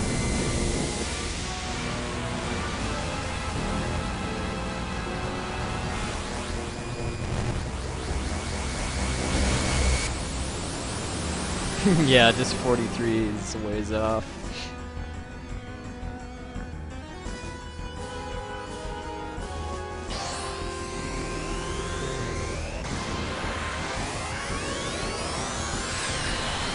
Yeah, charge doesn't trigger counterattacks either, which is why it's so good.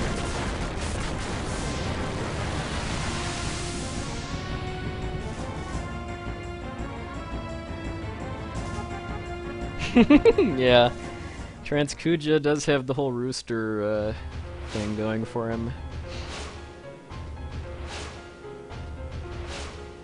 I think he did, yeah.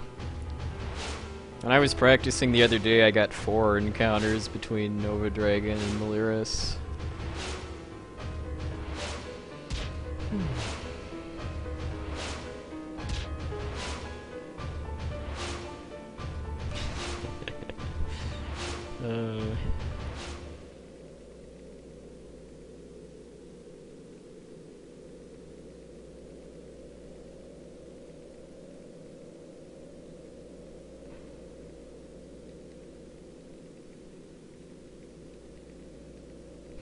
Well, I guess we know what version of Final Fantasy I Nitrogen prefers, because I think it's called that the Fire Fiend is called Maliris in Origins and PSP, and maybe GBA too, although I've never played the GBA version.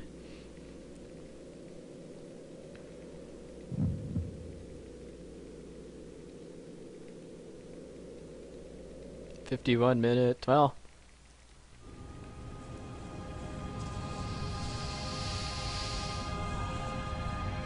I think that's like 6 minutes slower than my PB at Dis 4. Ugh. Yeah, I can't really think of anything that would need to be remade about this game. I mean, I don't even have any complaints about the controls like I do with FF7.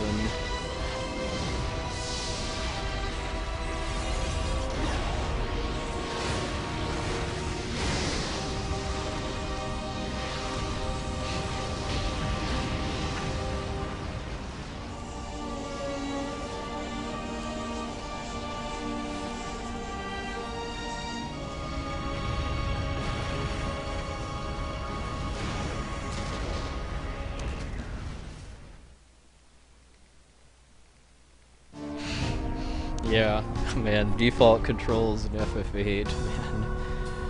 Those are something else.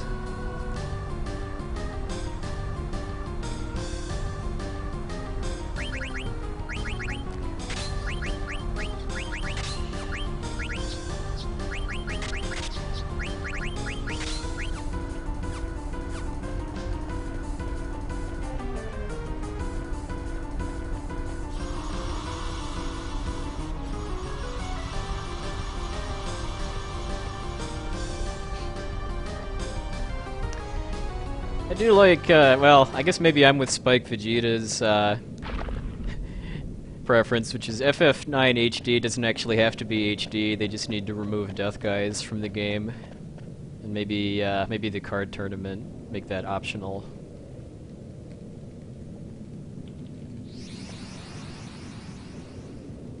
So, I forget if I got any, Pandemonium encounters in my PB.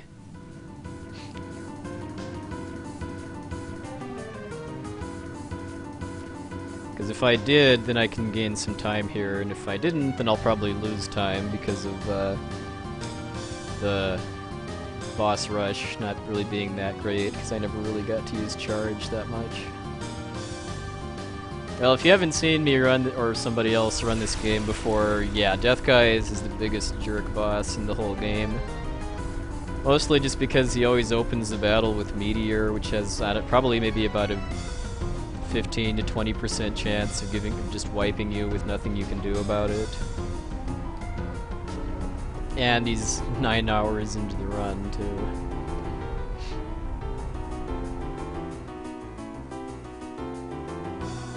Yeah, off auto regen.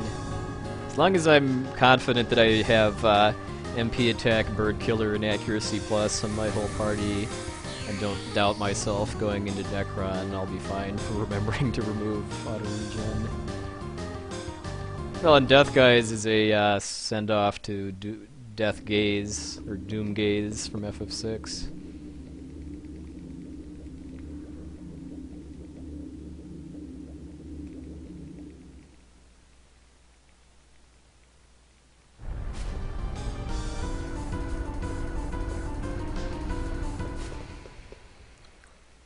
Yeah, Death Guys is definitely a run killer.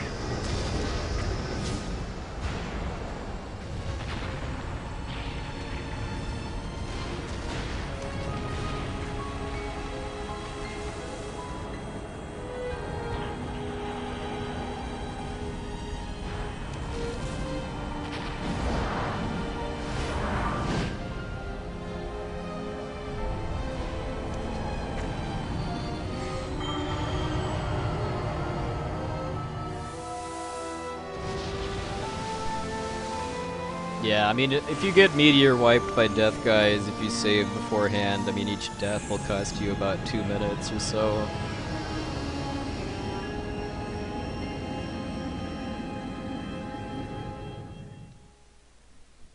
It really sucks, though, if you die late in the fight, because then that costs a lot more time.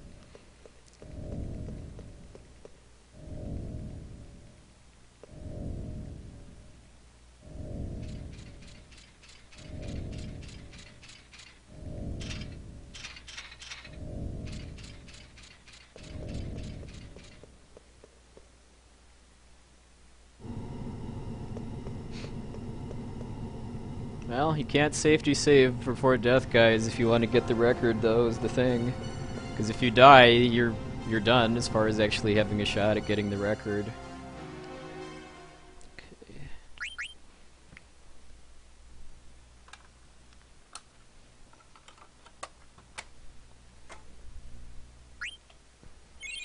15 seconds! Woohoo!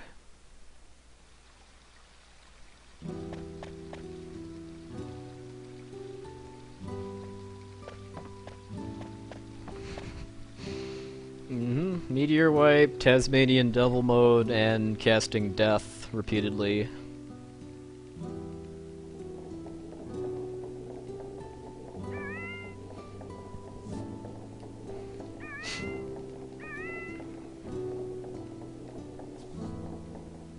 It's pro disc swapping strats.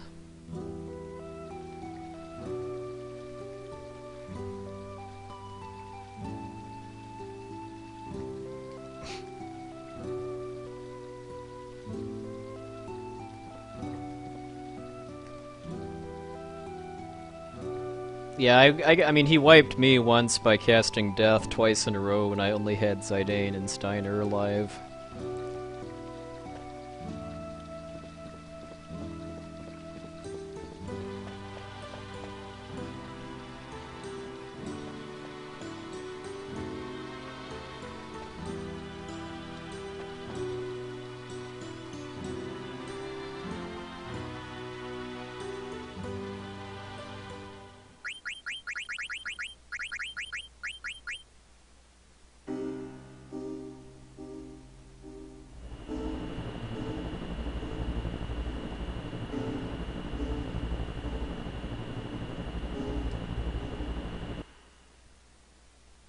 Yeah, good music time.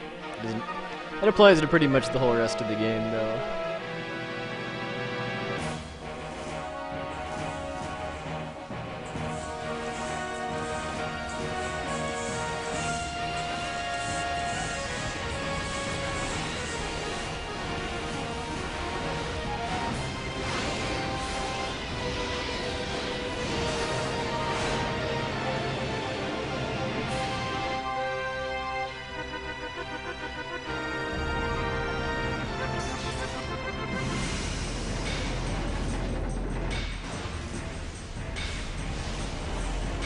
This is one of the cutscenes that I just never get tired of seeing, because it always gets me pumped for finishing the run.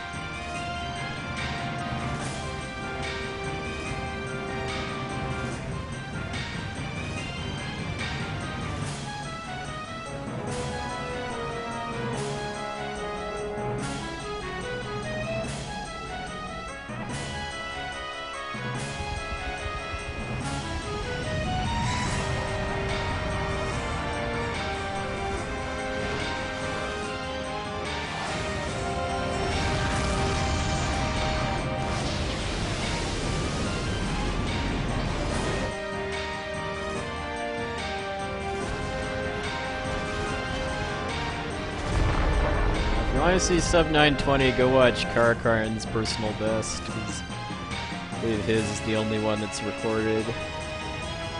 It's easy to find, at least.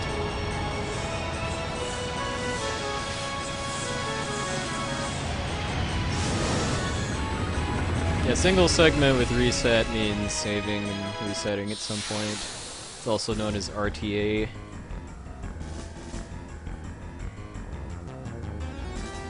This is still single segment because I haven't reset, although I've saved twice.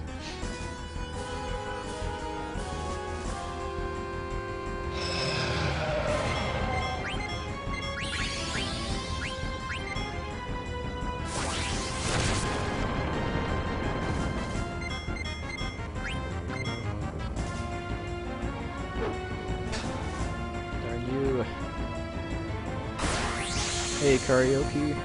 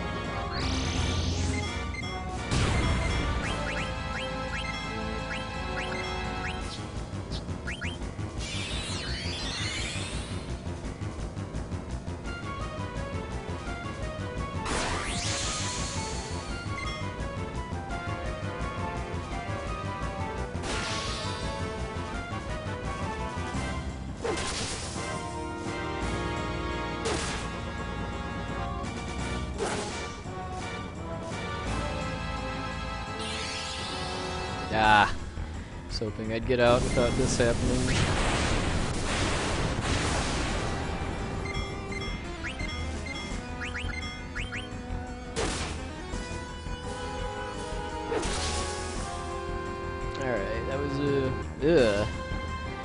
I must have had it. I think I tranced on Nova Dragon on my last run, and even though that was a pretty fast fight, I still lost some time.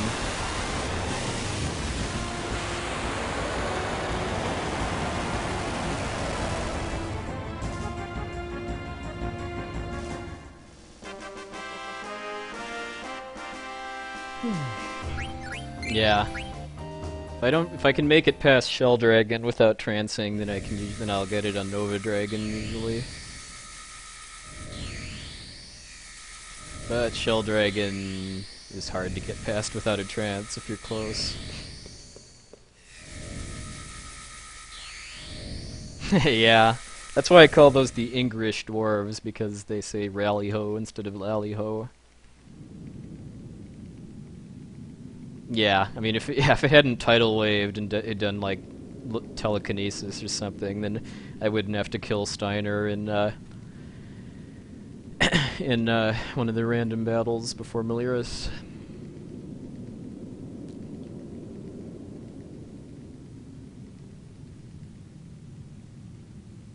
Yeah. Oh yeah. I mean, getting that trance there, I guess, helped me salvage that Pandemonium split, given how horrible Terra was to me this run.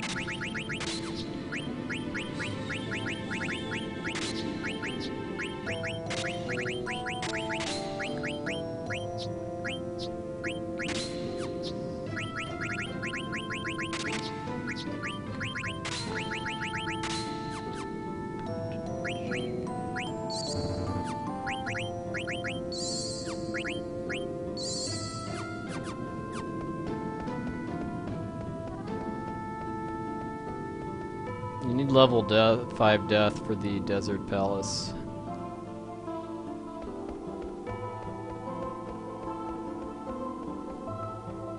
Hey hey.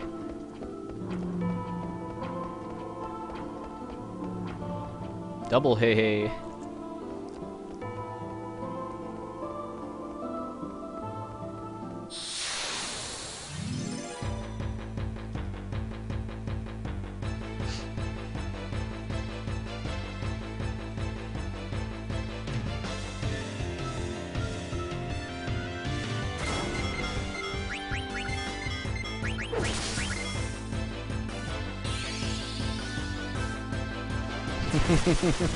Win by a frame, is that what you want?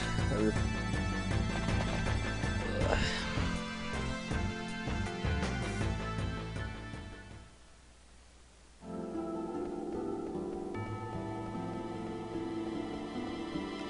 Wow, one encounter before Meliris. Oh man.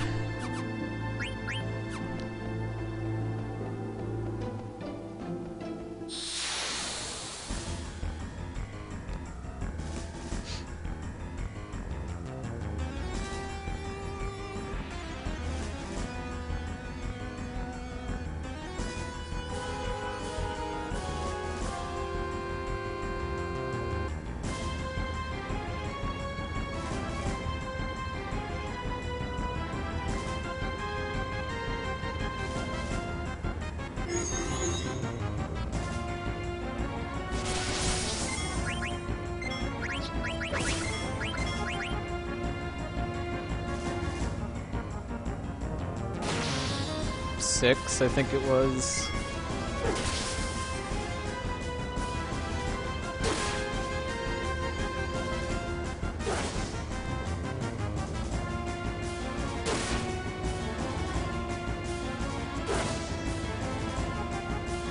Alright, later, Tiberius.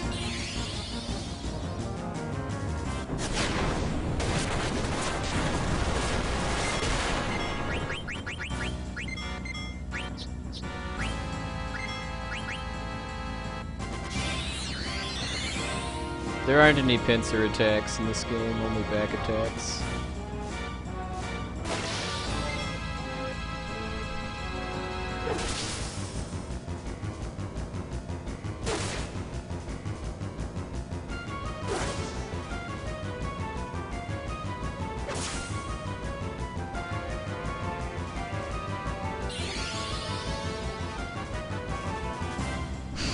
Well, then I would have had to have Steiner kill himself at the start of the fight then. But somehow managed to get here with no encounters.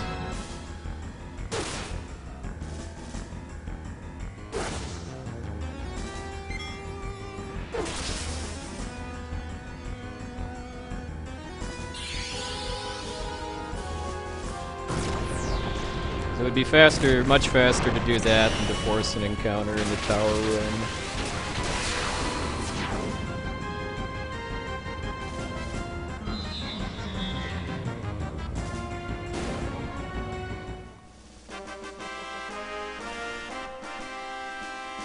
You don't have to defend, but it saves frames if you do, basically, versus him getting up from auto life.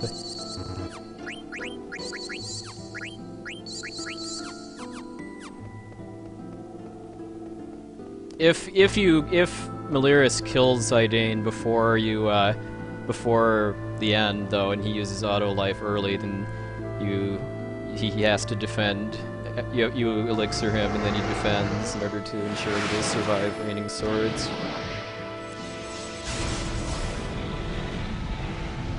But if he's still not dead after 2 charges, then I'll just I'll defend anyway to save frames, basically.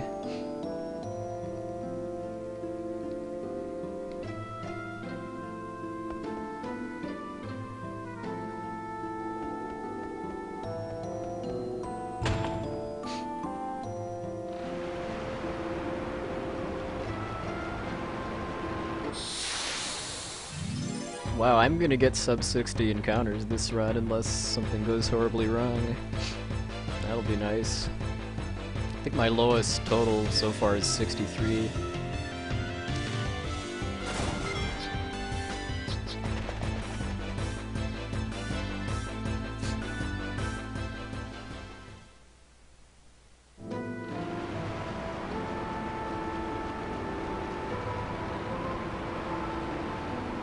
Oh, watch for about another, I don't know, 15 minutes or so, and you'll see where the Excalibur 2 is.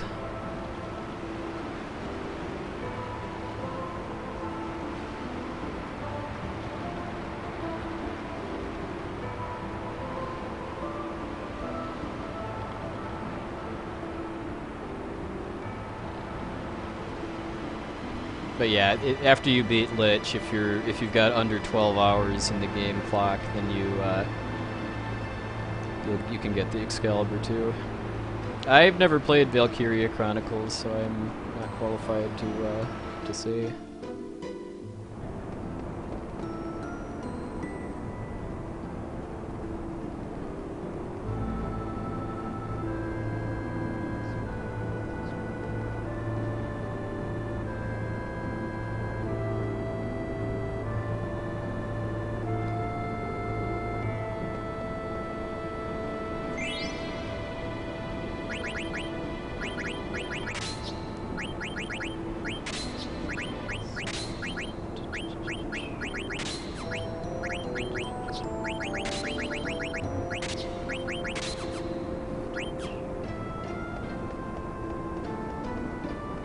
Alright, second trolliest boss of this disc other than after Death Guy is right here.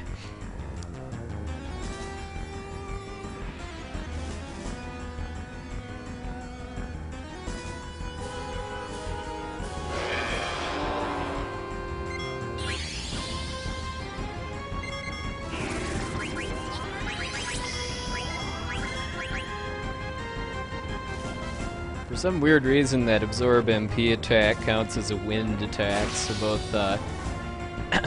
Zidane and Amarant are immune to it because of having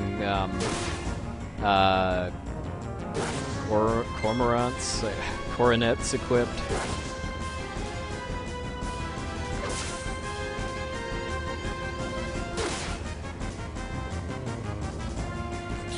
Tiamat is also the only one of the FF1 mini-bosses that doesn't count as a double, only as a dragon, which is why I'm not doing anywhere near as much damage as I did to Meliris, because only Freya has access to double killer and dragon killer with this route.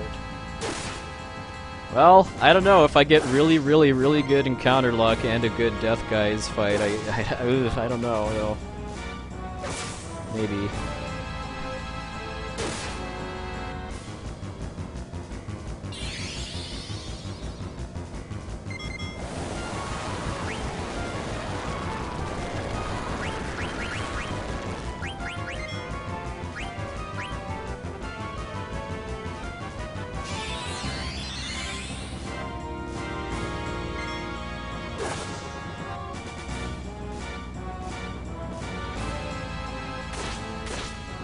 Ouch.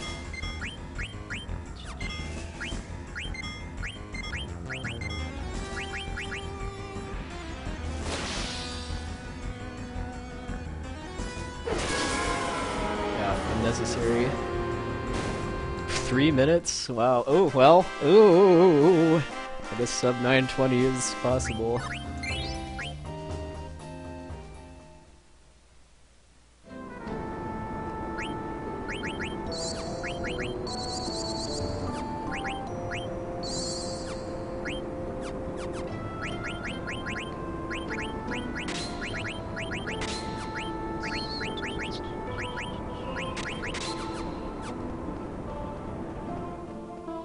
Oh, it's a problem, but how big of a problem it is depends on luck.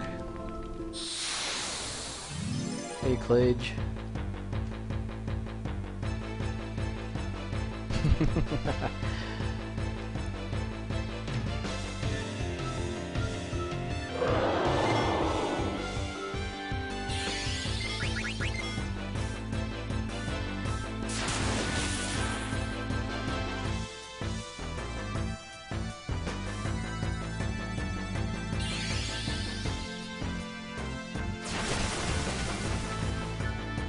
Forgot to put the diamond gloves back into Steiner again, just like in my last practice session. But I'm gonna need to revive him anyway.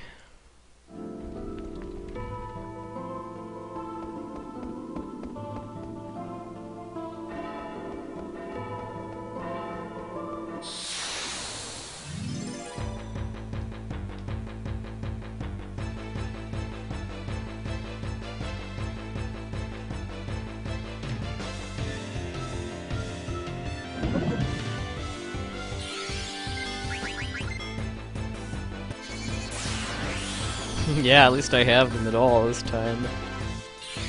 I mean, I've been able to beat Kraken with one set of diamond gloves equipped before because of forgetting to swap Steiners. 2 is not likely, because that means only whoever has the ribbon on isn't going to take water damage.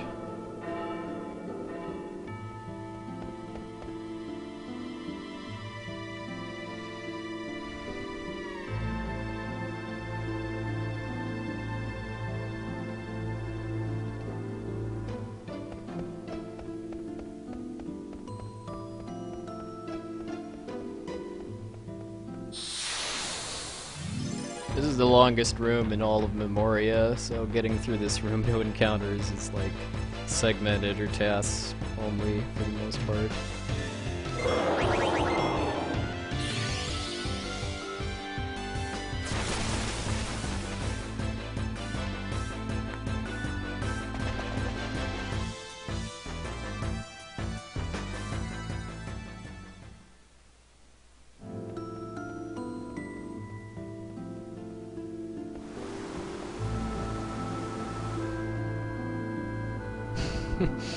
Yeah, I learned my lesson from that one, because yeah, there was a practice stream I did where everybody except Zidane got killed by a crystal kraken casting Waturga, and then I decided not to revive other people, and then basically as soon as the next battle loaded I said, you know, maybe I might, that's not a good idea, because Lich can cast death, and sure enough, the next encounter was a Lich, and it cast death, and I died.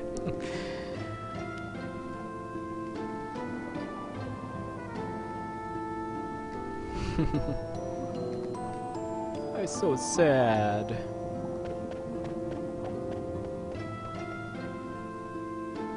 This is really crazy encounter luck from Memoria. I've only had like 3, I think, so far.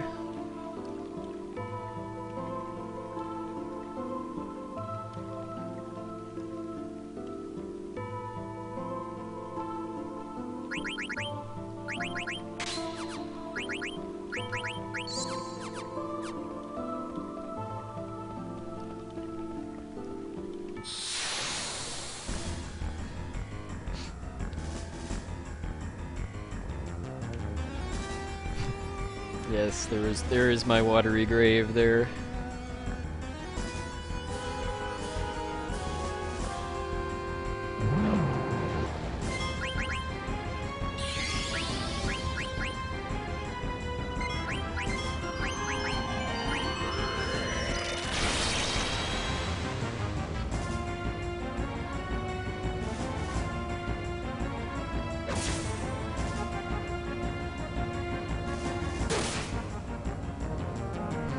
Hey Bio Billy Bones.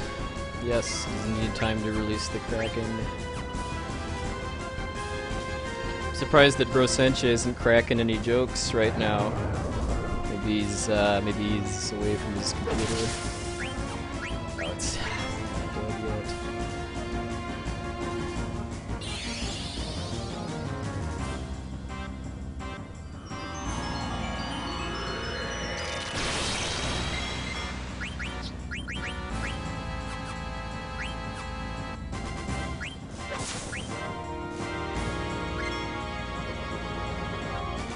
Yeah, that was just bad damage luck there.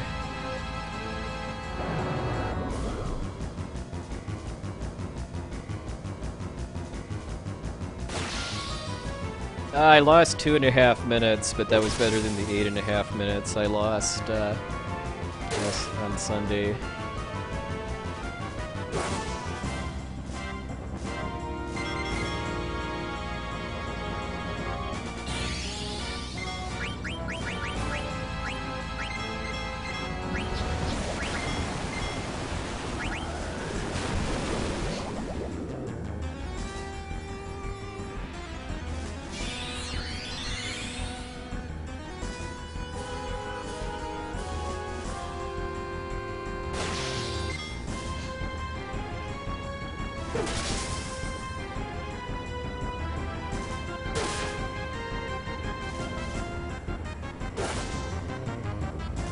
Oh, wouldn't that require Berserk getting a microphone? I don't think I've ever heard what Berserk sounds like.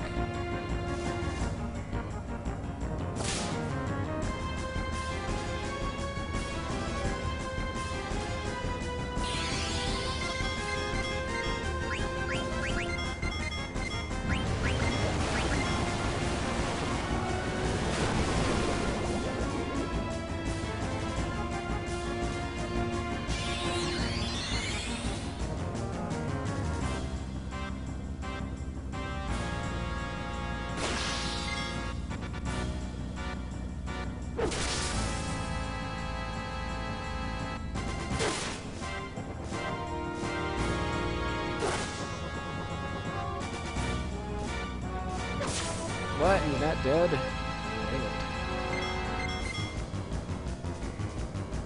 Must be because, it must have just come up barely short because of,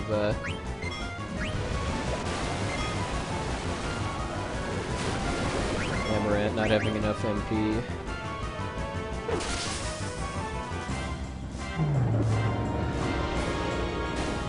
Yeah, if he's still alive after 3 charges, then yeah, 1 more attack will do it.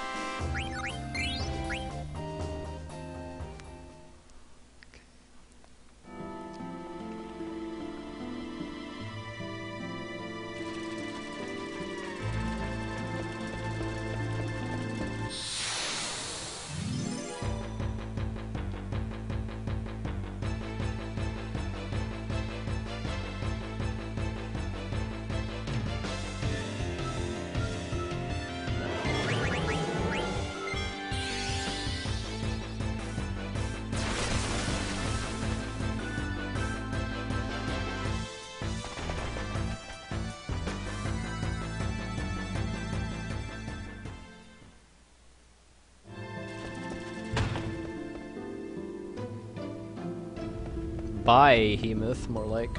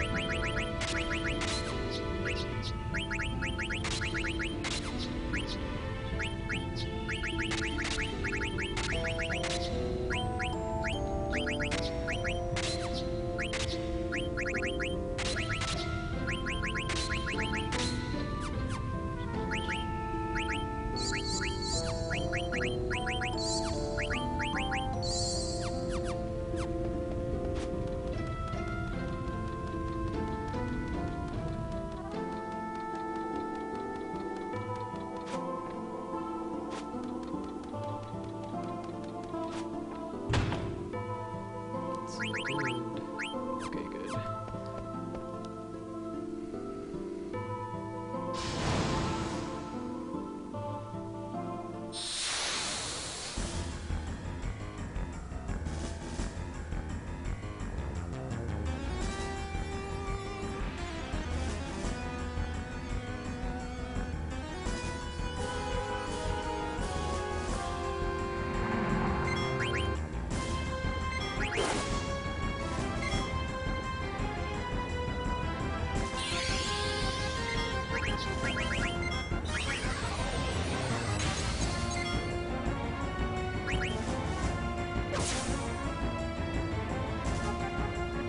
Yeah, in time. Yeah, taking the extra turn on Kraken I must have not gotten any encounters on that last screen too.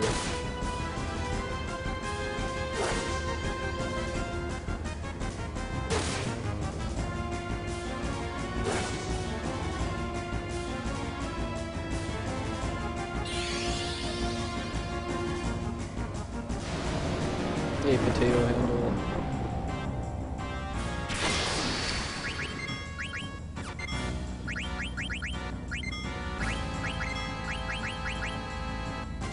Probably unnecessary, but just want to make sure he dies.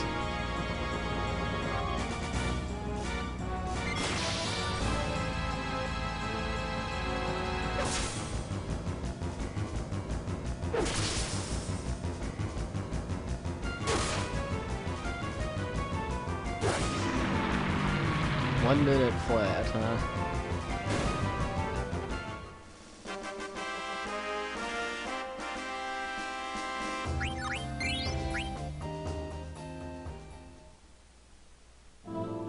No, I am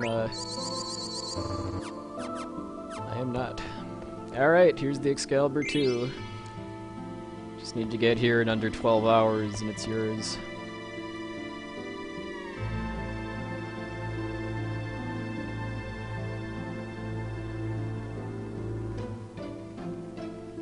Yeah, proud mode. Proud mode. I always play Kingdom Hearts games on proud mode now for just so that it's actually a challenge. But proud mode and speedruns don't really get along too well.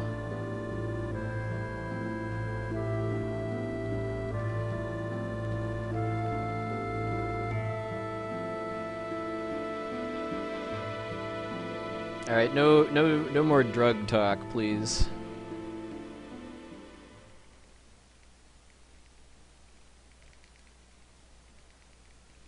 There's Japanese runners that do KH2 on critical mode.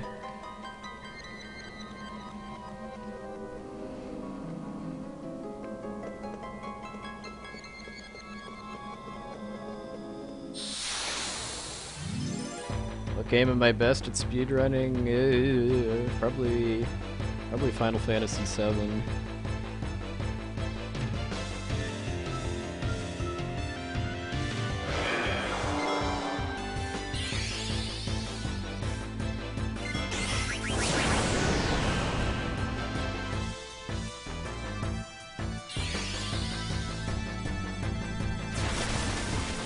Yeah, I like pretty much all kinds of games, but JRPGs and action RPGs are what I'm best at speedrunning.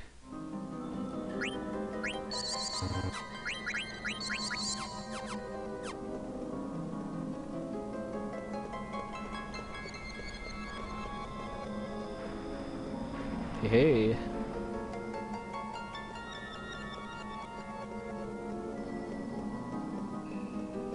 Double hey hey. Alright.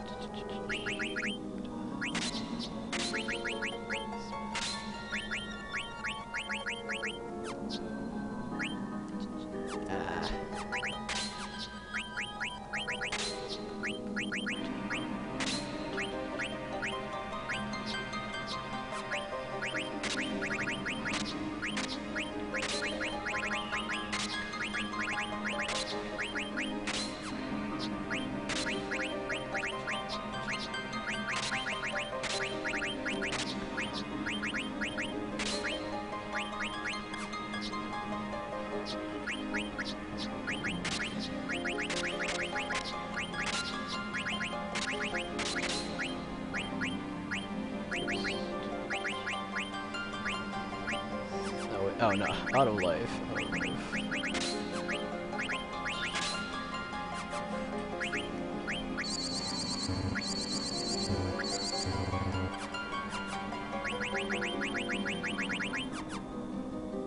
Pepsi raid.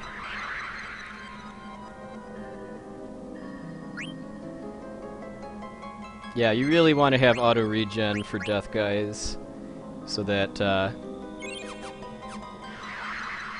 Zidane can largely take care of himself, and you only really have to use elixirs on Steiner.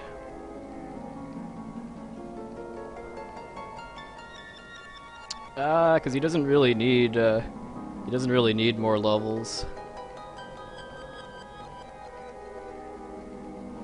Oh yeah, definitely possible PB as long as Death Guys cooperates.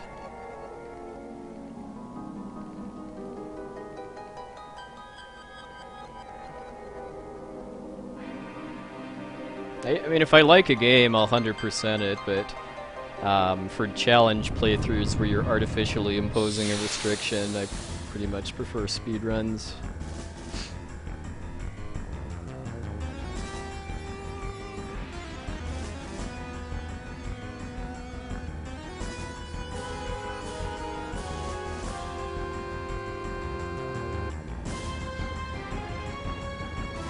Alright, here goes nothing.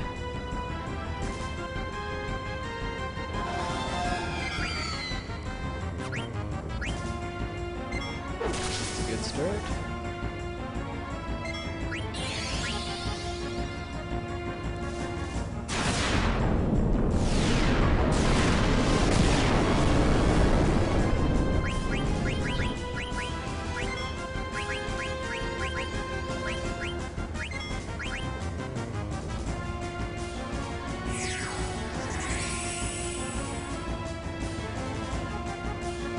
Death Guys always does Meteor on its first turn, and so that's the main kind of the main difficulty for this is recovering from Meteor so that you can start attacking.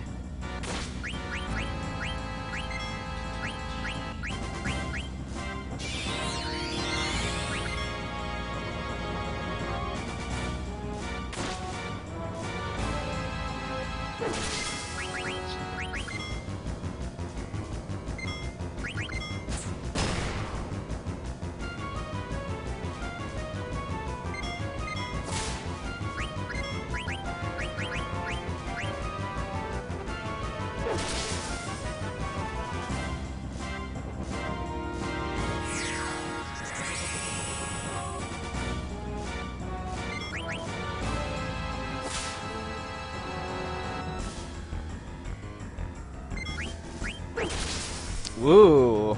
Yay! That was a good Death Guys fight.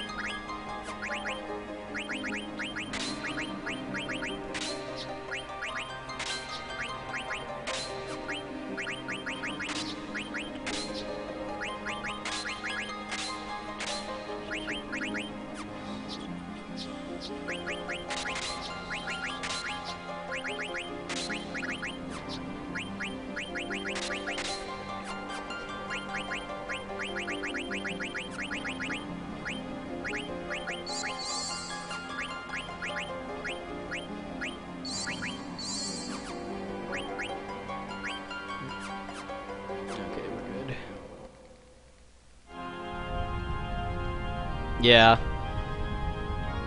I don't believe in trying to suicide Steiner if Death Guys is in open mode. I'll only consider doing it if he's closed, because I'm just too afraid of Spin to want to take the risk.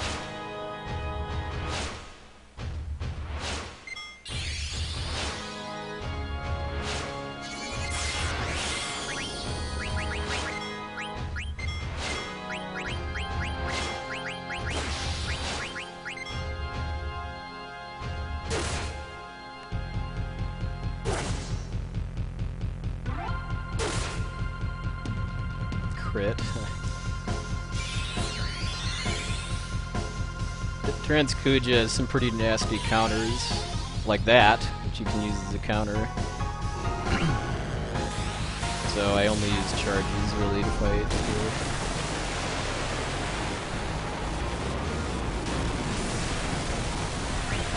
here. And of course it missed the one character that has auto life. Go, go.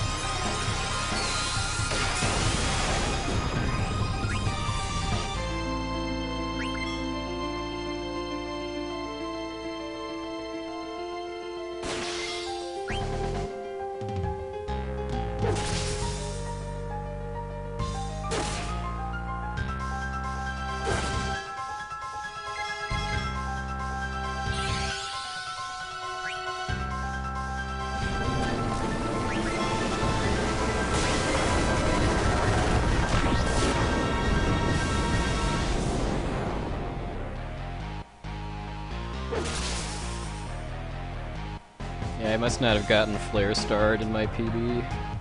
Hopefully soon to be former PB.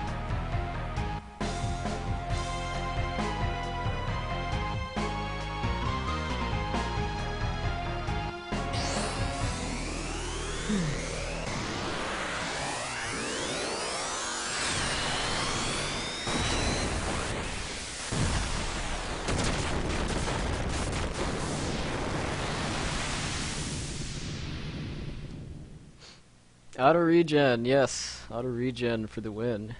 Specifically not having auto regen for Necron.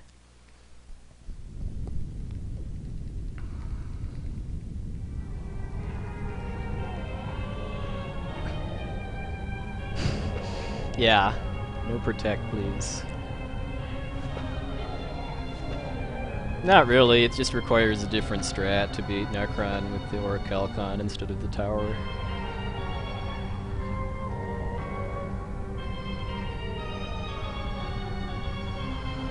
No, I'd really rather not rely on getting crit again.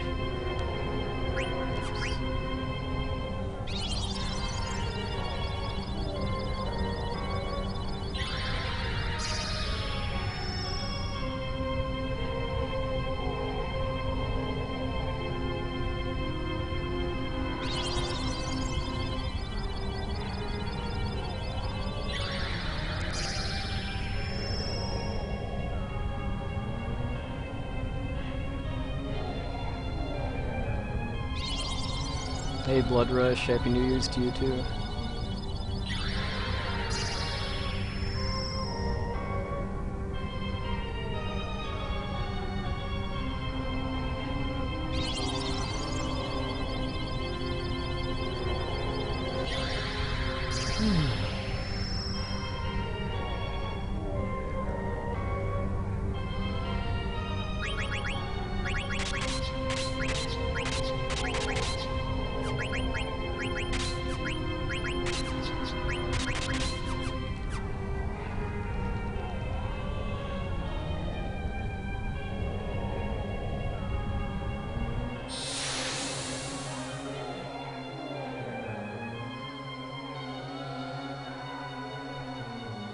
In before Meteor Protect.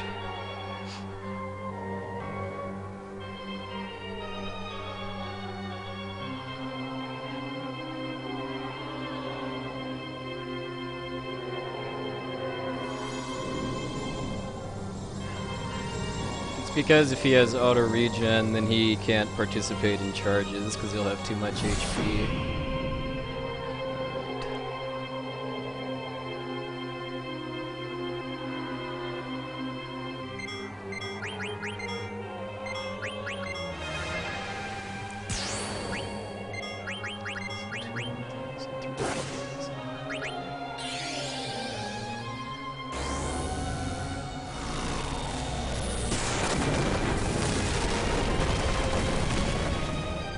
I didn't actually kill them.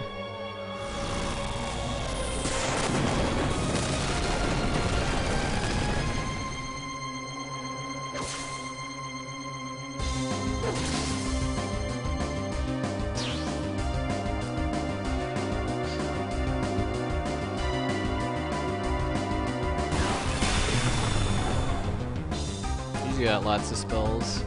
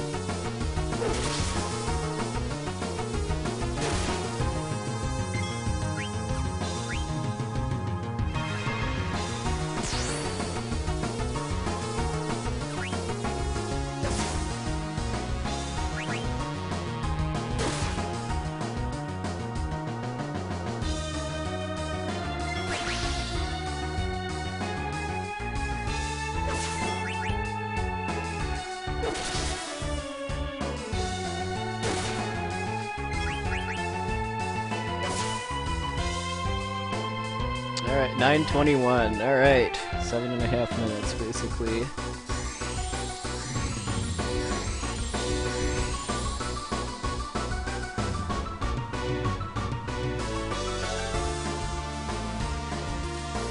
Alright. Man. All kinds of places where I could have... Like, if it had gone differently, I'd have had a better shot at sub 920, but man, that is a nice time.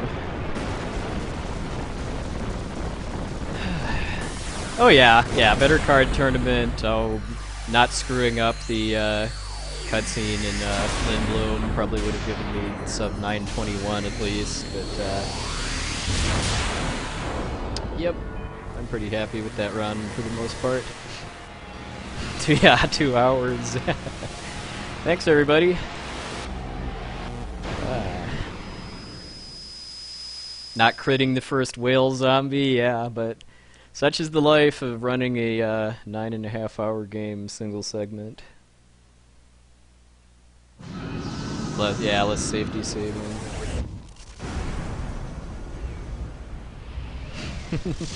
Sleeper ending.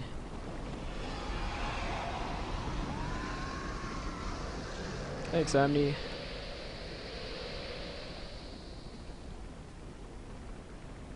Oh, and I think the best part too is that, let me check here. Yeah, my stream didn't reset at all, so this is actually going to all be in one recording instead of 4 like my previous PB.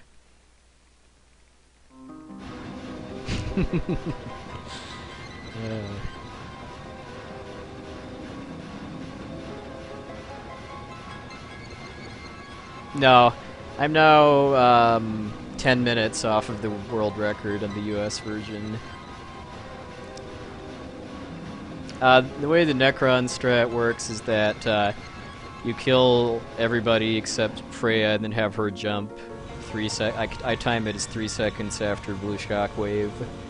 and that'll skip Necron's two nastiest attacks, which are Grand Cross and Neutron Ring. And then if you basically do everything that I just did, then you can kill it before it's able to get back around to doing Grand Cross again.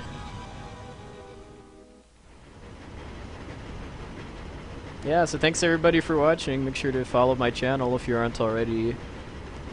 Check out my mods channels too. They're all excellent speedrunners too. And make sure to tune into Awesome Games Done Quick, charity speedrun marathon that I'm going to be running this game for. And there's over 100 other runs from some of the fastest players in the world.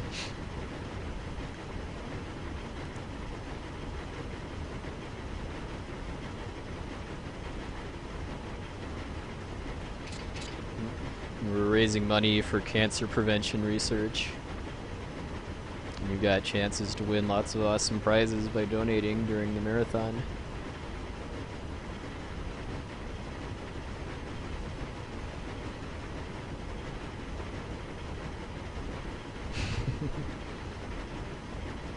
Yeah, I think if you're going to be cycling through runs, I think you're long overdue to do FF2 next. Yeah, you need to try to win some prizes, because otherwise Agora wins all of them.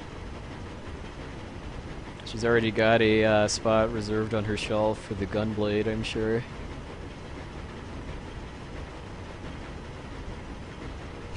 Well, it's because the first couple minutes, the first like 7-8 minutes or so of the ending don't have auto-advancing text. So as soon as that's done, then I'm gonna take a well-deserved break.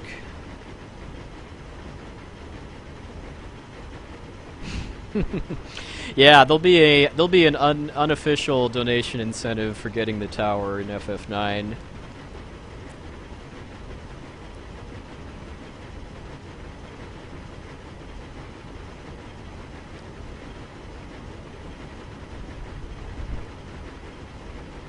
This is probably going to be my last stream before AGDQ too, just because I've got work the next 2 days and packing and stuff. But I'll definitely be back in January after the marathon to do more streaming goodness.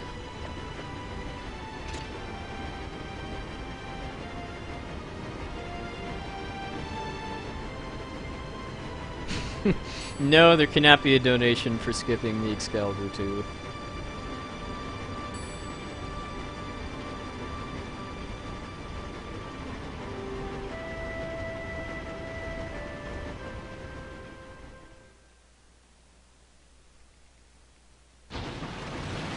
Alright, later, Bio Billy Bones.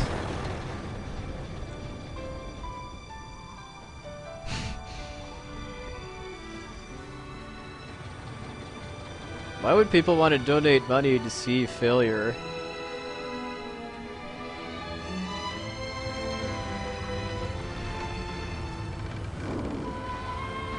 You should donate money to get characters in this game named after you, or whatever you choose to, as long as they're PG-13.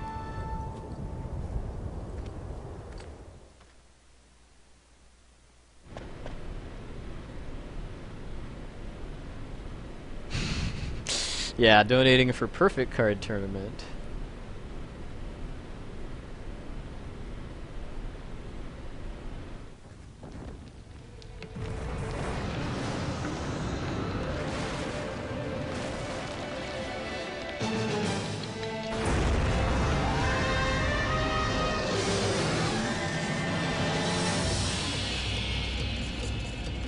Yeah, Raiden's gonna have to do some Tetramaster boot camp along with possibly having the card tournament outsourced to him.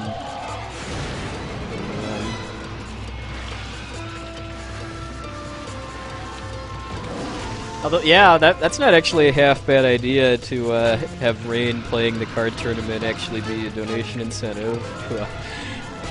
Donate to have somebody that is actually good at Tetramaster play it. I'm sure you could beat Death Guys without the Excalibur too. It would just be a lot slower and more difficult because Steiner would be doing about half the damage. If even that. You'd be in a real risk of running out of elixirs too.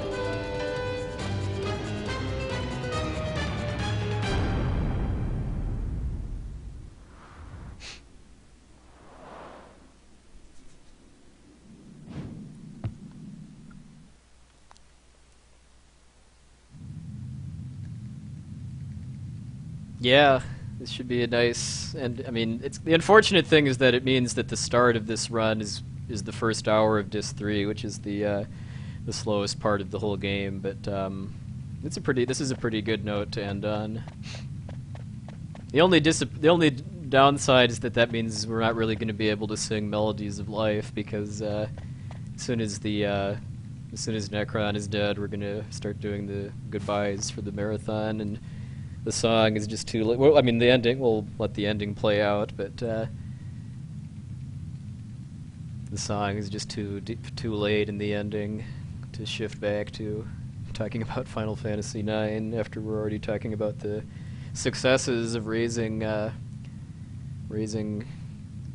least, I don't know, $250,000 or so for cancer prevention research. But yeah, but I'm also going to run this game for a Final Fantasy community marathon called Crystals for Life in March, and for that one, it'll definitely be on the table for me to sing Melodies of Life for a donation to juvenile diabetes research, I believe.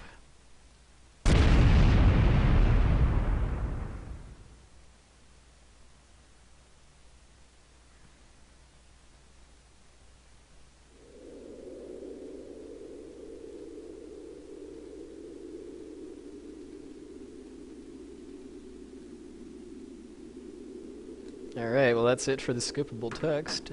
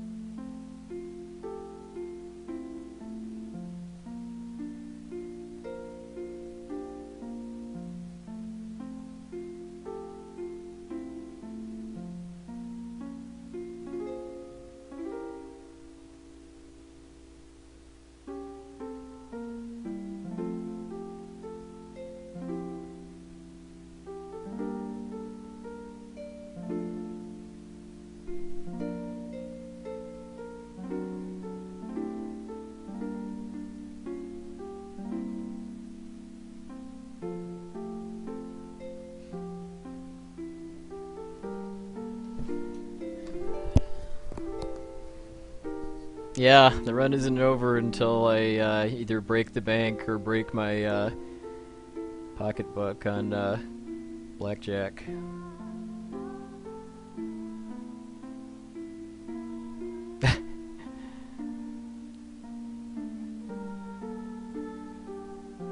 What, did you was it recovering from a meteor wipe? I still have yet to actually pull that off, but recovering from a meteor wipe only really happens if you get missed by a Demon's Claw, I think, twice in a row, and there's no spin. Yeah, Matt Raptor, this is one of my favorite endings to an RPG. I'd have to think to decide if it's my favorite, but I just like how it actually wraps the story up very completely, because a lot of other RPG endings always leave a lot of loose ends.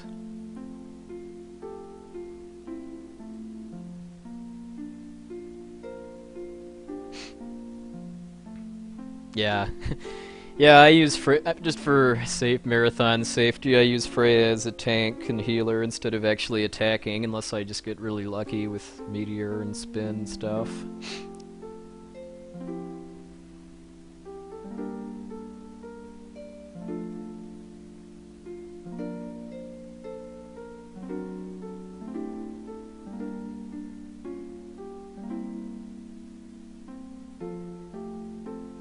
Yeah, FF12 is a really good ending too. I mean, it's kind of obvious that they're setting up for a sequel with what Vaughn and Pinello are doing, but I think it wraps up like Bosch and Ash's storylines pretty well.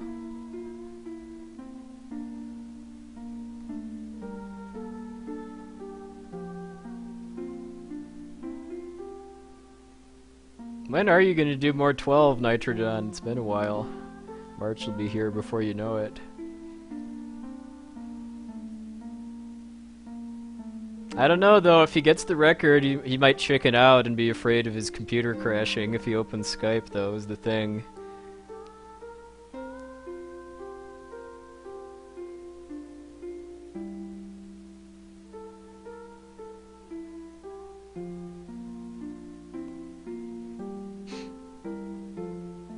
Yeah, I was pleasantly surprised with how kind of deep Gabranth's character ended up becoming near the end of the game.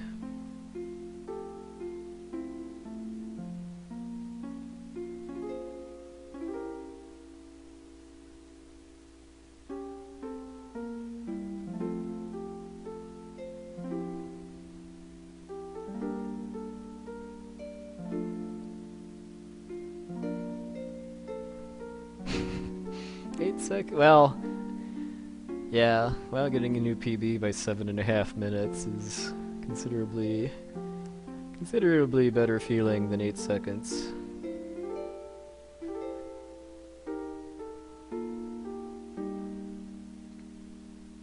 Yeah, I was kind of surprised you kept going after Mushroom Rock Road.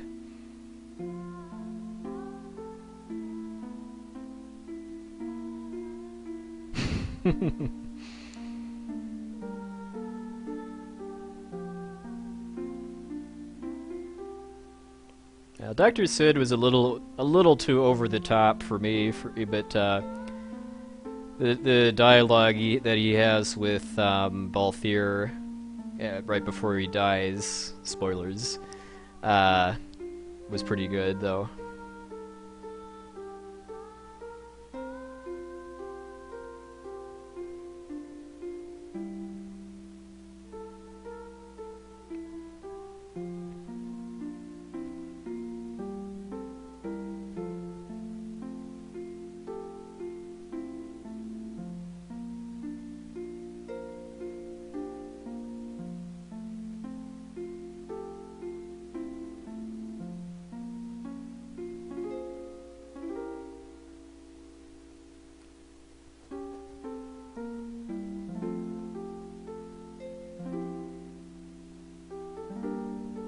Yeah, what's Balthier's real name again? Like Famfram Bonanza, I think, or something like that.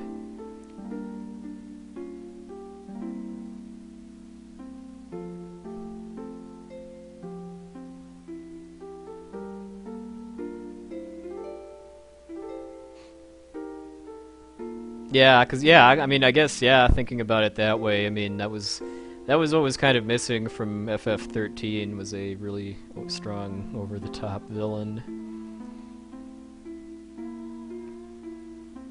I'm glad they fixed that, along with a lot of other things in 13 too.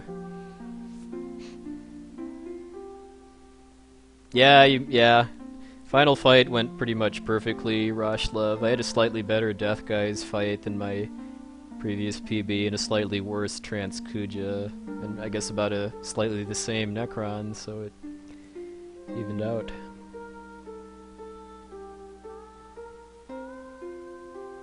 I just remember always getting Famran and Famfrit, the Esper's names mixed up because of how how similar sounding they are to each other. Yeah, the AGDQ run is about raising money for charity and kind of showing off what speedrunning the game is like more than trying to set a record, but I'll be doing more of this next, well, I can't say next year anymore, in the next months when I'm practicing for Crystals for Life too. But I do need to solidify my, I do need to get better at FF5 and get back into FF7. Although FF7 will be fun to experiment with the Midgar skip. Well, because it's 2013 now. I mean, I'm used to saying next year to mean 2013.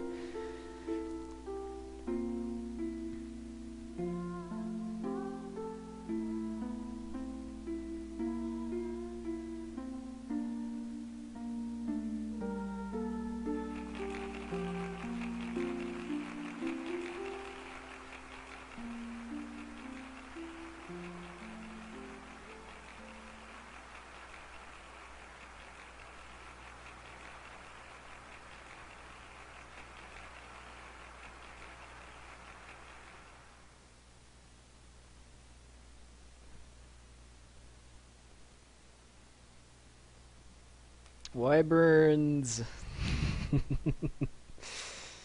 Why not burn? I don't have any plans to run FF8 soon. I mean, I'm working on FF5 next, and I don't know, the next Final Fantasy game I want to speedrun is FF4. Most likely the PSP version. I'd like to do some non-Final Fantasy games too. But I do eventually want to speedrun all Final Fantasy games that I like. And I'm warming up to FF8 a little bit, but it's still not very high on my priorities list. Yeah, bald money and a damn golem. Those are some of the amazing translation jobs in the PlayStation version of Final Fantasy V. Well, let's see, which FF games do I like enough to want to speedrun? 4, 5, 6, 7, 9, maybe 10-2 or 13-2, and 8. Those are all kind of low rungs, though. I want to get back into Kingdom Hearts 2 more seriously and do an all worlds run in the US version and/or some kind of run in the Final Mix version.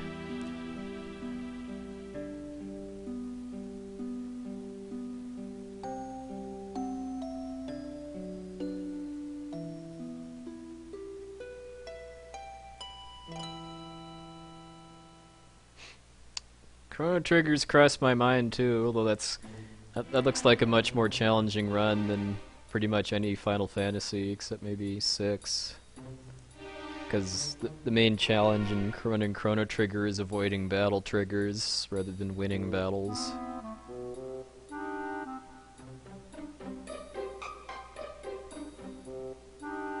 Yeah.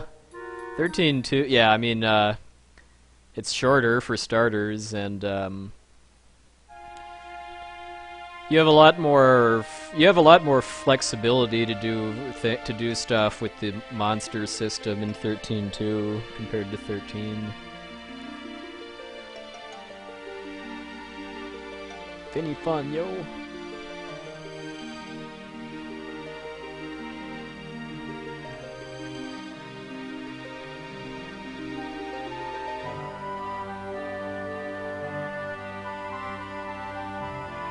Uh, 13-2 is shorter than 13, both for casual play and speedrunning.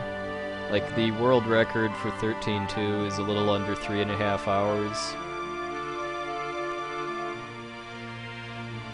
Mostly, I believe, because, well, I mean, the game itself is shorter, and it's a lot easier to avoid battles in 13-2 than 13 because of the Mog Clock system. Cool, yeah, I mean, I might try to do a single segment run of FF5 to submit once I get good enough at it to be able to run it in Japanese, but it would definitely be cool if somebody did beat the segmented run, both to give it better video quality and to show off the Neo X death skip. Oh, thanks, Red Armor.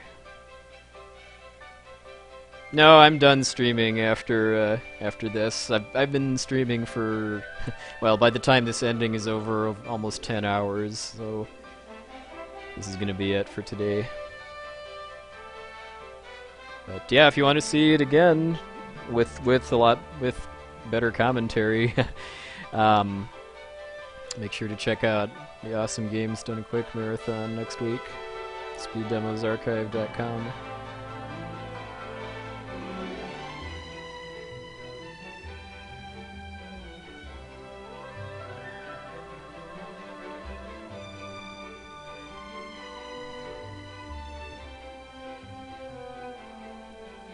Yeah, I'm a sucker for happy endings, and this game definitely has a happy ending. I mean, even though there's the whole unknown about what exactly happens when Terra and Gaia merge together, pretty much the ending leaves you feeling that everyone's gonna be alright, whatever happens to the world.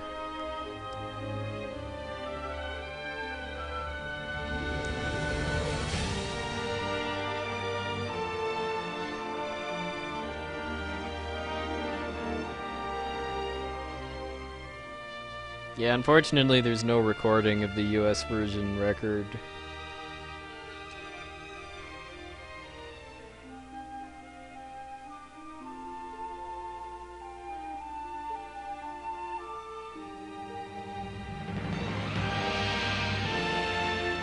Slow clap, yeah.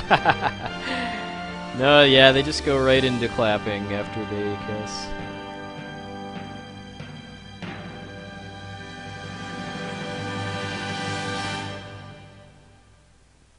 If you mean speedrunning Dong Tunim, well, yeah, it's shorter than 10, but longer than 7.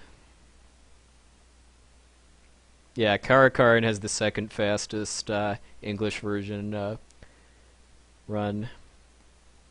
So check out his channel if you want to see that. I guess I've now got the third fastest because I just passed Spike Vegeta, whose PB I think was 9:26. I know in his PB he got some horrible encounter luck in a lot of parts of the game. Forget what his total was.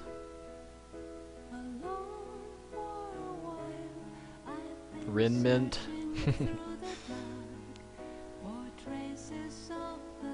Yeah, if anybody else is planning any, if anybody else in my chat that's a speedrunner is doing any streaming later tonight or tomorrow, feel free to throw a link in.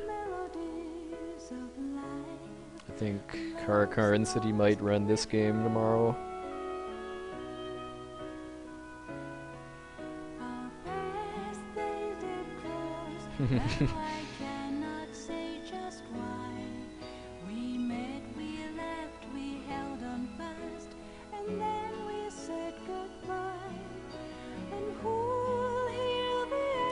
Probably my biggest problem was that after finishing a run of this game, I've been talking for the better part of 10 hours, even if I'm drinking water, so me singing in this state is not going to be pretty.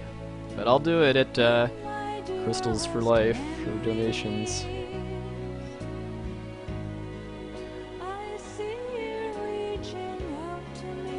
Oh, and it's Kingdom Hearts Chain of Memories that Berserk is talking about, if you're interested in that.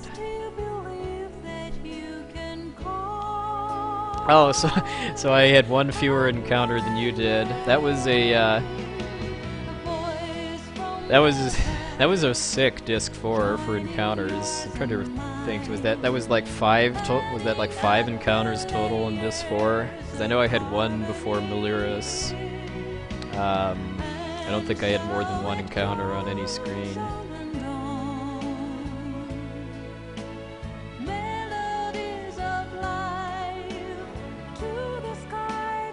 6? Yeah. 5 or 6.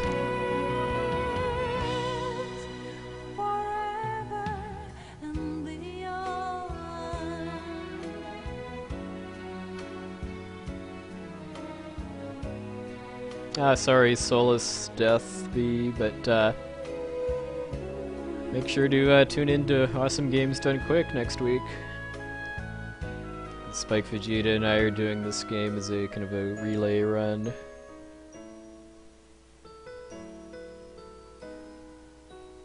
Alright, later, Stratosphere. Yeah, 337-316-285, yo. As far as Karakarn singing.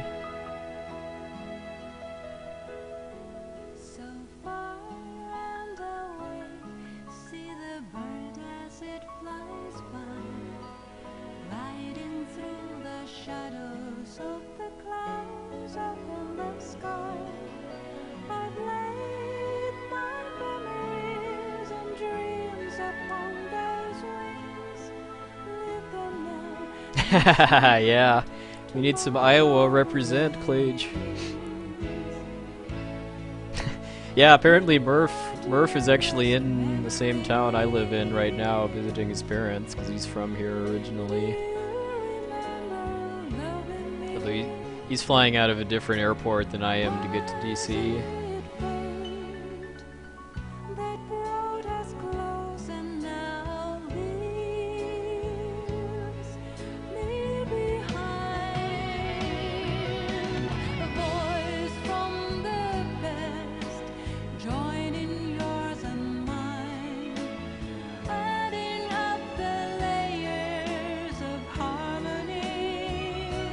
What else to hype up?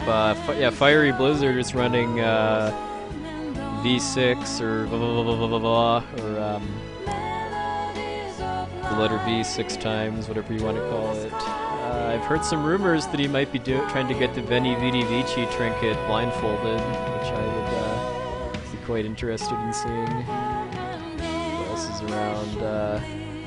Mike Uyama is doing, I believe, Contra Shattered Soldier and Subtrolania.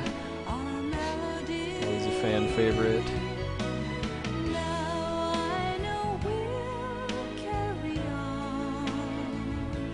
Yeah, Ralcoon is doing StarCraft 2.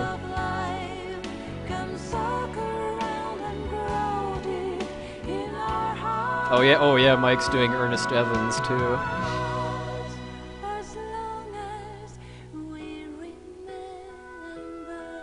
Yeah, I mean, I'm very curious about how it's going to be received. I mean, just because I have no idea how the audience that normally watches competitive StarCraft streams would is going to like respond or kind of enjoy a speedrun. But Ralcoon does StarCraft for his living, so I can't think of anyone better suited to do it than him. OmniGamer is going to be there too, and he's doing. I know he's doing Time Cop as part of Awful Games Done Quick. I forget what else he's doing. I think he might be doing Skyblazer as a bonus game that can be donated in if we're ahead of schedule. All right, good night, Nami. Oh, cool, Drew Zurich.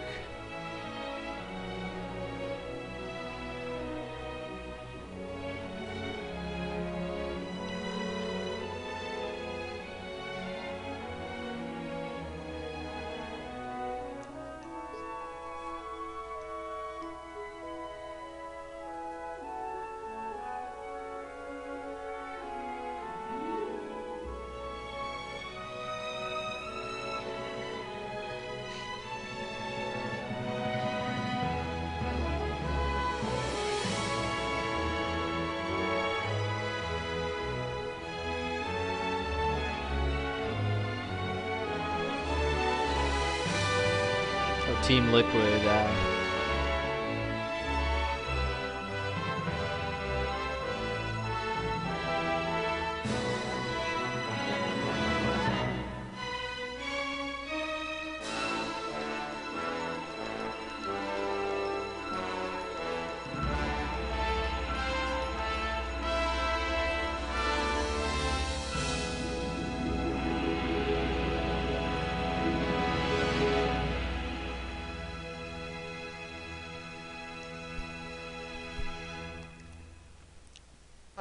now time for the traditional ending to a Final Fantasy IX speedrun.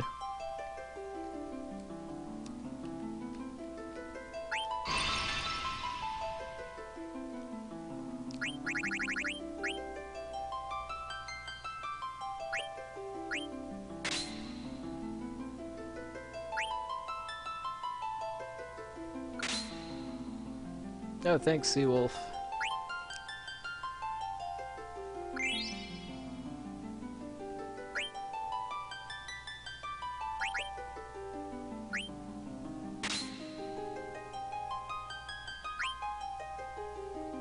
Eight Jack.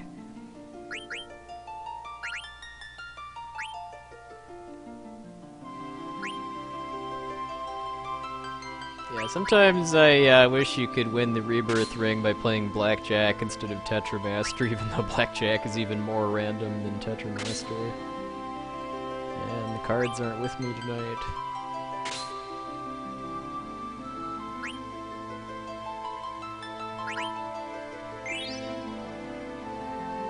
This does absolutely nothing, really. It's just for fun. There's a code you can put in after the credits to unlock Blackjack.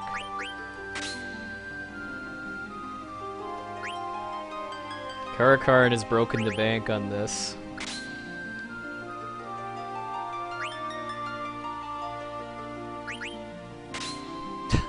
Man.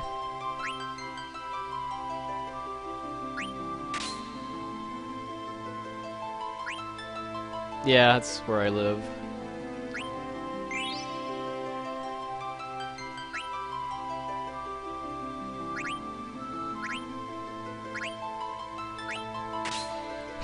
Still lost, even with getting 5 cards.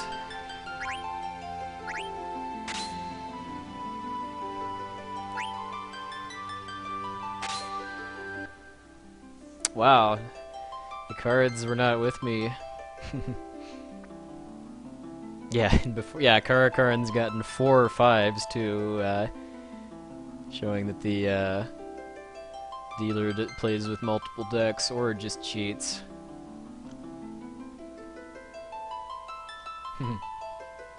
I didn't believe in the heart of the cards. I'm so sorry. Alright, well thanks everybody for watching. Follow my channel if you aren't already, and make sure to check out Awesome Games Done Quick next week. You see who else is streaming right now.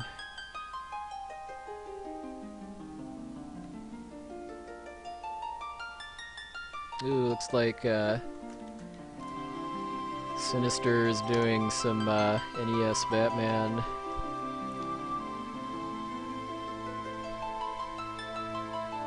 Oh, thanks for stopping by too, Keyfry and we. Yeah, so go raid Sinister's stream. He needs some more love for Batman. It's a pretty fun game to watch. Yeah, see you next week. People that are coming to the marathon. All right, everybody have a good night or morning, and see you again later.